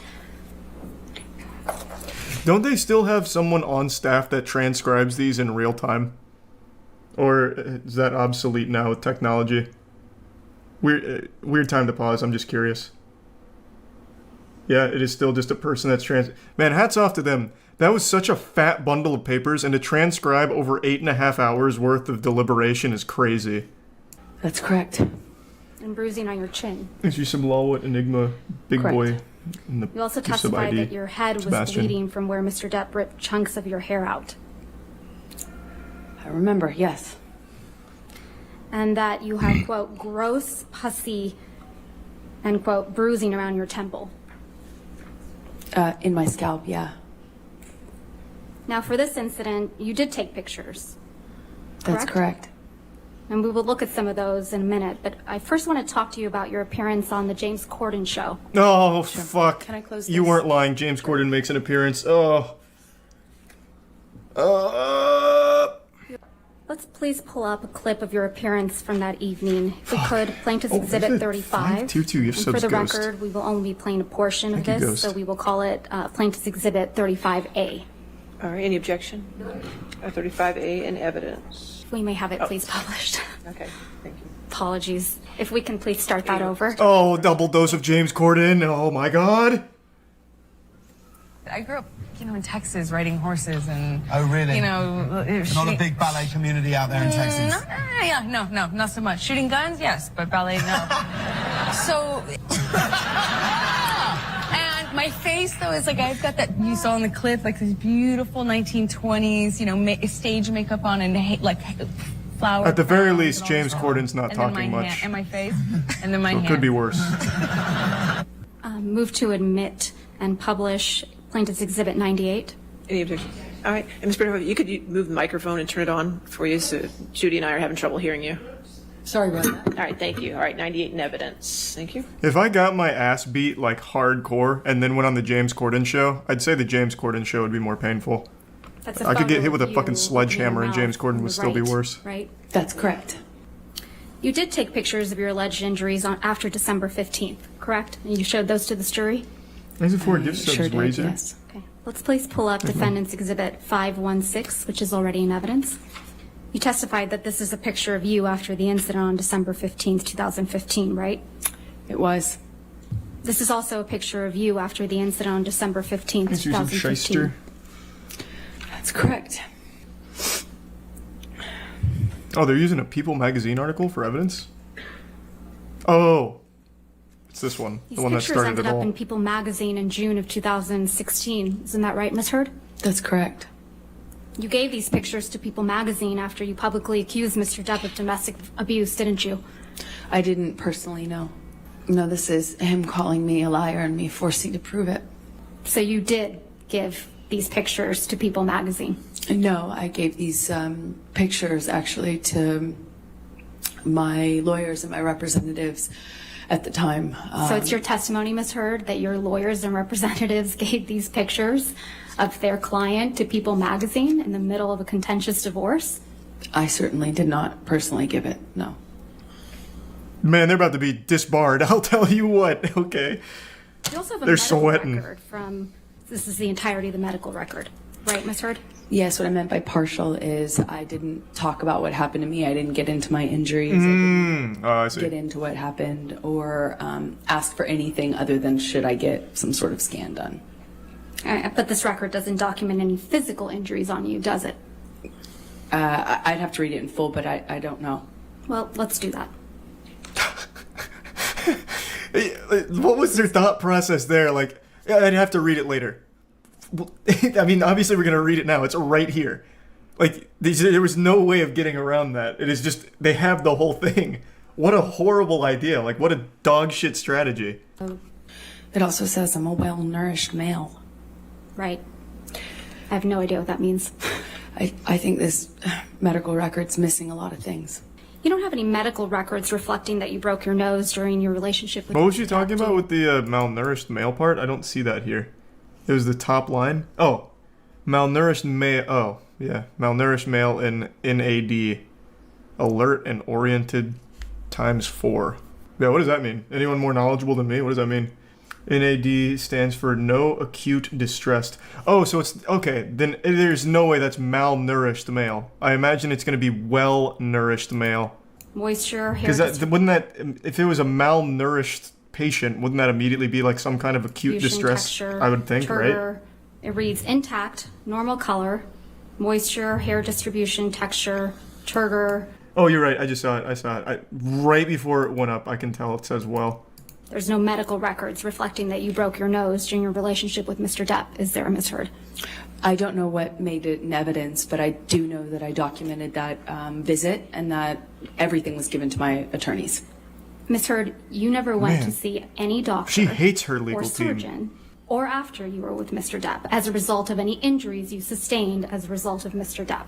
Afterwards, yes, I did. And you didn't produce those medical records in this case. I would object, Your Honor. She did. I did. I don't know.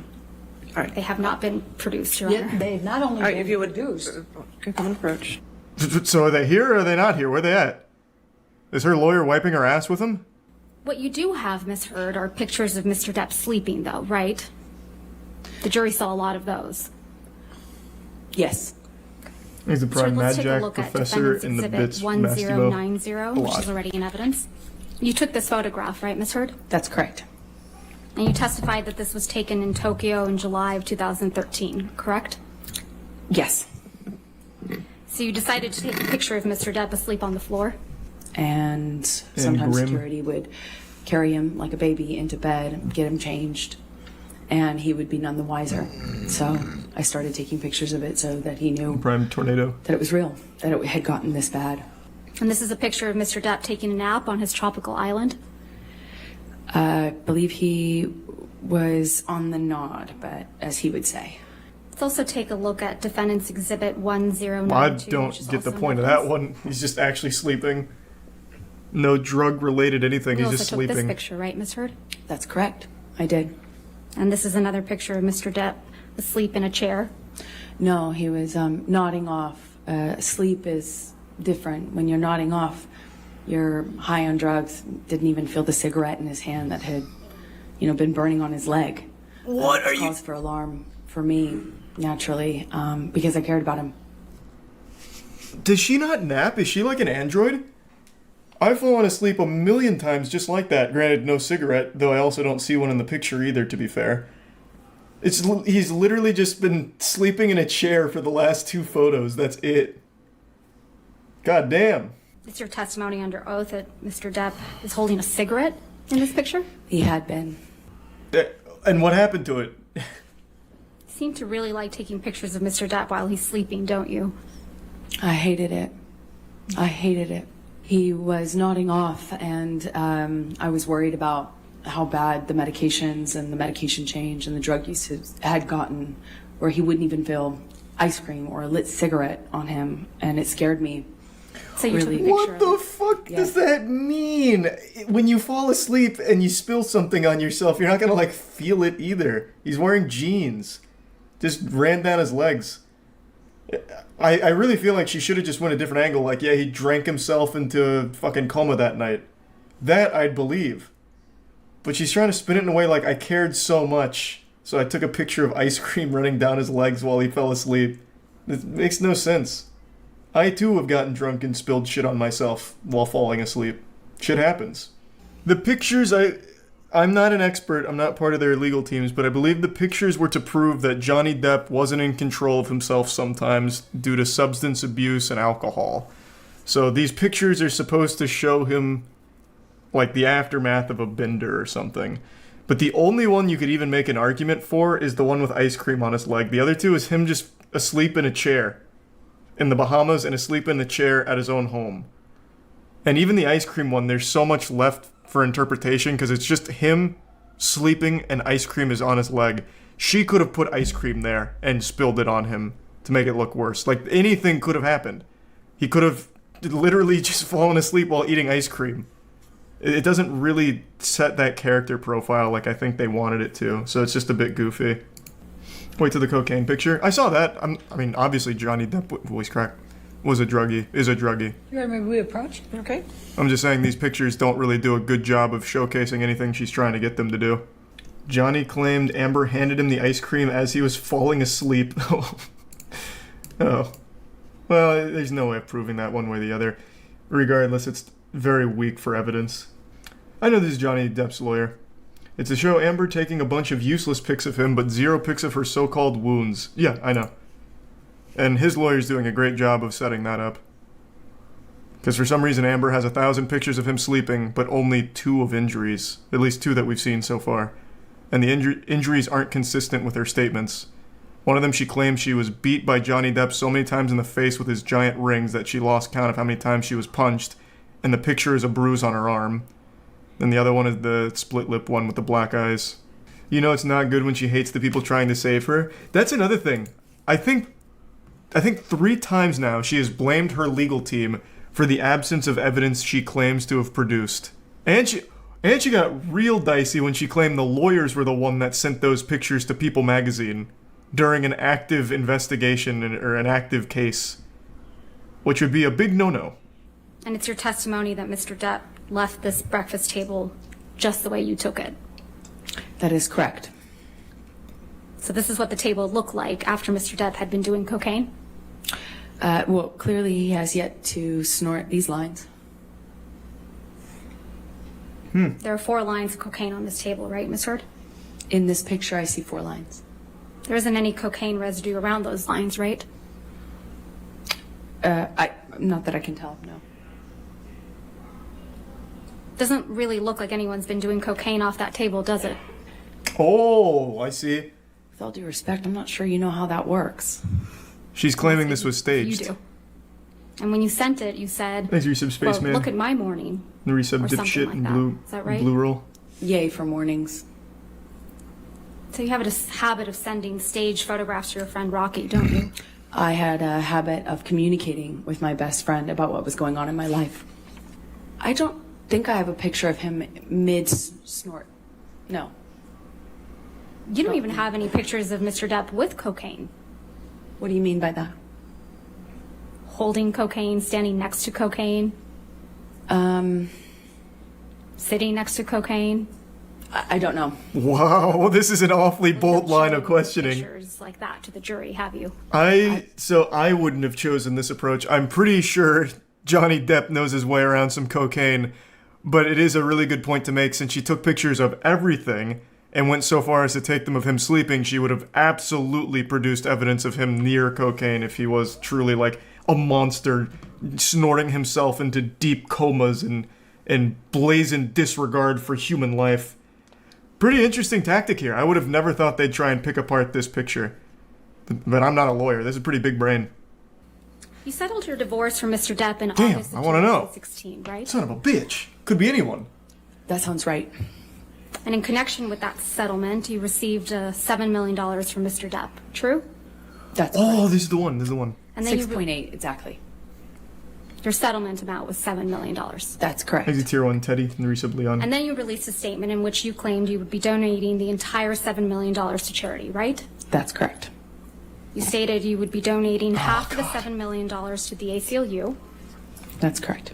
And you would be donating the other half to Children's Hospital of Los Angeles. That is correct. And you also stated, with respect to the $7 million divorce settlement, that money played no role except for the extent that you could donate the money to charity. Yes, that's correct. If we could please pull up Plaintiff's Exhibit 125. Oh, God. She has the receipts to prove she never donated. Oh, this is so painful. She tried so hard to look like a good person with the charity pledge. Is that the statement you released, Ms. Heard? That is correct. Your Honor, I move to admit the statement and the article as redacted. Objection, hearsay. It's her statement. This is not her statement. This is some. She just testified, Your Honor, said that it's her it's her statement. May I see the full? Everything else is redacted. Oh my god. Then I have no objection. All right, 1259 in evidence as redacted. Fucking checkmated there, I guess.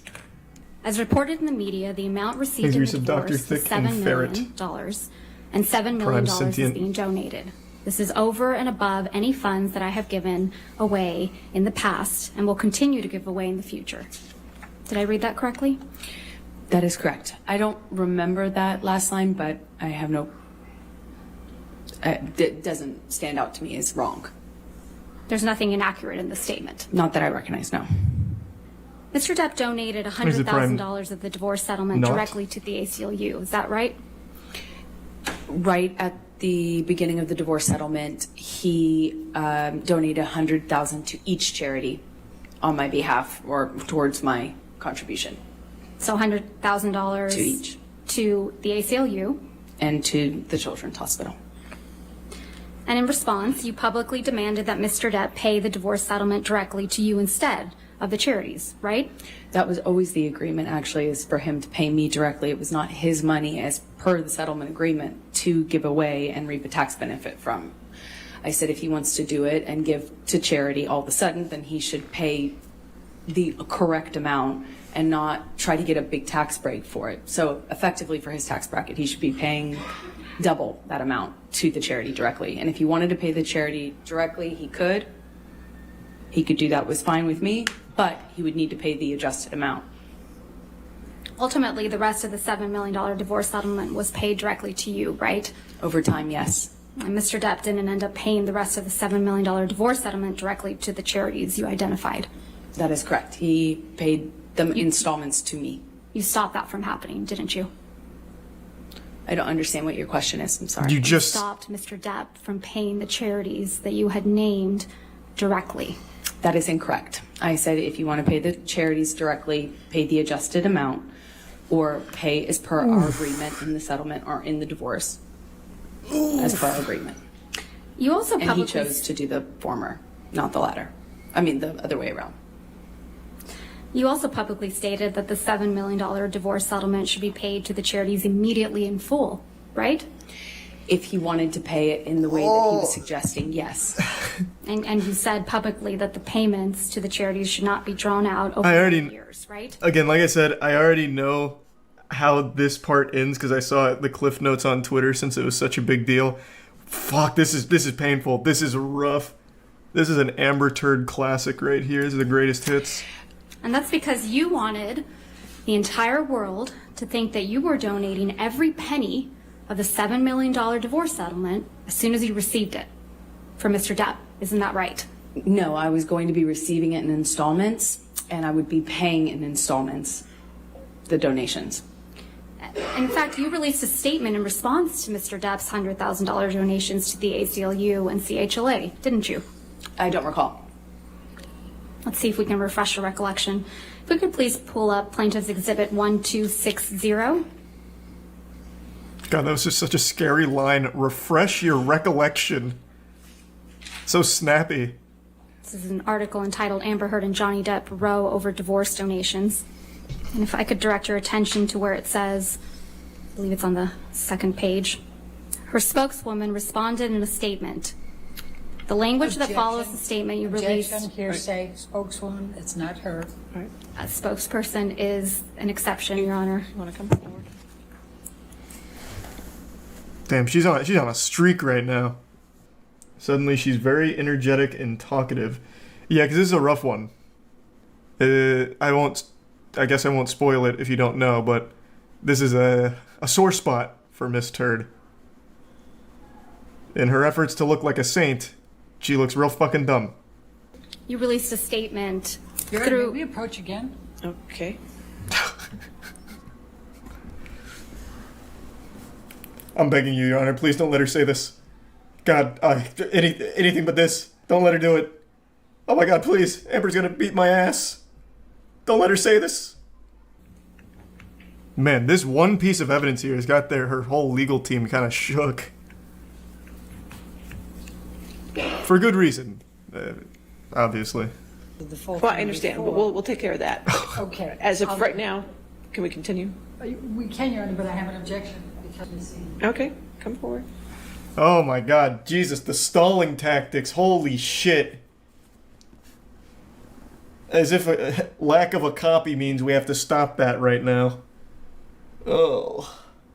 So I only read what happened on Twitter, and I'm really excited to see how it plays out in court here, because I'm expecting like audible gasps from like the jury and the crowd here once they drop the bombshell. And Magic, So directing Chance, your and Risa attention, J-Mac, Ms. Heard, Gigi, where it and says Wafu. her spokeswoman responded in a Geek. statement. Your The Honor- language that follows. Your Honor, again, she can't read it. She has to show it The to language her. that follows. Right.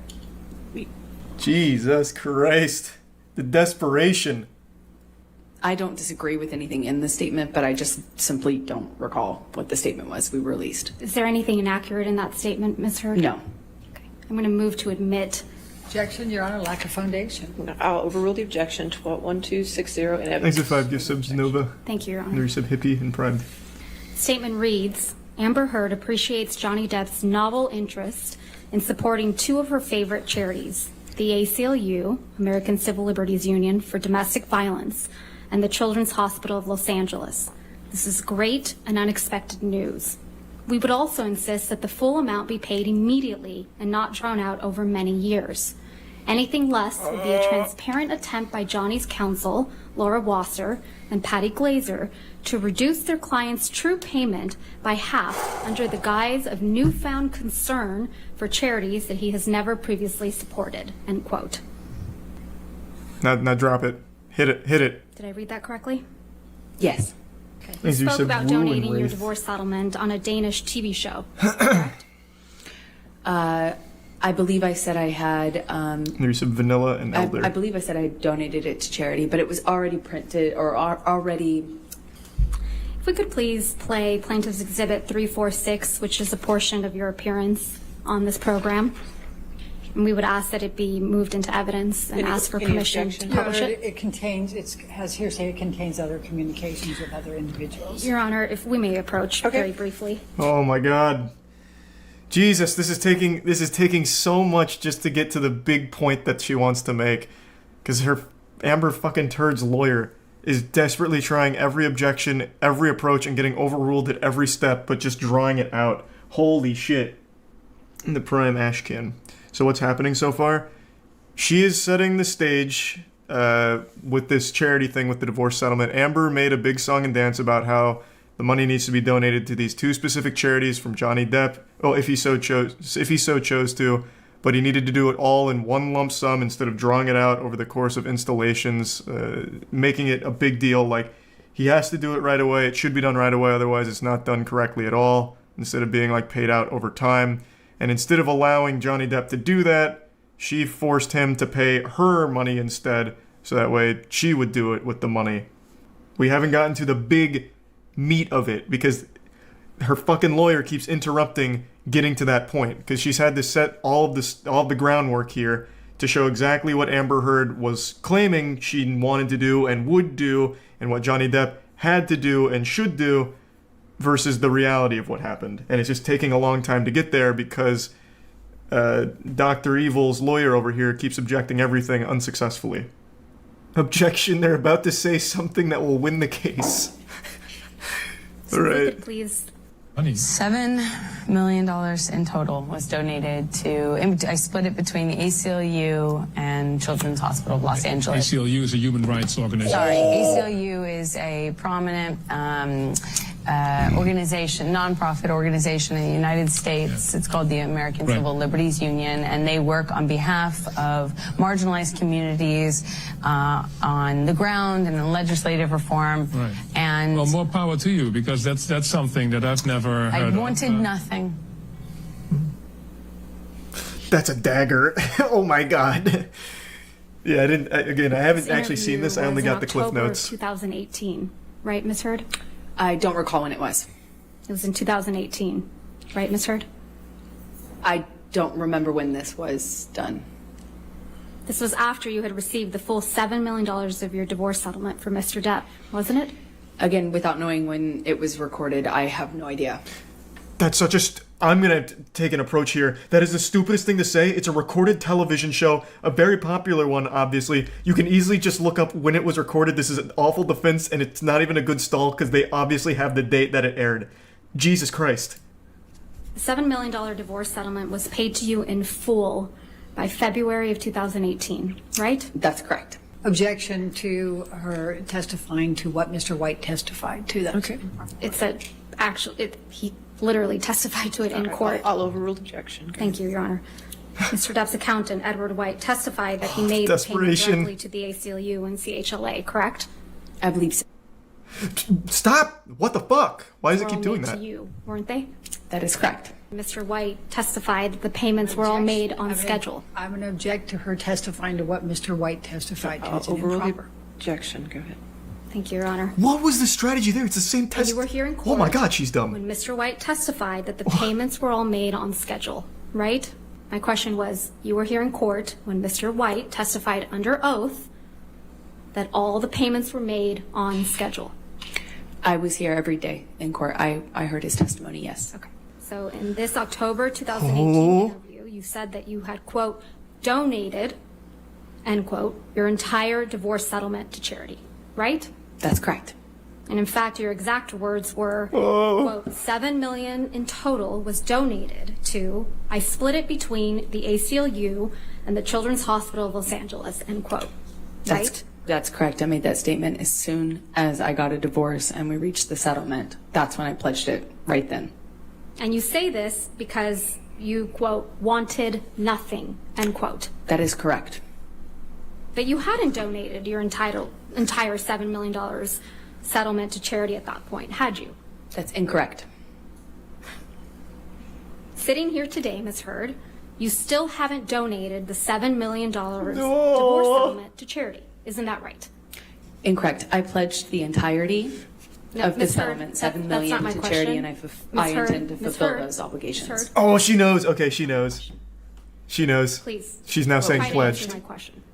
Sitting here today, you have not donated the $7 million. Look at the movement now from the Donated. audience. Not pledged, donated the $7 million divorce settlement to charity.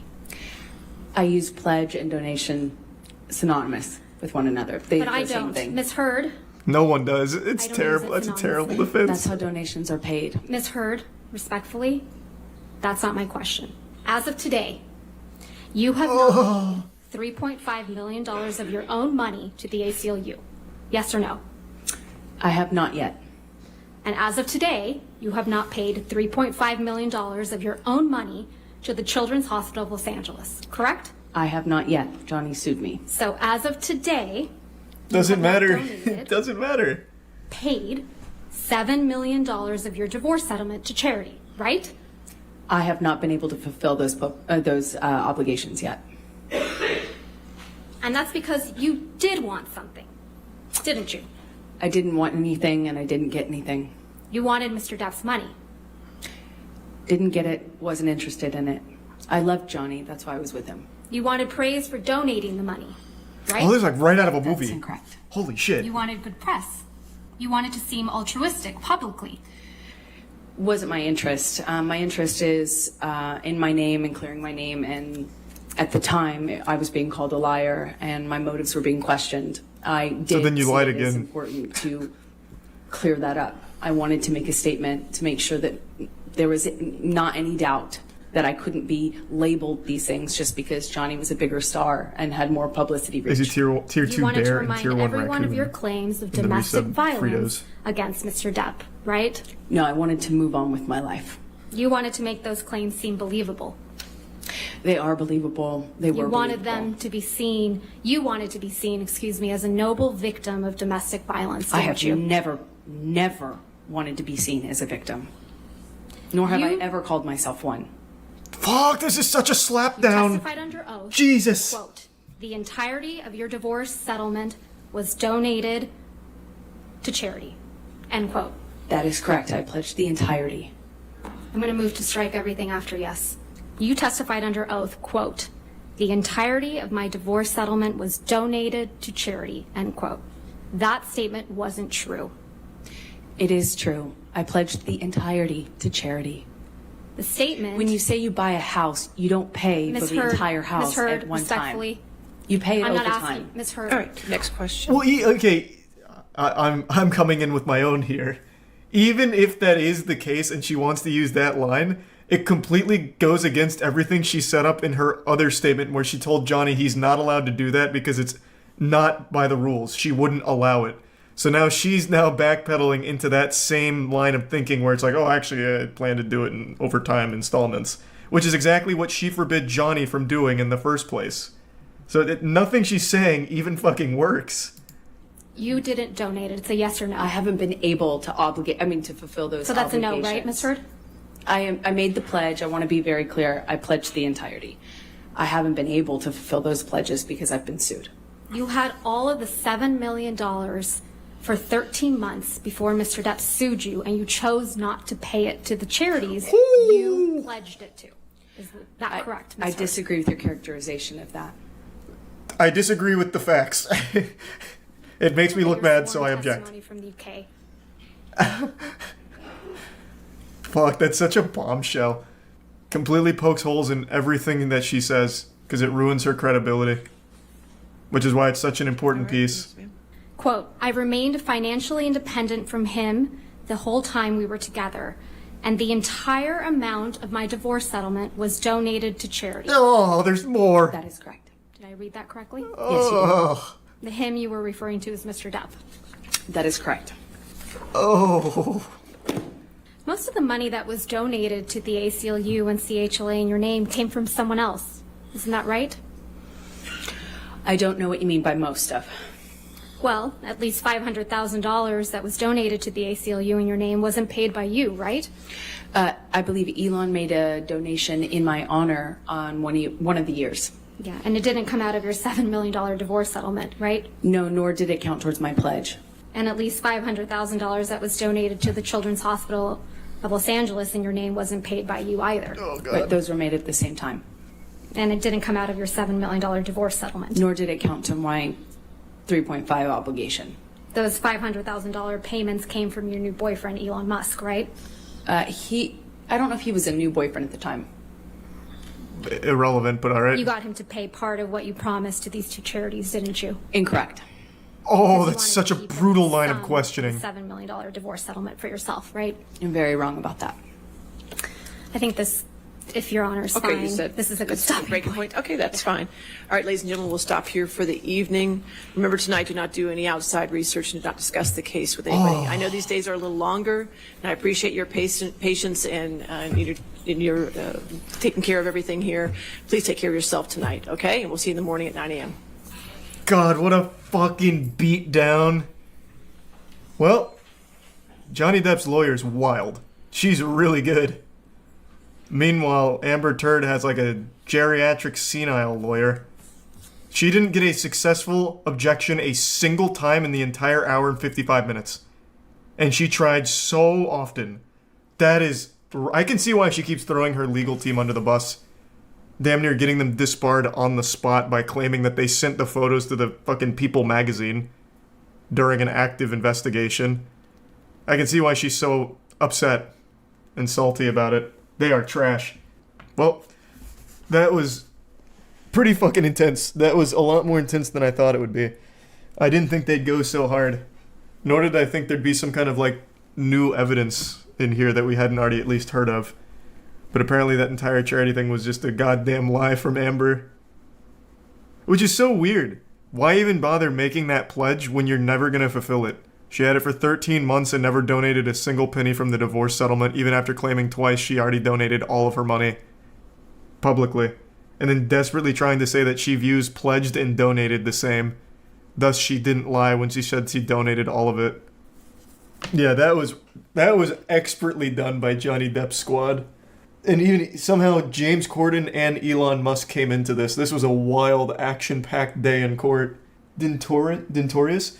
What are the Amber Heard zombies saying in her defense about the charity thing? Because I can't imagine anyone would be like, oh no, that's totally reasonable.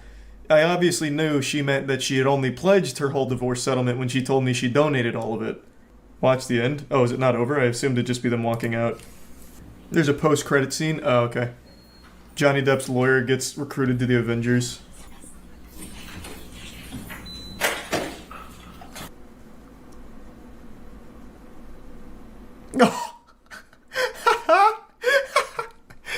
They're cheering Johnny on as he leaves. Meanwhile, Amber Heard gets nothing but crickets.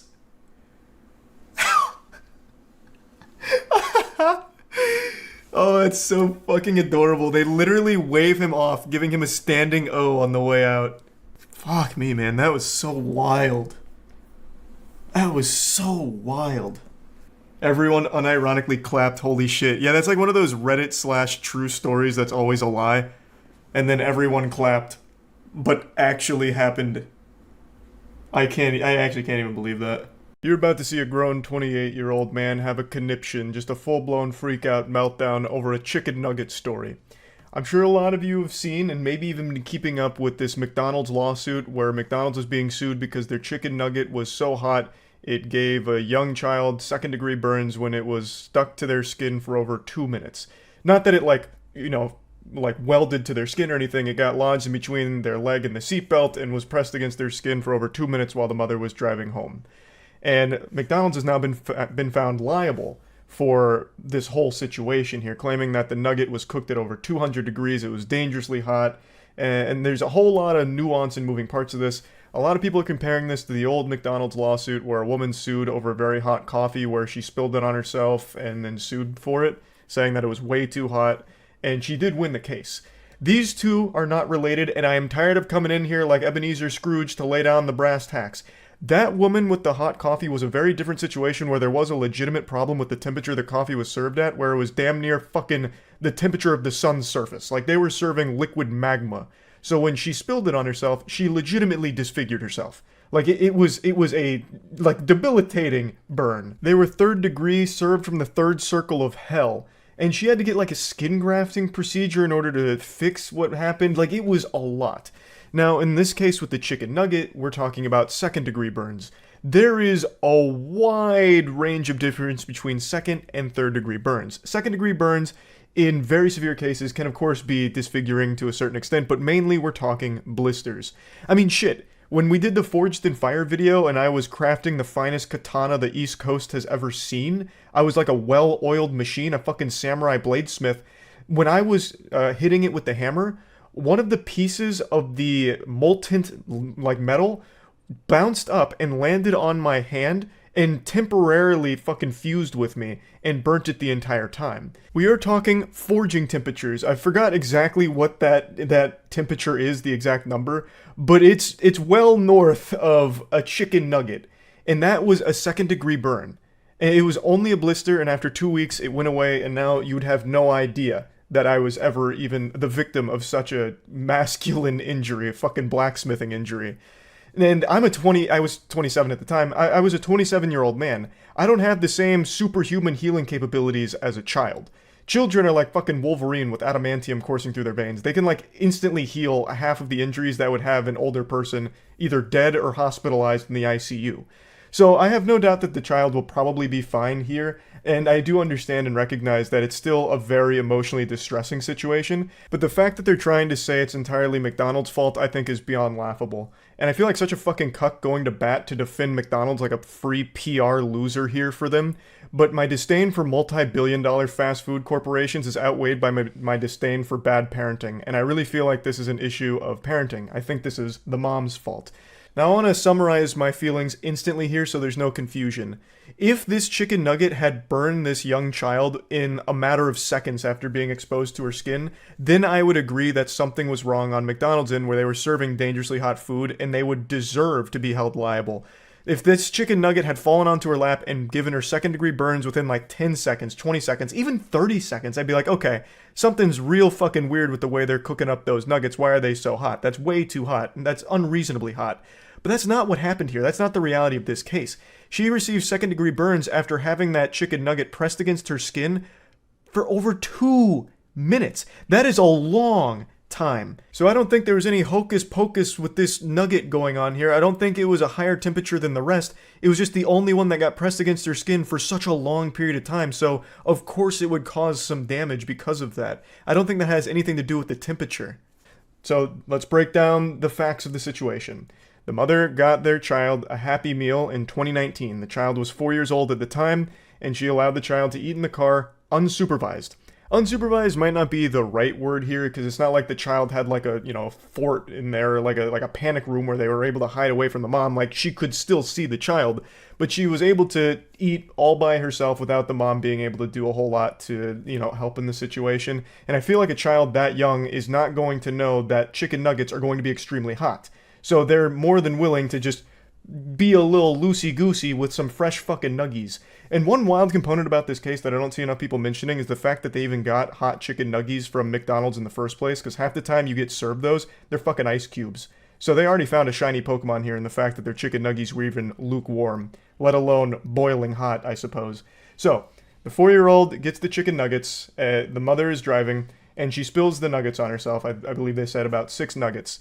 And one of them gets lodged between the seatbelt and her leg. And it gets pressed against her leg and starts burning her for 2 minutes with the child screaming the whole time. I think all of this is a big red flag against the mother here. One, letting the child handle hot food like this at such a young age without the mom being able to, help. It just seems a little irresponsible. And 2, taking over 2 minutes to remove a chicken nugget that's scalding your daughter. Like, that seems like a ridiculously long response time. She probably could have dialed 911 and the fire department would have showed up faster to get it off. Unless she was driving on the interstate, I guess that might be a reason or an excuse, but I don't understand how she wouldn't have been able to at least just, reach over and, brush the nugget off of her daughter's leg. Or pull over and analyze the situation a little bit sooner. It just seems like a really long time. Now let's really dive into the weeds of the situation here. I'm not exactly an expert when it comes to burn science. We'd have to ask fucking Harvey Dent for more specifics, but let's start at the basics. A second-degree burn is classified as a mild to moderate burn, and it's the most common type of burn. Features of a second-degree burn include skin discoloration, blisters, shiny moist skin, pain, discomfort, swelling, and layers of skin peeling away. And I wanted to find information on what temperature foods can start to cause second-degree burns, but unfortunately all the data I was able to collect and find was about liquids and the temperature at which second-degree burns can occur. With liquids, adults can suffer third-degree burns starting at 150-degree water when exposed for only 2 seconds. And burns will also start to occur within a 6-second exposure to 140-degree water or within 30 seconds at 130-degree. So, second-degree burns, from all the data I can find, really start to take place at the 130-degree Fahrenheit mark when exposed for only seconds, literally 30 seconds. And then once you get above there, it's even more instantaneous and even more severe. That's when you start going from second to third degree when exposed for 150 degree Fahrenheit for 5 seconds, stuff like that. There's also this scald chart here, but keep in mind this is all liquid. So it doesn't exactly translate 1-to-1, but if you look here at 124 degrees Fahrenheit, when exposed for 2 minutes, you get second degree burns. Now, there also is data on for hot pavement, and hot pavement at 130 degrees Fahrenheit can also start to give you second degree burns pretty quickly as well. But I couldn't find anything for food temperatures. But let's look at some basics here. They're claiming that this chicken nugget had to be fucking going nuclear at over 200 degrees Fahrenheit, which to me just sounds unlikely. That would basically be making a chicken nugget and having one of it saturated in pure fat frying oil that somehow gets locked in between the chicken and the breading, so it'd basically be like a gusher of chicken and oil. Because I feel like there's no way chicken itself wouldn't start to liquefy at that temperature. Most chicken is cooked at 165, so it's safe from salmonella. McDonald's is maintaining that it was served at the proper 160 Fahrenheit, which is still, of course, a safe temperature to serve chicken at.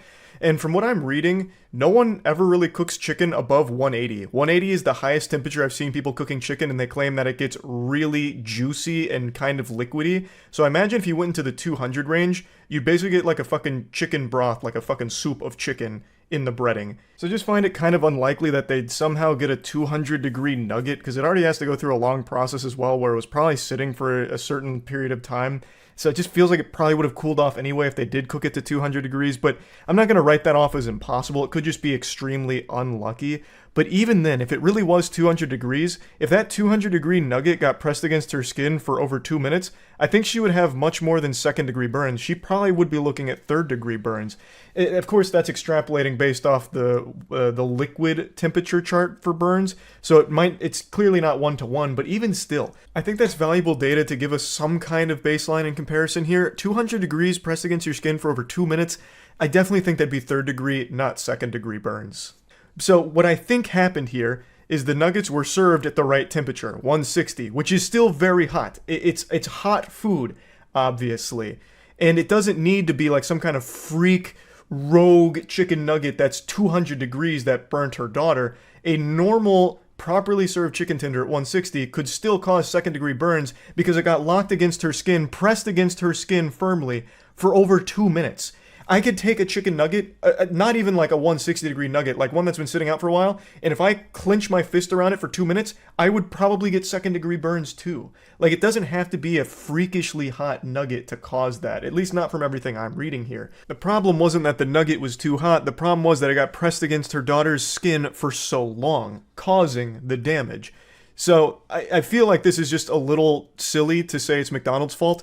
And one of the things they're coming after McDonald's for is not making it crystal clear that hot food can be dangerous. On Thursday, the jury found McDonald's and franchise owner Upchurch Foods liable for failing to properly warn or provide reasonable instructions on the possible harm from the hot McNuggets dispensed at the Tamarack, Florida drive-thru.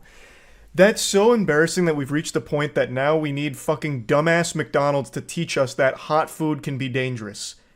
That's sad. Obviously, hot food can burn you. That's like the number one thing a human being learns extremely early in their life.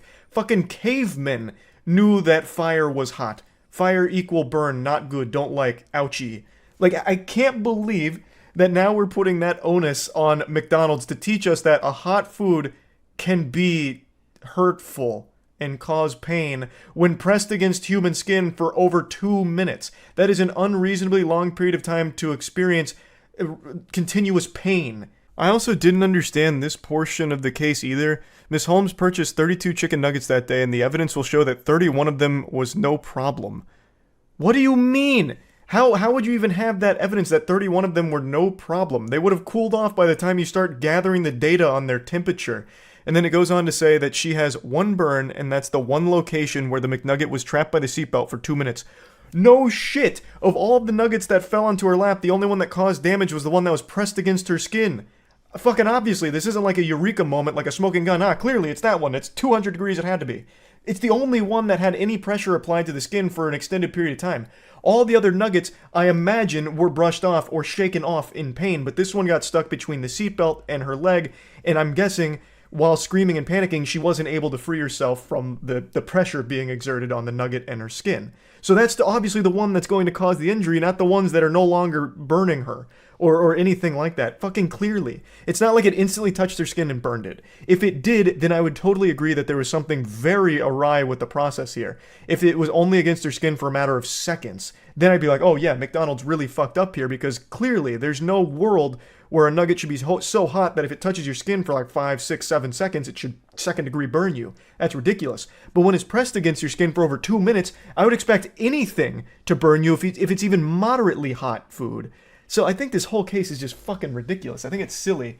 And honestly, some things are really weird about how long it took to respond to her child screaming in pain for over 2 minutes.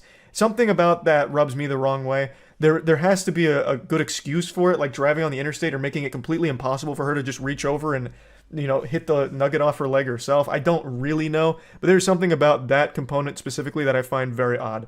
But anyway, I just wanted to talk about this because it's got me tilted, seeing a lot of people talk about it, and it's kind of divisive. It's not like everyone agrees on one thing or the other, but it's just so weird that they were actually found liable here and having to explain that they cooked their food hot to avoid foodborne illness like salmonella. People are starting to question why their food is hot to begin with. Like, how fucking stupid do you have to be to start questioning why food is hot when it's served? There's a reason we cook our food and have been cooking our food for thousands of years now. I don't know why all of a sudden that's being called into question. So, yeah, I just wanted to go over this whole case. That's about it. So, yeah. I have a huge update to a story I covered yesterday, and I'm just going to be honest and upfront right away. it put a smile on my face. I was grinning ear to ear like a child who just met Optimus Prime at Universal Studios theme park. Like, this was good news that they dropped because it showed signs of life for the little guy against an evil soulless corporation known as Nexon. I'll quickly bring you up to speed with a little speed run of the lore here. Dark and Darker is a game that's not even fully out yet. They've done a few playtests, and I am a huge fan. I've played every playtest thoroughly. I'm hard addicted to the playtests, and it's just a beloved game at the moment that was unjustly pulled from Steam due to a DMC copyright takedown issued by Nexon, claiming that Dark and Darker and the developers behind it, Iron Mace, stole from them. Both stole assets and also stole the idea from Nexon's unreleased project called P3. Now, there's a lot more muddying of the waters, but that's the gist of it. Nexon had the game removed from Steam. It has been taken down because Nexon has cease and desisted Iron Mace. So Dark and Darker is effectively dead at the moment since they're unable to continue working on it. Otherwise, it'd be a legal matter. So they have to cease all operation on it, put the kibosh on the whole project while they engage in this lengthy and expensive legal battle with Nexon. Now, Nexon you probably only know from MapleStory, but they have hundreds of millions of dollars at their disposal that they're probably going to throw against Iron Mace to try and bully them legally into shutting down, because as I said in the last video, it seems like they're just upset that they missed out on the chance to milk the golden udder of this cash cow, Dark and Darker.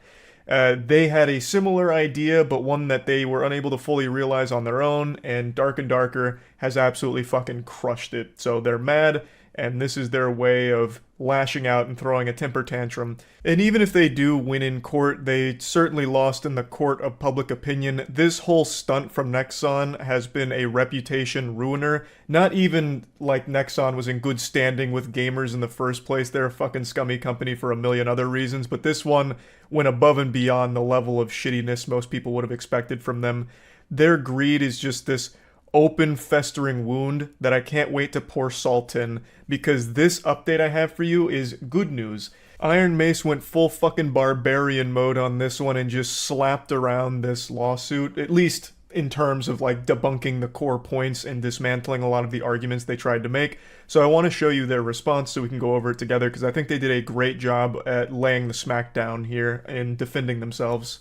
In the cease and desist from Nexon, they note that there's a lot of similarities between the files of Dark and Darker and the files in their project P3. It says the comparison of resources in the folder created when installing Dark and Darker to those when installing P3 game shows that these two games had 2,338 files with the same names.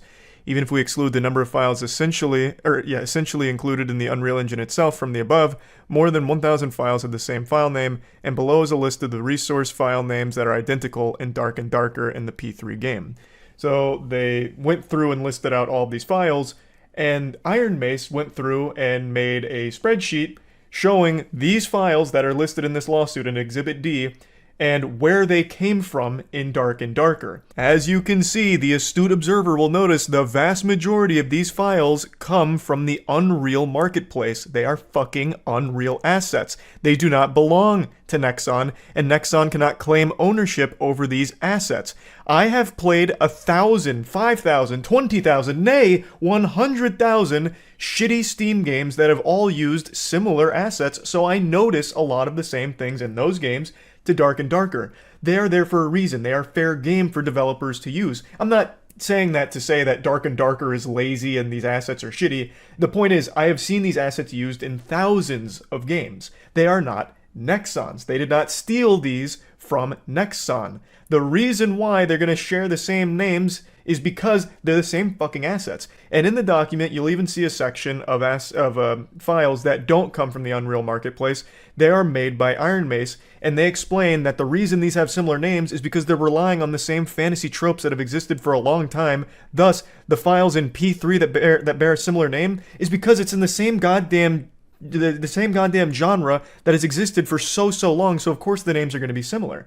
They are not Nexon assets, and they did a great job of showcasing this here by taking the file that was named in the Exhibit D section of the cease and desist and showing exactly where it came from in the Unreal Marketplace, for example, which I think completely debunks that whole claim of stolen assets. So it really seems like this whole stolen asset claim is a load of horseradish. I expected that maybe they'd try and make a claim like, oh, actually, the prison bars used in Dark and Darker were lifted directly from P3, and here's proof of that. But they didn't even do that. They listed all of these files, and it was very easy for Iron Mace, although I'm sure it was a laborious and tedious process, to take those files that were listed in this cease and desist and be like, no, the reason these are similar is because it's a fucking asset on Unreal. So to me, that just seems like an easy slam dunk. So at best, this claim was incompetent. And at worst, a malicious attempt to bully a smaller developer because you're a very petty evil corporation. So now let's get into their statement here. I'm not going to read everything verbatim, I'm just going to be picking out the most important pieces to the overall story, though I highly recommend reading their entire statement if you're interested in all of it. Nexon states that according to their investigation, Dark and Darker appears to have been built and developed using trade secrets and copyrighted information copied and stolen from Nexon. We would like to show that these allegations are baseless, no copyrighted materials or misappropriated trade secrets from Nexon were used by Iron Mace. The next paragraph highlights that P3 was only registered a month ago, meanwhile Dark and Darker has been public for more than 6 months. And then they get to the first point of contention, where one of their members was accused of acquiring and transferring key assets to his personal server without authorization. So Iron Mace elaborates on this, telling the whole story, which I won't read the entirety of, I'm just going to give you the cliff notes here. Basically, the accused member, the former Nexon employee, was working from home due to COVID-19 protocol remote work policy and was utilizing personal servers, but these servers were the subject of approvals and reapprovals, so he was under the impression that his actions were accepted by Nexon and it wasn't a problem. Eventually, the Nexon employee decided to leave in June of 2021 due to a breakdown of trust with one of his superiors and due to the uncertain atmosphere at the company. So he turned in his badge and left the office and decided to pursue his own path here, but he worked closely with his development team during his time at Nexon and informed them about his plans to leave, and made it clear that the reason for leaving was due to the uncertain atmosphere fostered at the company, and also stated that he'd welcome the team's talents for his next endeavor. He made it clear that he'd likely pursue a project in the same genre as P3, but explicitly clarified that any development would be made completely from scratch. This fact has been noted in witness testimony collected by the police investigating a separate personal lawsuit filed against the accused member by Nexon.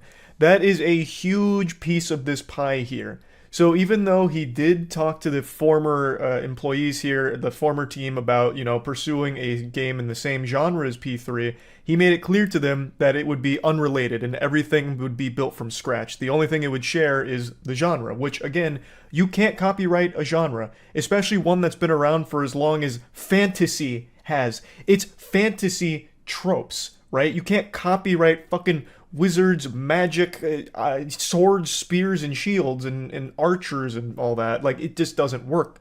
The only thing they shared in common was that setting and the fact that they were extraction-based games. It's not something that you should be able to copyright since it's already an established genre and established setting.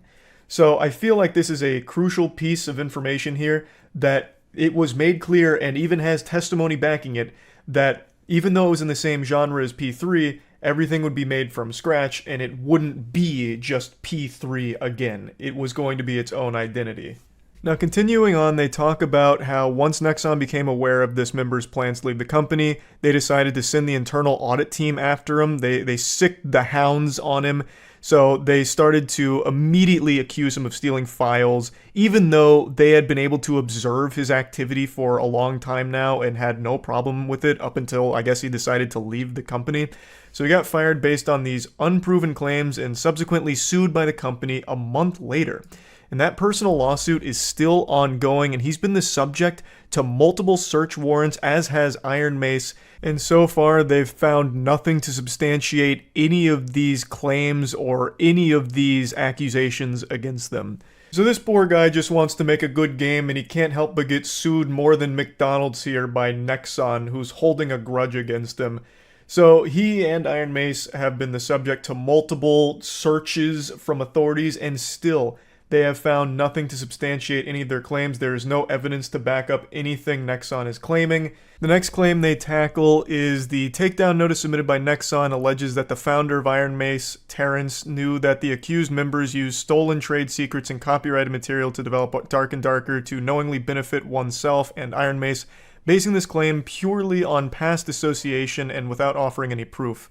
The founder of the company has no knowledge that any stolen trade secrets or copyright material were ever used to develop Dark and Darker. In fact, the founder has on multiple occasions told members of his team they must be extra diligent in ensuring that everything is done by the books in order to uphold the vision and branding of the company. The takedown notice then states that Nexon's P3 game has never been disclosed to a third party during this period in an attempt to strengthen their claims that the only way to have come up with a similar idea was to have stolen it. However, this claim can be clearly proven false. Nexon disclosed P3 in a media showcase in August 2021 to members of the gaming media, who then wrote about it in multiple blogs and articles as shown below, and then they dropped the fucking receipts here. So they lay the receipts out on the table. They say, here's the buffet of proof. Would you like to take a slice here? And clearly show that P3 was revealed to the public well before Dark and Darker. It's not something that was, kept under lock and key in a vault buried underground where only a few people had access to the information of its existence. This is something that they publicly showcased at one point. Thus, it's not like it was stolen from them, and again, it's a genre. It is a genre. You can't own the entirety of an entire fucking genre. It's not yours. Iron Mace also recognizes and calls attention to this fact. The takedown notice then states that no other games had the same concept, genre, and plot as the P3 game, even though none of those contents of these categories are original, and other games like Expedition Agartha have all three that are similar. The notice then states that within a mere 10 months of forming Iron Mace, its demo/test version of Dark and Darker became publicly available in August 2022. The notice states that it is impossible for Iron Mace to have developed Dark and Darker in such a short time frame without using Nexon's trade secrets and confidential information, again, without offering any proof. And then their response is, just because it may be difficult for a large bureaucratic company such as Nexon to develop games in such a short time frame does not mean that it's impossible for another studio, big, small, new or old, to develop games quickly. Holy shit, stand back, they're preaching right now. You don't have to be bilingual to understand this language of facts that they're laying down right now. They're saying that this is an outrageous claim just because you are a mismanaged corporation that can't roll out games in a meaningful time frame doesn't mean every video game company is as poorly managed as you are. Games can be developed in a timely fashion without ever playing dirty or stealing from other places, and they're absolutely right. A lot of these big studios are extremely slow with updates or anything at all for their games. And it's not because it's impossible, it's because they're just not managed properly. You see indie games all the time able to make patch upon patch in really quick time frames because they're passionate and they work effectively. And even some big studios do as well. It's not all of them, of course, but you see it time and time again for a lot of big ones. This is a very factual statement here, and it's a stupid claim for them to make. There's no way in such a short time frame they could make a game. It takes us 15 years to make MapleStory 1.5. Like, there's no way. No, it doesn't make any sense. They had to have stolen from us. It's stupid. And Iron Mace also calls out the fact that this is generic fantasy shit, right? It is tropey fantasy shit. They even list another game that has all three of these similarities that Nexon lists, which was Expedition Agartha. In this genre, a lot of games are going to bear a lot of resemblance because it's established and has been established for such a long time now. So it's not uncommon or unusual for a lot of these games to have very similar things in them. They even expand on this a bit by saying that they have evidence they'll be releasing soon that shows exactly how they built the game so quickly and efficiently. And I imagine this is going to be like alpha footage of the game during its development. And interestingly enough, I have actually heard a couple streamers that were talking about this mention that they've seen Dark and Darker when it was still in the alpha. So you can see that it was entirely built like by them from scratch and also using the assets. So it should be a very easy thing for them to prove, and I imagine that's going to be yet again another easy layup for them. This statement then goes further, hammering the point home about the file similarity that Nexon's hung up on, explaining that once again they are Unreal assets for the most part, or general fantasy concepts that of course are going to share similar names in the files because they're similar concepts. Nexon then makes the claim that even if they are purchased from the Unreal marketplace, it doesn't explain why the character assets and all of that are identical to P3. So then they had to explain to them that it's general fantasy shit, so of course it's going to look similar. They're both playing in the same fantasy realm, so the character is obviously going to look similar. And then they touch on why, like, the concept art looks similar to P3. And I can't even believe this needs to be said, but it did need to, and Iron Mace makes the statement that the character concept artwork for both games were created by the same individual, explaining the similarities in style. Obviously, they have the same artist here that worked on both games, and he's no longer at Nexon. He is now with Iron Mace. It's not like he's going to drastically change his artistic style, so clearly some of the concept art and art pieces are going to bear resemblance. It's the same fucking person who did art. So clearly that explains that. It's not that he stole art from Nexon. It's just the same goddamn guy doing the art, and he has an individual style.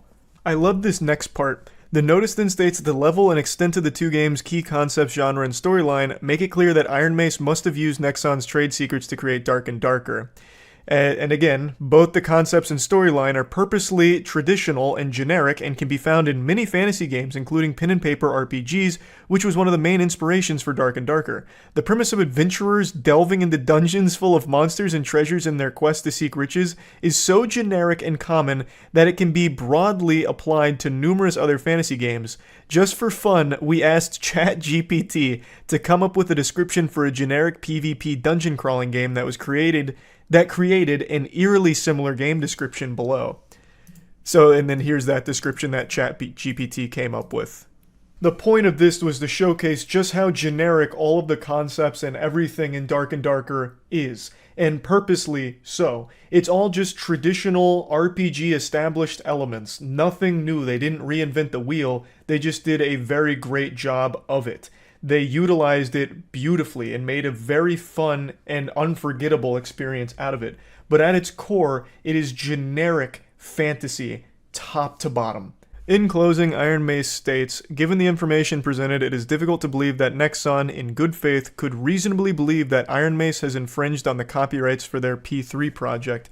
They also provide no actual evidence that Iron Mace misappropriated Nexon's trade secret information in the creation of Dark and Darker, but instead base it on circumstantial claims. Finally, they accuse Iron Mace of a flagrant breach of Valve's SSA and SOCR, restricting our ability to provide our game to players on the largest mainstream PC game platform and severely obstructing our ability to do business. Iron Mace requests that Nexon renounce their baseless claims. If they would like to compete on merit, we welcome Nexon to promptly accommodate the comparison of source code, custom assets, and design documents with the police to quickly and decisively put an end to this matter. Wonderful. Absolutely wonderful statement from Iron Mace. I think this was an incredible job from their team here in defending themselves. I don't see any merit to Nexon's claims at all anymore. Even going into this, I thought they were shaky and shoddy at best, but now they seem just completely baseless, and I think Iron Mace has done a great job of, at the very least, clearing their name to the public from the few people that thought maybe Nexon did have a case here. I'm very happy with this update, and I'm optimistic that this lawsuit, should it continue going forward, will actually be ruled in favor of Iron Mace. Nexon doesn't really seem like they have a whole lot in the tank here unless they have all kinds of new information that they haven't revealed. But I guess we'll have to wait and see. Dark and Darker is an amazing game that I'm still extremely excited for, and I hope this gets resolved quickly because I want to do the next playtest ASAP. So that's really about it. See ya. Charlie, Vital Pharmaceuticals went bankrupt, Bang Energy going broke. Oh no! Oh goodness, not Jack Owak. Oh god. Bang Energy parent company files for bankruptcy. Why? You telling me an absolutely unhinged CEO going rabid and making absolute I don't even know the right word to describe his claims. Outrageous, I guess, about super creatine and shit. You're telling me that wasn't the recipe for success? And having women dance around and rub themselves over Bang Energy to sell it wasn't enough? You think this is it for Bang? Oh, I have no idea. Vital Pharmaceuticals, though, being the parent company of Bang, does bode poorly, and Bang themselves is locked into a big lawsuit right now with Monster over their super creatine claims, which were just wrong. We need Elon to save the day. That's what Jack Owoc needs to do. If he just makes a post on Twitter asking Elon to buy his company out, Elon would probably do it. Jack Owoc put out a new video about bankruptcy on YouTube. No way. Oh my god. Is he addressing it head on, or is this him trying to prove the super creatine is real? Hello and welcome, friends. I'm the CEO of Bang Energy, and I hope this message finds you well and thriving. With all the recent news and everybody from Bloomberg to BevNet being obsessed with Bang Energy, there have been numerous questions regarding super creatine and whether it's real. I can assure you that super creatine is real. Just like creatine monohydrate or any other forms of creatine, super creatine increases free creatine in plasma, in blood, and muscle. Oh yeah, if this is your first time seeing Jack Owoc, you're in for a wonderful surprise. This man dresses like what every 12-year-old boy in 1994 thought was cool fashion. He has like these awful, awful chains, the worst suits imaginable. I wouldn't be surprised if in the next clip we see him in some parachute pants. For starters, even Monster's own bought and paid for study showed a rise of creatine levels in human muscles after test subjects consumed super creatine. CEO Man 3000 in the Monster Commission study. Furthermore, bro, just tell me about the fact lawsuit. that in my opinion, the Monster study was defectively designed to make super creatine look inferior. Super creatine nevertheless elevated creatine levels in human test subjects. What's even more remarkable is that free creatine levels in the blood continue to rise. Bro, just address the lawsuit. I don't really. After ingestion. I don't really We are care. obviously very proud and excited about the Peking study. You can all. He's criticizing the Monster study for tanking the super creatine results, but he could have very easily had bogus studies on confirming the super creatine results. It's a door that swings both ways. I'd rather he just like address on the nose what's happening with the lawsuit more so than trying to like verify super creatine's real, which I'm going to tell you I don't believe in at all. I don't think there is a fucking shot Jack Owoc, this absolute unhinged CEO of Bang, somehow cracked a new improved creatine for Bang Energy. I don't see it, but that's not even what I'm interested in. I just want to see how the lawsuit's going and this company going bankrupt. It's been that way for years. You guys might remember back in... when was it? I think it was the 60s. Can't remember. We even went over it on stream. Back when there was this huge push against sugar. So in order to placate that, companies started hiring labs to do other studies to say, actually, it's not the sugar making everyone fat. It's the fat content. So then they'd start pointing to these studies like, no, sugar is unfairly blamed. It's fat. And for about, like 30 years, people believed it. Fat was vilified by the general populace. And sugar got off scot-free for quite a while. What about you? In a recent trial against Monster, we were issued a $293 million verdict. Yeah. This alone would cause almost any company to file bankruptcy. This, however, does not mean Bang is going out of business. Quite the contrary. Chapter 11. We're doing better now than plan ever. of reorganization to keep our business alive and to pay our creditors over time. Jack, I'm going to be your business strategist here for a moment. You need to invest in even more chains and more almost nude women to promote Bang. We need to double down in the sectors that are going to make us pop off. And that's you as the influencer face on the YouTube channel and surrounded by all of the Bang Energy women like rubbing it in their ass crack and all that. That's where we need to put our focus for marketing, and we will survive this, I have no doubt, Jack. Let me repeat that, my friends. Bang Energy will be doing business as usual. Amen. In fact, with our new decentralized distribution system, I believe that you'll be able to find more flavors of Bang Energy in more places than ever before. In addition to our eloquent... That's not, like... that's not like the great flex he really thinks it is. The bankruptcy reorganizing isn't a great thing to even spin positively. It's just coming across more sad than anything. But hey, to each their own, baby. What about you? Nope. Creatine monohydrate has terrible You shouldn't ask me solubility that. in water. I once stirred and left creatine monohydrate in a glass of water overnight, and the creatine monohydrate never dissolved. However, super creatine is highly water soluble and goes into solution within a few minutes. That sounds pretty darn super to me. What about you? Still no. Super creatine is stable in a beverage and Still fucking no. All of this is just easily faked and easily manufactured and manipulated. It's just fucking worthless. It really is. And especially because you're only citing one study. You are still only citing a single study that was performed outside of the US, I'm pretty sure. Who was it?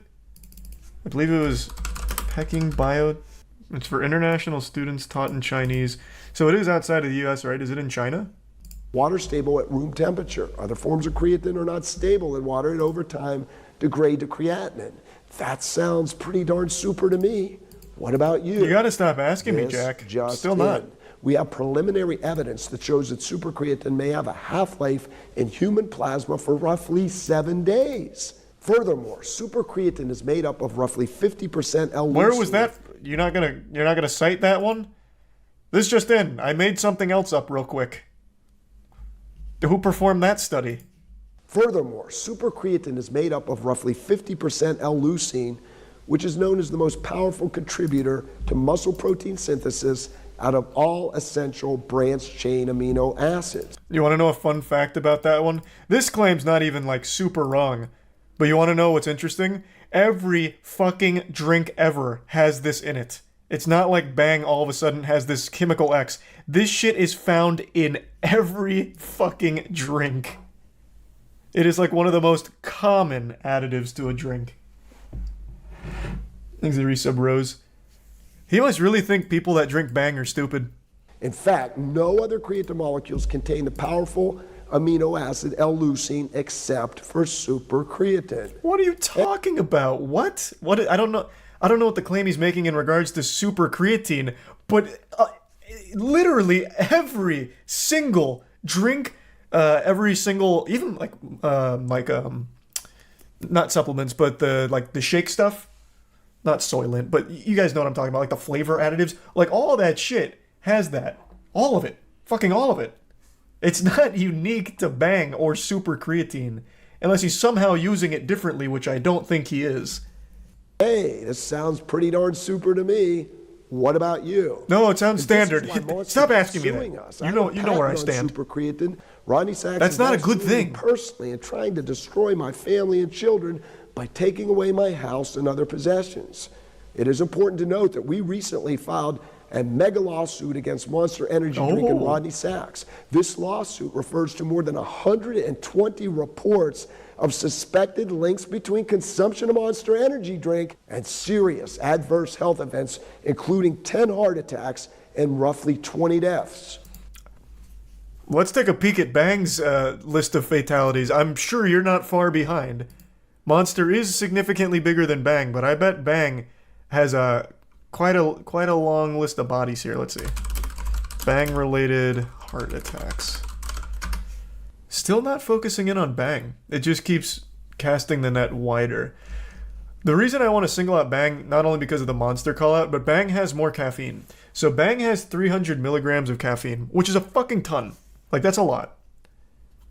And I think, what does Monster have? Monster has 86. What? Is that right?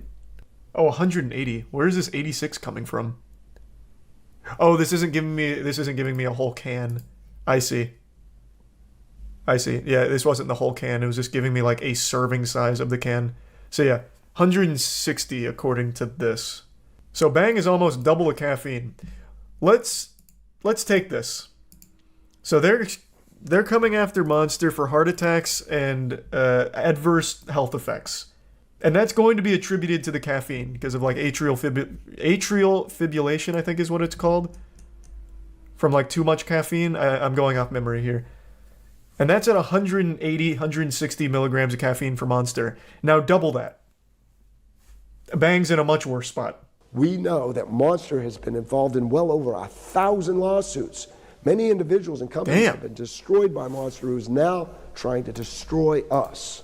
Remember, friends, what the great late Albert Einstein said, great spirit. Caffeine's not correlated with AFib? I thought it was. Again, I'm going off memory. It's something, though. Here, let me at least get it right. What is it then? Caffeine is directly correlated with some kind of heart condition, like too much caffeine. Let me see.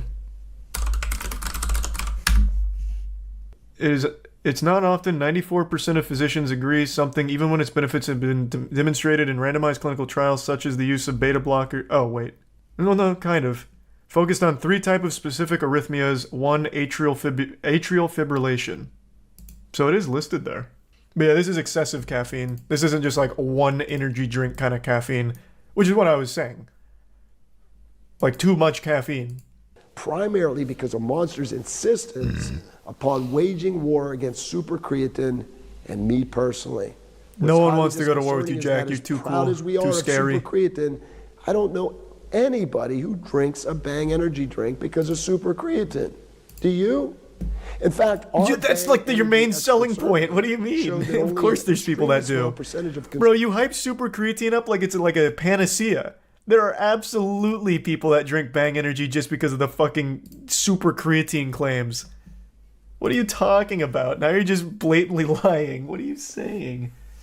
That is your main talking point. Outside of the women shaking their ass and their tits next to a Bang energy can, the next thing that you try and market is the supercreatine. It's like the crux of your strategy. Thank you for your loyalty. Thank you for your support. Make no mistake, my friends and loyal supporters, Bang energy is coming like a freight train and cannot be stopped. Oh shit, he's ripping on it. That double bass going hard.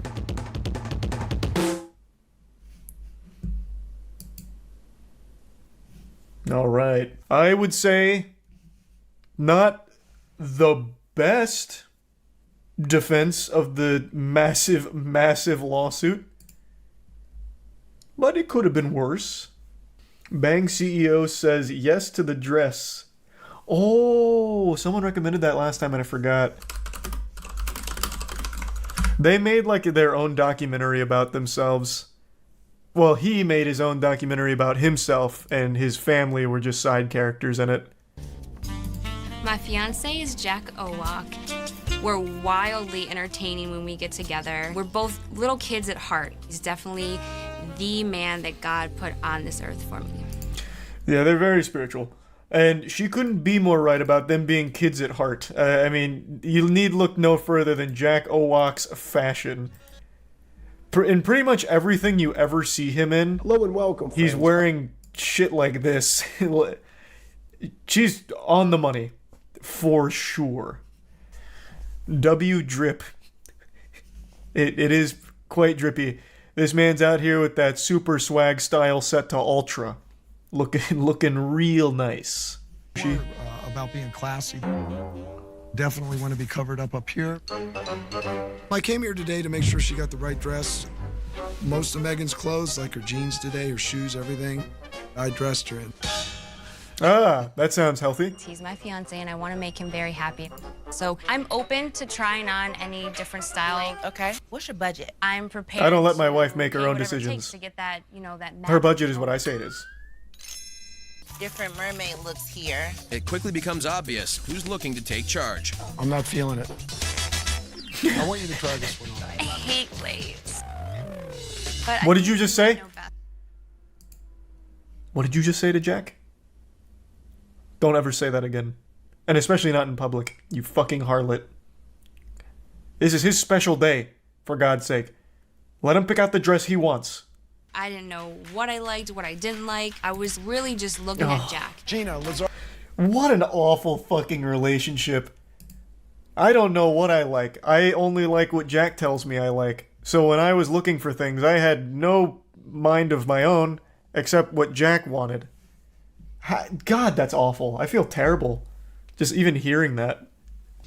Is it going to have enough room here in the chest area, though? Yeah, it probably will. This store wasn't named Bridals by Jack. Since the groom already vetoed the bride's choice... Well, it will be soon when he buys it. with all the money Puts her Bang's in a not sexy, making. flirty gown.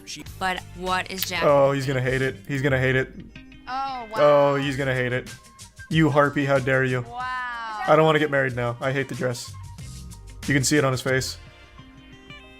Now tell me how you feel about this. I really like this, but I want to know what Jack thinks about this dress. Excessive amounts of ruffles. You know I don't like ruffles. Is this say yes to the dress or say yes to the breast? Ooh, he had that one cooking in his back pocket. Pull that top up. Tell us an ideal dress. You need to speak with my fiance about that. The ideal dress is something like a white hoodie, perhaps, and with a giant Bang chain, perhaps. And I'll even get her maybe a bouquet of flowers to carry around, but only if I can put little Bang toppers on them. That's the proper attire. We're gonna put Meg Liz in a sophisticated sheath gown with embroidered details. How dare you!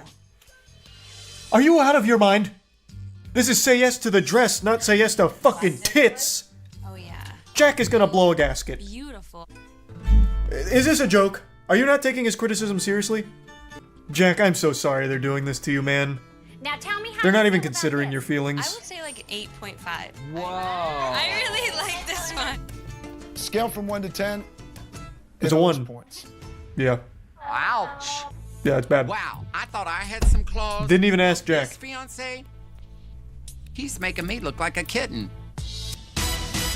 Now I am sure there are plenty of dresses that allow enough room to breathe and enough room in there for the Lord to come in. We can't be coming out here showing this much skin. As Jack says, it's not skin to win. We're getting married. It's a holy matrimony. There's nothing holy about this dress. Ridiculous. I'm on Team Jack. This is outrageous. Why is his wife making her own decisions again? Why is Jack not back there? Huh? What happened? Jesus Christ. They kick him out? Ugh. This show is very unprofessional. You gotta stand up for yourself and figure out what you want. What did you just say? You just said that in front of Jack Owak. Do you realize that? Well, I hope you like being blacklisted from Bang energy drinks. Never getting one of those again. maybe we should start looking for the dress that I knew I wanted, the mermaid style. Finally, Pardon? the bride is shopping for herself. Okay, what do we got now? Mermaid style, blurmaid style, my ass. Down with a sweetheart neckline. If this isn't coming out like a sweatshirt or like a Letterman jacket, it's a no. Nope. Nope, you fucked it. Oh my gosh. I love What are you this. not understanding? This is along the lines of what you want. Yes. Now I know exactly what I like. My figure looks amazing, and I absolutely love the mermaid style. Okay, we found a dress. Mermaids are the work of the devil. But now we need to keep the fiance from throwing a Tootsie Roll in the punch bowl. I don't know that expression, but that's not happening. There's a Tootsie Roll going right in there. Coming in. I had a strong Get ready to feeling fish the that Tootsie this Roll out of the dress punch bowl. might be my dress, and I realized that I do not want my fiance to change my mind. You want me to kick him out? Yes, please. Yeah. What? Are y'all ready to see the next dress? Yes. Okay, Jack, honey, I got some bad news. What's that? Meg absolutely, positively loves this dress. That's too damn bad. It doesn't matter what she wants. This is Jack Owak's wedding. Kind of wanting to refuse to go, but you know, Lori's running the show. It's her world. I'm just visiting. He must have like the stiffest back in the entire East Coast. The way he walks, it's like a robot. Like a Bang android. She picked the right dress. Beautiful, classy. She rocked. Oh, they paid him. It's the same kind of dress that he had an issue with before. They softened him up for the show. All staged. No. Of course it's not staged. Actually, to be honest, I bet everything that happened at the shop probably was like a little of Jack leaning into him being the douchebag, but that's just kind of Jack. Like, that is very Jack Owak behavior, to be honest. A class action lawsuit has been filed against PlayStation for nearly $6 billion by a consumer champion named Alex Neal. Now, I'm not Saul Goodman, but if I was, I'd start planting cocaine right now, because this is a huge lawsuit that's going to need a miracle to win, I think. I'm not an expert here, but it does seem like this lawsuit's got teeth, and they're coming at Sony's throat. 6 billion clams, 6 billion barnacles. You know how much I love wackiness. I love wackiness more than Bubble Bass loves Krabby Patties, and this lawsuit's got me hyped. Now, this lawsuit is proudly brought to you by PlayStationYouOweUs.co.uk, which is a beautiful website name. Like, that's pretty aggressive. It reminds me of like a Roblox petition to get their V-Bucks back or something. But this was a site where people would sign up who felt wronged by Sony, and Alex Neil is the class representative. And on the site, there's a 5-point breakdown that talks about why they're trying to steam PlayStation's ham. So the first point being that Sony has a near monopoly on the sale of digital games and add-on content through its control of the PlayStation Store. Sony uses this dominance to enforce strict terms and conditions on game developers and publishers. These terms allow Sony to set the price of digital games and in-game content and charge a 30% commission on every purchase of digital games and in-game content from the PlayStation Store. This results in excessive and unfair prices to consumers for their digital games and in-game content. And these prices are all out of proportion to the costs of Sony providing these services to its consumers. So basically they're saying that Sony has used its dominant position in the market to unfairly overcharge consumers. Now, for reference, this was filed in the UK, and a brand new PS5 game in the UK will cost you about £70, which is the equivalent to $82. So I do think they're getting fucked in the ass a bit here. It's quite an overcharge if you ask me. And I'd love to see them win this lawsuit, you know. Power to the players, as PlayStation says. But the more I read into it, the less confident I feel that they'll be able to Fortnite dance on the grave of Sony with this lawsuit. I don't really think they're going to get a big W from it. And let me just explain why I think that. I'd love to be proven wrong. Like I said, I think it would be great if they actually did win this lawsuit, because I do believe they're being overcharged. But I don't think they have the strongest case here. Just looking at these first 5 points, the first one just stands out as factually incorrect. They're claiming that Sony has a near monopoly on the sale of digital games and add-on content, which is just blatantly wrong. I would slap you with a fat F on your report card if you submitted this to me. Like, that is just not true. There's Xbox, Nintendo, Steam, there's so many other digital games vendors out there. It's not just Sony. Now, if you're talking about PlayStation exclusives, then yes, Sony has a monopoly on the digital sale of the PlayStation exclusives. But if that is the claim, it needs to be a lot more clear, because with the wording here, it just makes it sound like you think Sony is the only console to exist and the only platform for digital games, which it isn't. The other thing that was confusing my little reptile brain was that 30% commission they mentioned, talking about how the Sony demands 30% cut of digital game and in-game purchase sales from the developers. That's not exclusive to just Sony. Xbox, Nintendo eShop, pretty much every digital game vendor has some kind of commission that they force. It's not just Sony, so I don't understand why they would target them specifically, since it's the industry norm. But I decided to spread the cheeks a little further, dig a bit deeper, and listen to what the UK consumers were saying.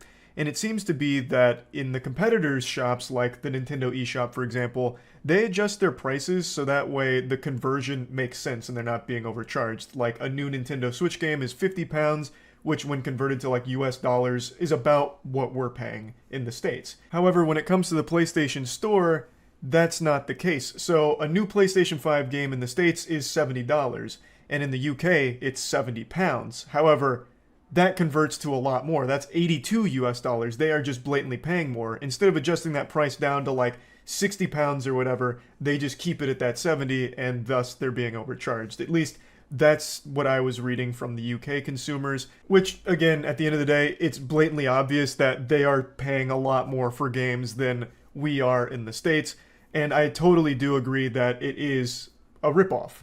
And Alex Neil, the class representative, has 14 years of experience as a consumer rights advocate. So it's not some joke of a lawsuit that was haphazardly thrown together by a faceless nobody. This isn't like that situation on Twitch where that guy tried to sue Twitch for like $100 million because he couldn't stop watching female streamers and ejaculating, and he tried to blame Twitch for a porn addiction. This isn't that case. This is a real legitimate case that Alex Neil has put together. But I just don't know if it's focused enough to actually win. It seems way too generalized and broad, and you can look no further than their own website, where at the very end of these 5 points, they made this statement that just seems a bit misguided to me. This just seems like another desperate effort to throw something at the wall and see what sticks. The business model of gaming has changed dramatically over recent years. The move from games sold as physical discs to games sold digitally has seen the introduction of in-game content, where players must now also pay to progress, unlock more features, or customize their experience with new characters or weapons. Games are now designed to incentivize players to spend as much money as possible, including children. We believe that customers are paying too much for these digital products and that they deserve to be treated better by Sony and compensated. Our legal action is the first of its kind against Sony in the UK. Now, I am never a fan of the think of the children argument. I don't see why they put this here at all, because this doesn't even really run in line with what the lawsuit's aiming for. This is talking about how predatory microtransactions have become the norm, which they have, and it's a huge issue. But that's not what this lawsuit's really about. It's about being overcharged by the PlayStation Store. Talking about predatory and greedy marketing practices from these games that are preying on children, or like fucking massive dopamine hits, dopamine fiends to spend more money, is an issue, yes, but it's not the issue that you're really aiming at here. You're not putting that in the crosshairs. And it's also not like Sony is the puppet master forcing all these developers to be greedy and put these microtransactions in the game. Like, let's say Diablo Immortal's on PS5. Sony has no say-so in what way they monetize that game. It's on their platform, sure, but it was Blizzard that decided to put all of those terrible, terrible microtransactions in there that are preying on, you know, people with a spending problem or children or whatever, not Sony. Now, if the argument Sony keeps those prices too high, then yes, I suppose there's a real argument to be made there that the price is still too high. But the way this is framed makes it sound like it was Sony that decided to put all of those there when it wasn't. It wasn't their decision to have all of those predatory business practices baked into those games. That was the developers. I just don't really get why it's mentioned here. Because let's say Sony brings the price down so that way it's more fair across the board, where, you know, if you're buying a microtransaction in a game in the UK, it costs exactly the same as what it costs me to buy it in the States. It still doesn't solve the core issue that you're bringing up here with the games being predatory, right? Like, this whole paragraph here is like almost like fear-mongering. Like, games have become really greedy, and it's partly Sony's fault to some degree, which is why we believe you need to be compensated fairly, and we believe you need to be treated better. Like, what exactly do you mean? Again, getting the price down on microtransactions doesn't solve the problem you just highlighted of them being greedy and intrusive. That's still going to exist. Even if you win every single bit of this case, those microtransactions are still going to be there from the developers because it wasn't Sony that put them there. And just one last thing, in the press release, Neil wrote, "The game is up for Sony PlayStation. With this legal action, I am standing up for the millions of UK people who have been unwittingly overcharged. We believe Sony has abused its position and ripped off its customers." Alex Neil hits us with an anime protagonist line saying, "The game's up, Sony. I caught you with your pants down red-handed. It's time to face the music." And then in the press release, they also kind of frame it like the consumers didn't know they were being overcharged. But I just don't know how true that is. They kind of hint that it's Sony's fault that the consumers didn't know they were being overcharged. Like Sony was doing underhanded business tactics, when I just don't know if I believe that, because Sony doesn't really do anything besides just have a platform with a game and the price next to it. And you choose whether or not to buy it. Now, if you're not comparing that to the rest of the world's prices, then yeah, you would have no idea you're paying more than I am, for example.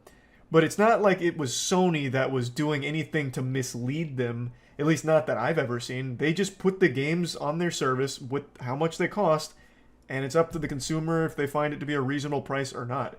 Now, if they do any research, they'll realize that they're paying more, and Australia especially is paying more than I am. Which is fucked up because there's no reason for it, but I don't think Sony has done anything to try and lead them down some false belief or anything. I think it's just a matter of they've been charging more and no one's really been questioning it, so they haven't changed it. And that's it. They haven't really been doing any kind of like propaganda to try and fool people into thinking that, you know, everyone's paying the same thing. And now that people are waking up to them being exploited, I think it's great that they're, you know, upset about it, because I don't think it's right. I don't think they should be paying more for no reason for the same game. It doesn't make any sense. But I just don't really like the way they talk about it in the press release, because they're putting that onus on Sony. That it was, you know, them keeping people in the dark, when it wasn't. They just put the games up and that was it. But anyway, overall, I really do hope they win this class action lawsuit, and hopefully the prices do change, because, like I said, it's a whole bunch of baloney that you're paying significantly more money for the same game in the UK, Australia, wherever else. It doesn't make any sense. There's no reason for that. So hopefully this does bring about positive change, and wishing them the best of luck. I just wanted to bring this up because this is a big lawsuit. That's about it. So yeah.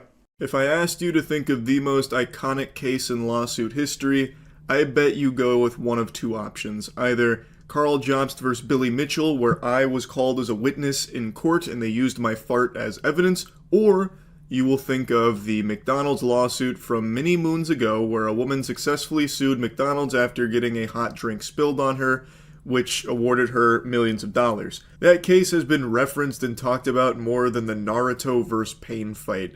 Basically, she had a drink that was dangerously hot, fucking matched the power of the sun. They basically served a cup of magma, and it spilt on her and it disfigured her. So she sued them, wanting her medical bills covered for all the medical treatment she went through as a result of it, but Ronald McDonald said, best I can do is one of these. It went to trial. The jury awarded her like $2.7 million in punitive damages, which eventually got knocked down to a little less than that, but she did receive a fat paycheck for all the damage that was caused. Now, the reason I'm bringing this up is because we just saw a pretty similar song and dance happen with Starbucks, where a man was served some hot tea that spilt on his lap in the drive-thru, disfiguring him, and he has now just been awarded $50 million.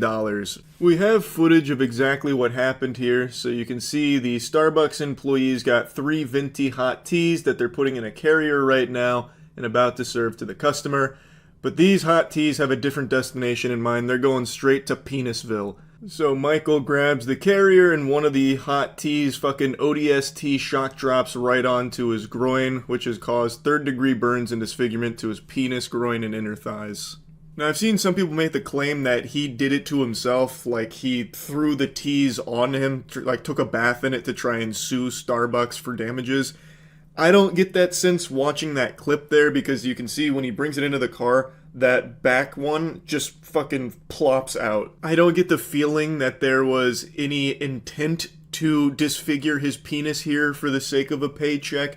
It really seems like when he brought it into the car, and as he was moving to set it into the seat next to him, that one hot tea just said, I'm out. So it fell onto his lap, which then caused him to, accelerate in pain and panic. So I don't think it was on purpose. According to his attorney, he said that Michael's life has been forever changed. No amount of money can undo the permanent, catastrophic harm he suffered.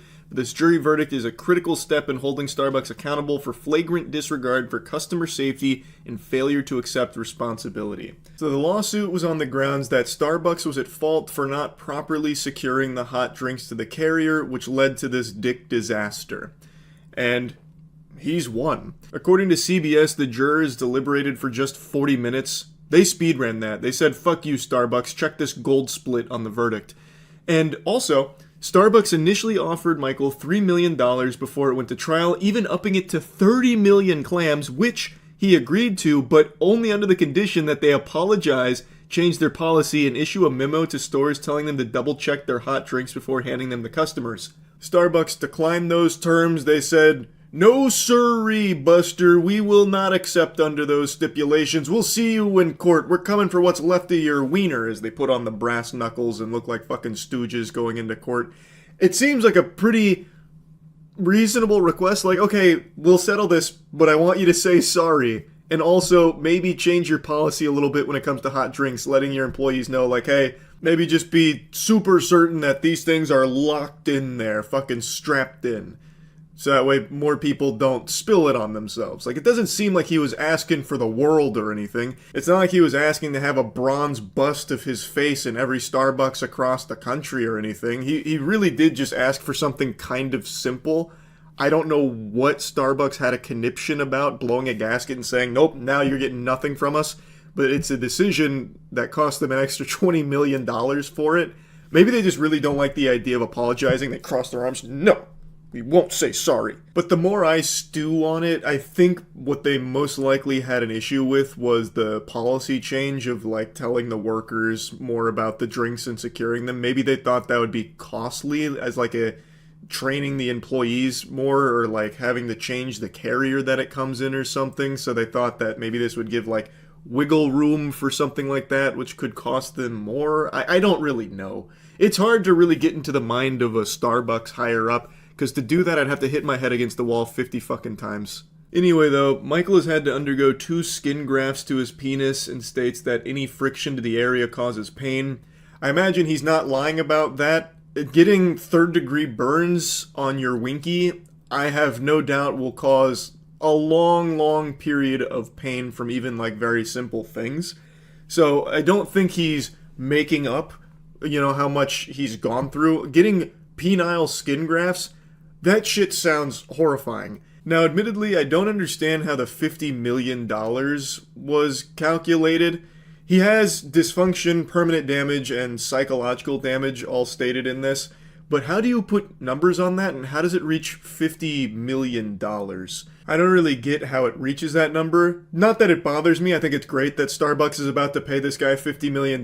It's just, how do you get there? Because you could come over here right now with a pair of rusty pliers and rip my cock off, and it'd be safe to assume that my winky was never going to squirt out $50 million worth of value. So, I'm admittedly confused how it got to such an astronomical number here, but who gives a fuck? You won't find me shedding tears for $1 billion corporation like Starbucks having to pay this guy $50 million now. Congrats to him. That's a big W for sure. Yeah, he definitely went through something traumatic here, but I'm sure $50 million is going to help moving forward with all of this. Starbucks, though, is planning to appeal the decision. They claim that it has always been committed to the highest safety standards in our stores, saying, "We sympathize with Mr. Garcia, but we disagree with the jury's decision that we were at fault for this incident and believe the damages awarded to be excessive." It is a lot of money in damages, and it's not like the Starbucks employee went out there and fucking slapped it out of his hand like it was a game of Magic the Gathering and they flipped the table on him. It is one of those things where after it was given to the customer, then the drink fell out. But I think you can, and they clearly did, make a convincing argument that more could have been done to ensure that the top of the lid wouldn't fly off and lead to the whole beverage spilling all over him, and that it wouldn't fall out of the carrier if it was secured better. But I think the main reason they want to appeal this and fight back against it isn't even like the money element of it. $50 million, Starbucks higher-ups wipe their ass with that on the daily. They probably wouldn't even notice that as a blip on their radar. But what they don't want is anyone to try and emulate this on purpose. While I don't think this guy did it on purpose, since we have footage, it doesn't seem like he did it intentionally. There definitely would be someone that would see a payday like this and be like, that's the ticket. That's what I'm going to do right there. I'll go sacrifice my dick cheese, spilling this hot coffee on my groin, and I'll sue Starbucks for it. And I think Starbucks just doesn't want that to be like an option. They don't want to leave that door open here if they accept like full responsibility and just roll over for it. At least that's what I think the goal is with Starbucks trying to fight back against it. But then I started thinking, how likely is it that someone would go through all of that like penile skin grafts, permanent dysfunction and damage for a potential lawsuit settlement, a big payday? I think the likelihood's pretty high. Would I do it personally? Depends on my age. If I was guaranteed to win a $50 million lawsuit against Starbucks, if I just put my wiener through a traumatic and permanently disfiguring experience, I would consider it if I was in my 80s. Because right now, I get a lot of mileage out of my cock. But when I'm in my 80s, yeah, we're going to have great memories together and everything, but at that point, I'm just going to be playing with like bubblegum down there. Like, it's not going to be, as prominent. So I feel like I'd be more likely to try something like this for a $50 million payday the later in life I am. Not that anyone was asking me if I'd try this strategy or not, but I just thought about it for a little bit, so I wanted to share the conclusion that I drew for it. So yeah, big congrats to Michael here for the $50 million. I guess we'll see how the appeal process goes, but pretty interesting shit. I just wanted to talk about it a bit. That's it. So yeah. I always thought Billy Mitchell was the king of frivolous lawsuits, but he can't even hold a candle to Russia. You remember a few months ago we were talking about how Russia is suing Google for over $2.5 decillion, which is an unfathomable amount of money. If you added up every single breath every single human being has ever taken since Adam and Eve, it wouldn't even come close to 2.5 decillion, let alone 2.5 decillion doubloons being a reasonable amount of money to ask for. It doesn't exist. It can't exist. I just learned about another lawsuit coming from Russia where a Russian League of Legends streamer has successfully sued Twitch for over $200 million, so a little less than what Google's on the hook for, all because he received a ban on the platform and was able to make a case in Russian court that is trying to enforce a $200 million fine on Twitch for the injustice this League of Legends streamer faced, even though in his entire time on Twitch, he himself only made $2,000.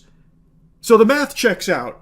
Actually, that seems about par for the course. It is so interesting. To help put this number in perspective, just how preposterous it is, there is an estimated 200 sextillion stars in the known universe. So this League of Legends streamer is looking to receive more money than there are stars in the known universe. Good luck. I mean, maybe he'll get some fairy godparents and be able to poof that money into existence, because that's the only way that shit's gonna happen. I was gonna try and find a clever way of tying $200 million into a subtle cheeky shout-out, but I couldn't, so I'm gonna do it abruptly. Go to usecheeky.com and use code LUCKY for our St. Patrick's Day sale, where you can get 10% off all of our soap. It's the best soap in the universe. In fact, if you use Cheeky, over 200 million beings across the universe will say that you look and smell great. You look real clean. So yeah, it's usecheeky.com, and the code is LUCKY for the 10% off. Now to sum up the lore here, he was a League of Legends streamer named Lickrit, and he was suspended in 2022 after the invasion of Ukraine, and the US imposed sanctions, and he was banned as a result. His father is also a Russian oligarch who apparently has some pretty close ties to Putin. After being banished to the Shadow Realm and not receiving payments from Twitch as a result of the sanctions, he took it to a Russian court in June and October of 2022, which Twitch called a violation of its terms of service. The first lawsuit was dismissed without prejudice, but the second one, well, the Russian law decided that that's got some meat on its bones. That one's got some real oomph to it, some pep in its step, and said that it violated his rights by suspending and demonetizing his accounts.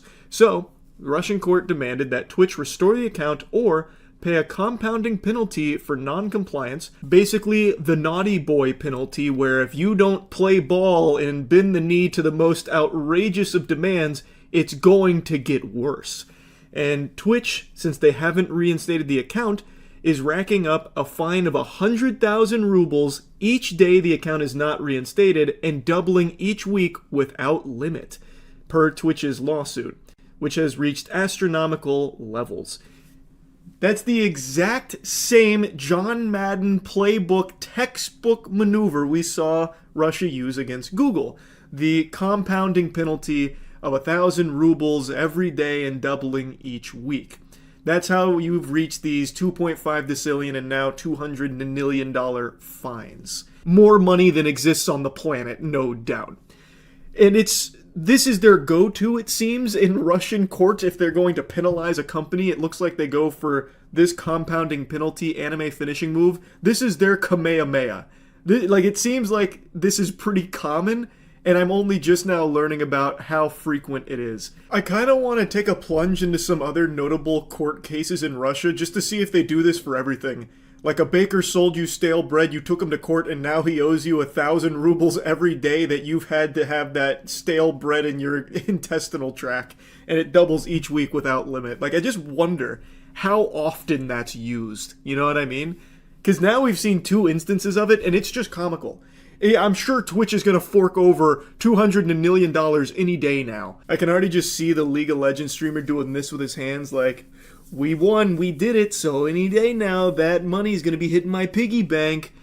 I'm sure Twitch is going to start feeling the pressure of this imaginary money demand very soon.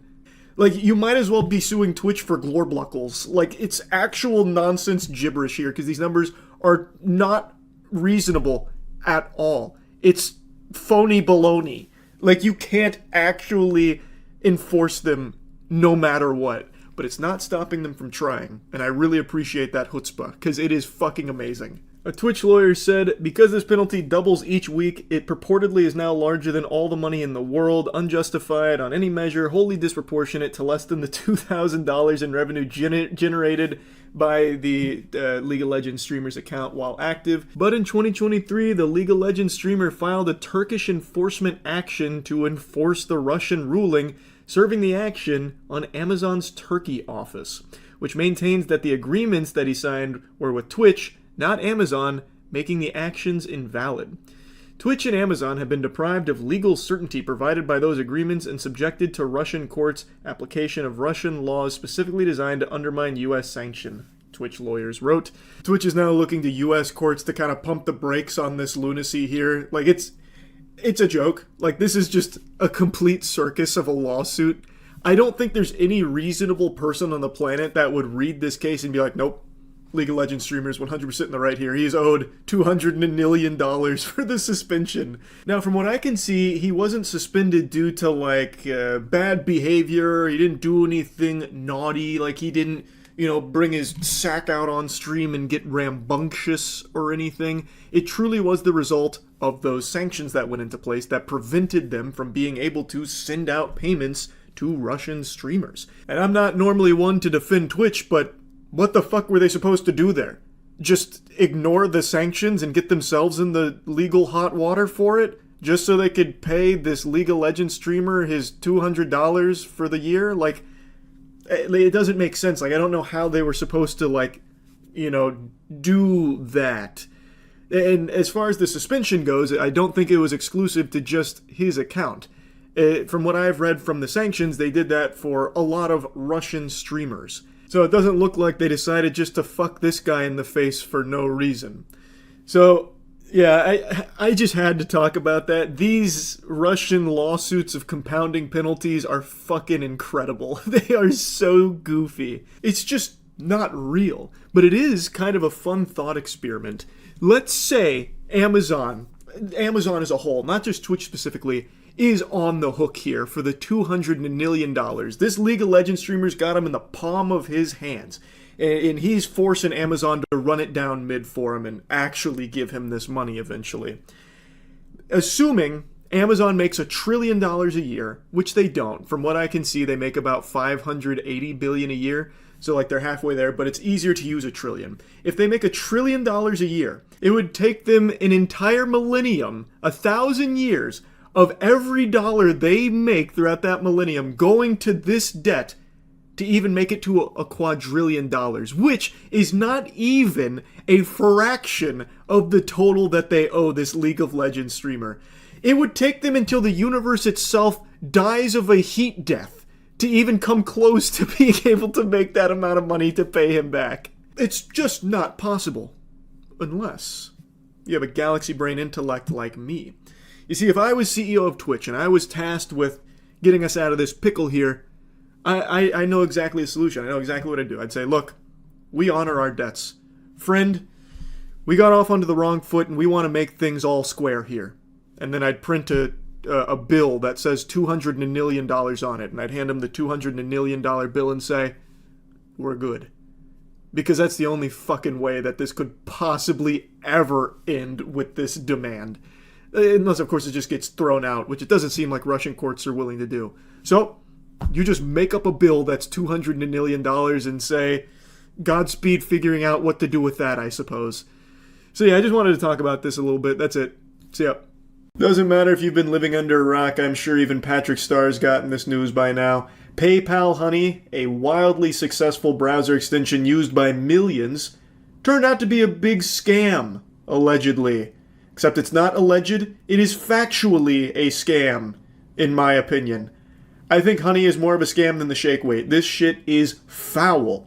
And thanks to a multi-year investigation conducted by a YouTuber named Megalag, it has blown the lid wide open on this operation from Honey. And just like my bubble guts after I make the mistake of eating a hot dog at a hockey game, it's bad. So bad, in fact, that it has now led to a class action lawsuit being filed against Honey. Another YouTuber named Legal Eagle just posted this video announcing this class action lawsuit they're filing against them. Now, when you hear the term YouTuber, most of you picture a bumbling imbecile like me. But contrary to popular belief, not every content creator is overdosing on stupid juice. Legal Eagle is a real attorney, not some phony baloney, horse hockey, a title he gave himself from Roblox or anything. And he made this video going over the motivation behind this class action lawsuit, believing that PayPal Honey has caused substantial financial damages to a substantial number of people. Now, this isn't his first rodeo announcing a lawsuit. I believe he's made 2 other videos talking about something that he's suing. This one obviously comes pretty early into the investigation that Megalag has conducted. Keep in mind, that was part 1 of a 3-part series that Megalag is releasing on his multi-year investigation of Honey. And part 1 already had enough foul play to lead to a class action lawsuit. I don't even know how much worse it could get with this rabbit hole. Like, part 2 might just prove PayPal Honey was trying to cast the infinite Tsukiyomi and trap everyone on Earth into a genjutsu where we just keep fucking giving them affiliate commissions or something. Like, I do not know what else could possibly come out from Honey. Lord help us, part 3 from the investigation might just conclude and prove that PayPal Honey was trying to quantumly inject microchips into our brains or something. It really is, like, it's fascinating just how bad this company is. That one part of a 3-part investigation was enough to lead to a class action lawsuit against them. And it's not a frivolous lawsuit either. There's not really any question of whether or not Honey was engaging in taking affiliate commissions. They openly confirmed with Megalag that, like, they acknowledge that, yes, we will sometimes be the last click and get that affiliate commission. They openly say that. So that's not even what's called into question. It's more so now, is it fully illegal? And in my moron eyes, like my idiot vision, I think it has to be, right? Like, I talked about it a bit on stream last night. I'll show you some clips there. But I think it is the textbook definition of cookie stuffing, which does have a legal precedent set that it's wire fraud. Now, I think there's been a little confusion on exactly how big of a scam this is, so I'm going to try and break it down into even simpler terms. A lot of people are under the impression that the only people affected are those that promoted Honey. Like, who cares about influencers that lost money, through commissions and stuff?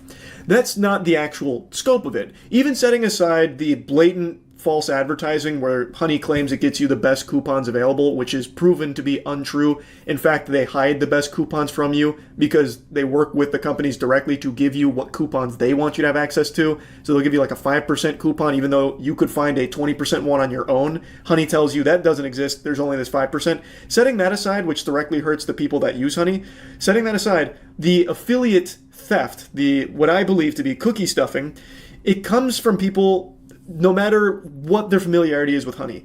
So let's say your grandmother, this is the example I've been giving on stream to try and help explain it. Let's say your grandmother on Facebook, she has an affiliate link to baking supplies, Tupperware. She has an affiliate link for Tupperware, and she shares that on her Facebook page. And you, being the good grandson you are, want to support her and give her a little commission, and you could use the Tupperware. So you click her affiliate link, you go to the Tupperware, as you're checking out, Honey pops up and says, do you want to check for coupons? And you click, sure, I might as well. So you click that, it finds no coupons, you close it.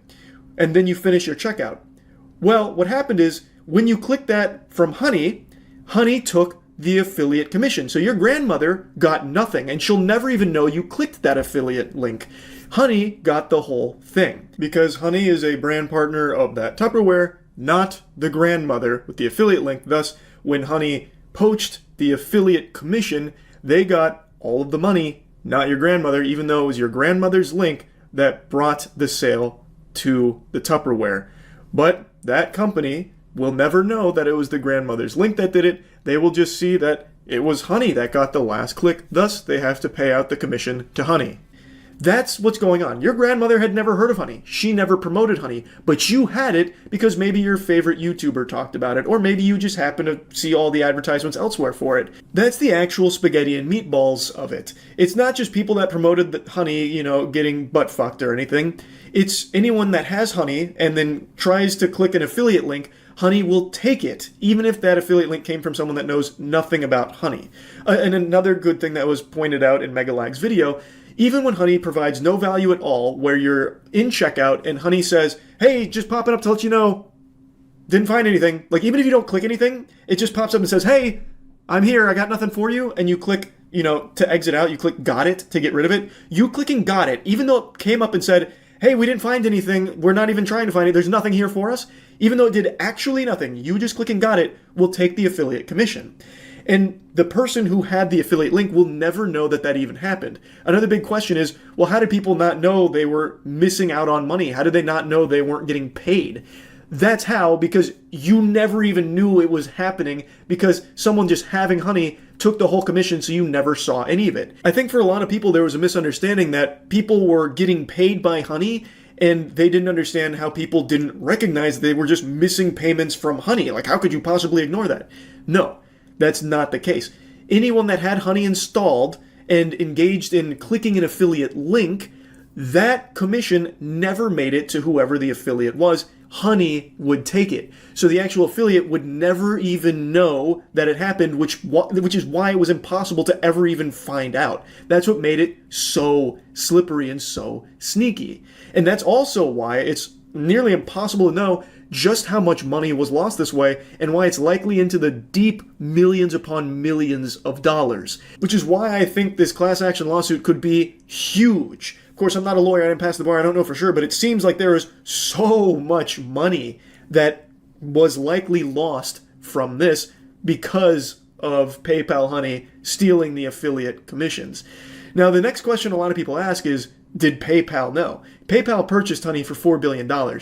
You bet your sweet bippy they knew. I've been flip-flopping on this back and forth, but for a $4 billion purchase, I think they would have audited the shit out of that company.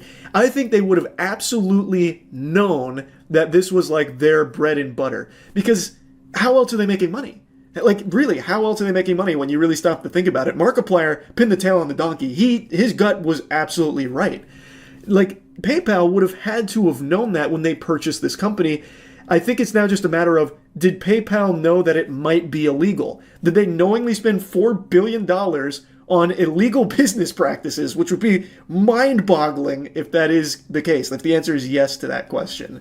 So I'm very interested to see where this class action goes. But anyway, I want to show you some of the clips from the stream because we dove into their terms of service. Honey actually is so fucking scummy that they snuck some shit into their terms of service, which of course nobody's reading. Everyone knows no one reads the terms of service. Even the law knows no one is actually sitting through and reading through every single fucking term of service for the things they sign up for. But Honey knew that and snuck some shit in there to try and cover their own ass. Like I said after the initial part 1 of the investigation, this is going to be a huge class action. There is unironically millions of dollars that were probably lost along the way for a lot of different people. So I'm very curious to see just how big it gets. I think it's almost billions of dollars lost. I've got to stop the music for that. Okay, it's going to be a lot of money, but billions? Is Honey even worth billions? PayPal paid $4 billion for it. I got to stop the music for this. Did you know Honey's terms of service make it so you can't sue them with a class action? I'm going to look that up myself right now. I don't believe you. But no one ever reads the terms of service. But I imagine Legal Eagle would have before the class action. Let's see.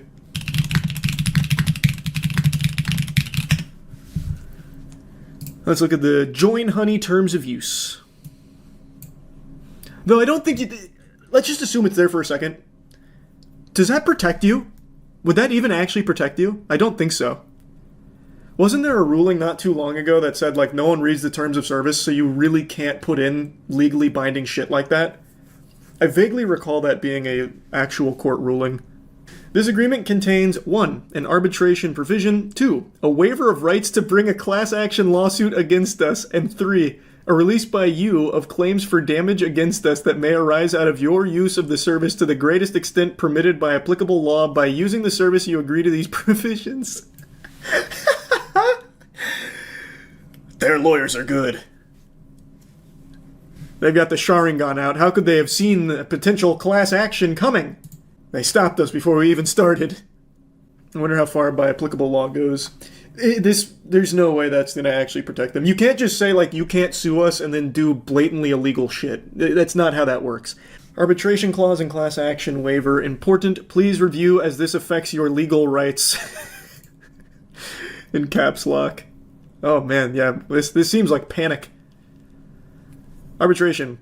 You agree that all disputes between you and us, whether or not such dispute involves a third party with regard to your relationship with us, including without limitation dispute related to this agreement, your use of the service and or rights of privacy and or publicity, will be resolved by binding individual arbitration under the American Arbitration Association's rules for arbitration of consumer-related disputes, and you and we hereby expressly waive trial by jury.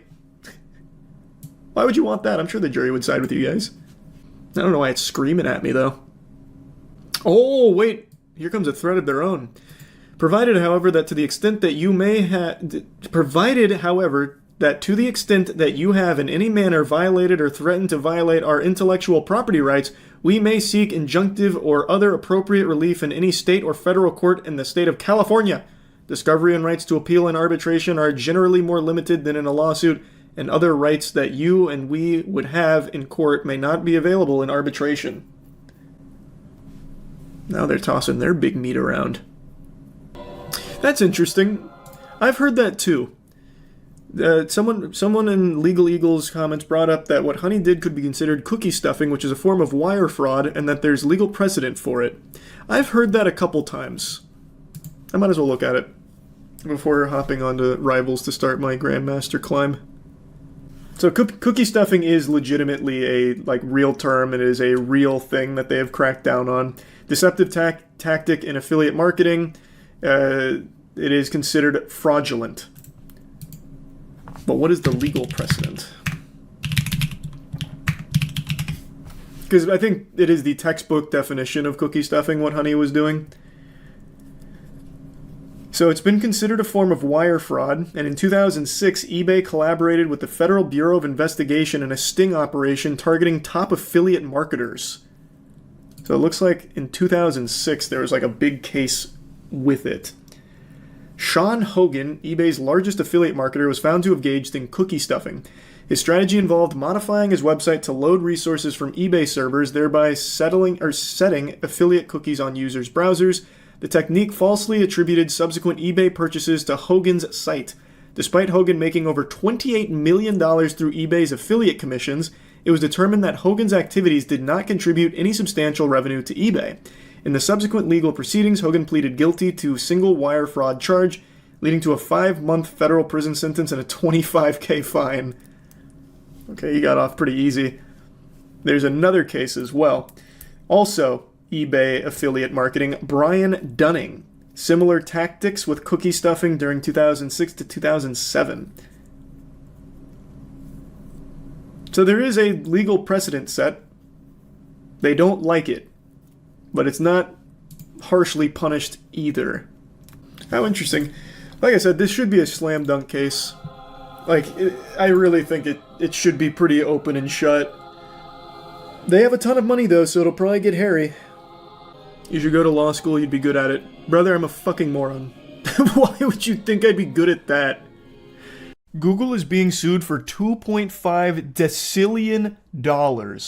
That is probably a number you didn't even think existed. That's more than a gazillion dollars. That's more than a more billion dollars. This is an unfathomable number they are being sued for by Russia. To help put it in perspective, here's decillion compared to others that you've heard before, such as 1,000, million, billion, or even trillion. And you can see trillion's not even halfway there. It doesn't even make a dent. It's estimated that the entire global GDP is 100 trillion, which is 0.0000001% of what Google is being sued for by Russia. To put it in even more simple terms, 2.5 decillion is almost as many pounds as your mother weighs. It is crazy what they are trying to achieve with this lawsuit here. Shooting for the stars doesn't even cover it. You couldn't sell the Earth for $2.5 decillion to aliens. It's not even worth that much. If you took every dollar, every form of currency ever made throughout the history of our species, it wouldn't even come close to 1 decillion. I cannot stress enough just how absurd this number is. Like, Dr. Evil wouldn't even go for this. This is so far into the realm of lunacy that I don't think there's a single made-up villain who would even try this. At this point, it'd be like a fucking Phineas and Ferb character suing for infinity money. The lawsuit is over YouTube banning Russian media networks. Like, they banned a ton of Russian accounts and accounts associated with, like, the Kremlin and all of that. And the fine arises from Google's failure to comply with previous court orders mandating the reinstatement of these Russian media accounts on YouTube. The court warned Google that non-compliance would lead to compounding fines with no ceiling on the amount, starting at 100,000 rubles daily, and the fines doubling every week until the channels are restored. This is what it feels like to play Magic the Gathering with someone doing doubling season token shenanigans. Like, this is just fucking stupid. The fines doubling every week? It's like a RuneScape scam. What the fuck? What incarnation? So, fundamentally, YouTube had banned a lot of Russian media accounts and accounts associated with the Kremlin and all of that. And Google has repeatedly cited sanctions compliance as the justification for suspending content from the channels, including high-profile networks like Sargrad TV and RIA Fan. They argued that the media entities involved were under U.S. sanctions imposed in response to Russia's geopolitical actions since 2014. So fundamentally, Google is saying, hey, we had to do this because of these issues and these sanctions. Then in 2022, following the invasion of Ukraine, the subsidiary of Google that was operating in the region declared bankruptcy, and Moscow had seized more than $100 million from the entity. According to The Telegraph, Google said Russia handed the assets to sanctioned TV channels including Sargrad, and that they seized more than $100 million of Google Russia's assets, even though the amount purportedly due under the judgment at the time was less than $12.5 million. So this has just been a back and forth butt-fucking for quite some time now between Russia and Google. Now, Google, in its latest earnings statement, said, "We do not believe these ongoing legal matters will have a material adverse effect." To me, that sounds like they're saying, there's a lot of words here, and we're not reading them. They're just going to ignore it. They're not even going to play ball with it for even a second. They're not entertaining the idea of a $2.5 decillion fine. They're just plugging their ears to it. Google has almost entirely ceased operations in Russia already. Like, they've almost fully pulled out from what I can tell. So it seems like they're just going to pretend that, you know, the tooth fairy's not real here and just not think about it. So this has been an ongoing battle here between Russia and Google, and this is just the most recent development in the anime. I don't think there's a single world where anyone actually looks at that number and takes it seriously. 2.5 decillion is comically large. There's not even that much sand on the planet. There are 7.5 sextillion grains of sand, and that doesn't even make a dent into 1 decillion. There is nothing on this planet that exists in that quantity, except maybe atoms. I think atoms is like 10 to the power of 50. Now, I can't imagine they're actually stupid enough to think that Google is somehow going to poop this shit out, 2.5 decillion anythings at all. That's impossible. I think this is just like a desperate Hail Mary to get some kind of money from it, like some kind of big fine from all of this. So they're just letting this number be as outrageous as possible. And they are trying to enforce these fines in other regions like South Africa, where they're trying to kind of come at Google from multiple angles, and then Google has been, in response, filing lawsuits to keep everything like localized to Russia. So it's been pretty messy. It has definitely been an interesting journey trying to get caught up on the lore of Google versus Russia. And I just had to dive in with both nuts here because 2.5 decillion, I had never even heard of the word decillion before. I thought that was just a made-up term. And it's not. It's so crazy. So yeah, I just wanted to talk about this a little bit. Of course, I'm just a clueless Neanderthal, so I have no idea if this lawsuit has any real meat behind it, if it holds water at all. I didn't pass the bar, I'm not a lawyer.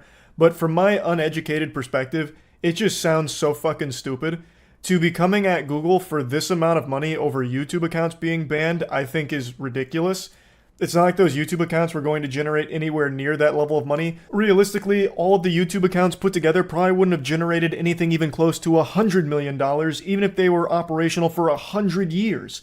Like, I just don't understand where this number's even coming from. Like, I understand it's like the compounding fines where it doubles every week, but it's just made up, pulled out of their ass arbitrary nonsense. Like, can any YouTuber do that? Like, oh, my YouTube account was unjustly terminated. Google owes me $1,000 per day that it stays down and it's going to double every week. Well, based on what? Why? That's just a classic because I said so moment right there. I just don't see where they're getting this from. Like, why would it be doubling every week? Who made that rule? What referee came in there and threw the flag on the play saying that it needs to be doubled every week that they don't comply? Like, it just doesn't make sense. Those accounts were never going to generate anywhere near that level of money for a daily fine that would double every week. That's just, that would never happen. So how the fuck can they possibly expect Google or any like reasonable judge to look at that and be like, oh no, that sounds about right?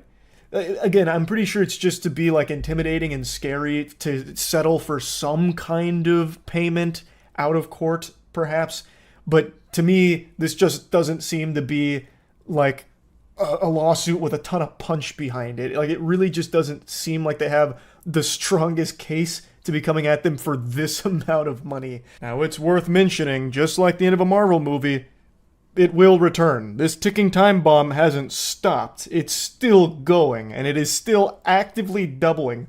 So it's 2.5 decillion now, but this might be the cheapest it'll ever be, because in a month from now, a year from now, we may be looking at new numbers that are going to need to be invented to figure out how much Russia is trying to hit Google for. Anyway, though, I just had to talk about it a little bit because it was so crazy, and I was diving into it pretty deep this afternoon. That's really about it. So yeah. These days, if you apologize online, you're already dead. No one will accept it, and you just get spit and shit on even further. But not today.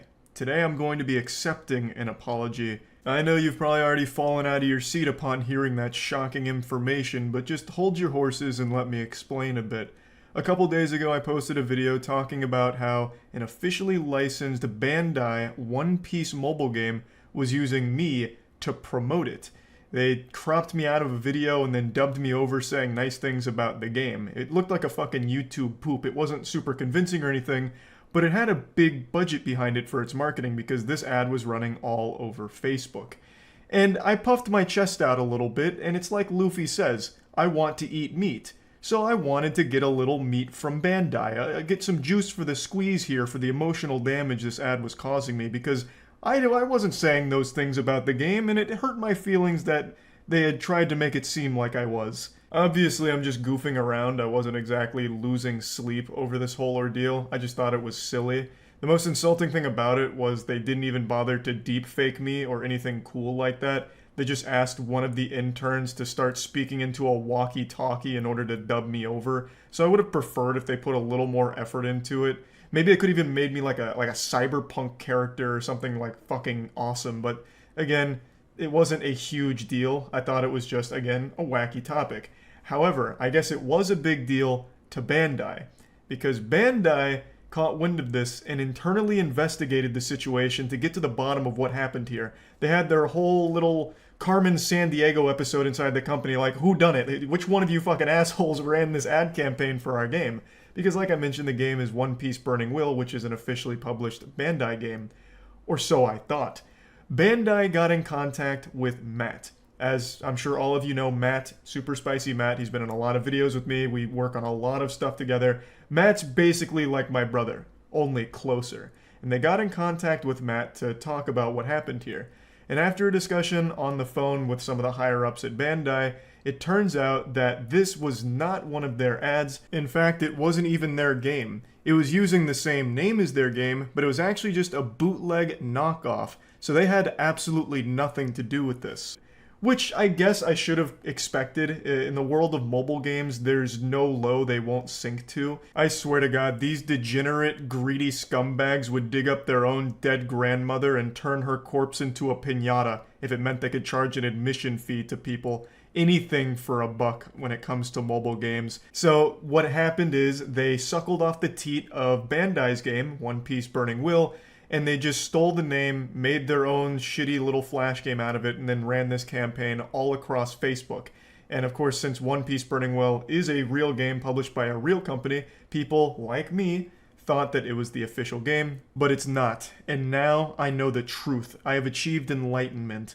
And I already know that the bootleg One Piece team is watching this video shaking their fist angrily.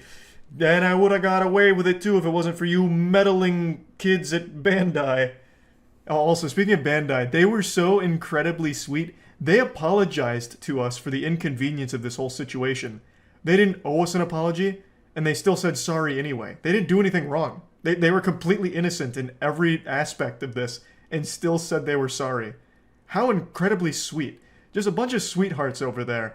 You know, maybe the One Piece was actually an apology all along. Because I feel like this was a treasure even better than anything Luffy's gonna find in the anime. It was just extremely nice. So I just want to make a public statement here saying that I will no longer be pursuing any type of legal action against Bandai.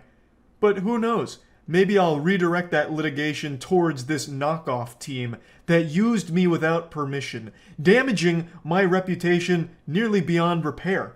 You know, because this is a shit game. That game is absolute dog shit. I'd never say nice things about it. And how dare you edit me to make it seem like I would. You used me like a fucking fleshlight, and I won't forget it. I'm like a goddamn tortoise. I have memories for 1,000 years worth of anger. And I won't stand for this. I might just take revenge. You'll have a panic attack every time the postman rolls up, wondering if he's just delivering the usual bills and magazines, or if there might be a little lawsuit hiding in there, sneaking around. I might just take your ass to court and fuck it. So, yep. Now, even though I know that the official One Piece Burning Will game is completely innocent in this case, there's one thing I won't budge on, even knowing the truth. And that's my demand of One Piece to officially include me in the manga or the anime. I still think because of everything I've suffered here, that it's only fair that I just have a small character in the actual narrative. It doesn't have to be a huge role. I don't have to like upstage Luffy and take over as the leader of the Straw Hat Pirates or anything, but just like a single panel where maybe Luffy and the gang's passing a tombstone that says like, "Gone but not forgotten, Greasy D. Charles." Or maybe they're like celebrating a great victory at a bar and they overhear a conversation from one of the normal patrons and they say like, "Hey, did you hear?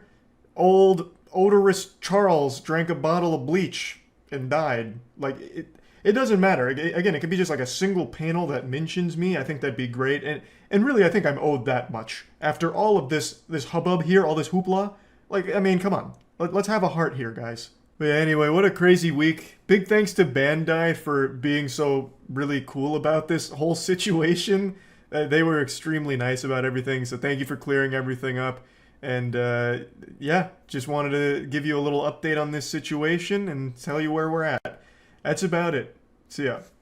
I just took a shower because I needed to cleanse myself of sin. I witnessed something extremely dirty and disgusting today. A scummy, popular One Piece mobile game just ran a massive ad campaign using me to promote it without my knowledge.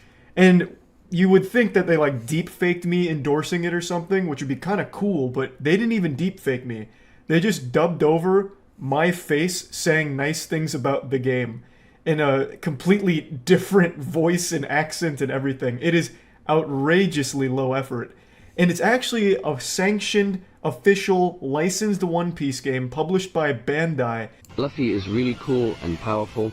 His AoE skills can hit all enemies. Generally, as a front row role in the lineup, he has outstanding defense and attack. This is my lineup. I like all the characters. There are Solon and Ace. Ace can make me pass the customs faster in the early stage and fire A damage. It is very easy for him to obtain. Yeah, like I said, not a whole lot of passion or tender love and care went into this ad campaign. It's just me cropped out and dubbed over poorly. Like, the annoying orange puts more effort into their, like, dubbing and lip syncing and shit than this. And this is a big ad campaign. They put a lot of money into this. This is running all across Facebook right now. I got so many emails and messages about it, it's unreal. And I was curious, so I logged into my Facebook to see how long it'd take me to see it. Almost instantly. It's fucking everywhere on Facebook. They put a lot of money to get it out there, and this is the ad. Now, I went over it on stream, and I was under the impression that I was initially under the impression that this was some, like, low-budget indie studio student project just doing its best with zero marketing budget. But it turns out it really is an officially licensed game from Bandai and is extremely popular in China. I understand One Piece is all about pirates, but come on, this is too far. You're besmirching my good name. Like, I'm not even a big One Piece fan. I'm like 100 episodes in and I find it to be pretty mediocre. I'm gonna keep watching it until I catch up and finish it, but goddamn, you know, at least wait until I like the show to pretend that I'm a big fan of this fucking mobile game. Like, have some dignity. Is nothing sacred anymore? I'm gonna go ahead and show you some stream clips from when I was going over it with chat, and then I'm gonna go into it a bit more. Hey Charlie, did you know a mobile game company used your face to make an advertisement? Yeah, I saw that today. That was kind of wacky.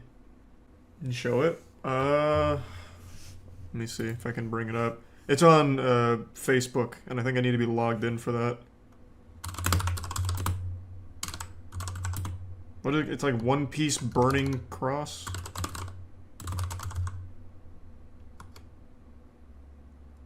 Man, no, that's definitely not it. I don't remember what it was. Burning Will. Burning Will. Yeah, this is the one. It's not like a big game or anything. I think the idea was to use me for an ad and hope that it would, like, drum up controversy to get some, like, curious clicks, perhaps. You get paid for it? No, man, obviously not. It wasn't a sanctioned ad. Like I said, I do want to get into, like, those awful mobile game ads where they're, like, they have, like, crazy chaos happening and everything's acted poorly. I'd love to be in those.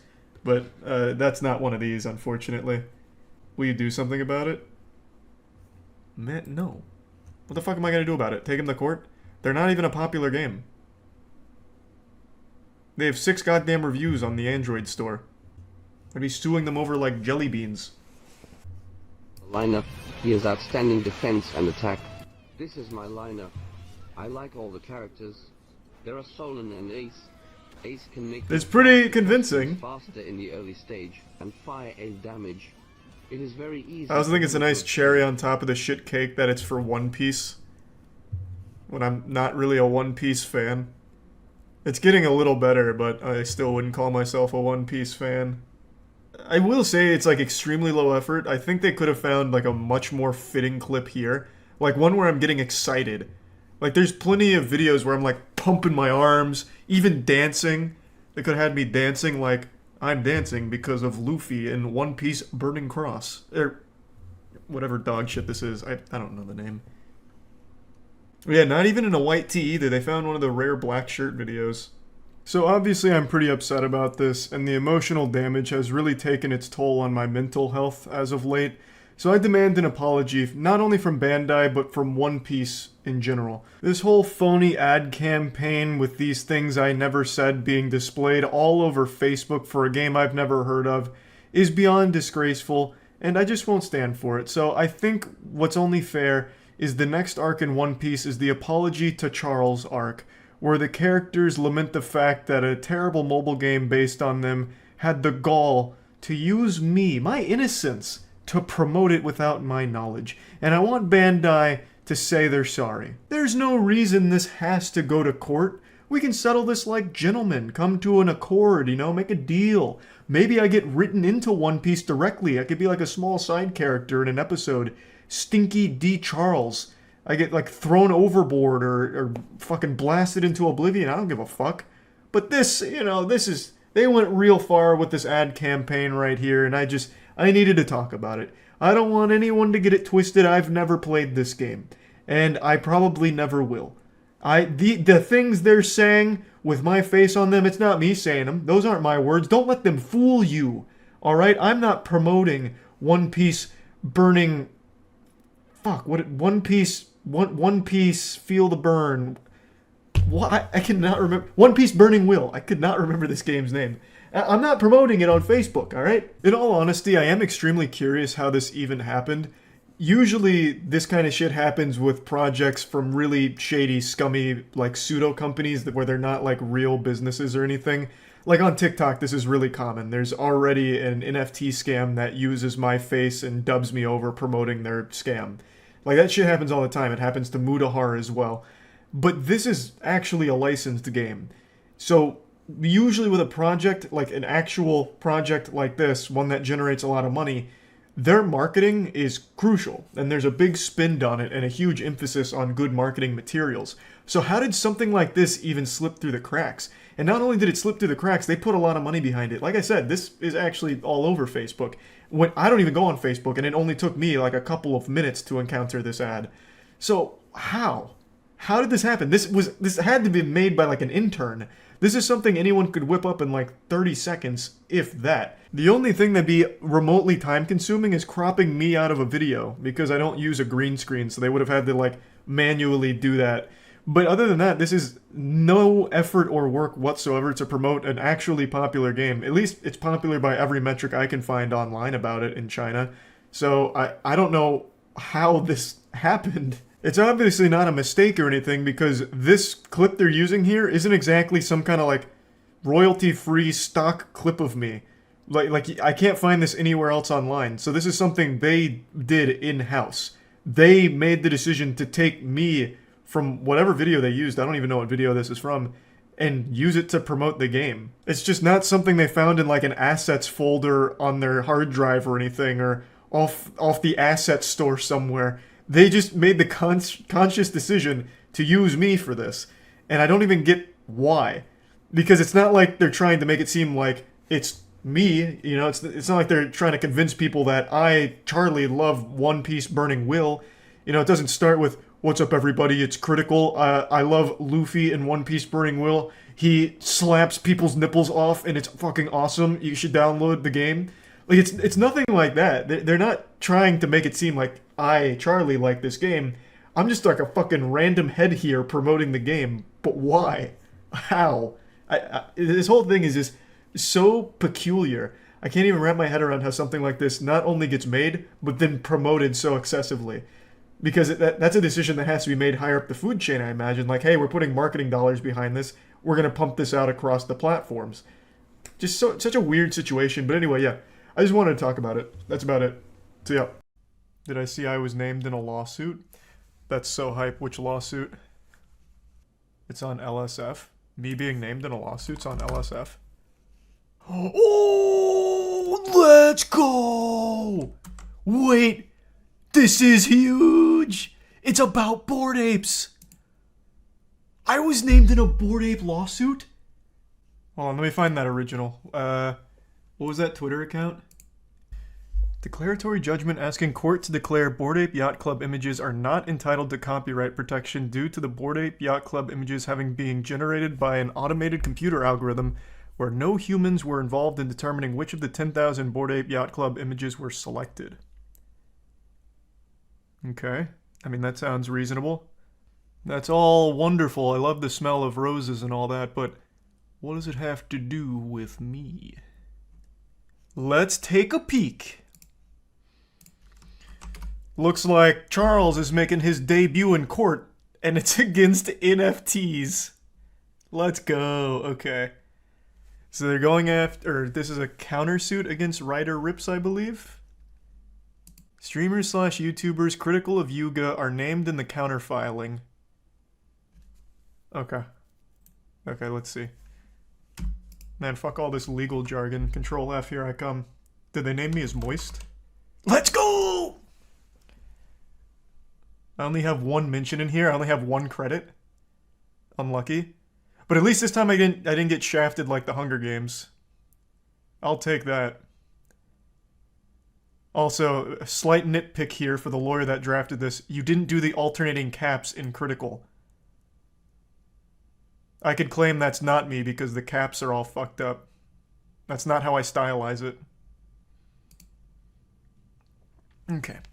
The public protest against Yuga led to the hashtag Burn Bored Ape Yacht Club movement, spearheaded by popular YouTuber Filian, but also covered by XQC, H3H3, Moist Critical, Vosh, and Hassan Piker. I mean, covered's a very strong word.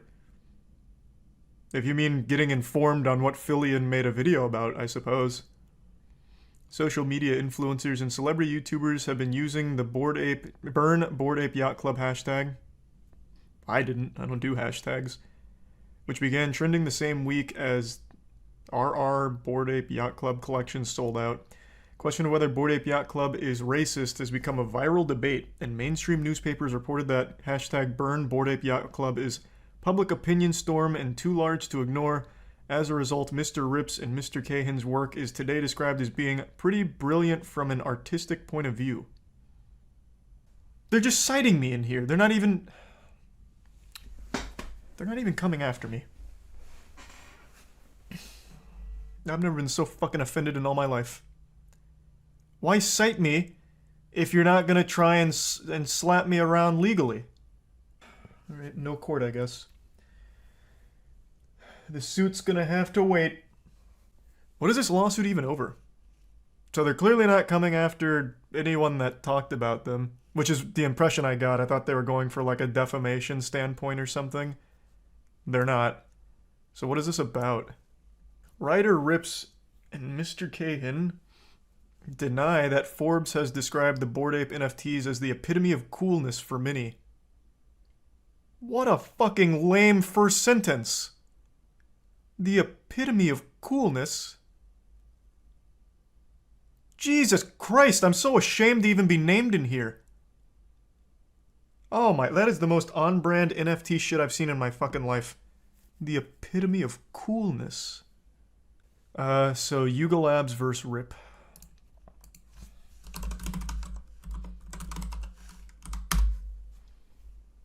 In June, Yuga Labs fired a suit in which they alleged that Rip's Bored Apes conceptual art NFT collection had misused Bored Ape Yacht Club's trademark to mislead buyers and devalue their brand. Okay, so it was Yuga Labs that threw the first stone, and this is the counterclaim. Gotcha. So writer Rips, you might remember from Filian's video. So he had NFT or Bored Ape-like things, and it looks like they're coming after him for copyright infringement. So then the whole case hinges on this fact that you need to prove, or you need to argue whether or not you can copyright AI-generated images, algorithm-generated images. Just wanted to come in here and further clarify just a bit in case this is all a little confusing if you're unfamiliar with the situation. Writer Rips was someone who was very critical of Bored Apes and made a lot of connections between Bored Apes to racist stuff. It's a massive story that blew up quite some time ago now, and Writer Rips also released his own collection of copycat NFTs that were basically made to poke fun at Bored Apes, and Yuga Labs, the team behind Bored Apes, didn't take too kindly to it, saying that this infringes on their trademark and copyright and just part of his smear campaign against them, so they filed a lawsuit against him, and now I was named in the countersuit against Yuga Labs, and I was just cited as someone that was fueling the fire talking about this huge movement against Bored Apes. Can't have a copyright on something not made by a person. Well, yeah, right, which is why they'd have to argue that you can, as I understand it. I'm not saying they're going to win. I feel like they have legitimately no chance of winning. It makes no sense that you could copyright an algorithm-generated image. That's a bunch of baloney. That's a fat load of dirty barnacles. I'm just trying to understand what this case is even about. You're not one of the listed parties, so you're okay? I know, I thought I was. Which would have been exciting, but I'm not. I'm just cited down here. Which sucks. Just a little footnote. Oh god, oh no, it's not even just the alternating caps they got wrong. You're right, chat. They used a 1 and an I. Oh! They've made a mockery of the legal system. That's not me at all.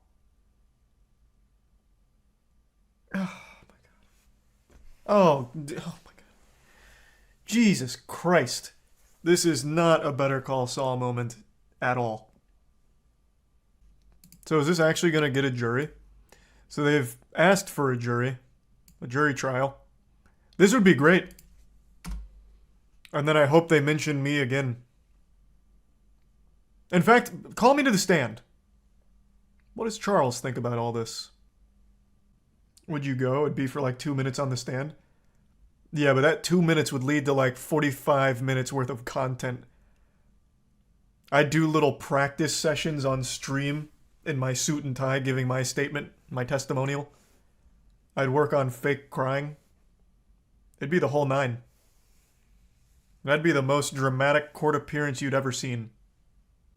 No, I'm not getting sued. I was just cited in this lawsuit.